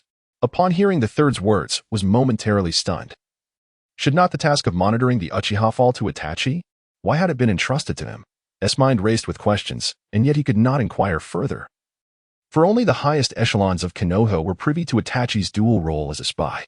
Remained silent for half a day before finally speaking. Lord Third. I am willing to accept this task, but I have one condition. A condition? Indeed. If the worst should occur one day, I wish to ensure the safety of Uchiha Izumi.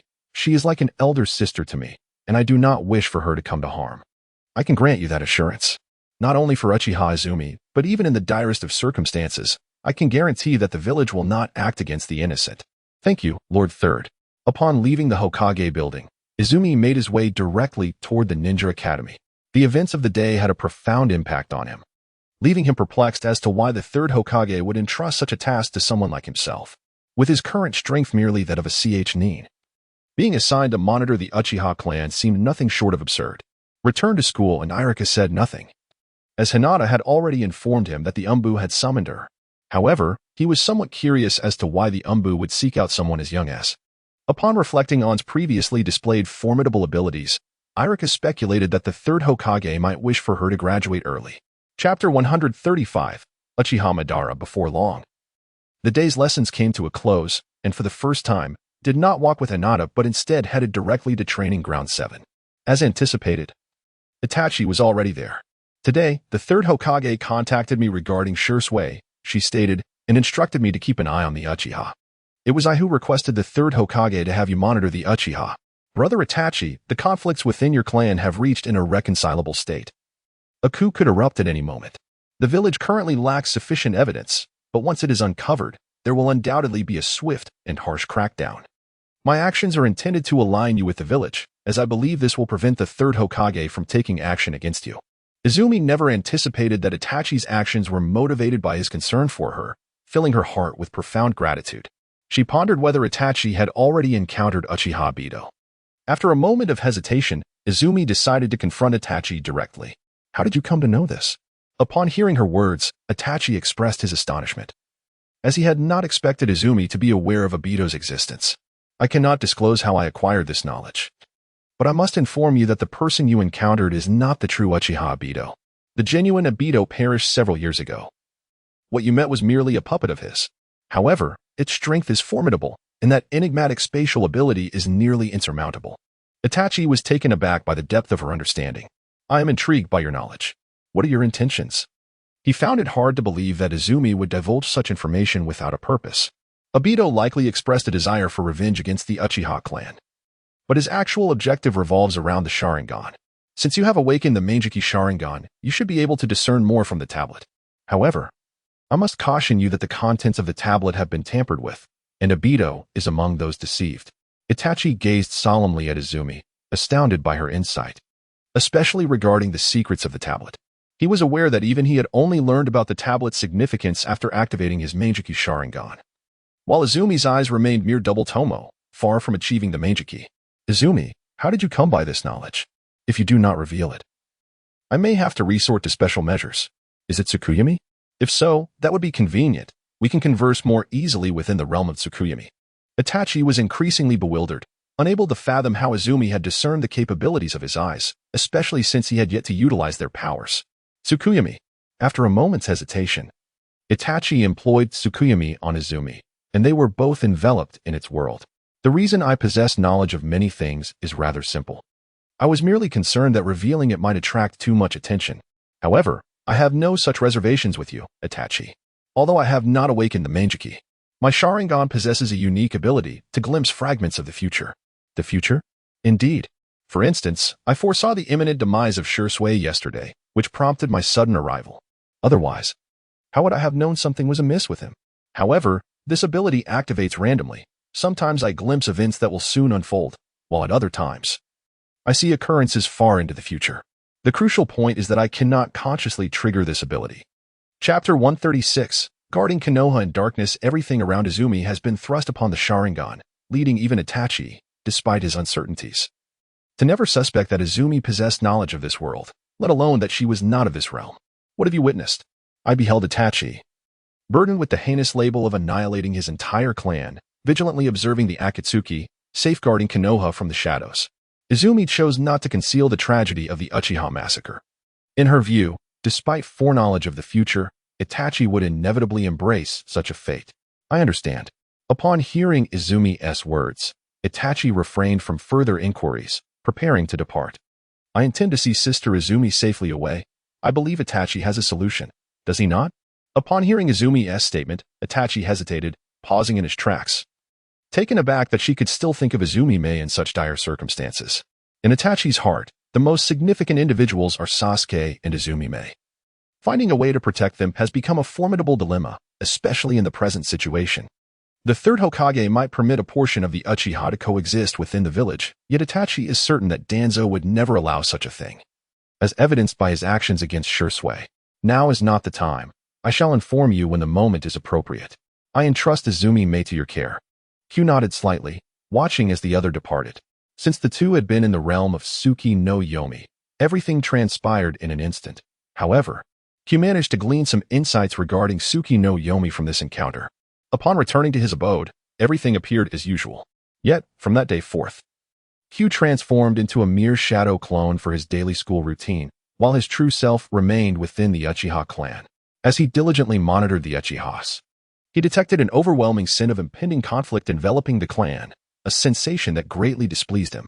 He pondered the audacity of the Uchihas to instigate a coup system. Pray tell, why do the Uchihas exhibit such arrogance? I do not know. You seem rather restless. Have you perhaps run low on tasks? Indeed, it appears so. Please assign me a simpler task, but let me make it clear. You must not deceive me this time. Your previous mission in the Land of Grass nearly cost me my life. If you continue in this manner, I shall be left pondering how to contend with this dreadful system, as my abilities are woefully inadequate against it. Ding. System notification. Special mission. Gather evidence of the Uchiha clan's rebellion and present it to the Third Hokage. Task reward. A-rank task marker X3. Upon hearing the system's assignment, Q exhaled in relief. This task seemed manageable, considering his original purpose was to surveil the Uchihas, thus fulfilling this mission felt entirely reasonable. How about that? This time, I haven't deceived you. Have I? This system is exceptionally benevolent and will not engage in frivolous trickery. At these words, Q felt a strong urge to retaliate, yet he chose to remain rational. Throughout the day, he clandestinely observed the movements of the Uchihas, but to no avail. However, he reasoned that it was entirely normal, for if evidence were easily obtainable, the Third Hokage would not have summoned him in the first place. Izumi discreetly observed the Uchiha clan from a considerable distance to avoid detection. Consequently, her findings were scant, and her reports to the Third Hokage were woefully inadequate.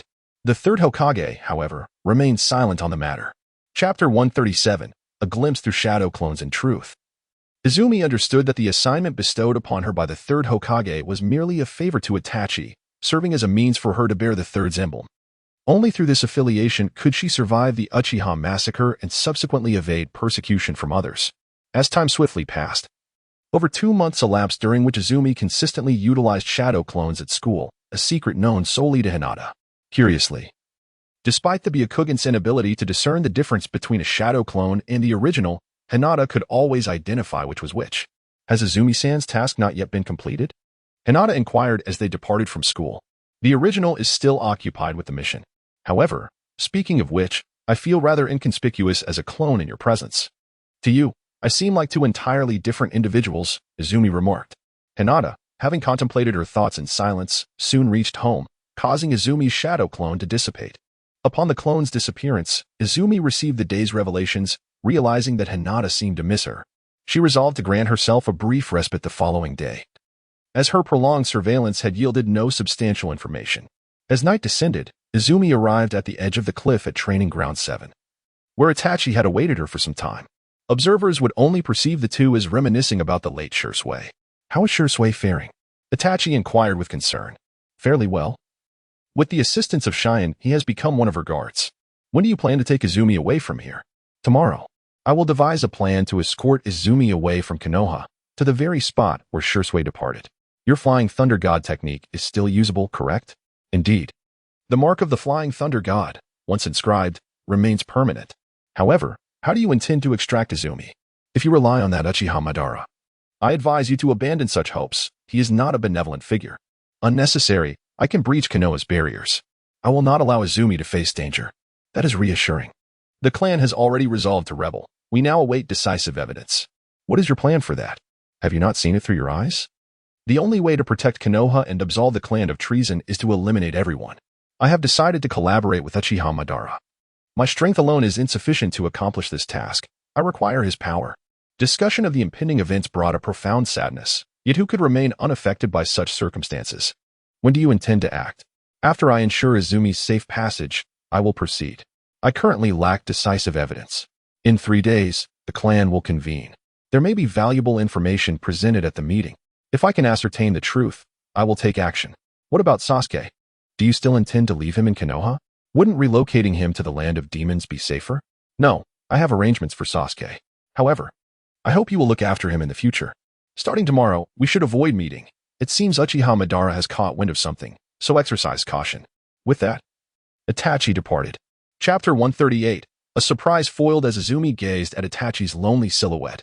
A myriad of emotions stirred within him. He felt a pang of regret for his inability to prevent the Uchiha clan's tragic demise.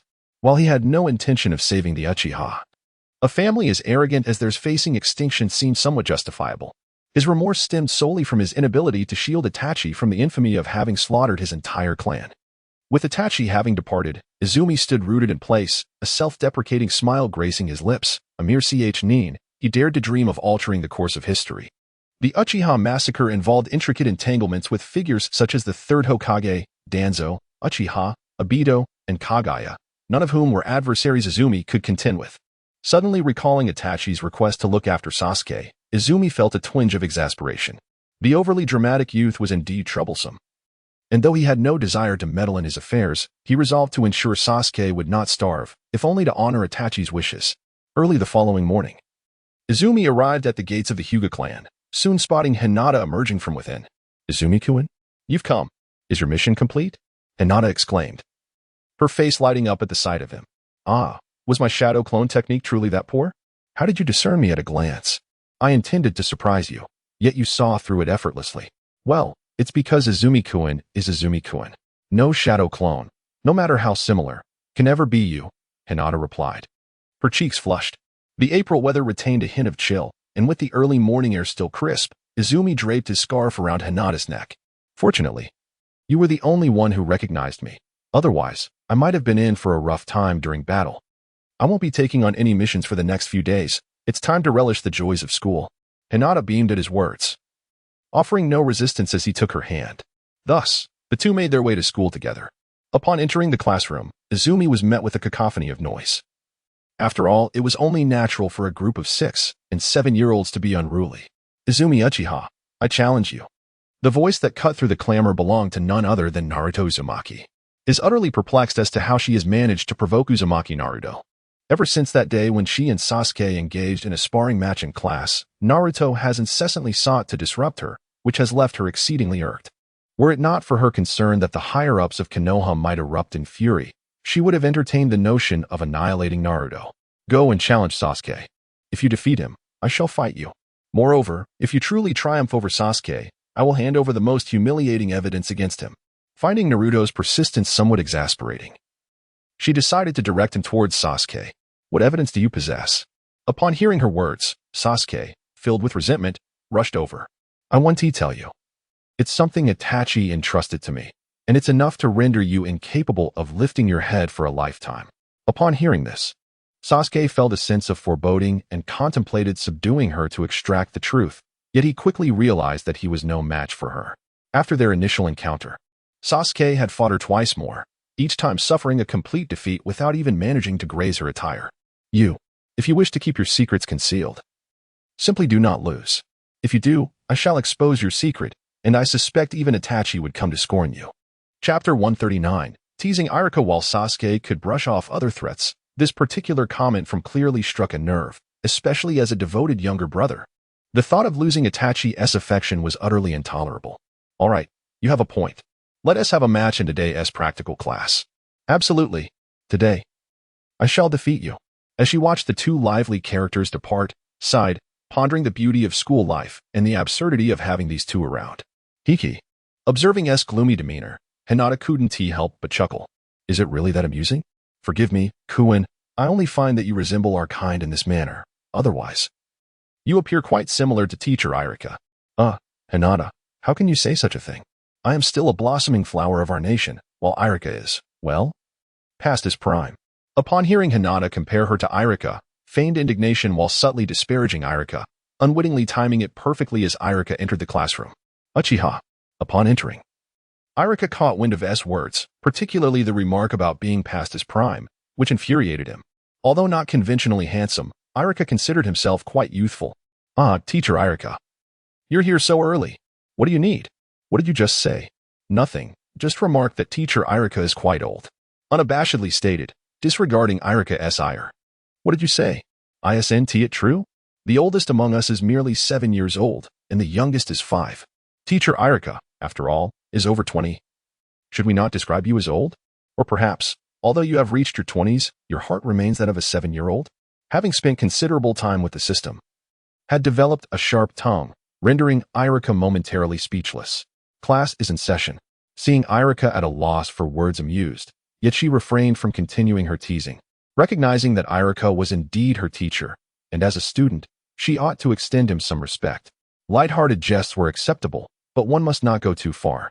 Throughout the day, spent her time at school, glancing at Hinata, who was diligently paying attention, then gazing out at the clouds drifting lazily across the sky. Completely disinterested in the lessons, Irika found himself utterly exasperated by his demeanor, yet he had no effective means of reprimanding her, as she consistently answered his questions flawlessly. Kuin, please refrain from bullying teacher Irika in the future. I'm not bullying him. It's merely jesting. Hinata, I plan to attend school regularly in the coming days. But should I miss a day, please do not seek me out at Uchiha, not even at Training Ground 7. With the impending Uchiha massacre approaching, was determined to shield Hinata from inadvertently getting entangled in the chaos. I understand. I want to go. Though puzzled by S' sudden caution, Hinata nodded in agreement, as she would obediently comply with whatever said. After escorting Hinata back to the Hyuga estate, prepared to meet with, this time, instead of directly using her shadow clone, she opted to appear in her true form at the designated location. Upon arriving at the meeting point, waited for quite some time until she finally spotted Itachi, clad in AMBU attire, approaching alongside. Chapter 140. Sending off? What is going on? Was utterly bewildered, having misunderstood Itachi's instructions to not ask questions, leading her to think he was trying to deceive her, and now appeared here. Let us discuss the specifics once we reach our destination. For now, you must leave the land of fire with my clone. My flying technique will take you near the destination, and you will be able to meet the others using my token. There will be further surprises in store. As she spoke, released her shadow clone. Itachi, what is the meaning of this? If I leave the village just like this, I will surely be branded as a rogue ninja. Was utterly at a loss. Rest assured, the details will be revealed once you arrive. For now, you must depart. In that moment, Itachi unexpectedly leaned in and kissed before. Stunned, stood frozen in place. Was this really Itachi? The Itachi she knew? Could this be an imposter? Yet the sensation confirmed it was indeed him. And the flying thunder god mark she had left on him still lingered. Itachi, what are you doing? I'm still here. S' face had turned as red as a tomato. Although this was their first kiss, it was the first time with someone else present, especially with whom she regarded as a younger brother. Take care of yourself over there. Itachi paid no heed to S' embarrassment, his thoughts elsewhere in that moment. Understood. Please be cautious as well.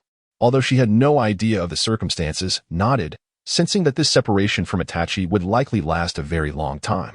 Itachi nodded and watched as departed, only sighing once her figure had completely vanished. Thank you. Itachi turned to, speaking from the heart. Do not mention it, is my sister. If you truly wish to thank me, live well. I wouldn't want to be heartbroken. I understand. Though held little faith in Itachi's words, she believed that with nearly a decade remaining before the plot unfolded with Itachi's demise, she would surely grow to a point where she could influence the course of events. Izumi had safely departed from Konoha and returned home, with everything meticulously arranged. The only remaining concern was surviving the massacre incident. Izumi was aware that Itachi would not make a move against her, yet she knew Obito would undoubtedly act. Although possessing the Flying Thunder God technique, Izumi was reluctant to reveal her abilities before Shisui. It was preferable to minimize exposure to enemies, and she wished to avoid drawing Obito's attention. In the blink of an eye, 2 days passed, and on the 4th day after school, Kakashi once again appeared before Izumi. The Third Hokage is looking for you. Upon seeing Kakashi, Izumi understood that everything was about to commence. She cast a glance at Sasuke, who was eagerly preparing to head home, and sighed inwardly. Creating a shadow clone to escort Hinata home, Izumi followed Kakashi to meet the third Hokage. Upon entering the Hokage's office, Izumi was taken aback. The room was filled with numerous umbu, alongside the third Hokage. This unexpected situation left her perplexed, and she even feared that her discreet actions in sending Izumi Mei away had been exposed, given the presence of so many umbu. "Please leave us," the third Hokage commanded. "Yes, sir." With his order, all the umbu vanished in an instant, including Kakashi, leaving only Izumi and the third Hokage. "Izumi, the Uchiha have ultimately chosen the final path. Are you saying the Uchiha are planning a coup?" Although she had anticipated this, the confirmation still surprised her. "Indeed, you will remain here today, third Hokage. I wish to partake in this mission." As she spoke, Izumi donned the mask she had carried, assuming the identity of Raikes. "Do not forget, I am also a member of your umbu. Yet they are Uchiha." The third Hokage had not expected Izumi to voluntarily engage in this operation, considering that the Uchiha were, after all, her kin. "I am now Raikes, not Uchiha Izumi. I have my own motives. I wish to personally protect Izumi Mei. I hope you will grant my request. Stay by my side." After a moment's hesitation, the third Hokage agreed to Izumi's wish. "Thank you, third Hokage." Hearing his response, Izumi exhaled in relief. It was evident from their conversation that the third Hokage was unaware of Izumi Mei's departure from Konoha, which eased her mind. Soon, the third Hokage, Izumi, Kakashi, and a cadre of umbu, along with Danzo and his route, advanced towards the Uchiha clan's residence. They quickly arrived at the site. But what greeted them was a scene of carnage. Although Izumi had anticipated the grim reality, the sight of lifeless bodies stirred her emotions. It was indeed Itachi who had slain these individuals, yet the true orchestrator was Konoha, specifically Danzo, had it not been for his repeated underhanded tactics. The conflict between the Uchiha and Konoha would not have escalated to such a degree. "Search for survivors," the third Hokage commanded, surveying the grim tableau of corpses. "A survivor has been found." Not long after, Yuzuki Yugao discovered a survivor, and upon hearing her call, both Izumi and the third Hokage rushed over. They found none other than the unconscious Sasuke Uchiha. "Take him to the medical team." "Third Hokage, allow me to escort Sasuke to the medical team." "Go ahead." Without a glance back, the third Hokage replied. In a hurried manner, Izumi escorted Sasuke towards the hospital in Konohagakure. Given that Itachi had already taken action and succeeded, there seemed to be no necessity for her presence. However, Izumi was utterly astonished by the complete and utter disappearance of the Uchiha clan overnight. Remarkably, not a single survivor was left, with the perpetrators being none other than Uchiha Bido and Uchiha Itachi. Reflecting on this, Izumi could not help but lament the decline of the Uchiha clan. Although it was true that Uchiha Fugaku had not intervened during the massacre, which facilitated Itachi's lethal actions, what of the others? With such a meager remnant of combat capability, they still dared to contemplate a coup d'etat through force. This was indeed a rather ludicrous notion. Initially, Izumi had perceived the Uchiha as arrogant, but it had become evident that their folly bordered on sheer foolishness. Izumi never anticipated that she would survive the Uchiha clan massacre so effortlessly. However, this turn of events was not without merit, at the very least. There had been no conflict, and the individual she wished to save had been rescued. Now, her sole concern was Itachi's ailment. Although she had faith that the system would facilitate Itachi's recovery, the burdensome nature of the system as points led her to seek alternative methods. Chapter 142. The last hope for Konoha. After escorting Sasuke to the medical team, it was determined through examination that he had merely suffered mental distress, with no physical injuries. Observing the still unconscious Sasuke, Izumi felt a sense of helplessness. What was it about this boy that warranted such sacrifice from Itachi?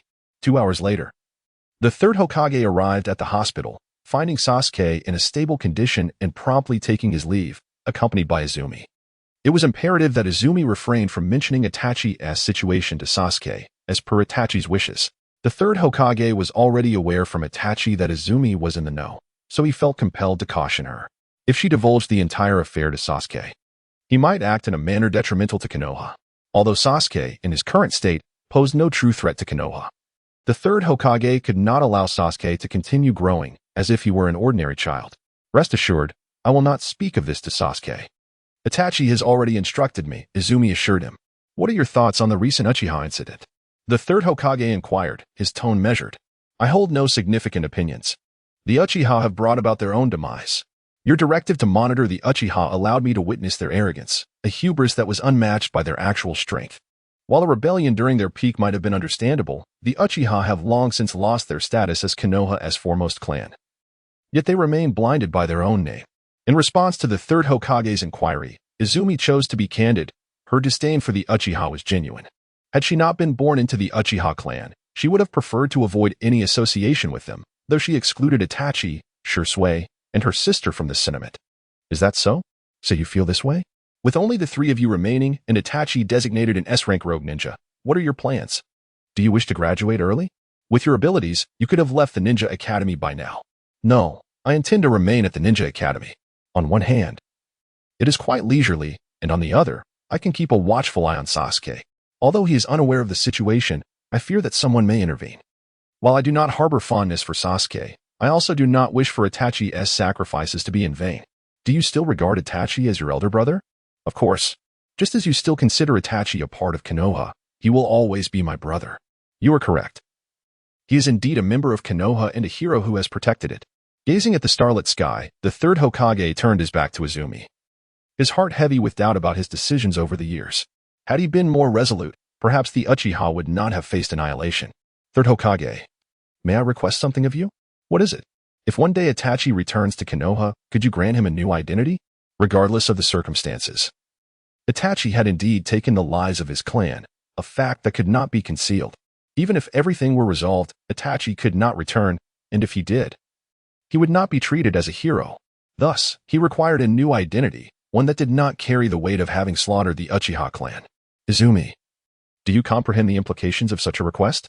The Third Hokage turned to fixate on Izumi, who stood resolutely, unwavering in her gaze. Chapter 143. This is the Konoha you must protect in truth. Izumi's inquiry was not born from a genuine desire for Itachi's return to Konoha. Rather, it served as a rationale for her own continued presence in the village. Although the primary instigator of the Uchiha clan's downfall was Danzo, who exacerbated tensions, the Third Hokage's complicity could not be overlooked. Consequently, Izumi had long contemplated her departure from Konoha, and now she was offering herself a final opportunity. If the Third Hokage, Hiruzen Sarutobi, were to display any transformation in light of the Uchiha massacre, Izumi would choose to remain. However, if he remained unchanged, she would have no choice but to leave. For if the Third Hokage did not alter his stance, when Danzo turned against Izumi, no one would come to her aid. She refused to place her life in the hands of others, and thus must have her own plans.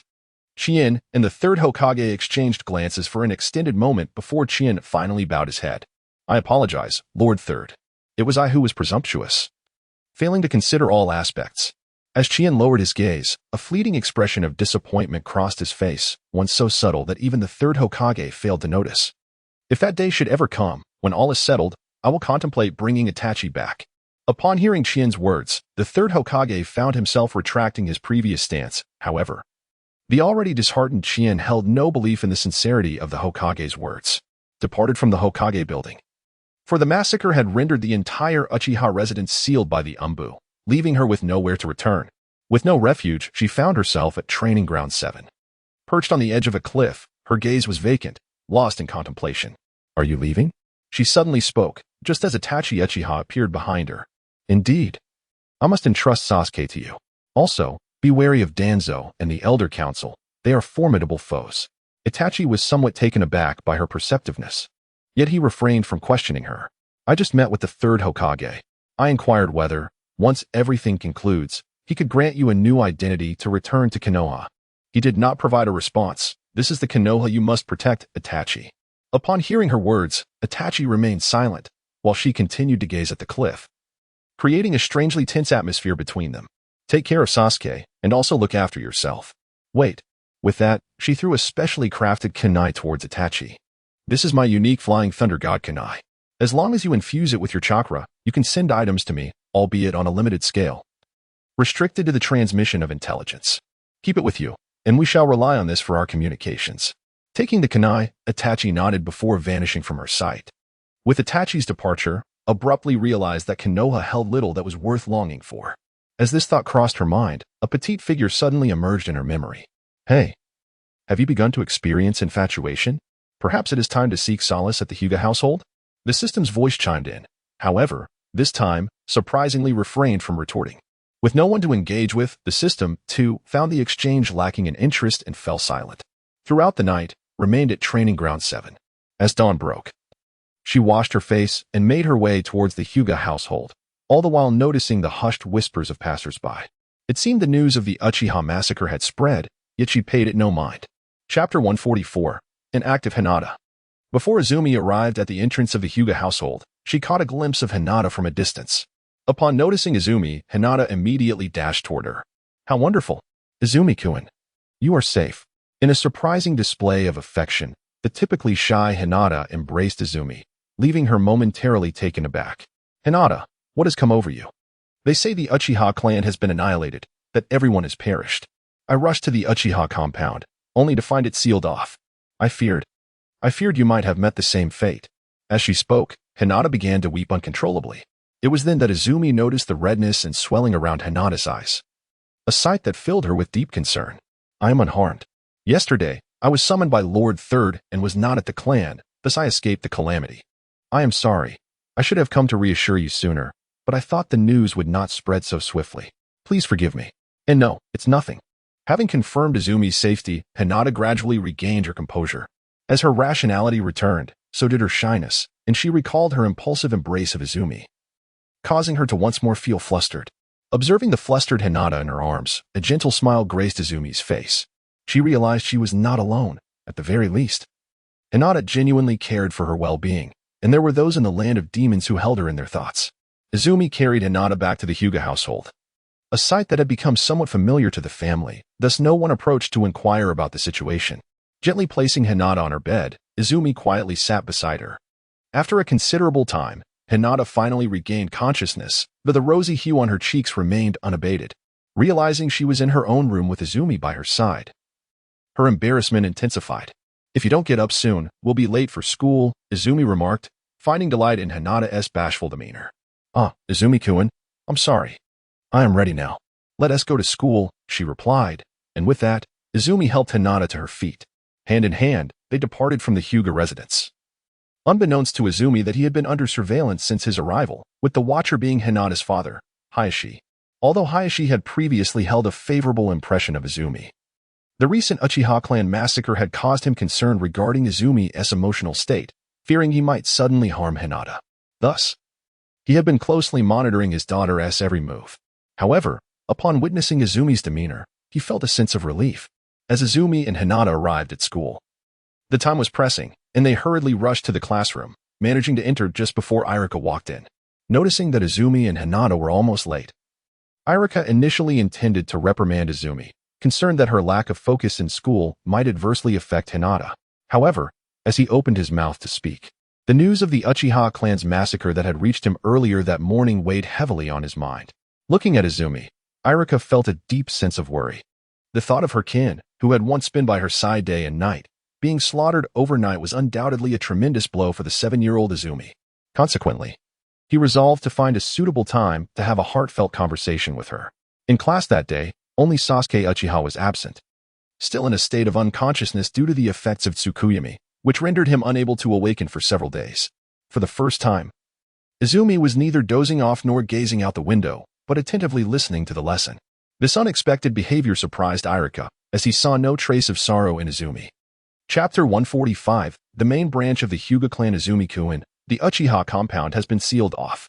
Where did you stay last night? Hinata, acting as the dutiful student, spoke to Izumi for the first time during class. I was at Training Ground 7.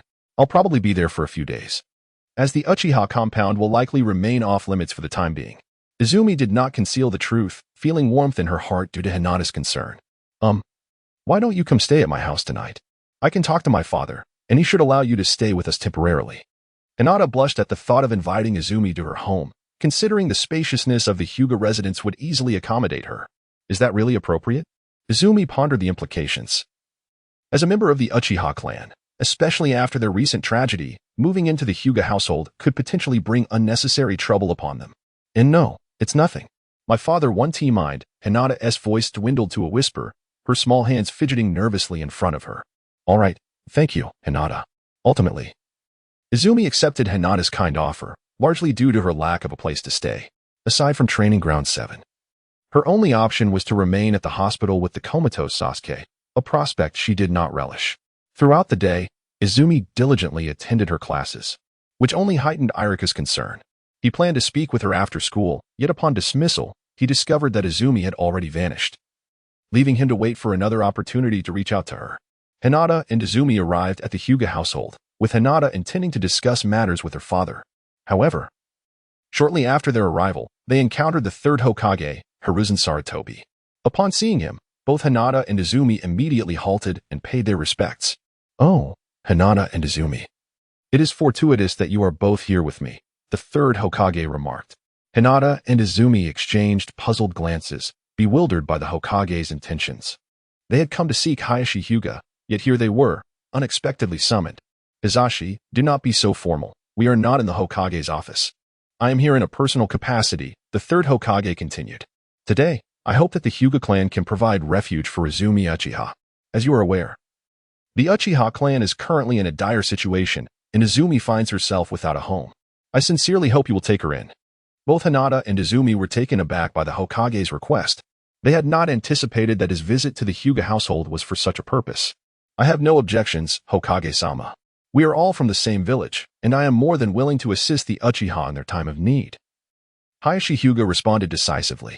"Izumi, would it be acceptable for you to temporarily reside in the Hyuga household?"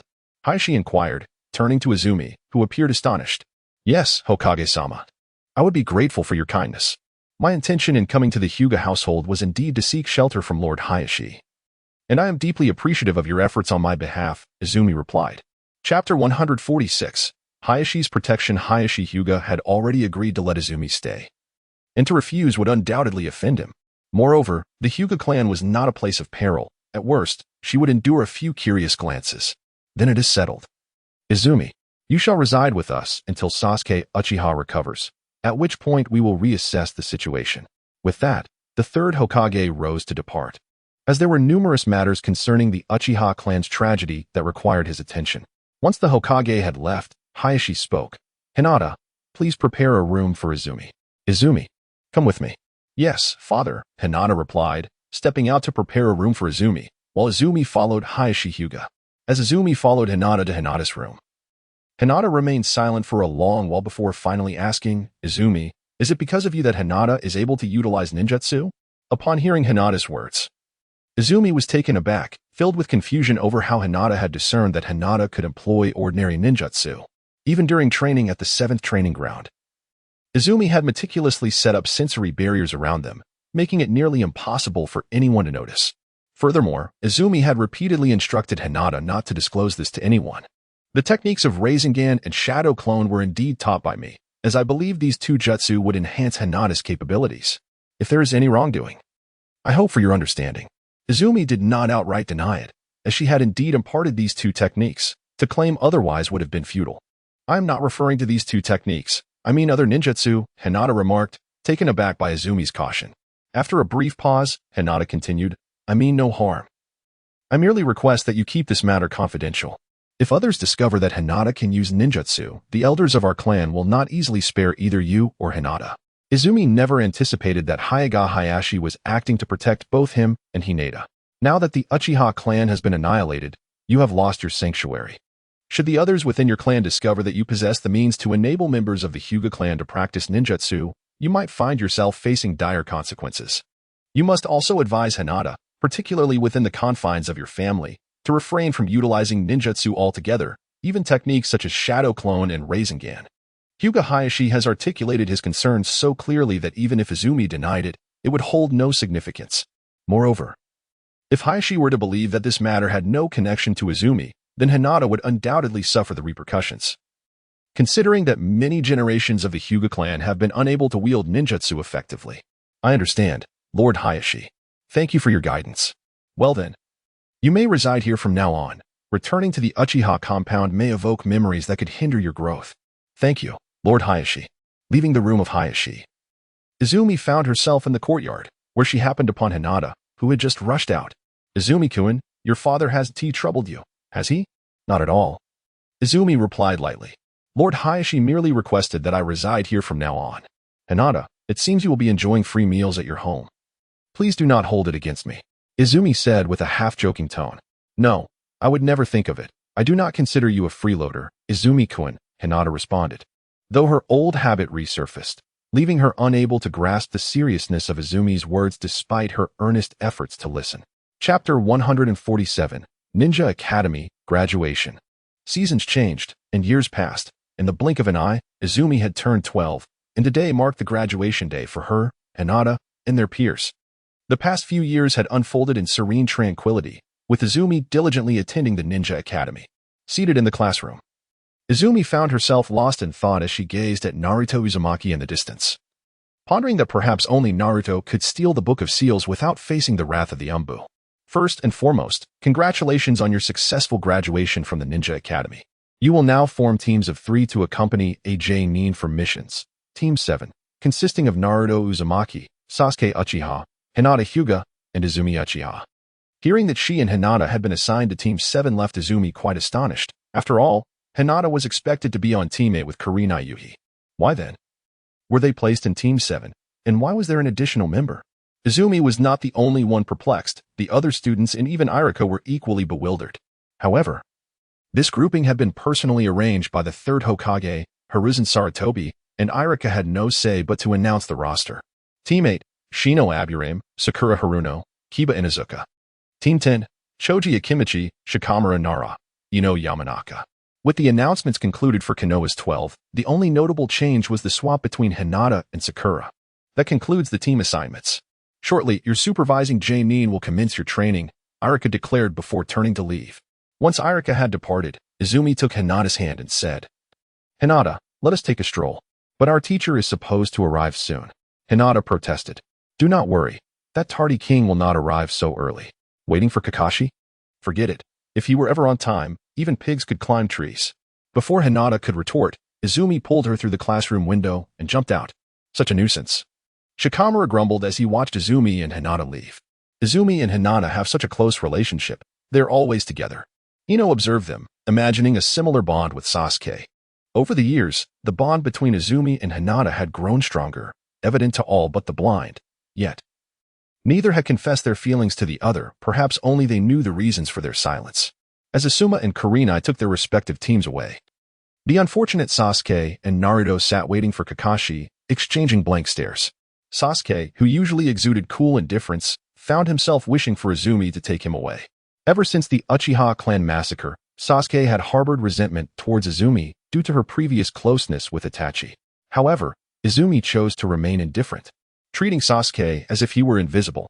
After enjoying lunch with Hinata, Izumi leisurely returned to school. Upon arriving in the classroom, they encountered Kakashi, who wore an expression of deep discontent, along with Naruto and Sasuke. Izumi Uchiha, Hinata Hyuga, where have you two been? Kakashi inquired. Oh, Hinata and I have lost our way on the path of life, Izumi replied. Upon hearing this, both Sasuke and Naruto appeared ready to confront Izumi, while Kakashi looked equally troubled, as he had just used a similar excuse himself. Chapter 148, a long-awaited mission. All right, follow me, Kakashi instructed, leading the four to the rooftop. Now, please introduce yourselves. Why doesn't Kakashi-sensei introduce himself first? One of them protested. Very well. My name is Kakashi Itachi. I prefer not to disclose what I like or dislike, and my future aspirations are quite varied, Kakashi responded nonchalantly. Although Izumi had anticipated this reply, she felt an urge to reprimand Kakashi for his evasiveness. My name is Izumi Uchiha. I have no particular likes or dislikes, and I have yet to determine my future ambitions. As for my interests, who knows? Izumi's introduction was as dismissive as possible. However, Kakashi, with his keen insight, noted that when Izumi mentioned her preferences, her gaze momentarily flickered toward Hinata. I'm Hinata Hyuga. I enjoy flower pressing, and my dream is to become a ninja who can help others. As she spoke, Hinata discreetly glanced at Izumi, her cheeks flushing crimson. I'm Naruto Uzumaki. I love instant noodles, especially the ones from Ichiraka Ramen that Irika-sensei treats me to. I despise waiting the 3 minutes for my noodles to cook.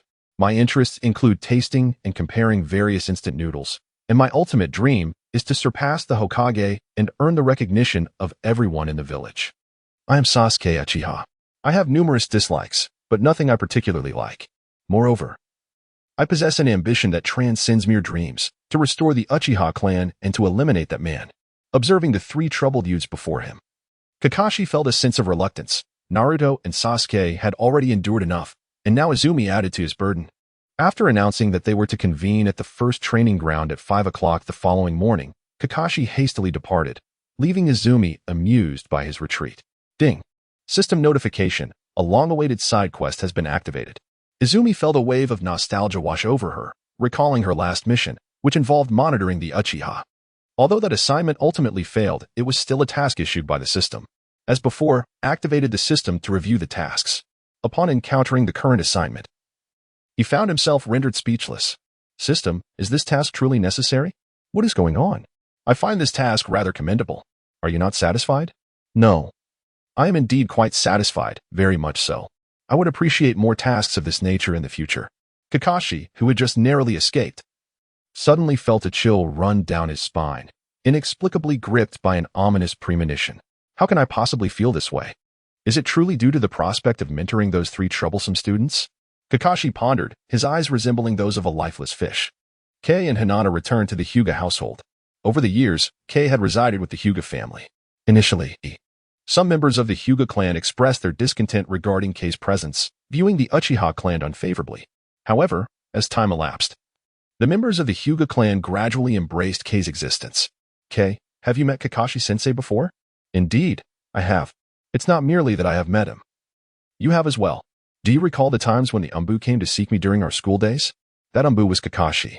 During my time with the Umbu, it was Kakashi who guided me, so I am quite familiar with him. Chapter 149, An Awkward Morning. After returning to their respective rooms and tidying up, Izumi and Hinata resumed their daily essential training. Although Izumi was unable to learn the gentle fist technique of the Hyuga clan, she could still draw inspiration from some of its techniques, resulting in considerable improvement in her physical skills. The night passed quietly, and at 10 o'clock the following morning, while still in a deep slumber, Izumi felt someone nudging her. Upon opening her eyes, she found Hinata gazing at her. Rubbing her sleepy eyes, Izumi inquired, Hinata, is there something you need?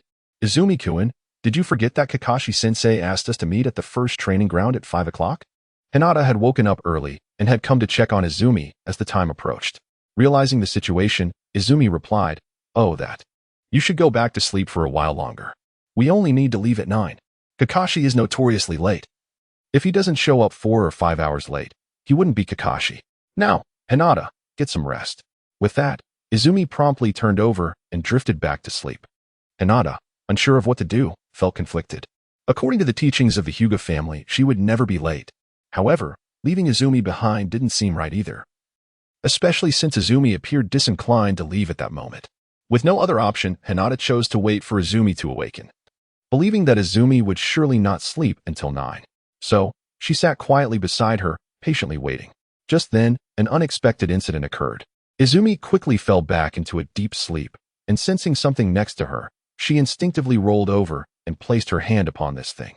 Beside Izumi lies Hinata, and as Izumi turns, her hand inadvertently rests upon Hinata's shoulder. Taken by surprise by this sudden gesture, Hinata finds herself momentarily disoriented, and thus, she too reclines beside Izumi. As Hinata, preparing to rise, turns her head, she is met with the close proximity of Izumi's serene sleeping visage, causing Hinata to experience yet another moment of bewilderment. Kei-san and Hinata, one slumbering, the other momentarily incapacitated, yet both maintained their prior posture until well past 8 in the morning. Awakening, Kei-san's eyes fluttered open, beholding Hinata nestled beside him. A reflexive jolt coursed through him, and he sprang to his feet, utterly bewildered as to why Hinata was in such close proximity. System, what transpired? Kei-san voiced his bewilderment, acutely aware that nothing untoward had occurred between them, yet unable to suppress a tinge of unease. Nothing of consequence. You merely shared a slumber. Upon hearing the system's response, Kei-san inwardly lamented his inquiry, regretting his decision to engage the capricious system, deeming it a futile endeavor. Thus, Kei-san diligently sifted through his recollections, a sudden realization dawning upon him. He vaguely recalled, in the throes of slumber, inadvertently encountering something with a turn, which he now surmised to be the unfortunate toppling of Hinata. Comprehending the sequence of events, Kei-san inwardly berated himself for his restless slumber. Hinata, awaken.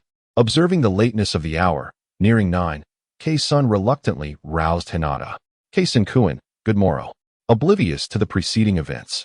Hinata innocently assumed Kei-sun had arrived at her chamber to rouse her. Kei-sun-kun? A sudden recollection flooded Hinata's consciousness, prompting her to leap up, her countenance once serene in slumber, now flushed with a vibrant crimson. Chapter 150. A hasty pair. Hinata. This occurrence was purely accidental. I must bear the blame for my restless slumber. I offer my sincerest apologies, accepting any reprimand or punishment. Kei-sun's head hung low as he knelt before Hinata. Kei-sun-kun. Perhaps we should convene with the others. Hinata harbored no ill will toward Kei-sun, yet the words eluded her grasp. The morning's events were far too susceptible to misinterpretation. Thus, noticing the advanced hour, Hinata swiftly steered the conversation away from the delicate matter. Mindful of the impending assembly, Kei-sun ceased dwelling on the prior events. And so, Kei-sun and Hinata hastily hastened toward the rendezvous point. Kei-sun, having foreseen the day's unfolding, ensured they were well nourished before arriving at the training grounds. Upon Kei-sun and Hinata's arrival, Kakashi was conspicuously absent, much to Kei-sun's exasperation. However, before Kei-sun could voice his discontent, he sensed Kakashi's belated arrival. Kakashi-sensei, you are excessively tardy. Naruto voiced his complaint, only to be promptly disregarded by Kakashi, who immediately announced the day's exercise. Kakashi-sensei, why are there only 2 bells? For among the 4 of you, only 2 shall prevail. The remaining 2 shall be relegated to the academy for further instruction. Upon hearing the nature of the task, Sasuke and Naruto grew visibly anxious, while Kei-sun and Hinata maintained an air of nonchalant ease. Kei-sun, en route, had already apprised Hinata of the bell-snatching endeavor. Then, let the commencement be told. With Kakashi's declaration, Sasuke and Hinata promptly concealed themselves. Naruto defiantly stood his ground, prepared for a frontal assault, while Kei-sun perched upon a tree, prepared to observe the unfolding spectacle. Kakashi glanced at Kei-sun, noting his disinclination to intervene, and breathed a sigh of relief. While Kakashi harbored no fear of Kei-sun, the latter had already attained Nin status several years prior, and his present capabilities remained an enigma. Should Kei-sun have ascended to Nin status, Kakashi doubted his ability to prevail without causing undue harm to the others. Assured of Kei-sun's non-interference, Kakashi fixed his listless gaze upon Naruto, a shinobi who, remarkably, opted for a frontal confrontation with his adversary. Naruto surged forward with utmost velocity, aiming a direct blow at Kakashi's head. Kakashi, with a deft motion, intercepted Naruto's attack with a single hand, while his other hand retrieved his cherished make-out paradise from his pouch. His initial strike thwarted, Naruto launched a swift kick at Kakashi, who effortlessly evaded it without so much as a glance. Naruto's kick met empty air, and Kakashi swiftly swept Naruto's supporting leg, sending him sprawling face-first into the earth. Undeterred, Naruto swiftly regained his footing, executing a sweeping kick toward Kakashi.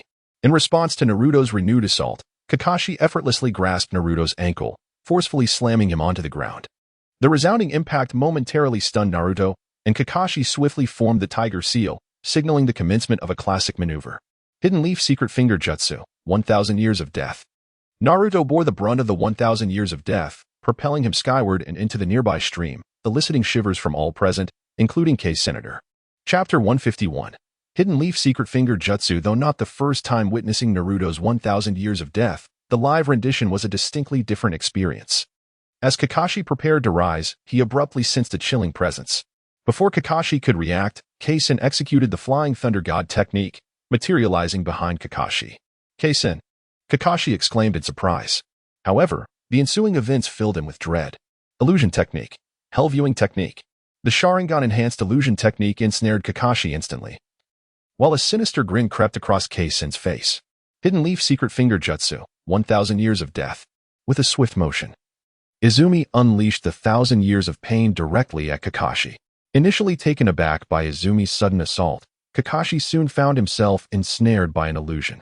Despite his formidable prowess, a fleeting moment of hesitation emerged, allowing him no opportunity to evade the strike. The 1,000 years of pain struck true, and as he broke free from the Jinjutsu, Kakashi felt a searing pain in a certain area, propelling him into the water below, much like Naruto before him. Ding! System notification. Side quest to successfully execute 1,000 years of pain on Kakashi Hitaki completed. Reward, 1 point.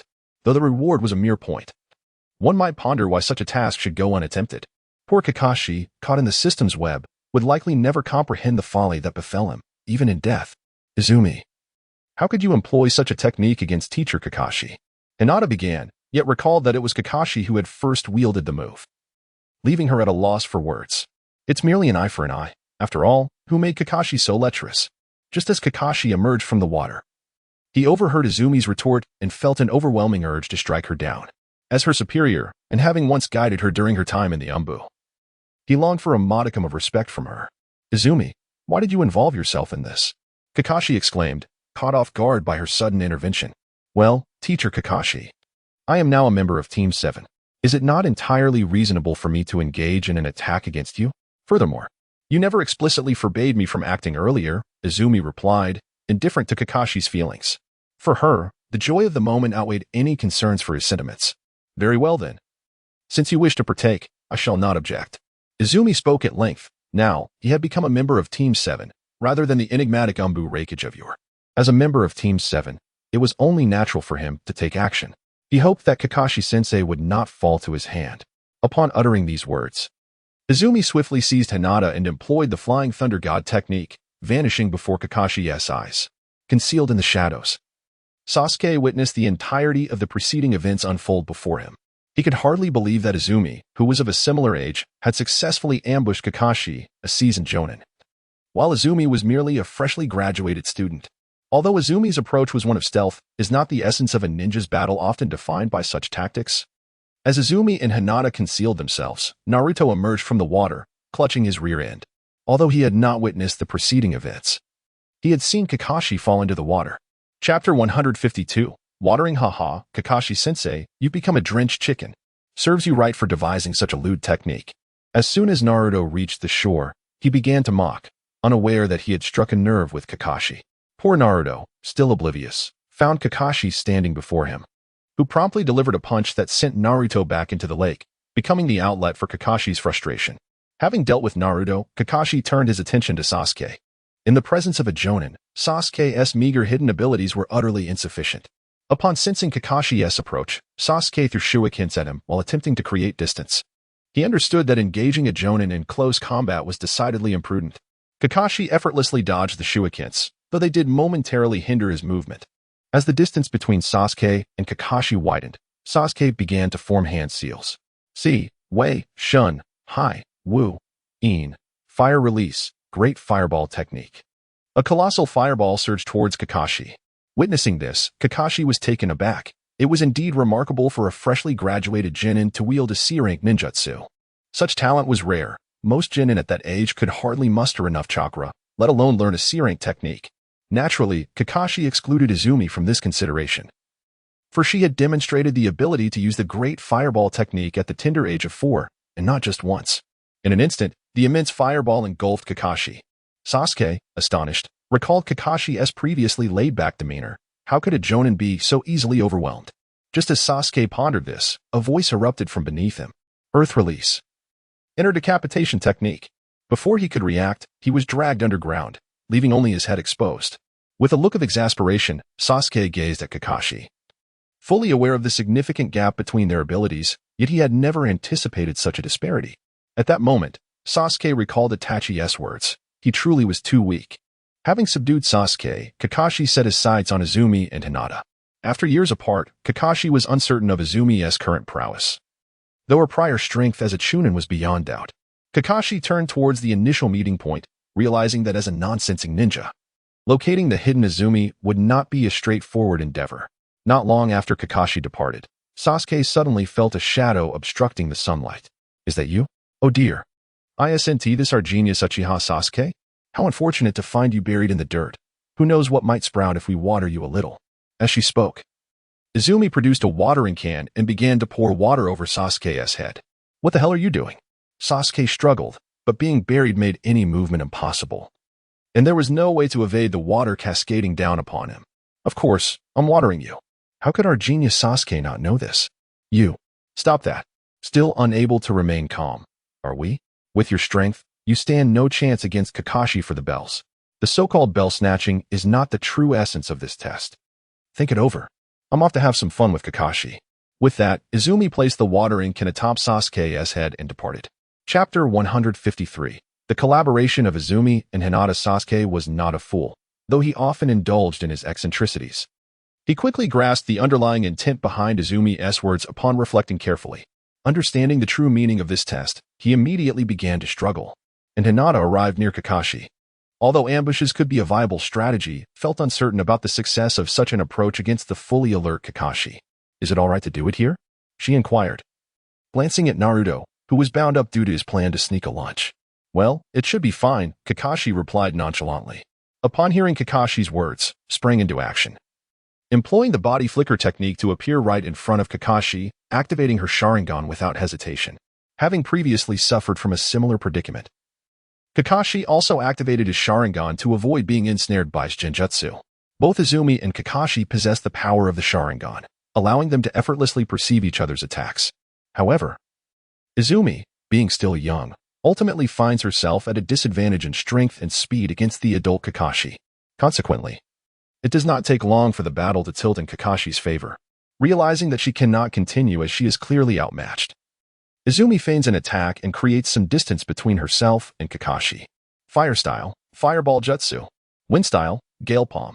Hinata unleashes her Fireball Jutsu, while Izumi counters with Gale Palm, the two techniques harmoniously complementing each other.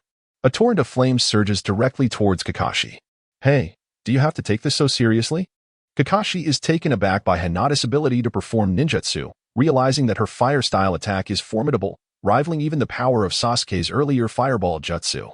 Water-style, Multiple Water Wall. Kakashi leaps into the lake, initiating his defensive maneuver. It is no jest. Should such a large-scale fire-style technique strike true, it would surely leave nothing but ashes. The combined ninjutsu of Izumi and Hinata vanished beneath the barrier of the multiple water formations. However, before Kakashi could even exhale in relief, Izumi and Hinata directly utilized the Flying Thunder God technique, appearing behind him. Lightning Release, Lightning Net Binding. Gentle Fist, 8 trigrams 64 palms. Directly utilized Lightning Release to restrain Kakashi, while Hinata unleashed her recently mastered ultimate technique, the 8 trigrams 64 palms. 8 trigrams, 2 palms. 4 palms. 8 palms. 16 palms. 32 palms. 64 palms.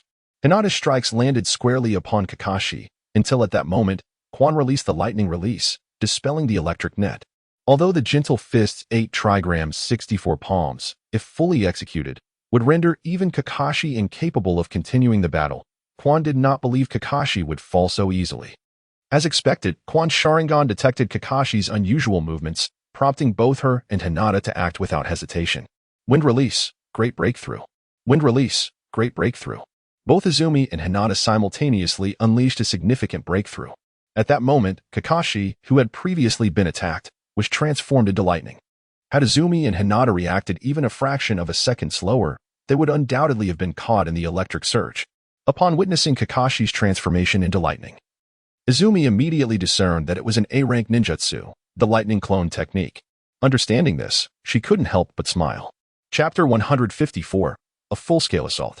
It is important to note that Kakashi is a ninja severely lacking in chakra. A single lightning clone would deplete a substantial portion of his chakra reserves, greatly diminishing the combat effectiveness of a Jonin devoid of chakra.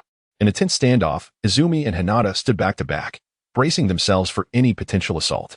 The consecutive use of 2 C-rank ninjutsu, combined with the Gentle Fist technique, had left Hinata's chakra severely depleted, although she maintained an upright posture. It was evident to all that she was on the brink of exhaustion. "Hinata, are you alright? Can you hold on?" Izumi inquired with concern. Izumi-kun, I'm fine. But I can only perform one more technique," Hinata replied, her voice tinged with fatigue. Despite her relentless efforts, her age remained a significant limitation on her chakra capacity.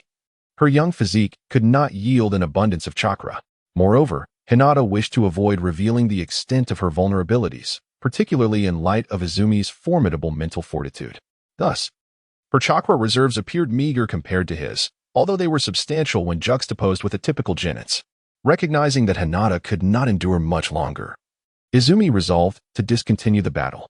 After all, the true purpose of this trial was not to triumph over Kakashi, but to cultivate a sense of teamwork. Just as Izumi prepared to concede, Kakashi launched an unexpected attack. Earth-style, decapitation technique. Kakashi targeted Hinata. Acutely aware of her dwindling chakra and noting the protective instincts Izumi harbored for her. To Kakashi, Hinata represented Izumi's Achilles heel. witnessing Hinata being ensnared by the earth. Much like Sasuke had been, Izumi's urgency surged, extinguishing his earlier thoughts of retreat. 8 gates, first gate, open. Second gate, rest gate, open.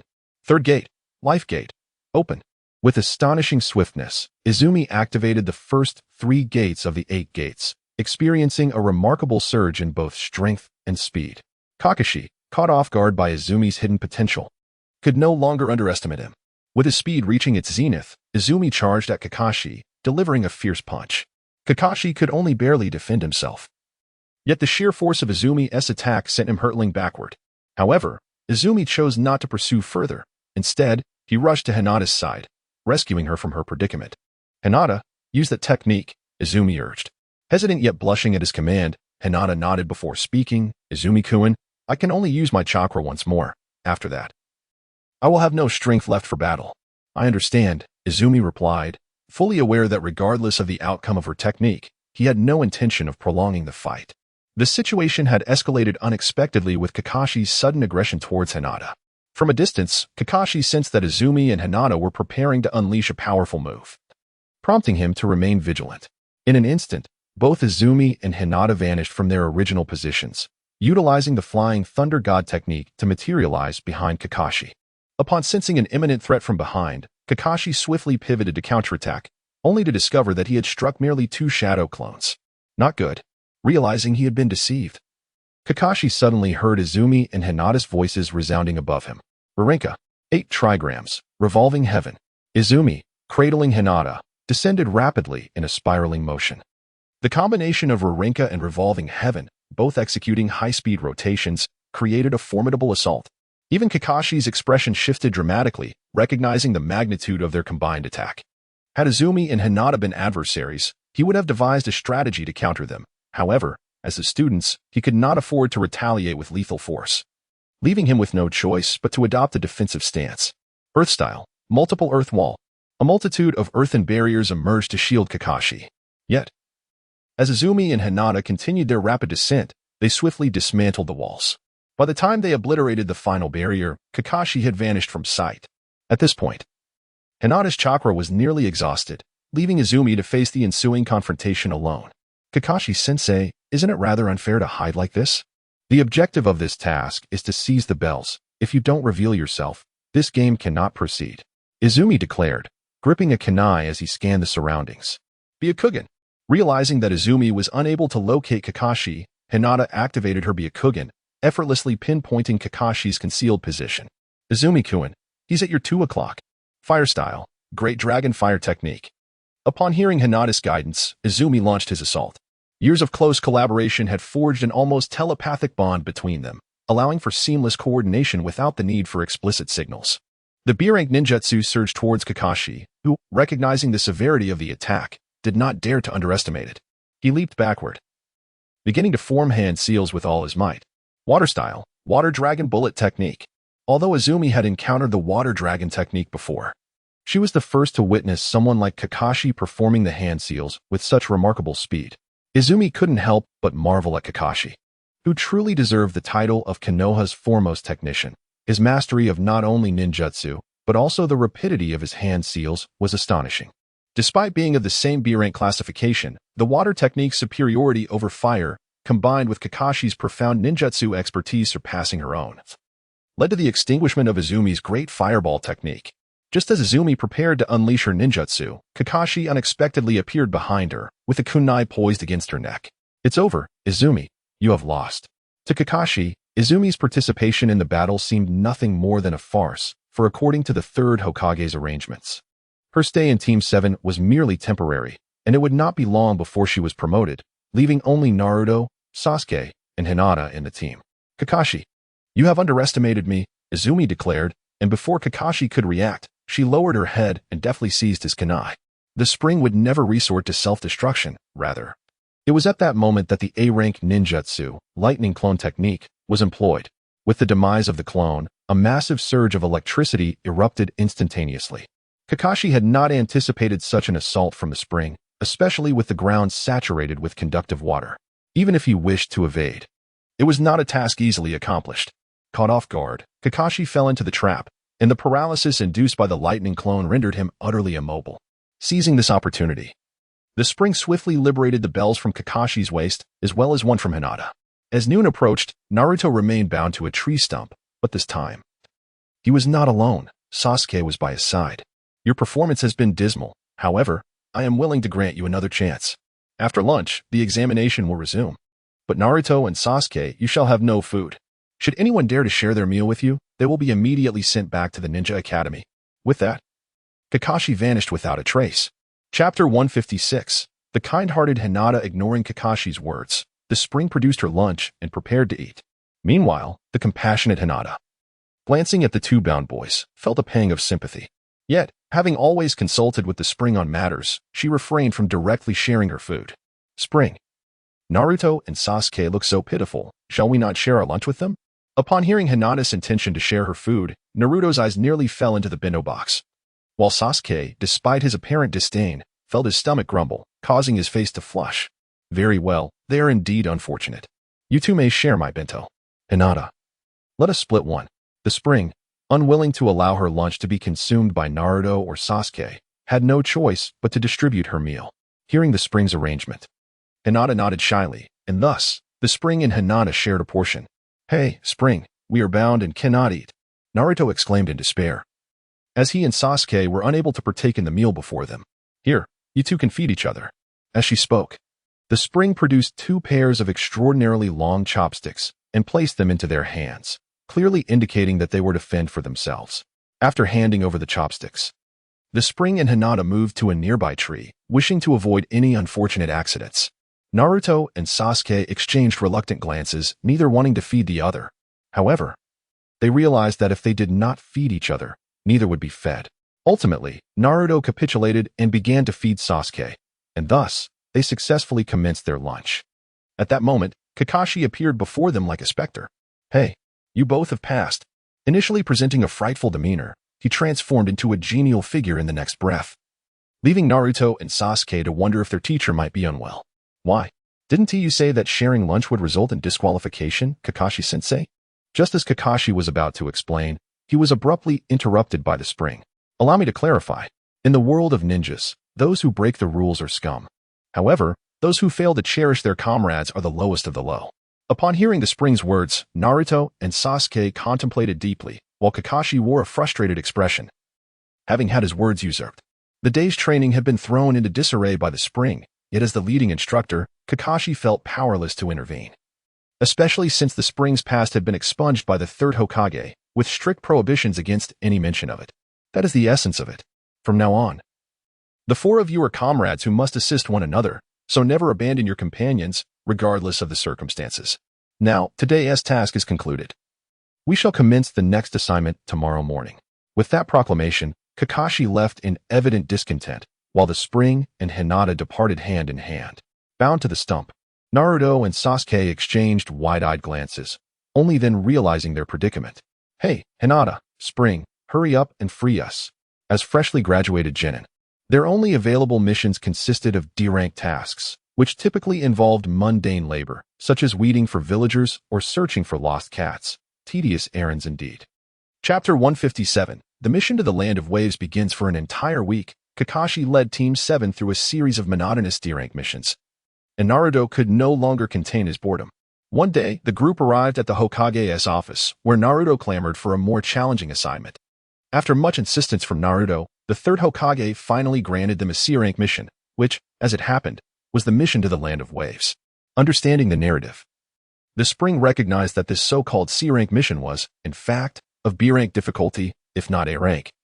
Considering that Zabuza Momochi was one of the legendary 7 ninja swordsmen of the mist, although aware of the impending events, the spring chose not to inform Kakashi, for she had eagerly awaited this mission for quite some time. Ding system notification, main quest, defeat Zabuza Momochi and Haku. Quest reward, sealing technique, evil sealing method. Ding system notification, side quest, ensure Zabuza Momochi's survival. Ding system notification, character quest, Haku. A series of system notifications chimed, prompting a slight smile from the spring, as these missions aligned perfectly with her aspirations. Under Kakashi's guidance, the 4 members of Team 7 set forth for the Land of Waves, accompanied by the inebriated Tazuna. Their journey quickly led them beyond the borders of the Land of Fire, where they encountered two conspicuous puddles. The spring regarded the puddles with exasperation. Even without foreknowledge of the impending events, their presence was far too blatant. Any individual with a modicum of common sense would undoubtedly sense something amiss. Spring.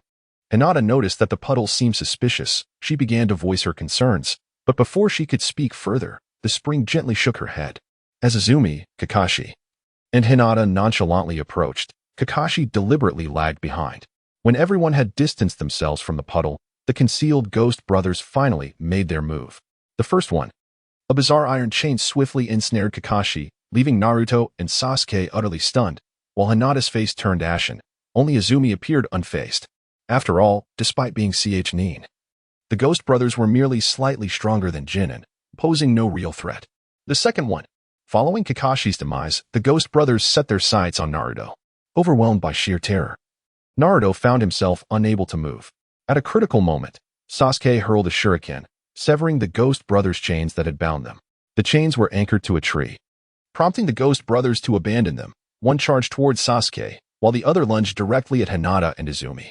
In the face of the ghost brothers' onslaught, Izumi slightly sidestepped, surprising them with his unexpected maneuver. However, their target was indeed Hinata, so they paid no heed to Izumi and continued their advance. Although Hinata's strength was approaching that of a Nin, even surpassing that of the ghost brothers, this was her first experience in real combat. And having just witnessed Kakashi's brutal demise, she stood frozen, forgetting to defend herself. As the ghost brothers' attack loomed, Izumi furrowed his brow, taken aback by Hinata's lack of combat readiness. In a moment of peril, he swiftly utilized the body flicker technique to position himself in front of Hinata, launching simultaneous strikes against the two ghost brothers. Chapter 158. A glimpse of brilliance. The ghost brothers were utterly unprepared for Izumi's sudden emergence. As they saw his attack approaching, they instinctively raised their iron claws to defend. Unfortunately, they gravely misjudged Izumi's prowess. What seemed like a lack of strength in his fists propelled the two brothers through the air with astonishing force. Having dispatched the ghost brothers, Izumi did not relent. Daring to lay a hand on Hinata would cost them their lives. Fire release, head hardening. Kwon unleashed a B-rank ninjutsu without reservation, and the unfortunate ghost brothers were reduced to ashes by a single, relentless strike. Witnessing such a scene left everyone present in a state of shock, particularly Dezuna, who could hardly fathom that a mere child possessed such terrifying power. Meanwhile, Sasuke pondered the true extent of Kwon's strength. He had not witnessed Kwon's earlier battle with Kakashi and remained unaware of his formidable abilities. Kakashi-sensei, you've finally shown yourself. As a Nin, shouldn't you at least handle some of these matters yourself instead of leaving everything to your student? Kwon remarked, his expression tinged with exasperation. His disdain for Kakashi had grown, especially since the establishment of Team 7, where Kakashi had been largely negligent, leaving most responsibilities to Kwon. Oh, don't take it to heart. Kakashi-sensei, is everything all right? Naruto exclaimed, surprised to see Kakashi, having just witnessed him being shredded to pieces. After all, as a Nin, survival was not so easily compromised. The recent incident served partly to assess their strength and partly to ascertain the true targets of the two missed Nin, did it not, Kakashi-sensei? Indeed, Kakashi affirmed. Mr. Dezuna, do you require an explanation of the current situation? Kakashi turned his gaze toward Dezuna. Explain what? Dezuna, feeling guilty, hoped to evade the matter. However, neither Kwon nor Kakashi intended to let him off the hook. Mr. Dezuna, your commission was to ensure your protection from thieves and bandits. Yet, the assailants were Nin from the mist, and their target was you. Therefore, this mission should be classified as B rank, not C rank. Kakashi's expression was one of discontent as he regarded Dezuna. Concealing the mission's true rank could easily result in casualties among the ninjas. Kakashi-sensei is correct. A B-rank escort mission typically requires at least a Nin or 2 to 3 Nin. Mr. Dezuna, your actions can be construed as deliberate, and we reserve the right to refuse such a commission. In severe circumstances, we may even be compelled to eliminate you on the spot. As Kwon spoke, his eyes glowed a fierce crimson. The two tomo of his Sharingan locked onto Dezuna. Under such scrutiny, even Naruto and Sasuke felt profoundly uncomfortable. How is this possible? The Sharingan, he has awakened it, and it has reached 2 tomo. How can this be? Sasuke, who had always underestimated Kwon's strength, now found himself utterly confounded. Wait, I didn't mean to. Dezuna, realizing that Kwon was indeed prepared to take lethal action against him, could no longer afford to hide the truth. Chapter 159. Financial strain. Dizuna revealed everything, detailing every aspect regarding Kato and the bridge, without holding back. Mr. Dizuna, I apologize. While I empathize with your plight, this level of task exceeds the capabilities of my team. Therefore, our involvement in this mission ends here. However, we can escort you back to Konoha. With that, Kakashi turned to leave. To him, encountering Nin so soon after leaving the Land of Fire was alarming, especially considering that Kato was a wealthy tycoon. An attack by Nin was not entirely unexpected. Although Quian was undoubtedly a Nin, and Hinata nearly so, Kakashi preferred not to take unnecessary risks. Wait, Kakashi-sensei. Quian interjected. What is it? Kakashi inquired. I believe our team possesses the strength to complete this mission. Kakashi frowned at Quian's assertion, struggling to comprehend his reasoning. Typically, a B-rank escort mission would be assigned to a Nin or 2 to 3 Nin, given that their team already included a Nin. Along with Hinata and himself as Nin, they could handle the situation unless they faced an opponent of Kage-level strength. More critically, Quian was adamant about not failing the mission. Upon hearing Quian's reasoning, Kakashi fell silent. While the team's composition could indeed protect Dizuna, he could not overlook the presence of Sasuke and Naruto, both of whom were genin. Against a Nin, genin were little more than cannon fodder, and a moment's inattention could spell disaster. Moreover, they had already left the Land of Fire, making it impossible for Kakashi to allow Sasuke and Naruto to return to Konoha on their own. Very well, but if circumstances dictate, I will terminate the mission immediately. After considerable hesitation, Kakashi acquiesced. Quian had previously demonstrated capabilities far beyond those of an average Nin. Due to Quian's intervention, Naruto did not resort to piercing his palm with a kunai as he had in the original tale, but Quian had no concern for Naruto's resolve to grow stronger. Dizuna was taken aback that Quian and his team were willing to accept the perilous task, feeling an overwhelming sense of guilt. He wished to speak but was silenced by Quian's icy gaze. What do you intend to do? Kakashi queried, walking at the rear of the group with a puzzled expression. Nothing much. Funds are tight, as you know. My income is solely reliant on the meager relief from Konoha, which scarcely covers my expenses. Now that an opportunity for a lucrative task has arisen, why shouldn't I seize it? Lucrative? Dizuna only offered a C-rank's remuneration. And even if the task's classification were raised to B-rank upon returning to the village, the reward would not increase. Kakashi remained perplexed by Quian's reasoning. I'm not particularly interested in the mission remuneration. Haven't you heard Dizuna mention that Kato is a callous, avaricious tycoon? Since we've already set out, you are prohibited from monopolizing the spoils or alerting anyone. Once this matter concludes, I shall share a portion with you. Quian did not conceal his intention to rob Kato from Kakashi, fully aware that executing such a plan would necessitate some distance from the group. Quian, what exactly are you plotting? Kakashi suspected that Quian's motives extended beyond mere monetary gain from Kato. Haven't I already stated? I am currently in dire need of funds. I have long known from the Bounty Association that Kato is no virtuous man, and I have sought an opportunity to confront him. Is this not an ideal moment?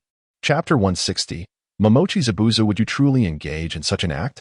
Please clarify your intentions. Otherwise, as your supervising teacher, I reserve the right to terminate this mission. Kakashi could hardly believe that Quian had suddenly developed an interest in the merchant Kato. Are you daft, Kakashi? I've been living at the Hyuga household, enjoying their hospitality for years. Even if they do not mind my presence, I feel utterly ashamed. Now that I have an opportunity to earn some extra income, why would I not pursue it? I tell you, if you dare refuse this mission, I shall expose the incident from years ago when we competed to open the dam.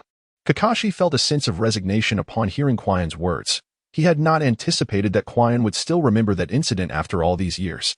However, more importantly, if that matter were to be exposed, Kakashi would truly be too ashamed to face others. Although Kakashi harbored doubts about Izumi's motives, he chose not to delve further, as he considered the affluent merchant, Kato, to be of little consequence. The group continued onward when Izumi suddenly sensed something amiss. Just as she was about to alert the others, an overwhelming sense of crisis struck. Without a second thought, she pushed Hinata to the ground. Simultaneously, Kakashi warned the others to take cover, and they narrowly evaded the incoming decapitating blade. I find it curious why the demon brothers have not returned. It appears you are here, Hatake Kakashi. Hey, the man without eyebrows. How do you know Kakashi-sensei? Naruto exclaimed. Naruto, step back.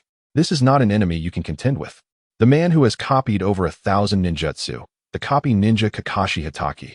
is not undeserving of his victory over the demon brothers. Although I realize it is unlikely, may I inquire if you could hand over the old man behind you? Zabuza did not pay heed to Naruto's words. In his eyes, a mere child was not worth his ire. That simply won't do, mister. Dazuna is our charge on this escort mission. Handing him over would be quite inappropriate. If that is the case, then we shall have to engage in combat. With that, Zabuza leapt onto the water's surface. Water style, hidden mist technique. The land of waves, being an island surrounded by the sea, is perpetually shrouded in thick fog. And the emergence of the hidden mist technique rapidly diminished visibility to a perilous extent. Naruto, Sasuke, Hinata create a protective formation around Mr. Dazuna, Kakashi commanded. Having discerned their adversary's objective, Hinata and the others, upon hearing Kakashi's orders, positioned themselves around Dazuna, while Izumi stood by Hinata's side to safeguard her. 8 vital points: throat, spine, lungs, liver, carotid artery, subclavian artery, kidneys, heart. Which shall I strike? Zabuza's voice echoed ominously from all directions, instilling a sense of unease in Naruto and Sasuke. Hinata intended to activate her Byakugan to locate Zabuza, but was halted by Izumi. Izumi-kun? Hinata inquired, puzzled by Izumi's intervention. The demon man Zabuza excels in silent assassination techniques. Should anyone discover his position, his stealth would be severely compromised. Thus, to avert such a scenario, Zabuza will undoubtedly target sensory-type ninjas first. Neither I nor Kakashi possess the certainty to protect you, so in times like this, it is best to refrain from sensing. Chapter 161. The battle commences. Izumi did not lower her voice. Her words served as both a reminder to Hinata and a caution to Kakashi to safeguard her. To think that even the young ones of Konoha are aware of my name. It is indeed an honor. Zabuza's voice resonated once more, this time as he materialized in the very center of the intricate array. Sensing Zabuza's presence, Izumi swiftly propelled Hinata out of the perilous zone. And then her Sharingan manifested with immediacy. Illusion, hell viewing technique. The spirit of Izumi is markedly distinct from that of ordinary individuals, thus, even the formidable Zabuza finds himself ensnared within Izumi's illusions. Seizing the moment while Zabuza is entrapped, Izumi deftly drives a kunai into Zabuza's heart. A commendable little ghost. You have managed to vanquish my clone. Zabuza's voice resonates from behind Izumi. Simultaneously, the Zabuza that Izumi pierced transforms into a puddle of water. A water clone, perhaps? Did Haku not instruct you that a ninja should never turn their back to an enemy? Izumi, unfazed by Zabuza's apparition behind him, muses that it would indeed be peculiar if Zabuza were to fall victim to his own attack. What did you say? Zabuza's words remain unfinished as a kunai is poised threateningly against his neck. Concurrently, the Izumi before him dissipates into a wisp of white smoke. Shadow clone? When did this occur? While Zabuza anticipated Kakashi appearing behind him, he was genuinely astonished that a minor figure like Izumi would employ shadow clones to confront him. Zabuza. It is over. You have failed. Kakashi firmly believes the confrontation has reached its conclusion, for under such circumstances, Zabuza has no hope of escape. Is that so? Perhaps not. Before his words fully escape, a Zabuza bursts forth from the mist. Kakashi, caught off guard, realizes that the Zabuza he subdued was merely a water clone, and in a moment of carelessness, he is sent flying. Kakashi lands not far from a lake, and as he plunges into the water, an unsettling sensation overwhelms him. Water release, water prison technique. This is dire. Kakashi understands the precariousness of the situation and attempts to break free, yet he is ultimately one step too late. The water prison technique is successfully cast, entrapping him within its watery confines. Observing Kakashi ensnared as if scripted, Izumi feels a twinge of exasperation. Is this truly the Kakashi? The one who stood resolute in the umbu? How could he fall so easily? Hey, Kakashi-sensei, perhaps you should watch less of those romantic comedies. Your skills have diminished significantly. With Kakashi incapacitated, Izumi stands as the sole challenger against Zabuza. In the original narrative, Naruto and Sasuke faced Zabuza's water clone, yet perhaps due to the butterfly effect. This time, it is Zabuza's clone employing the water prison technique rather than its true form. Izumi, you must flee. You are no match for him. Kakashi, still under the impression that he is ensnared by Zabuza's true self, remains unconcerned for Izumi's safety. It's not that I wish to remain, Kakashi-sensei. Escaping from the real Zabuza is no trivial matter. What? The real one? Realizing this, Kakashi grows anxious. Though Izumi is formidable, he doubts her ability to confront Zabuza head-on. At that moment, Zabuza brandishing his executioner's sword appears directly behind Izumi, who has already anticipated Zabuza's move and springs into action. Chapter 162. Full Offensive. 8 Gates. First Gate. Open. With the first gate unleashed, Izumi swiftly dodges Zabuza's lethal blade. In a clear display of intent, Sasuke hurls Shuiken and charges towards Zabuza, eager to join the fray. If you wish to survive, step aside. I have no time to babysit you, deadweight. In an instant, Zabuza appears beside Sasuke, delivering a kick that sends him flying. Was truly perplexed by the workings of Sasuke's mind. How could a mere Genin dare to confront a Genin? Particularly one of the legendary 7 ninja swordsmen of the mist, Zabuza? Was this not akin to courting death? It was not merely Sasuke, a lowly Genin. Even Izumi could only hope to defend herself. Fire style, great fireball technique. With a swift kick, Izumi disregarded Sasuke's potential reaction and launched herself towards Zabuza, sending a colossal fireball hurtling in his direction. Witnessing a Genin unleash such a formidable attack left Zabuza momentarily astonished, yet his hand movements for the hand seals remained unimpeded. Water style, water shark bomb technique. A shark surged forth, charging directly at the fireball. This unexpected turn of events caused Izumi to pause for a moment. Wasn't this technique exclusive to Kisame? Why could Zabuza execute it as well? Then it dawned upon her. Although only Kisame was known to utilize the water shark bomb technique in the original narrative, this jutsu was not a bloodline limit but rather a standard water ninjutsu. As the elements of water and fire collided, they mutually annihilated each other, yet the steam generated thickened the surrounding mist. Wind style, 1,000 faces of wind. Directly unleashed the wind release technique to dispel the surrounding mist, successfully diminishing the fog concealment technique that had previously eluded him against Pai Pashur Zong. Water release. Water torrent. At the moment the fog dissipated, Zabuza's water release technique emerged. Observing this scene, Izumi paid little heed as her hands swiftly formed seals. Wind release, pressure damage. The B-rank ninjutsu manifested, sending a violent gust towards Zabuza, while the water torrent was rendered inadequate to withstand such force. Witnessing a mere Genin like Izumi employ B-rank ninjutsu left Zabuza incredulous, and he hastily formed seals to counter her assault. Just as he initiated the seals, a youthful voice rang out. Fire release, dragon fire technique. Standing not far behind Izumi, Hinata unleashed the dragon fire technique to support her. The flames, aided by the wind, intensified under the combined forces of wind and fire, making it exceedingly difficult for Zabuza to counter with a single attribute ninjutsu. Ultimately, he was compelled to abandon his seals and utilized body flicker technique to escape. Having repelled Zabuza, Izumi approached Hinata and whispered, "Do not use ninjutsu in front of outsiders in the future." Previously, Izumi had cautioned Hinata against recklessly employing ninjutsu, yet in her desire to assist, she had forgotten this warning. "I'm sorry, Izumi-kun. I realized my mistake," Hinata replied, lowering her head upon hearing Izumi's gentle reprimand. Observing her disheartened demeanor, Izumi felt a pang of sympathy, recognizing that Hinata had acted out of a desire to help him, thus he could not continue to scold her. "I harbor no ill intent. I merely worry for your safety, given your unique circumstances." Seeing Hinata's pitiful expression nearly shattered Izumi's heart, prompting him to clarify his concerns. Chapter 163. The defeated Zabuza. I understand. Izumi-kun, you were trying to protect me. I acted impulsively this time, Hinata quickly responded, sensing Izumi's anxiety.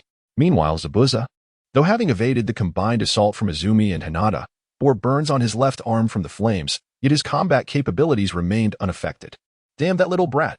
Zabuza seethed, thoroughly enraged. It was utterly humiliating to be bested by a mere Genin. "Zabuza, it seems you are rather slow on the uptake," Izumi remarked, pointing behind him. Realizing his oversight, Zabuza recalled that Izumi's attack had not only targeted him, but also his clone and Kakashi, who was ensnared in the water prison technique. Lightning release. Earth walk. Just as Zabuza considered that Kakashi had escaped his predicament, Kakashi's attack reached him. Faced with Kakashi's onslaught, Zabuza was again forced to rely on body flicker technique to elude capture. Upon reappearing, he landed directly on the lake's surface, where Kakashi followed suit, and the two faced each other off. Almost simultaneously, Zabuza and Kakashi began forming seals. Water release, water dragon bullet technique. In mere seconds, both Kakashi and Zabuza summoned their water dragon bullet techniques, two colossal water dragons colliding as they tore at one another. Concurrently, Kakashi and Zabuza engaged in a fierce battle.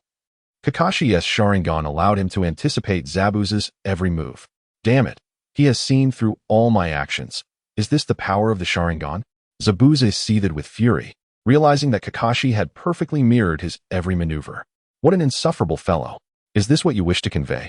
Kakashi's words only fueled Zabuza's ire, prompting him to resolve to eliminate Kakashi, who had become an exasperating adversary. Once more, Kakashi and Zabuza initiated their seals, but this time, despite Kakashi replicating Zabuza's technique, he unleashed it first. Water release, great waterfall technique. The A-rank ninjutsu released a deluge of water that surged towards Zabuza like a dam breaking. Even Zabuza, formidable as he was, found it impossible to withstand such a torrent, and he was swept away by the rushing waters. Not far off, Izumi observed Zabuza's defeat, akin to what transpired in the original narrative, and began contemplating how to allow Zabuza to escape. In the original tale, Kakashi had fallen into a trap due to impending unconsciousness, but Izumi doubted Kakashi would overlook any vulnerabilities now. Is this the nature of battles among Jonin? Sasuke Uchiha, standing nearby, was utterly astonished by the clash between Kakashi and Zabuza. Although he was aware of the vast gulf separating him from Jonin, he had not anticipated a disparity of such magnitude. Zabuza was ultimately propelled far by the water, crashing into a tree, and the great waterfall technique had severely diminished his combat prowess. Chapter 164. The unconscious Kakashi. Both Kakashi and Izumi approached the incapacitated Zabuza. At that moment, Izumi sensed another presence nearby, instantly recognizing it as Momochi Zabuza. Having lost his fighting capability, Zabuza struggled to rise, determined to continue the fight, while Kakashi prepared to deliver the final blow. Just then, Tsuban struck Zabuza's vital points, causing him to collapse instantly. That mask, you are from the Mist Pursuit Unit, right? Kakashi regarded the figure atop a tree with a serious expression. Indeed, Kakashi, you are well informed. I am indeed a member of the Mist Pursuit Unit, here to ensure Zabuza's demise. Thank you for your assistance. I hope to take Zabuza's body for my own purposes. Kakashi, however, ignored the figure and approached Zabuza to personally verify his death. After confirming Zabuza had perished, he nodded and said, "Since you are from the Mist Pursuit Unit, it is only fitting that Zabuza be entrusted to you." Izumi, perplexed by Kakashi's words, could not fathom why he seemed oblivious to the figure's unusual behavior. "Thank you very much," the figure said before moving to Zabuza's side, lifting his lifeless body and vanishing from sight. With Zabuza and the figure gone, Izumi pondered the situation, having noticed the oddities that Kakashi seemed to overlook. Well then, this matter has been resolved smoothly, and everyone appears fatigued. Let us hasten to. Before Kakashi could complete his sentence, he suddenly collapsed. The onlookers were left in utter shock at this unforeseen turn of events.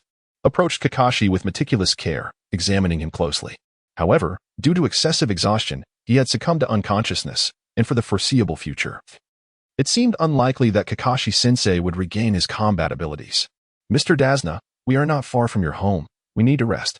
Though framed as a question to Dazna, it was, in truth, a command delivered in a firm tone.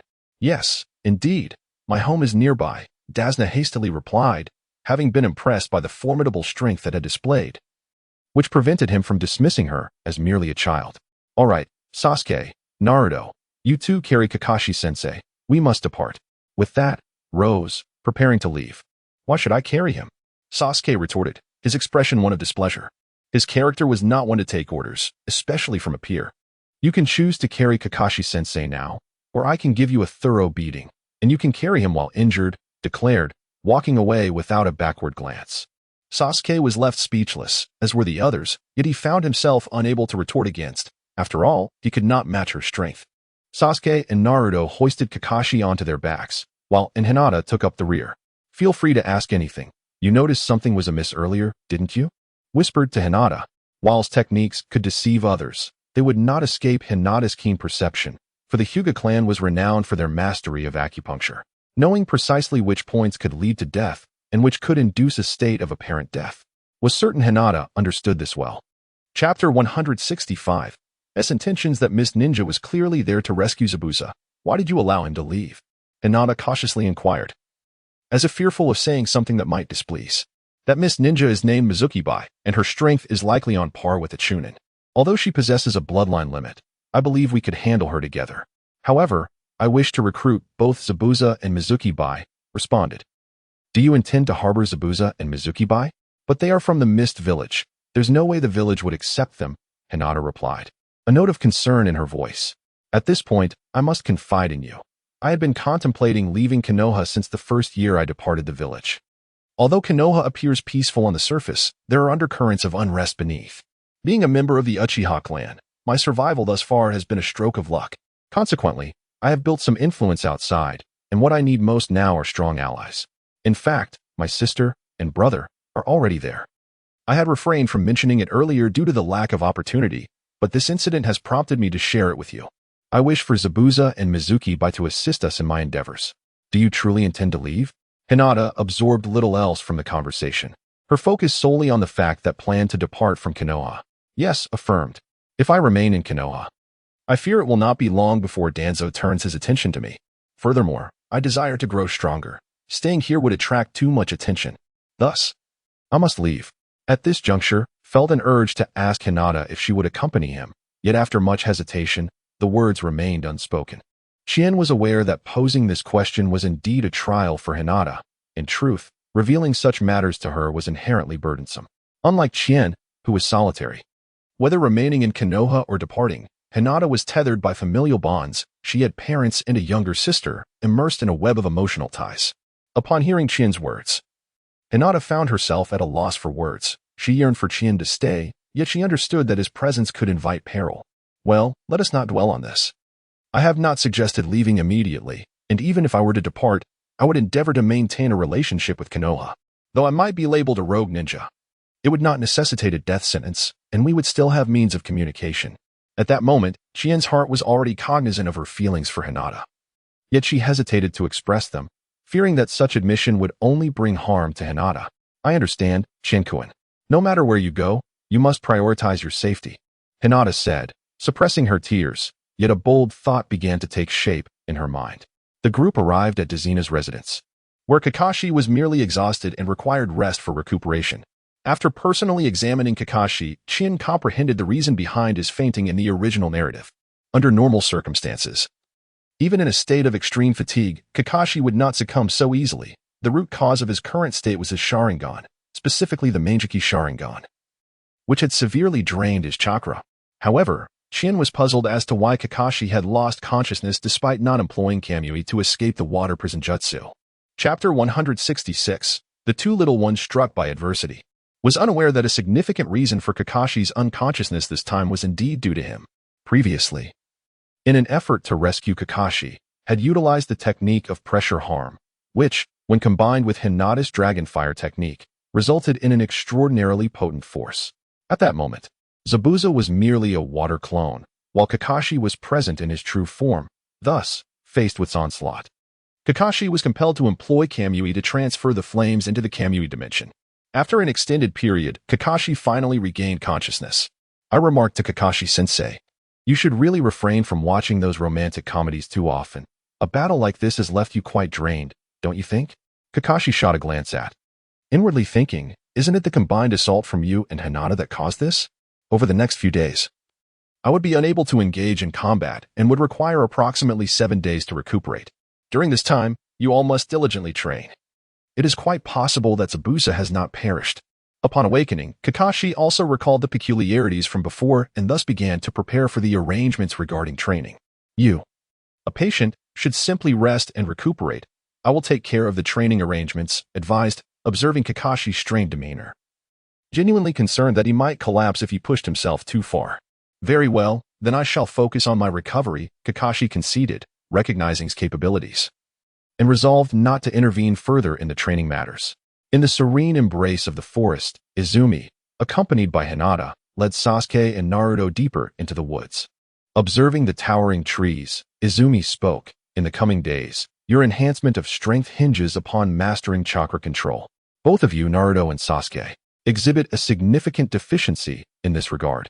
To illustrate, if the standard chakra consumption for a jutsu is 10, both of you expend over 15, and the potency of your techniques falls short of the norm. Thus, your training for control over chakra will commence with climbing trees." Naruto and Sasuke exchanged puzzled glances at Izumi's words. "Indeed, first, you must concentrate your chakra at the soles of your feet to adhere to the trees. This exercise will refine your chakra control." As she spoke, Izumi effortlessly ascended the trunk, reaching the treetop with remarkable ease. Witnessing this spectacle, Naruto and Sasuke were taken aback, as what Izumi accomplished seemed almost implausible. "This will be your training for the next few days. Initially, you may use a running start and mark your path with kunai. Now, begin." Hinata and I have other matters to attend to, so we shall not supervise you. Do not be lazy. Wait. Naruto interjected as he noticed Izumi and Hinata preparing to depart. If you can climb, does that mean Hinata can as well? Having seen Hinata attempt to climb only once, both Naruto and Sasuke doubted her ability to match Izumi's prowess, perceiving Izumi's guidance as favoritism. Izumi let Hinata demonstrate for these two fools. Without further explanation, Izumi prompted Hinata to showcase her skills. Very well, Izumi-kun, Hinata replied, gracefully ascending the tree trunk. The sight filled Naruto and Sasuke with a profound sense of defeat. Unable to surpass Izumi was one thing, but being outdone by Hinata, a girl, was particularly disheartening. Sasuke, in particular, began to grapple with feelings of inadequacy as he compared himself to Itachi. Chapter 167. The transaction. Hurry and practice, you two fools. Izumi commanded. I'm not a fool. Watch me reach the treetop.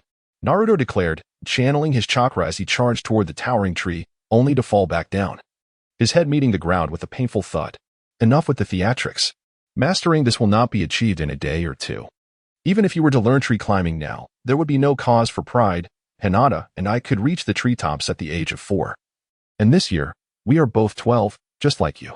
Upon hearing Izumi's words, Naruto and Sasuke's sense of defeat deepened, while Izumi and Hinata exited the forest. Izumi-kun, where are we headed? Hinata inquired. We shall seek out Haku. Even if Zabuza has survived, he will require medicinal herbs. And the only place to find them is across the mountain. We may encounter them, and if so, my plans will proceed more smoothly. Hinata remained silent, quietly following Izumi. Throughout the day, they searched for any sign of Haku, but it seemed she had not ventured into this area. As dusk approached, Izumi prepared to return with Hinata, only to serendipitously spot Haku on their way back. Mizunoke's Haku. She indirectly called out Bai's name, and upon hearing it, Bai was taken aback, especially upon realizing that the visitors were Chien and Hinata, leaving her utterly perplexed. She could not fathom how her name had been revealed. Do not be so tense. I have come to propose a transaction. A transaction? Bai echoed. Indeed, a transaction. You and Zaibujan have been relentlessly pursued by the Mist Shinobi, and even here, you are not safe. I can offer you and Zaibujan a secure sanctuary, but I hope you will consider joining my village. Your village? How could Konoha possibly harbor rogue ninjas from other villages? Moreover, Zaibujan and I are traders from the Mist Village of the Water Country. If we were to be taken in, it would undoubtedly incite conflict between our nations. Bai shook her head slightly, skeptical of Qian's words. That is not your concern. I merely wish to know if, should I provide a safe environment, you and Zaibujan would pledge your loyalty to me. Of course, I do not intend to command you arbitrarily. I would simply have you as equals within my faction. Zaibujan will likely refuse. Uchiha Qian. I believe it is unnecessary to continue this discussion. Unfazed by Bai's response, Qian persisted. To you, Zaibujan is of utmost importance. Let us propose an alternative transaction. I am aware that you and Zaibujan intend to strike against Izuna again, which means a confrontation between us is inevitable. If Zaibujan were to be defeated, I could ensure his survival. Would you then be inclined to join my organization? Bai was momentarily taken aback. She understood that their chances of success in their next assault with Zaibujan were slim, given Kakashi's formidable reputation and Qian's peculiar abilities as a lower-ranked shinobi. She doubted her and Zaibujan's ability to emerge unscathed. If your scenario were to unfold and you could indeed preserve Zaibujan's life, then I would agree to your terms. In Bai's heart, Zaibujan held paramount importance. She would willingly trade her own safety for his life. Chapter 168. The transaction is established. Very well. Our transaction is established. I hope you will remember the words just spoken when the time comes. Qian continued, moreover, I am not solely courting you. I am also appealing to Zaibujan. Upon your return, convey my message to him. Being hunted is no trivial matter. With that, Qian departed alongside Hinata, leaving Bai deep in thought, pondering her next move. Days turned into weeks, and both Naruto and Sasuke were fervently practicing tree climbing, each unwilling to yield to the other, eager to achieve success before one another. Thus, Qian felt no need to monitor them closely. Instead, she engaged in practice sessions with Hinata, enhancing their combat capabilities together. At last, the 7th day arrived. Kakashi had fully recuperated, and Qian anticipated that Zaibujan and Bai would strike today as the Great Bridge was nearing completion. Qian, if Zaibujan is still alive, he should be launching his attack today, Kakashi remarked lazily, observing the bustling workers at the bridge's edge. The mist did not respond to Kakashi. for the fog on the bridge was thickening, and at noon, such density was decidedly abnormal. Alert! Kakashi swiftly raised his forehead protector, revealing his Sharingan, and issued a warning. Hinata, Naruto, and Sasuke stood guard beside Tazuna, while Izumi remained rooted in place. Kakashi, I never imagined we would meet again.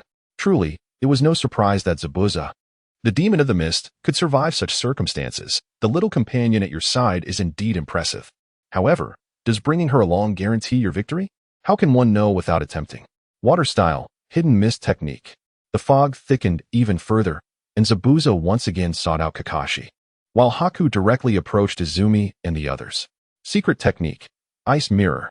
A multitude of ice shards encased Izumi and her companions. And upon witnessing the ice shield for the first time, Izumi felt a sense of novelty, completely unaware of her entrapment. If you do not wish to kill, why engage in battle?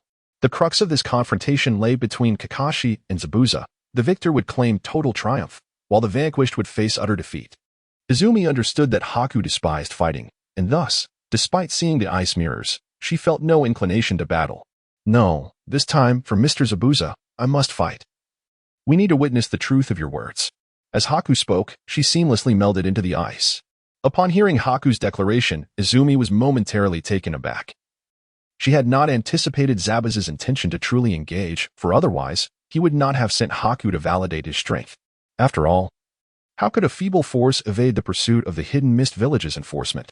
What Izumi was unaware of was that Bai had conveyed his words to Zabuza, who, upon hearing the possibility of evading pursuit, felt a surge of interest. After all, the Mist Village was unlike any other shinobi village. Although it was no longer the Blood Mist era, it still bore the scars of that tumultuous time. Consequently, the pursuit teams of the Mist Village were exceedingly relentless. If Izumi could indeed offer Zabuza a sanctuary, joining his organization would not be out of the question. With this understanding, Izumi resolved to showcase his true prowess. Hinata, please escort Mr. Tazuna away from here, he instructed. Grasping Bai's intent, Izumi felt a surge of determination. Chapter 169, the battle commences. Hinata led Tazuna away from the mirror ice crystal, and Bai did not hinder their departure. At that moment, only Izumi, Naruto, and Sasuke remained within the shimmering confines of the ice. Izumi promptly activated his Sharingan, and as soon as Hinata and Tazuna exited, Bai launched his assault. Countless shuriken hurtled towards Izumi. In the face of Bai's attack, Izumi relied on the extraordinary perceptiveness of his Sharingan to evade with agility, only resorting to kunai to deflect the few shuriken he could not dodge. Bai was astonished, although his secret technique was not invincible. It was the first time someone had countered it in such a manner. Not a single shuriken managed to harm Izumi. Naruto and Sasuke, standing by, watched Izumi evade with awe and trepidation, both pondering whether they could replicate his evasive skill, yet they knew the answer was a resounding no. Water style, 1,000 killing water surge. Recognizing that mere shuriken could not defeat Izumi, Bai swiftly employed a ninjutsu attack. Perceiving Bai's offensive move, Izumi retaliated instantly. Fire style, dragon fire technique. The searing flames surged towards Bai's 1,000 killing water surge. In terms of ninjutsu mastery, Izumi far surpassed Bai, and thus, even though his flames were countered, they nonetheless consumed Bai's assault. Ice style, ice spike burst. A massive ice sphere hurtled towards Izumi. Upon witnessing this, Izumi furrowed his brow. This technique was clearly a B-rank ninjutsu. Bai's ability to employ such techniques effortlessly led Izumi to speculate whether Bai was also a J-nin. Regardless of his suspicions, they were in the midst of battle, and Izumi could not afford to inquire. Shadow clone technique. As shadow clones emerged, two Izumis simultaneously began forming seals. Wind style, wind pressure. Lightning style, lightning strike. The combination of lightning and wind styles possessed formidable offensive attributes. While they could not complement each other as seamlessly as fire and wind, their destructive potential far surpassed that of the combined wind and fire techniques. The assaults of Izumi and Bai collided instantaneously, their strikes dissipating simultaneously. At first glance, it appeared as though both combatants had achieved parity, however. Izumi alone was acutely aware that he had, in fact, fallen behind in their recent skirmish. Previously, Bai had unleashed merely a B-rank ninjutsu, while Izumi had employed two techniques. His intention had been to confine Bai with the dual jutsu, but the outcome, a mere stalemate, had indeed exceeded Izumi's expectations. Fire release, head hardening. Wind release, pressure damage. Without allowing Bai another moment to counterattack, Izumi unleashed a combined ninjutsu. This time, the union of wind and fire was not directed at Bai himself, but rather at Bai's secret technique, the magic mirror ice crystal. Bai discerned Azumi's intent but found himself unable to thwart it, although the ice shield was formidable. Even bloodline limits could falter under certain circumstances. Utilizing the ice shield to withstand the flames would inevitably lead to disadvantage, and now, confronted with Azumi's dual elemental assault, Bai found it increasingly difficult to defend. Reluctantly, he was forced to abandon the magic mirror ice crystal. Ice shield, magic mirror explosion, with Bai's incantation. All surrounding ice shards detonated in an instant. This unforeseen turn of events caught Azumi off guard, prompting him to swiftly employ the Flying Thunder God technique to escape the epicenter of the explosion. Successfully escaped, however, Naruto and Sasuke, trapped within the icy confines of the magic mirror, lacked the ability to utilize the Flying Thunder God technique. The unfortunate duo, before they could even make a move, succumbed to unconsciousness from the violent explosion. Chapter 170. Hinata's aide, casting a glance at the seemingly lifeless Sasuke and Naruto, silently whispered an apology within her heart. Yet, in the next moment, she charged forward. 8 gates technique. First gate, open. With the activation of the 8 gates, instantaneously appeared before. Caught off guard. Hesitated for a brief moment before swiftly launching a counterattack. Ice release, ice shuriken. A barrage of shuriken erupted from S back, hurtling towards her. Nearby, Hinata, witnessing this scene, instinctively clenched her delicate fists. She yearned to assist, but her primary mission was to protect. Should anything happen to him, their mission would be deemed failure, rendering all their efforts futile. Go help her. Suddenly, hearing's words, Hinata paused, turning with a puzzled expression toward him. Assist your comrade. I know you wish to do so. Rest assured, I will not perish so easily. I shall remain alive until your battle concludes. As the one who commissioned this task, I command you. Thank you, mister. After processing's words, Hinata quickly bowed and expressed her gratitude. As Hinata rushed to provide support, also began to take action, without noticing the kunai approaching her from behind. Delivered a powerful punch directly to, and before could react, she utilized the Flying Thunder God technique to return to her shadow clone. She had narrowly evaded the kunai, while Bai was struck by her own weapon. Fortunately, Bai reacted swiftly, utilizing her shuriken to deflect the attack.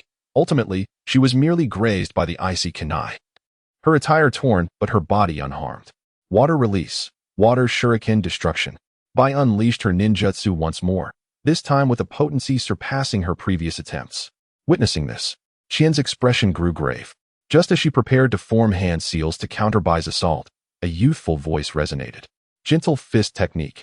8 trigrams palms, heavenly return. Hinata dashed forth, positioning herself before Qian to execute the heavenly return for defense. Upon seeing Hinata's arrival, Qian felt a pang of concern.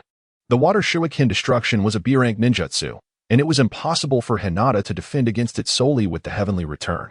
Realizing this, Qian hastened to assist Hinata. Wind release, gale dance. Wind release, breakthrough. 2 comparatively lower-tier C-rank ninjutsu were unleashed. Qian had no intention of deploying a powerful ninjutsu to counter Bai's attack, as that might inadvertently harm Hinata. Instead, her plan was simple, to enhance the speed of the heavenly return with wind techniques, thereby bolstering the defense. At last, with Qian's support, Hinata successfully thwarted the water shuriken destruction. However, although she had deflected Bai's attack, Hinata bore multiple injuries on her body. Observing the wounds on Hinata's arm, Qian felt an overwhelming sense of sorrow. He would willingly endure severe injuries himself, wishing only to spare Hinata from harm. Yet, in her effort to protect herself, Hinata had sustained injuries. I'm sorry, Qian-kun. It's just superficial wounds. Let us focus on winning this battle first. Hearing Hinata's words, Qian nodded. Their best strategy now was to defeat Bai and subsequently rescue Zaibu. Chapter 171.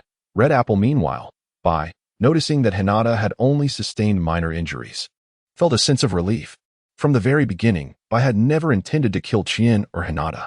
The moment Hinata had dashed forward, she had considered dispelling her ninjutsu. But upon seeing Qian intervene, she refrained, remaining prepared to assist at any moment. Hinata assumed a combat stance, ready to support Qian, who promptly utilized the Flying Thunder God technique to appear behind Bai. Initially, Qian had recklessly struck Bai to inscribe the Flying Thunder God seal upon her, enabling him to appear at her back whenever he wished. Sensing someone approaching from behind, Bai swiftly formed hand seals. Ice release, Ice Rock Fortress. An ice wall materialized between Qian and Bai. Despite this, Qian did not cease his assault, delivering a powerful kick against the ice barrier.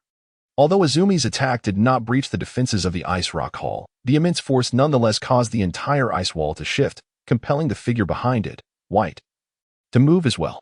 At that moment, Hinata had already rushed forward. From the instant Izumi initiated her strike, Hinata comprehended her intent and promptly readied herself. Soft fist technique. 8 trigrams 64 palms. The sequence unfolded. 2 palms, 4 palms, 8 palms, 16 palms, 32 palms, 64 palms. As Hinata unleashed her most formidable assault upon White. She perceived through her Byakugan that all of White's chakra pathways had been sealed, allowing her to exhale in relief. However, at that very instant, the figure before Hinata morphed into an ice sculpture. Hinata, be cautious. It's an ice clone. Upon witnessing White's transformation into ice, Izumi's heart sank. She realized the gravity of the situation. This was akin to a lightning release clone, a unique variant that could absorb extensive damage but, more critically, had the potential to detonate. Aware of the ice clone's peril, Izumi disregarded her own safety and executed the Flying Thunder God technique, bringing Hinata to the ground and shielding her with her own body. Yet, after a prolonged wait, the anticipated explosion never materialized. Confounded, Izumi turned her head to discover that the ice sculpture showed no signs of detonating. You didn't trigger the clone? Izumi gazed at White with a perplexed expression, unable to fathom why White refrained from such an action. If White had detonated the ice clone, Izumi would have been gravely injured, if not killed. Indeed. Zabuza's task for me is not to eliminate you. Our agreement still stands, provided that Kakashi can defeat Zabuza. Upon hearing White's words, Izumi nodded and helped Hinata to her feet. The recent urgency of their predicament had rendered Hinata relatively unresponsive during the battle, but now that the conflict had subsided, her cheeks flushed with color once more. As Izumi gazed at the radiant figure of Hinata beside her, a pang of reluctance to leave Konoha washed over her. Departing from the village signified separation, and parting from Hinata was not a thought Izumi wished to entertain.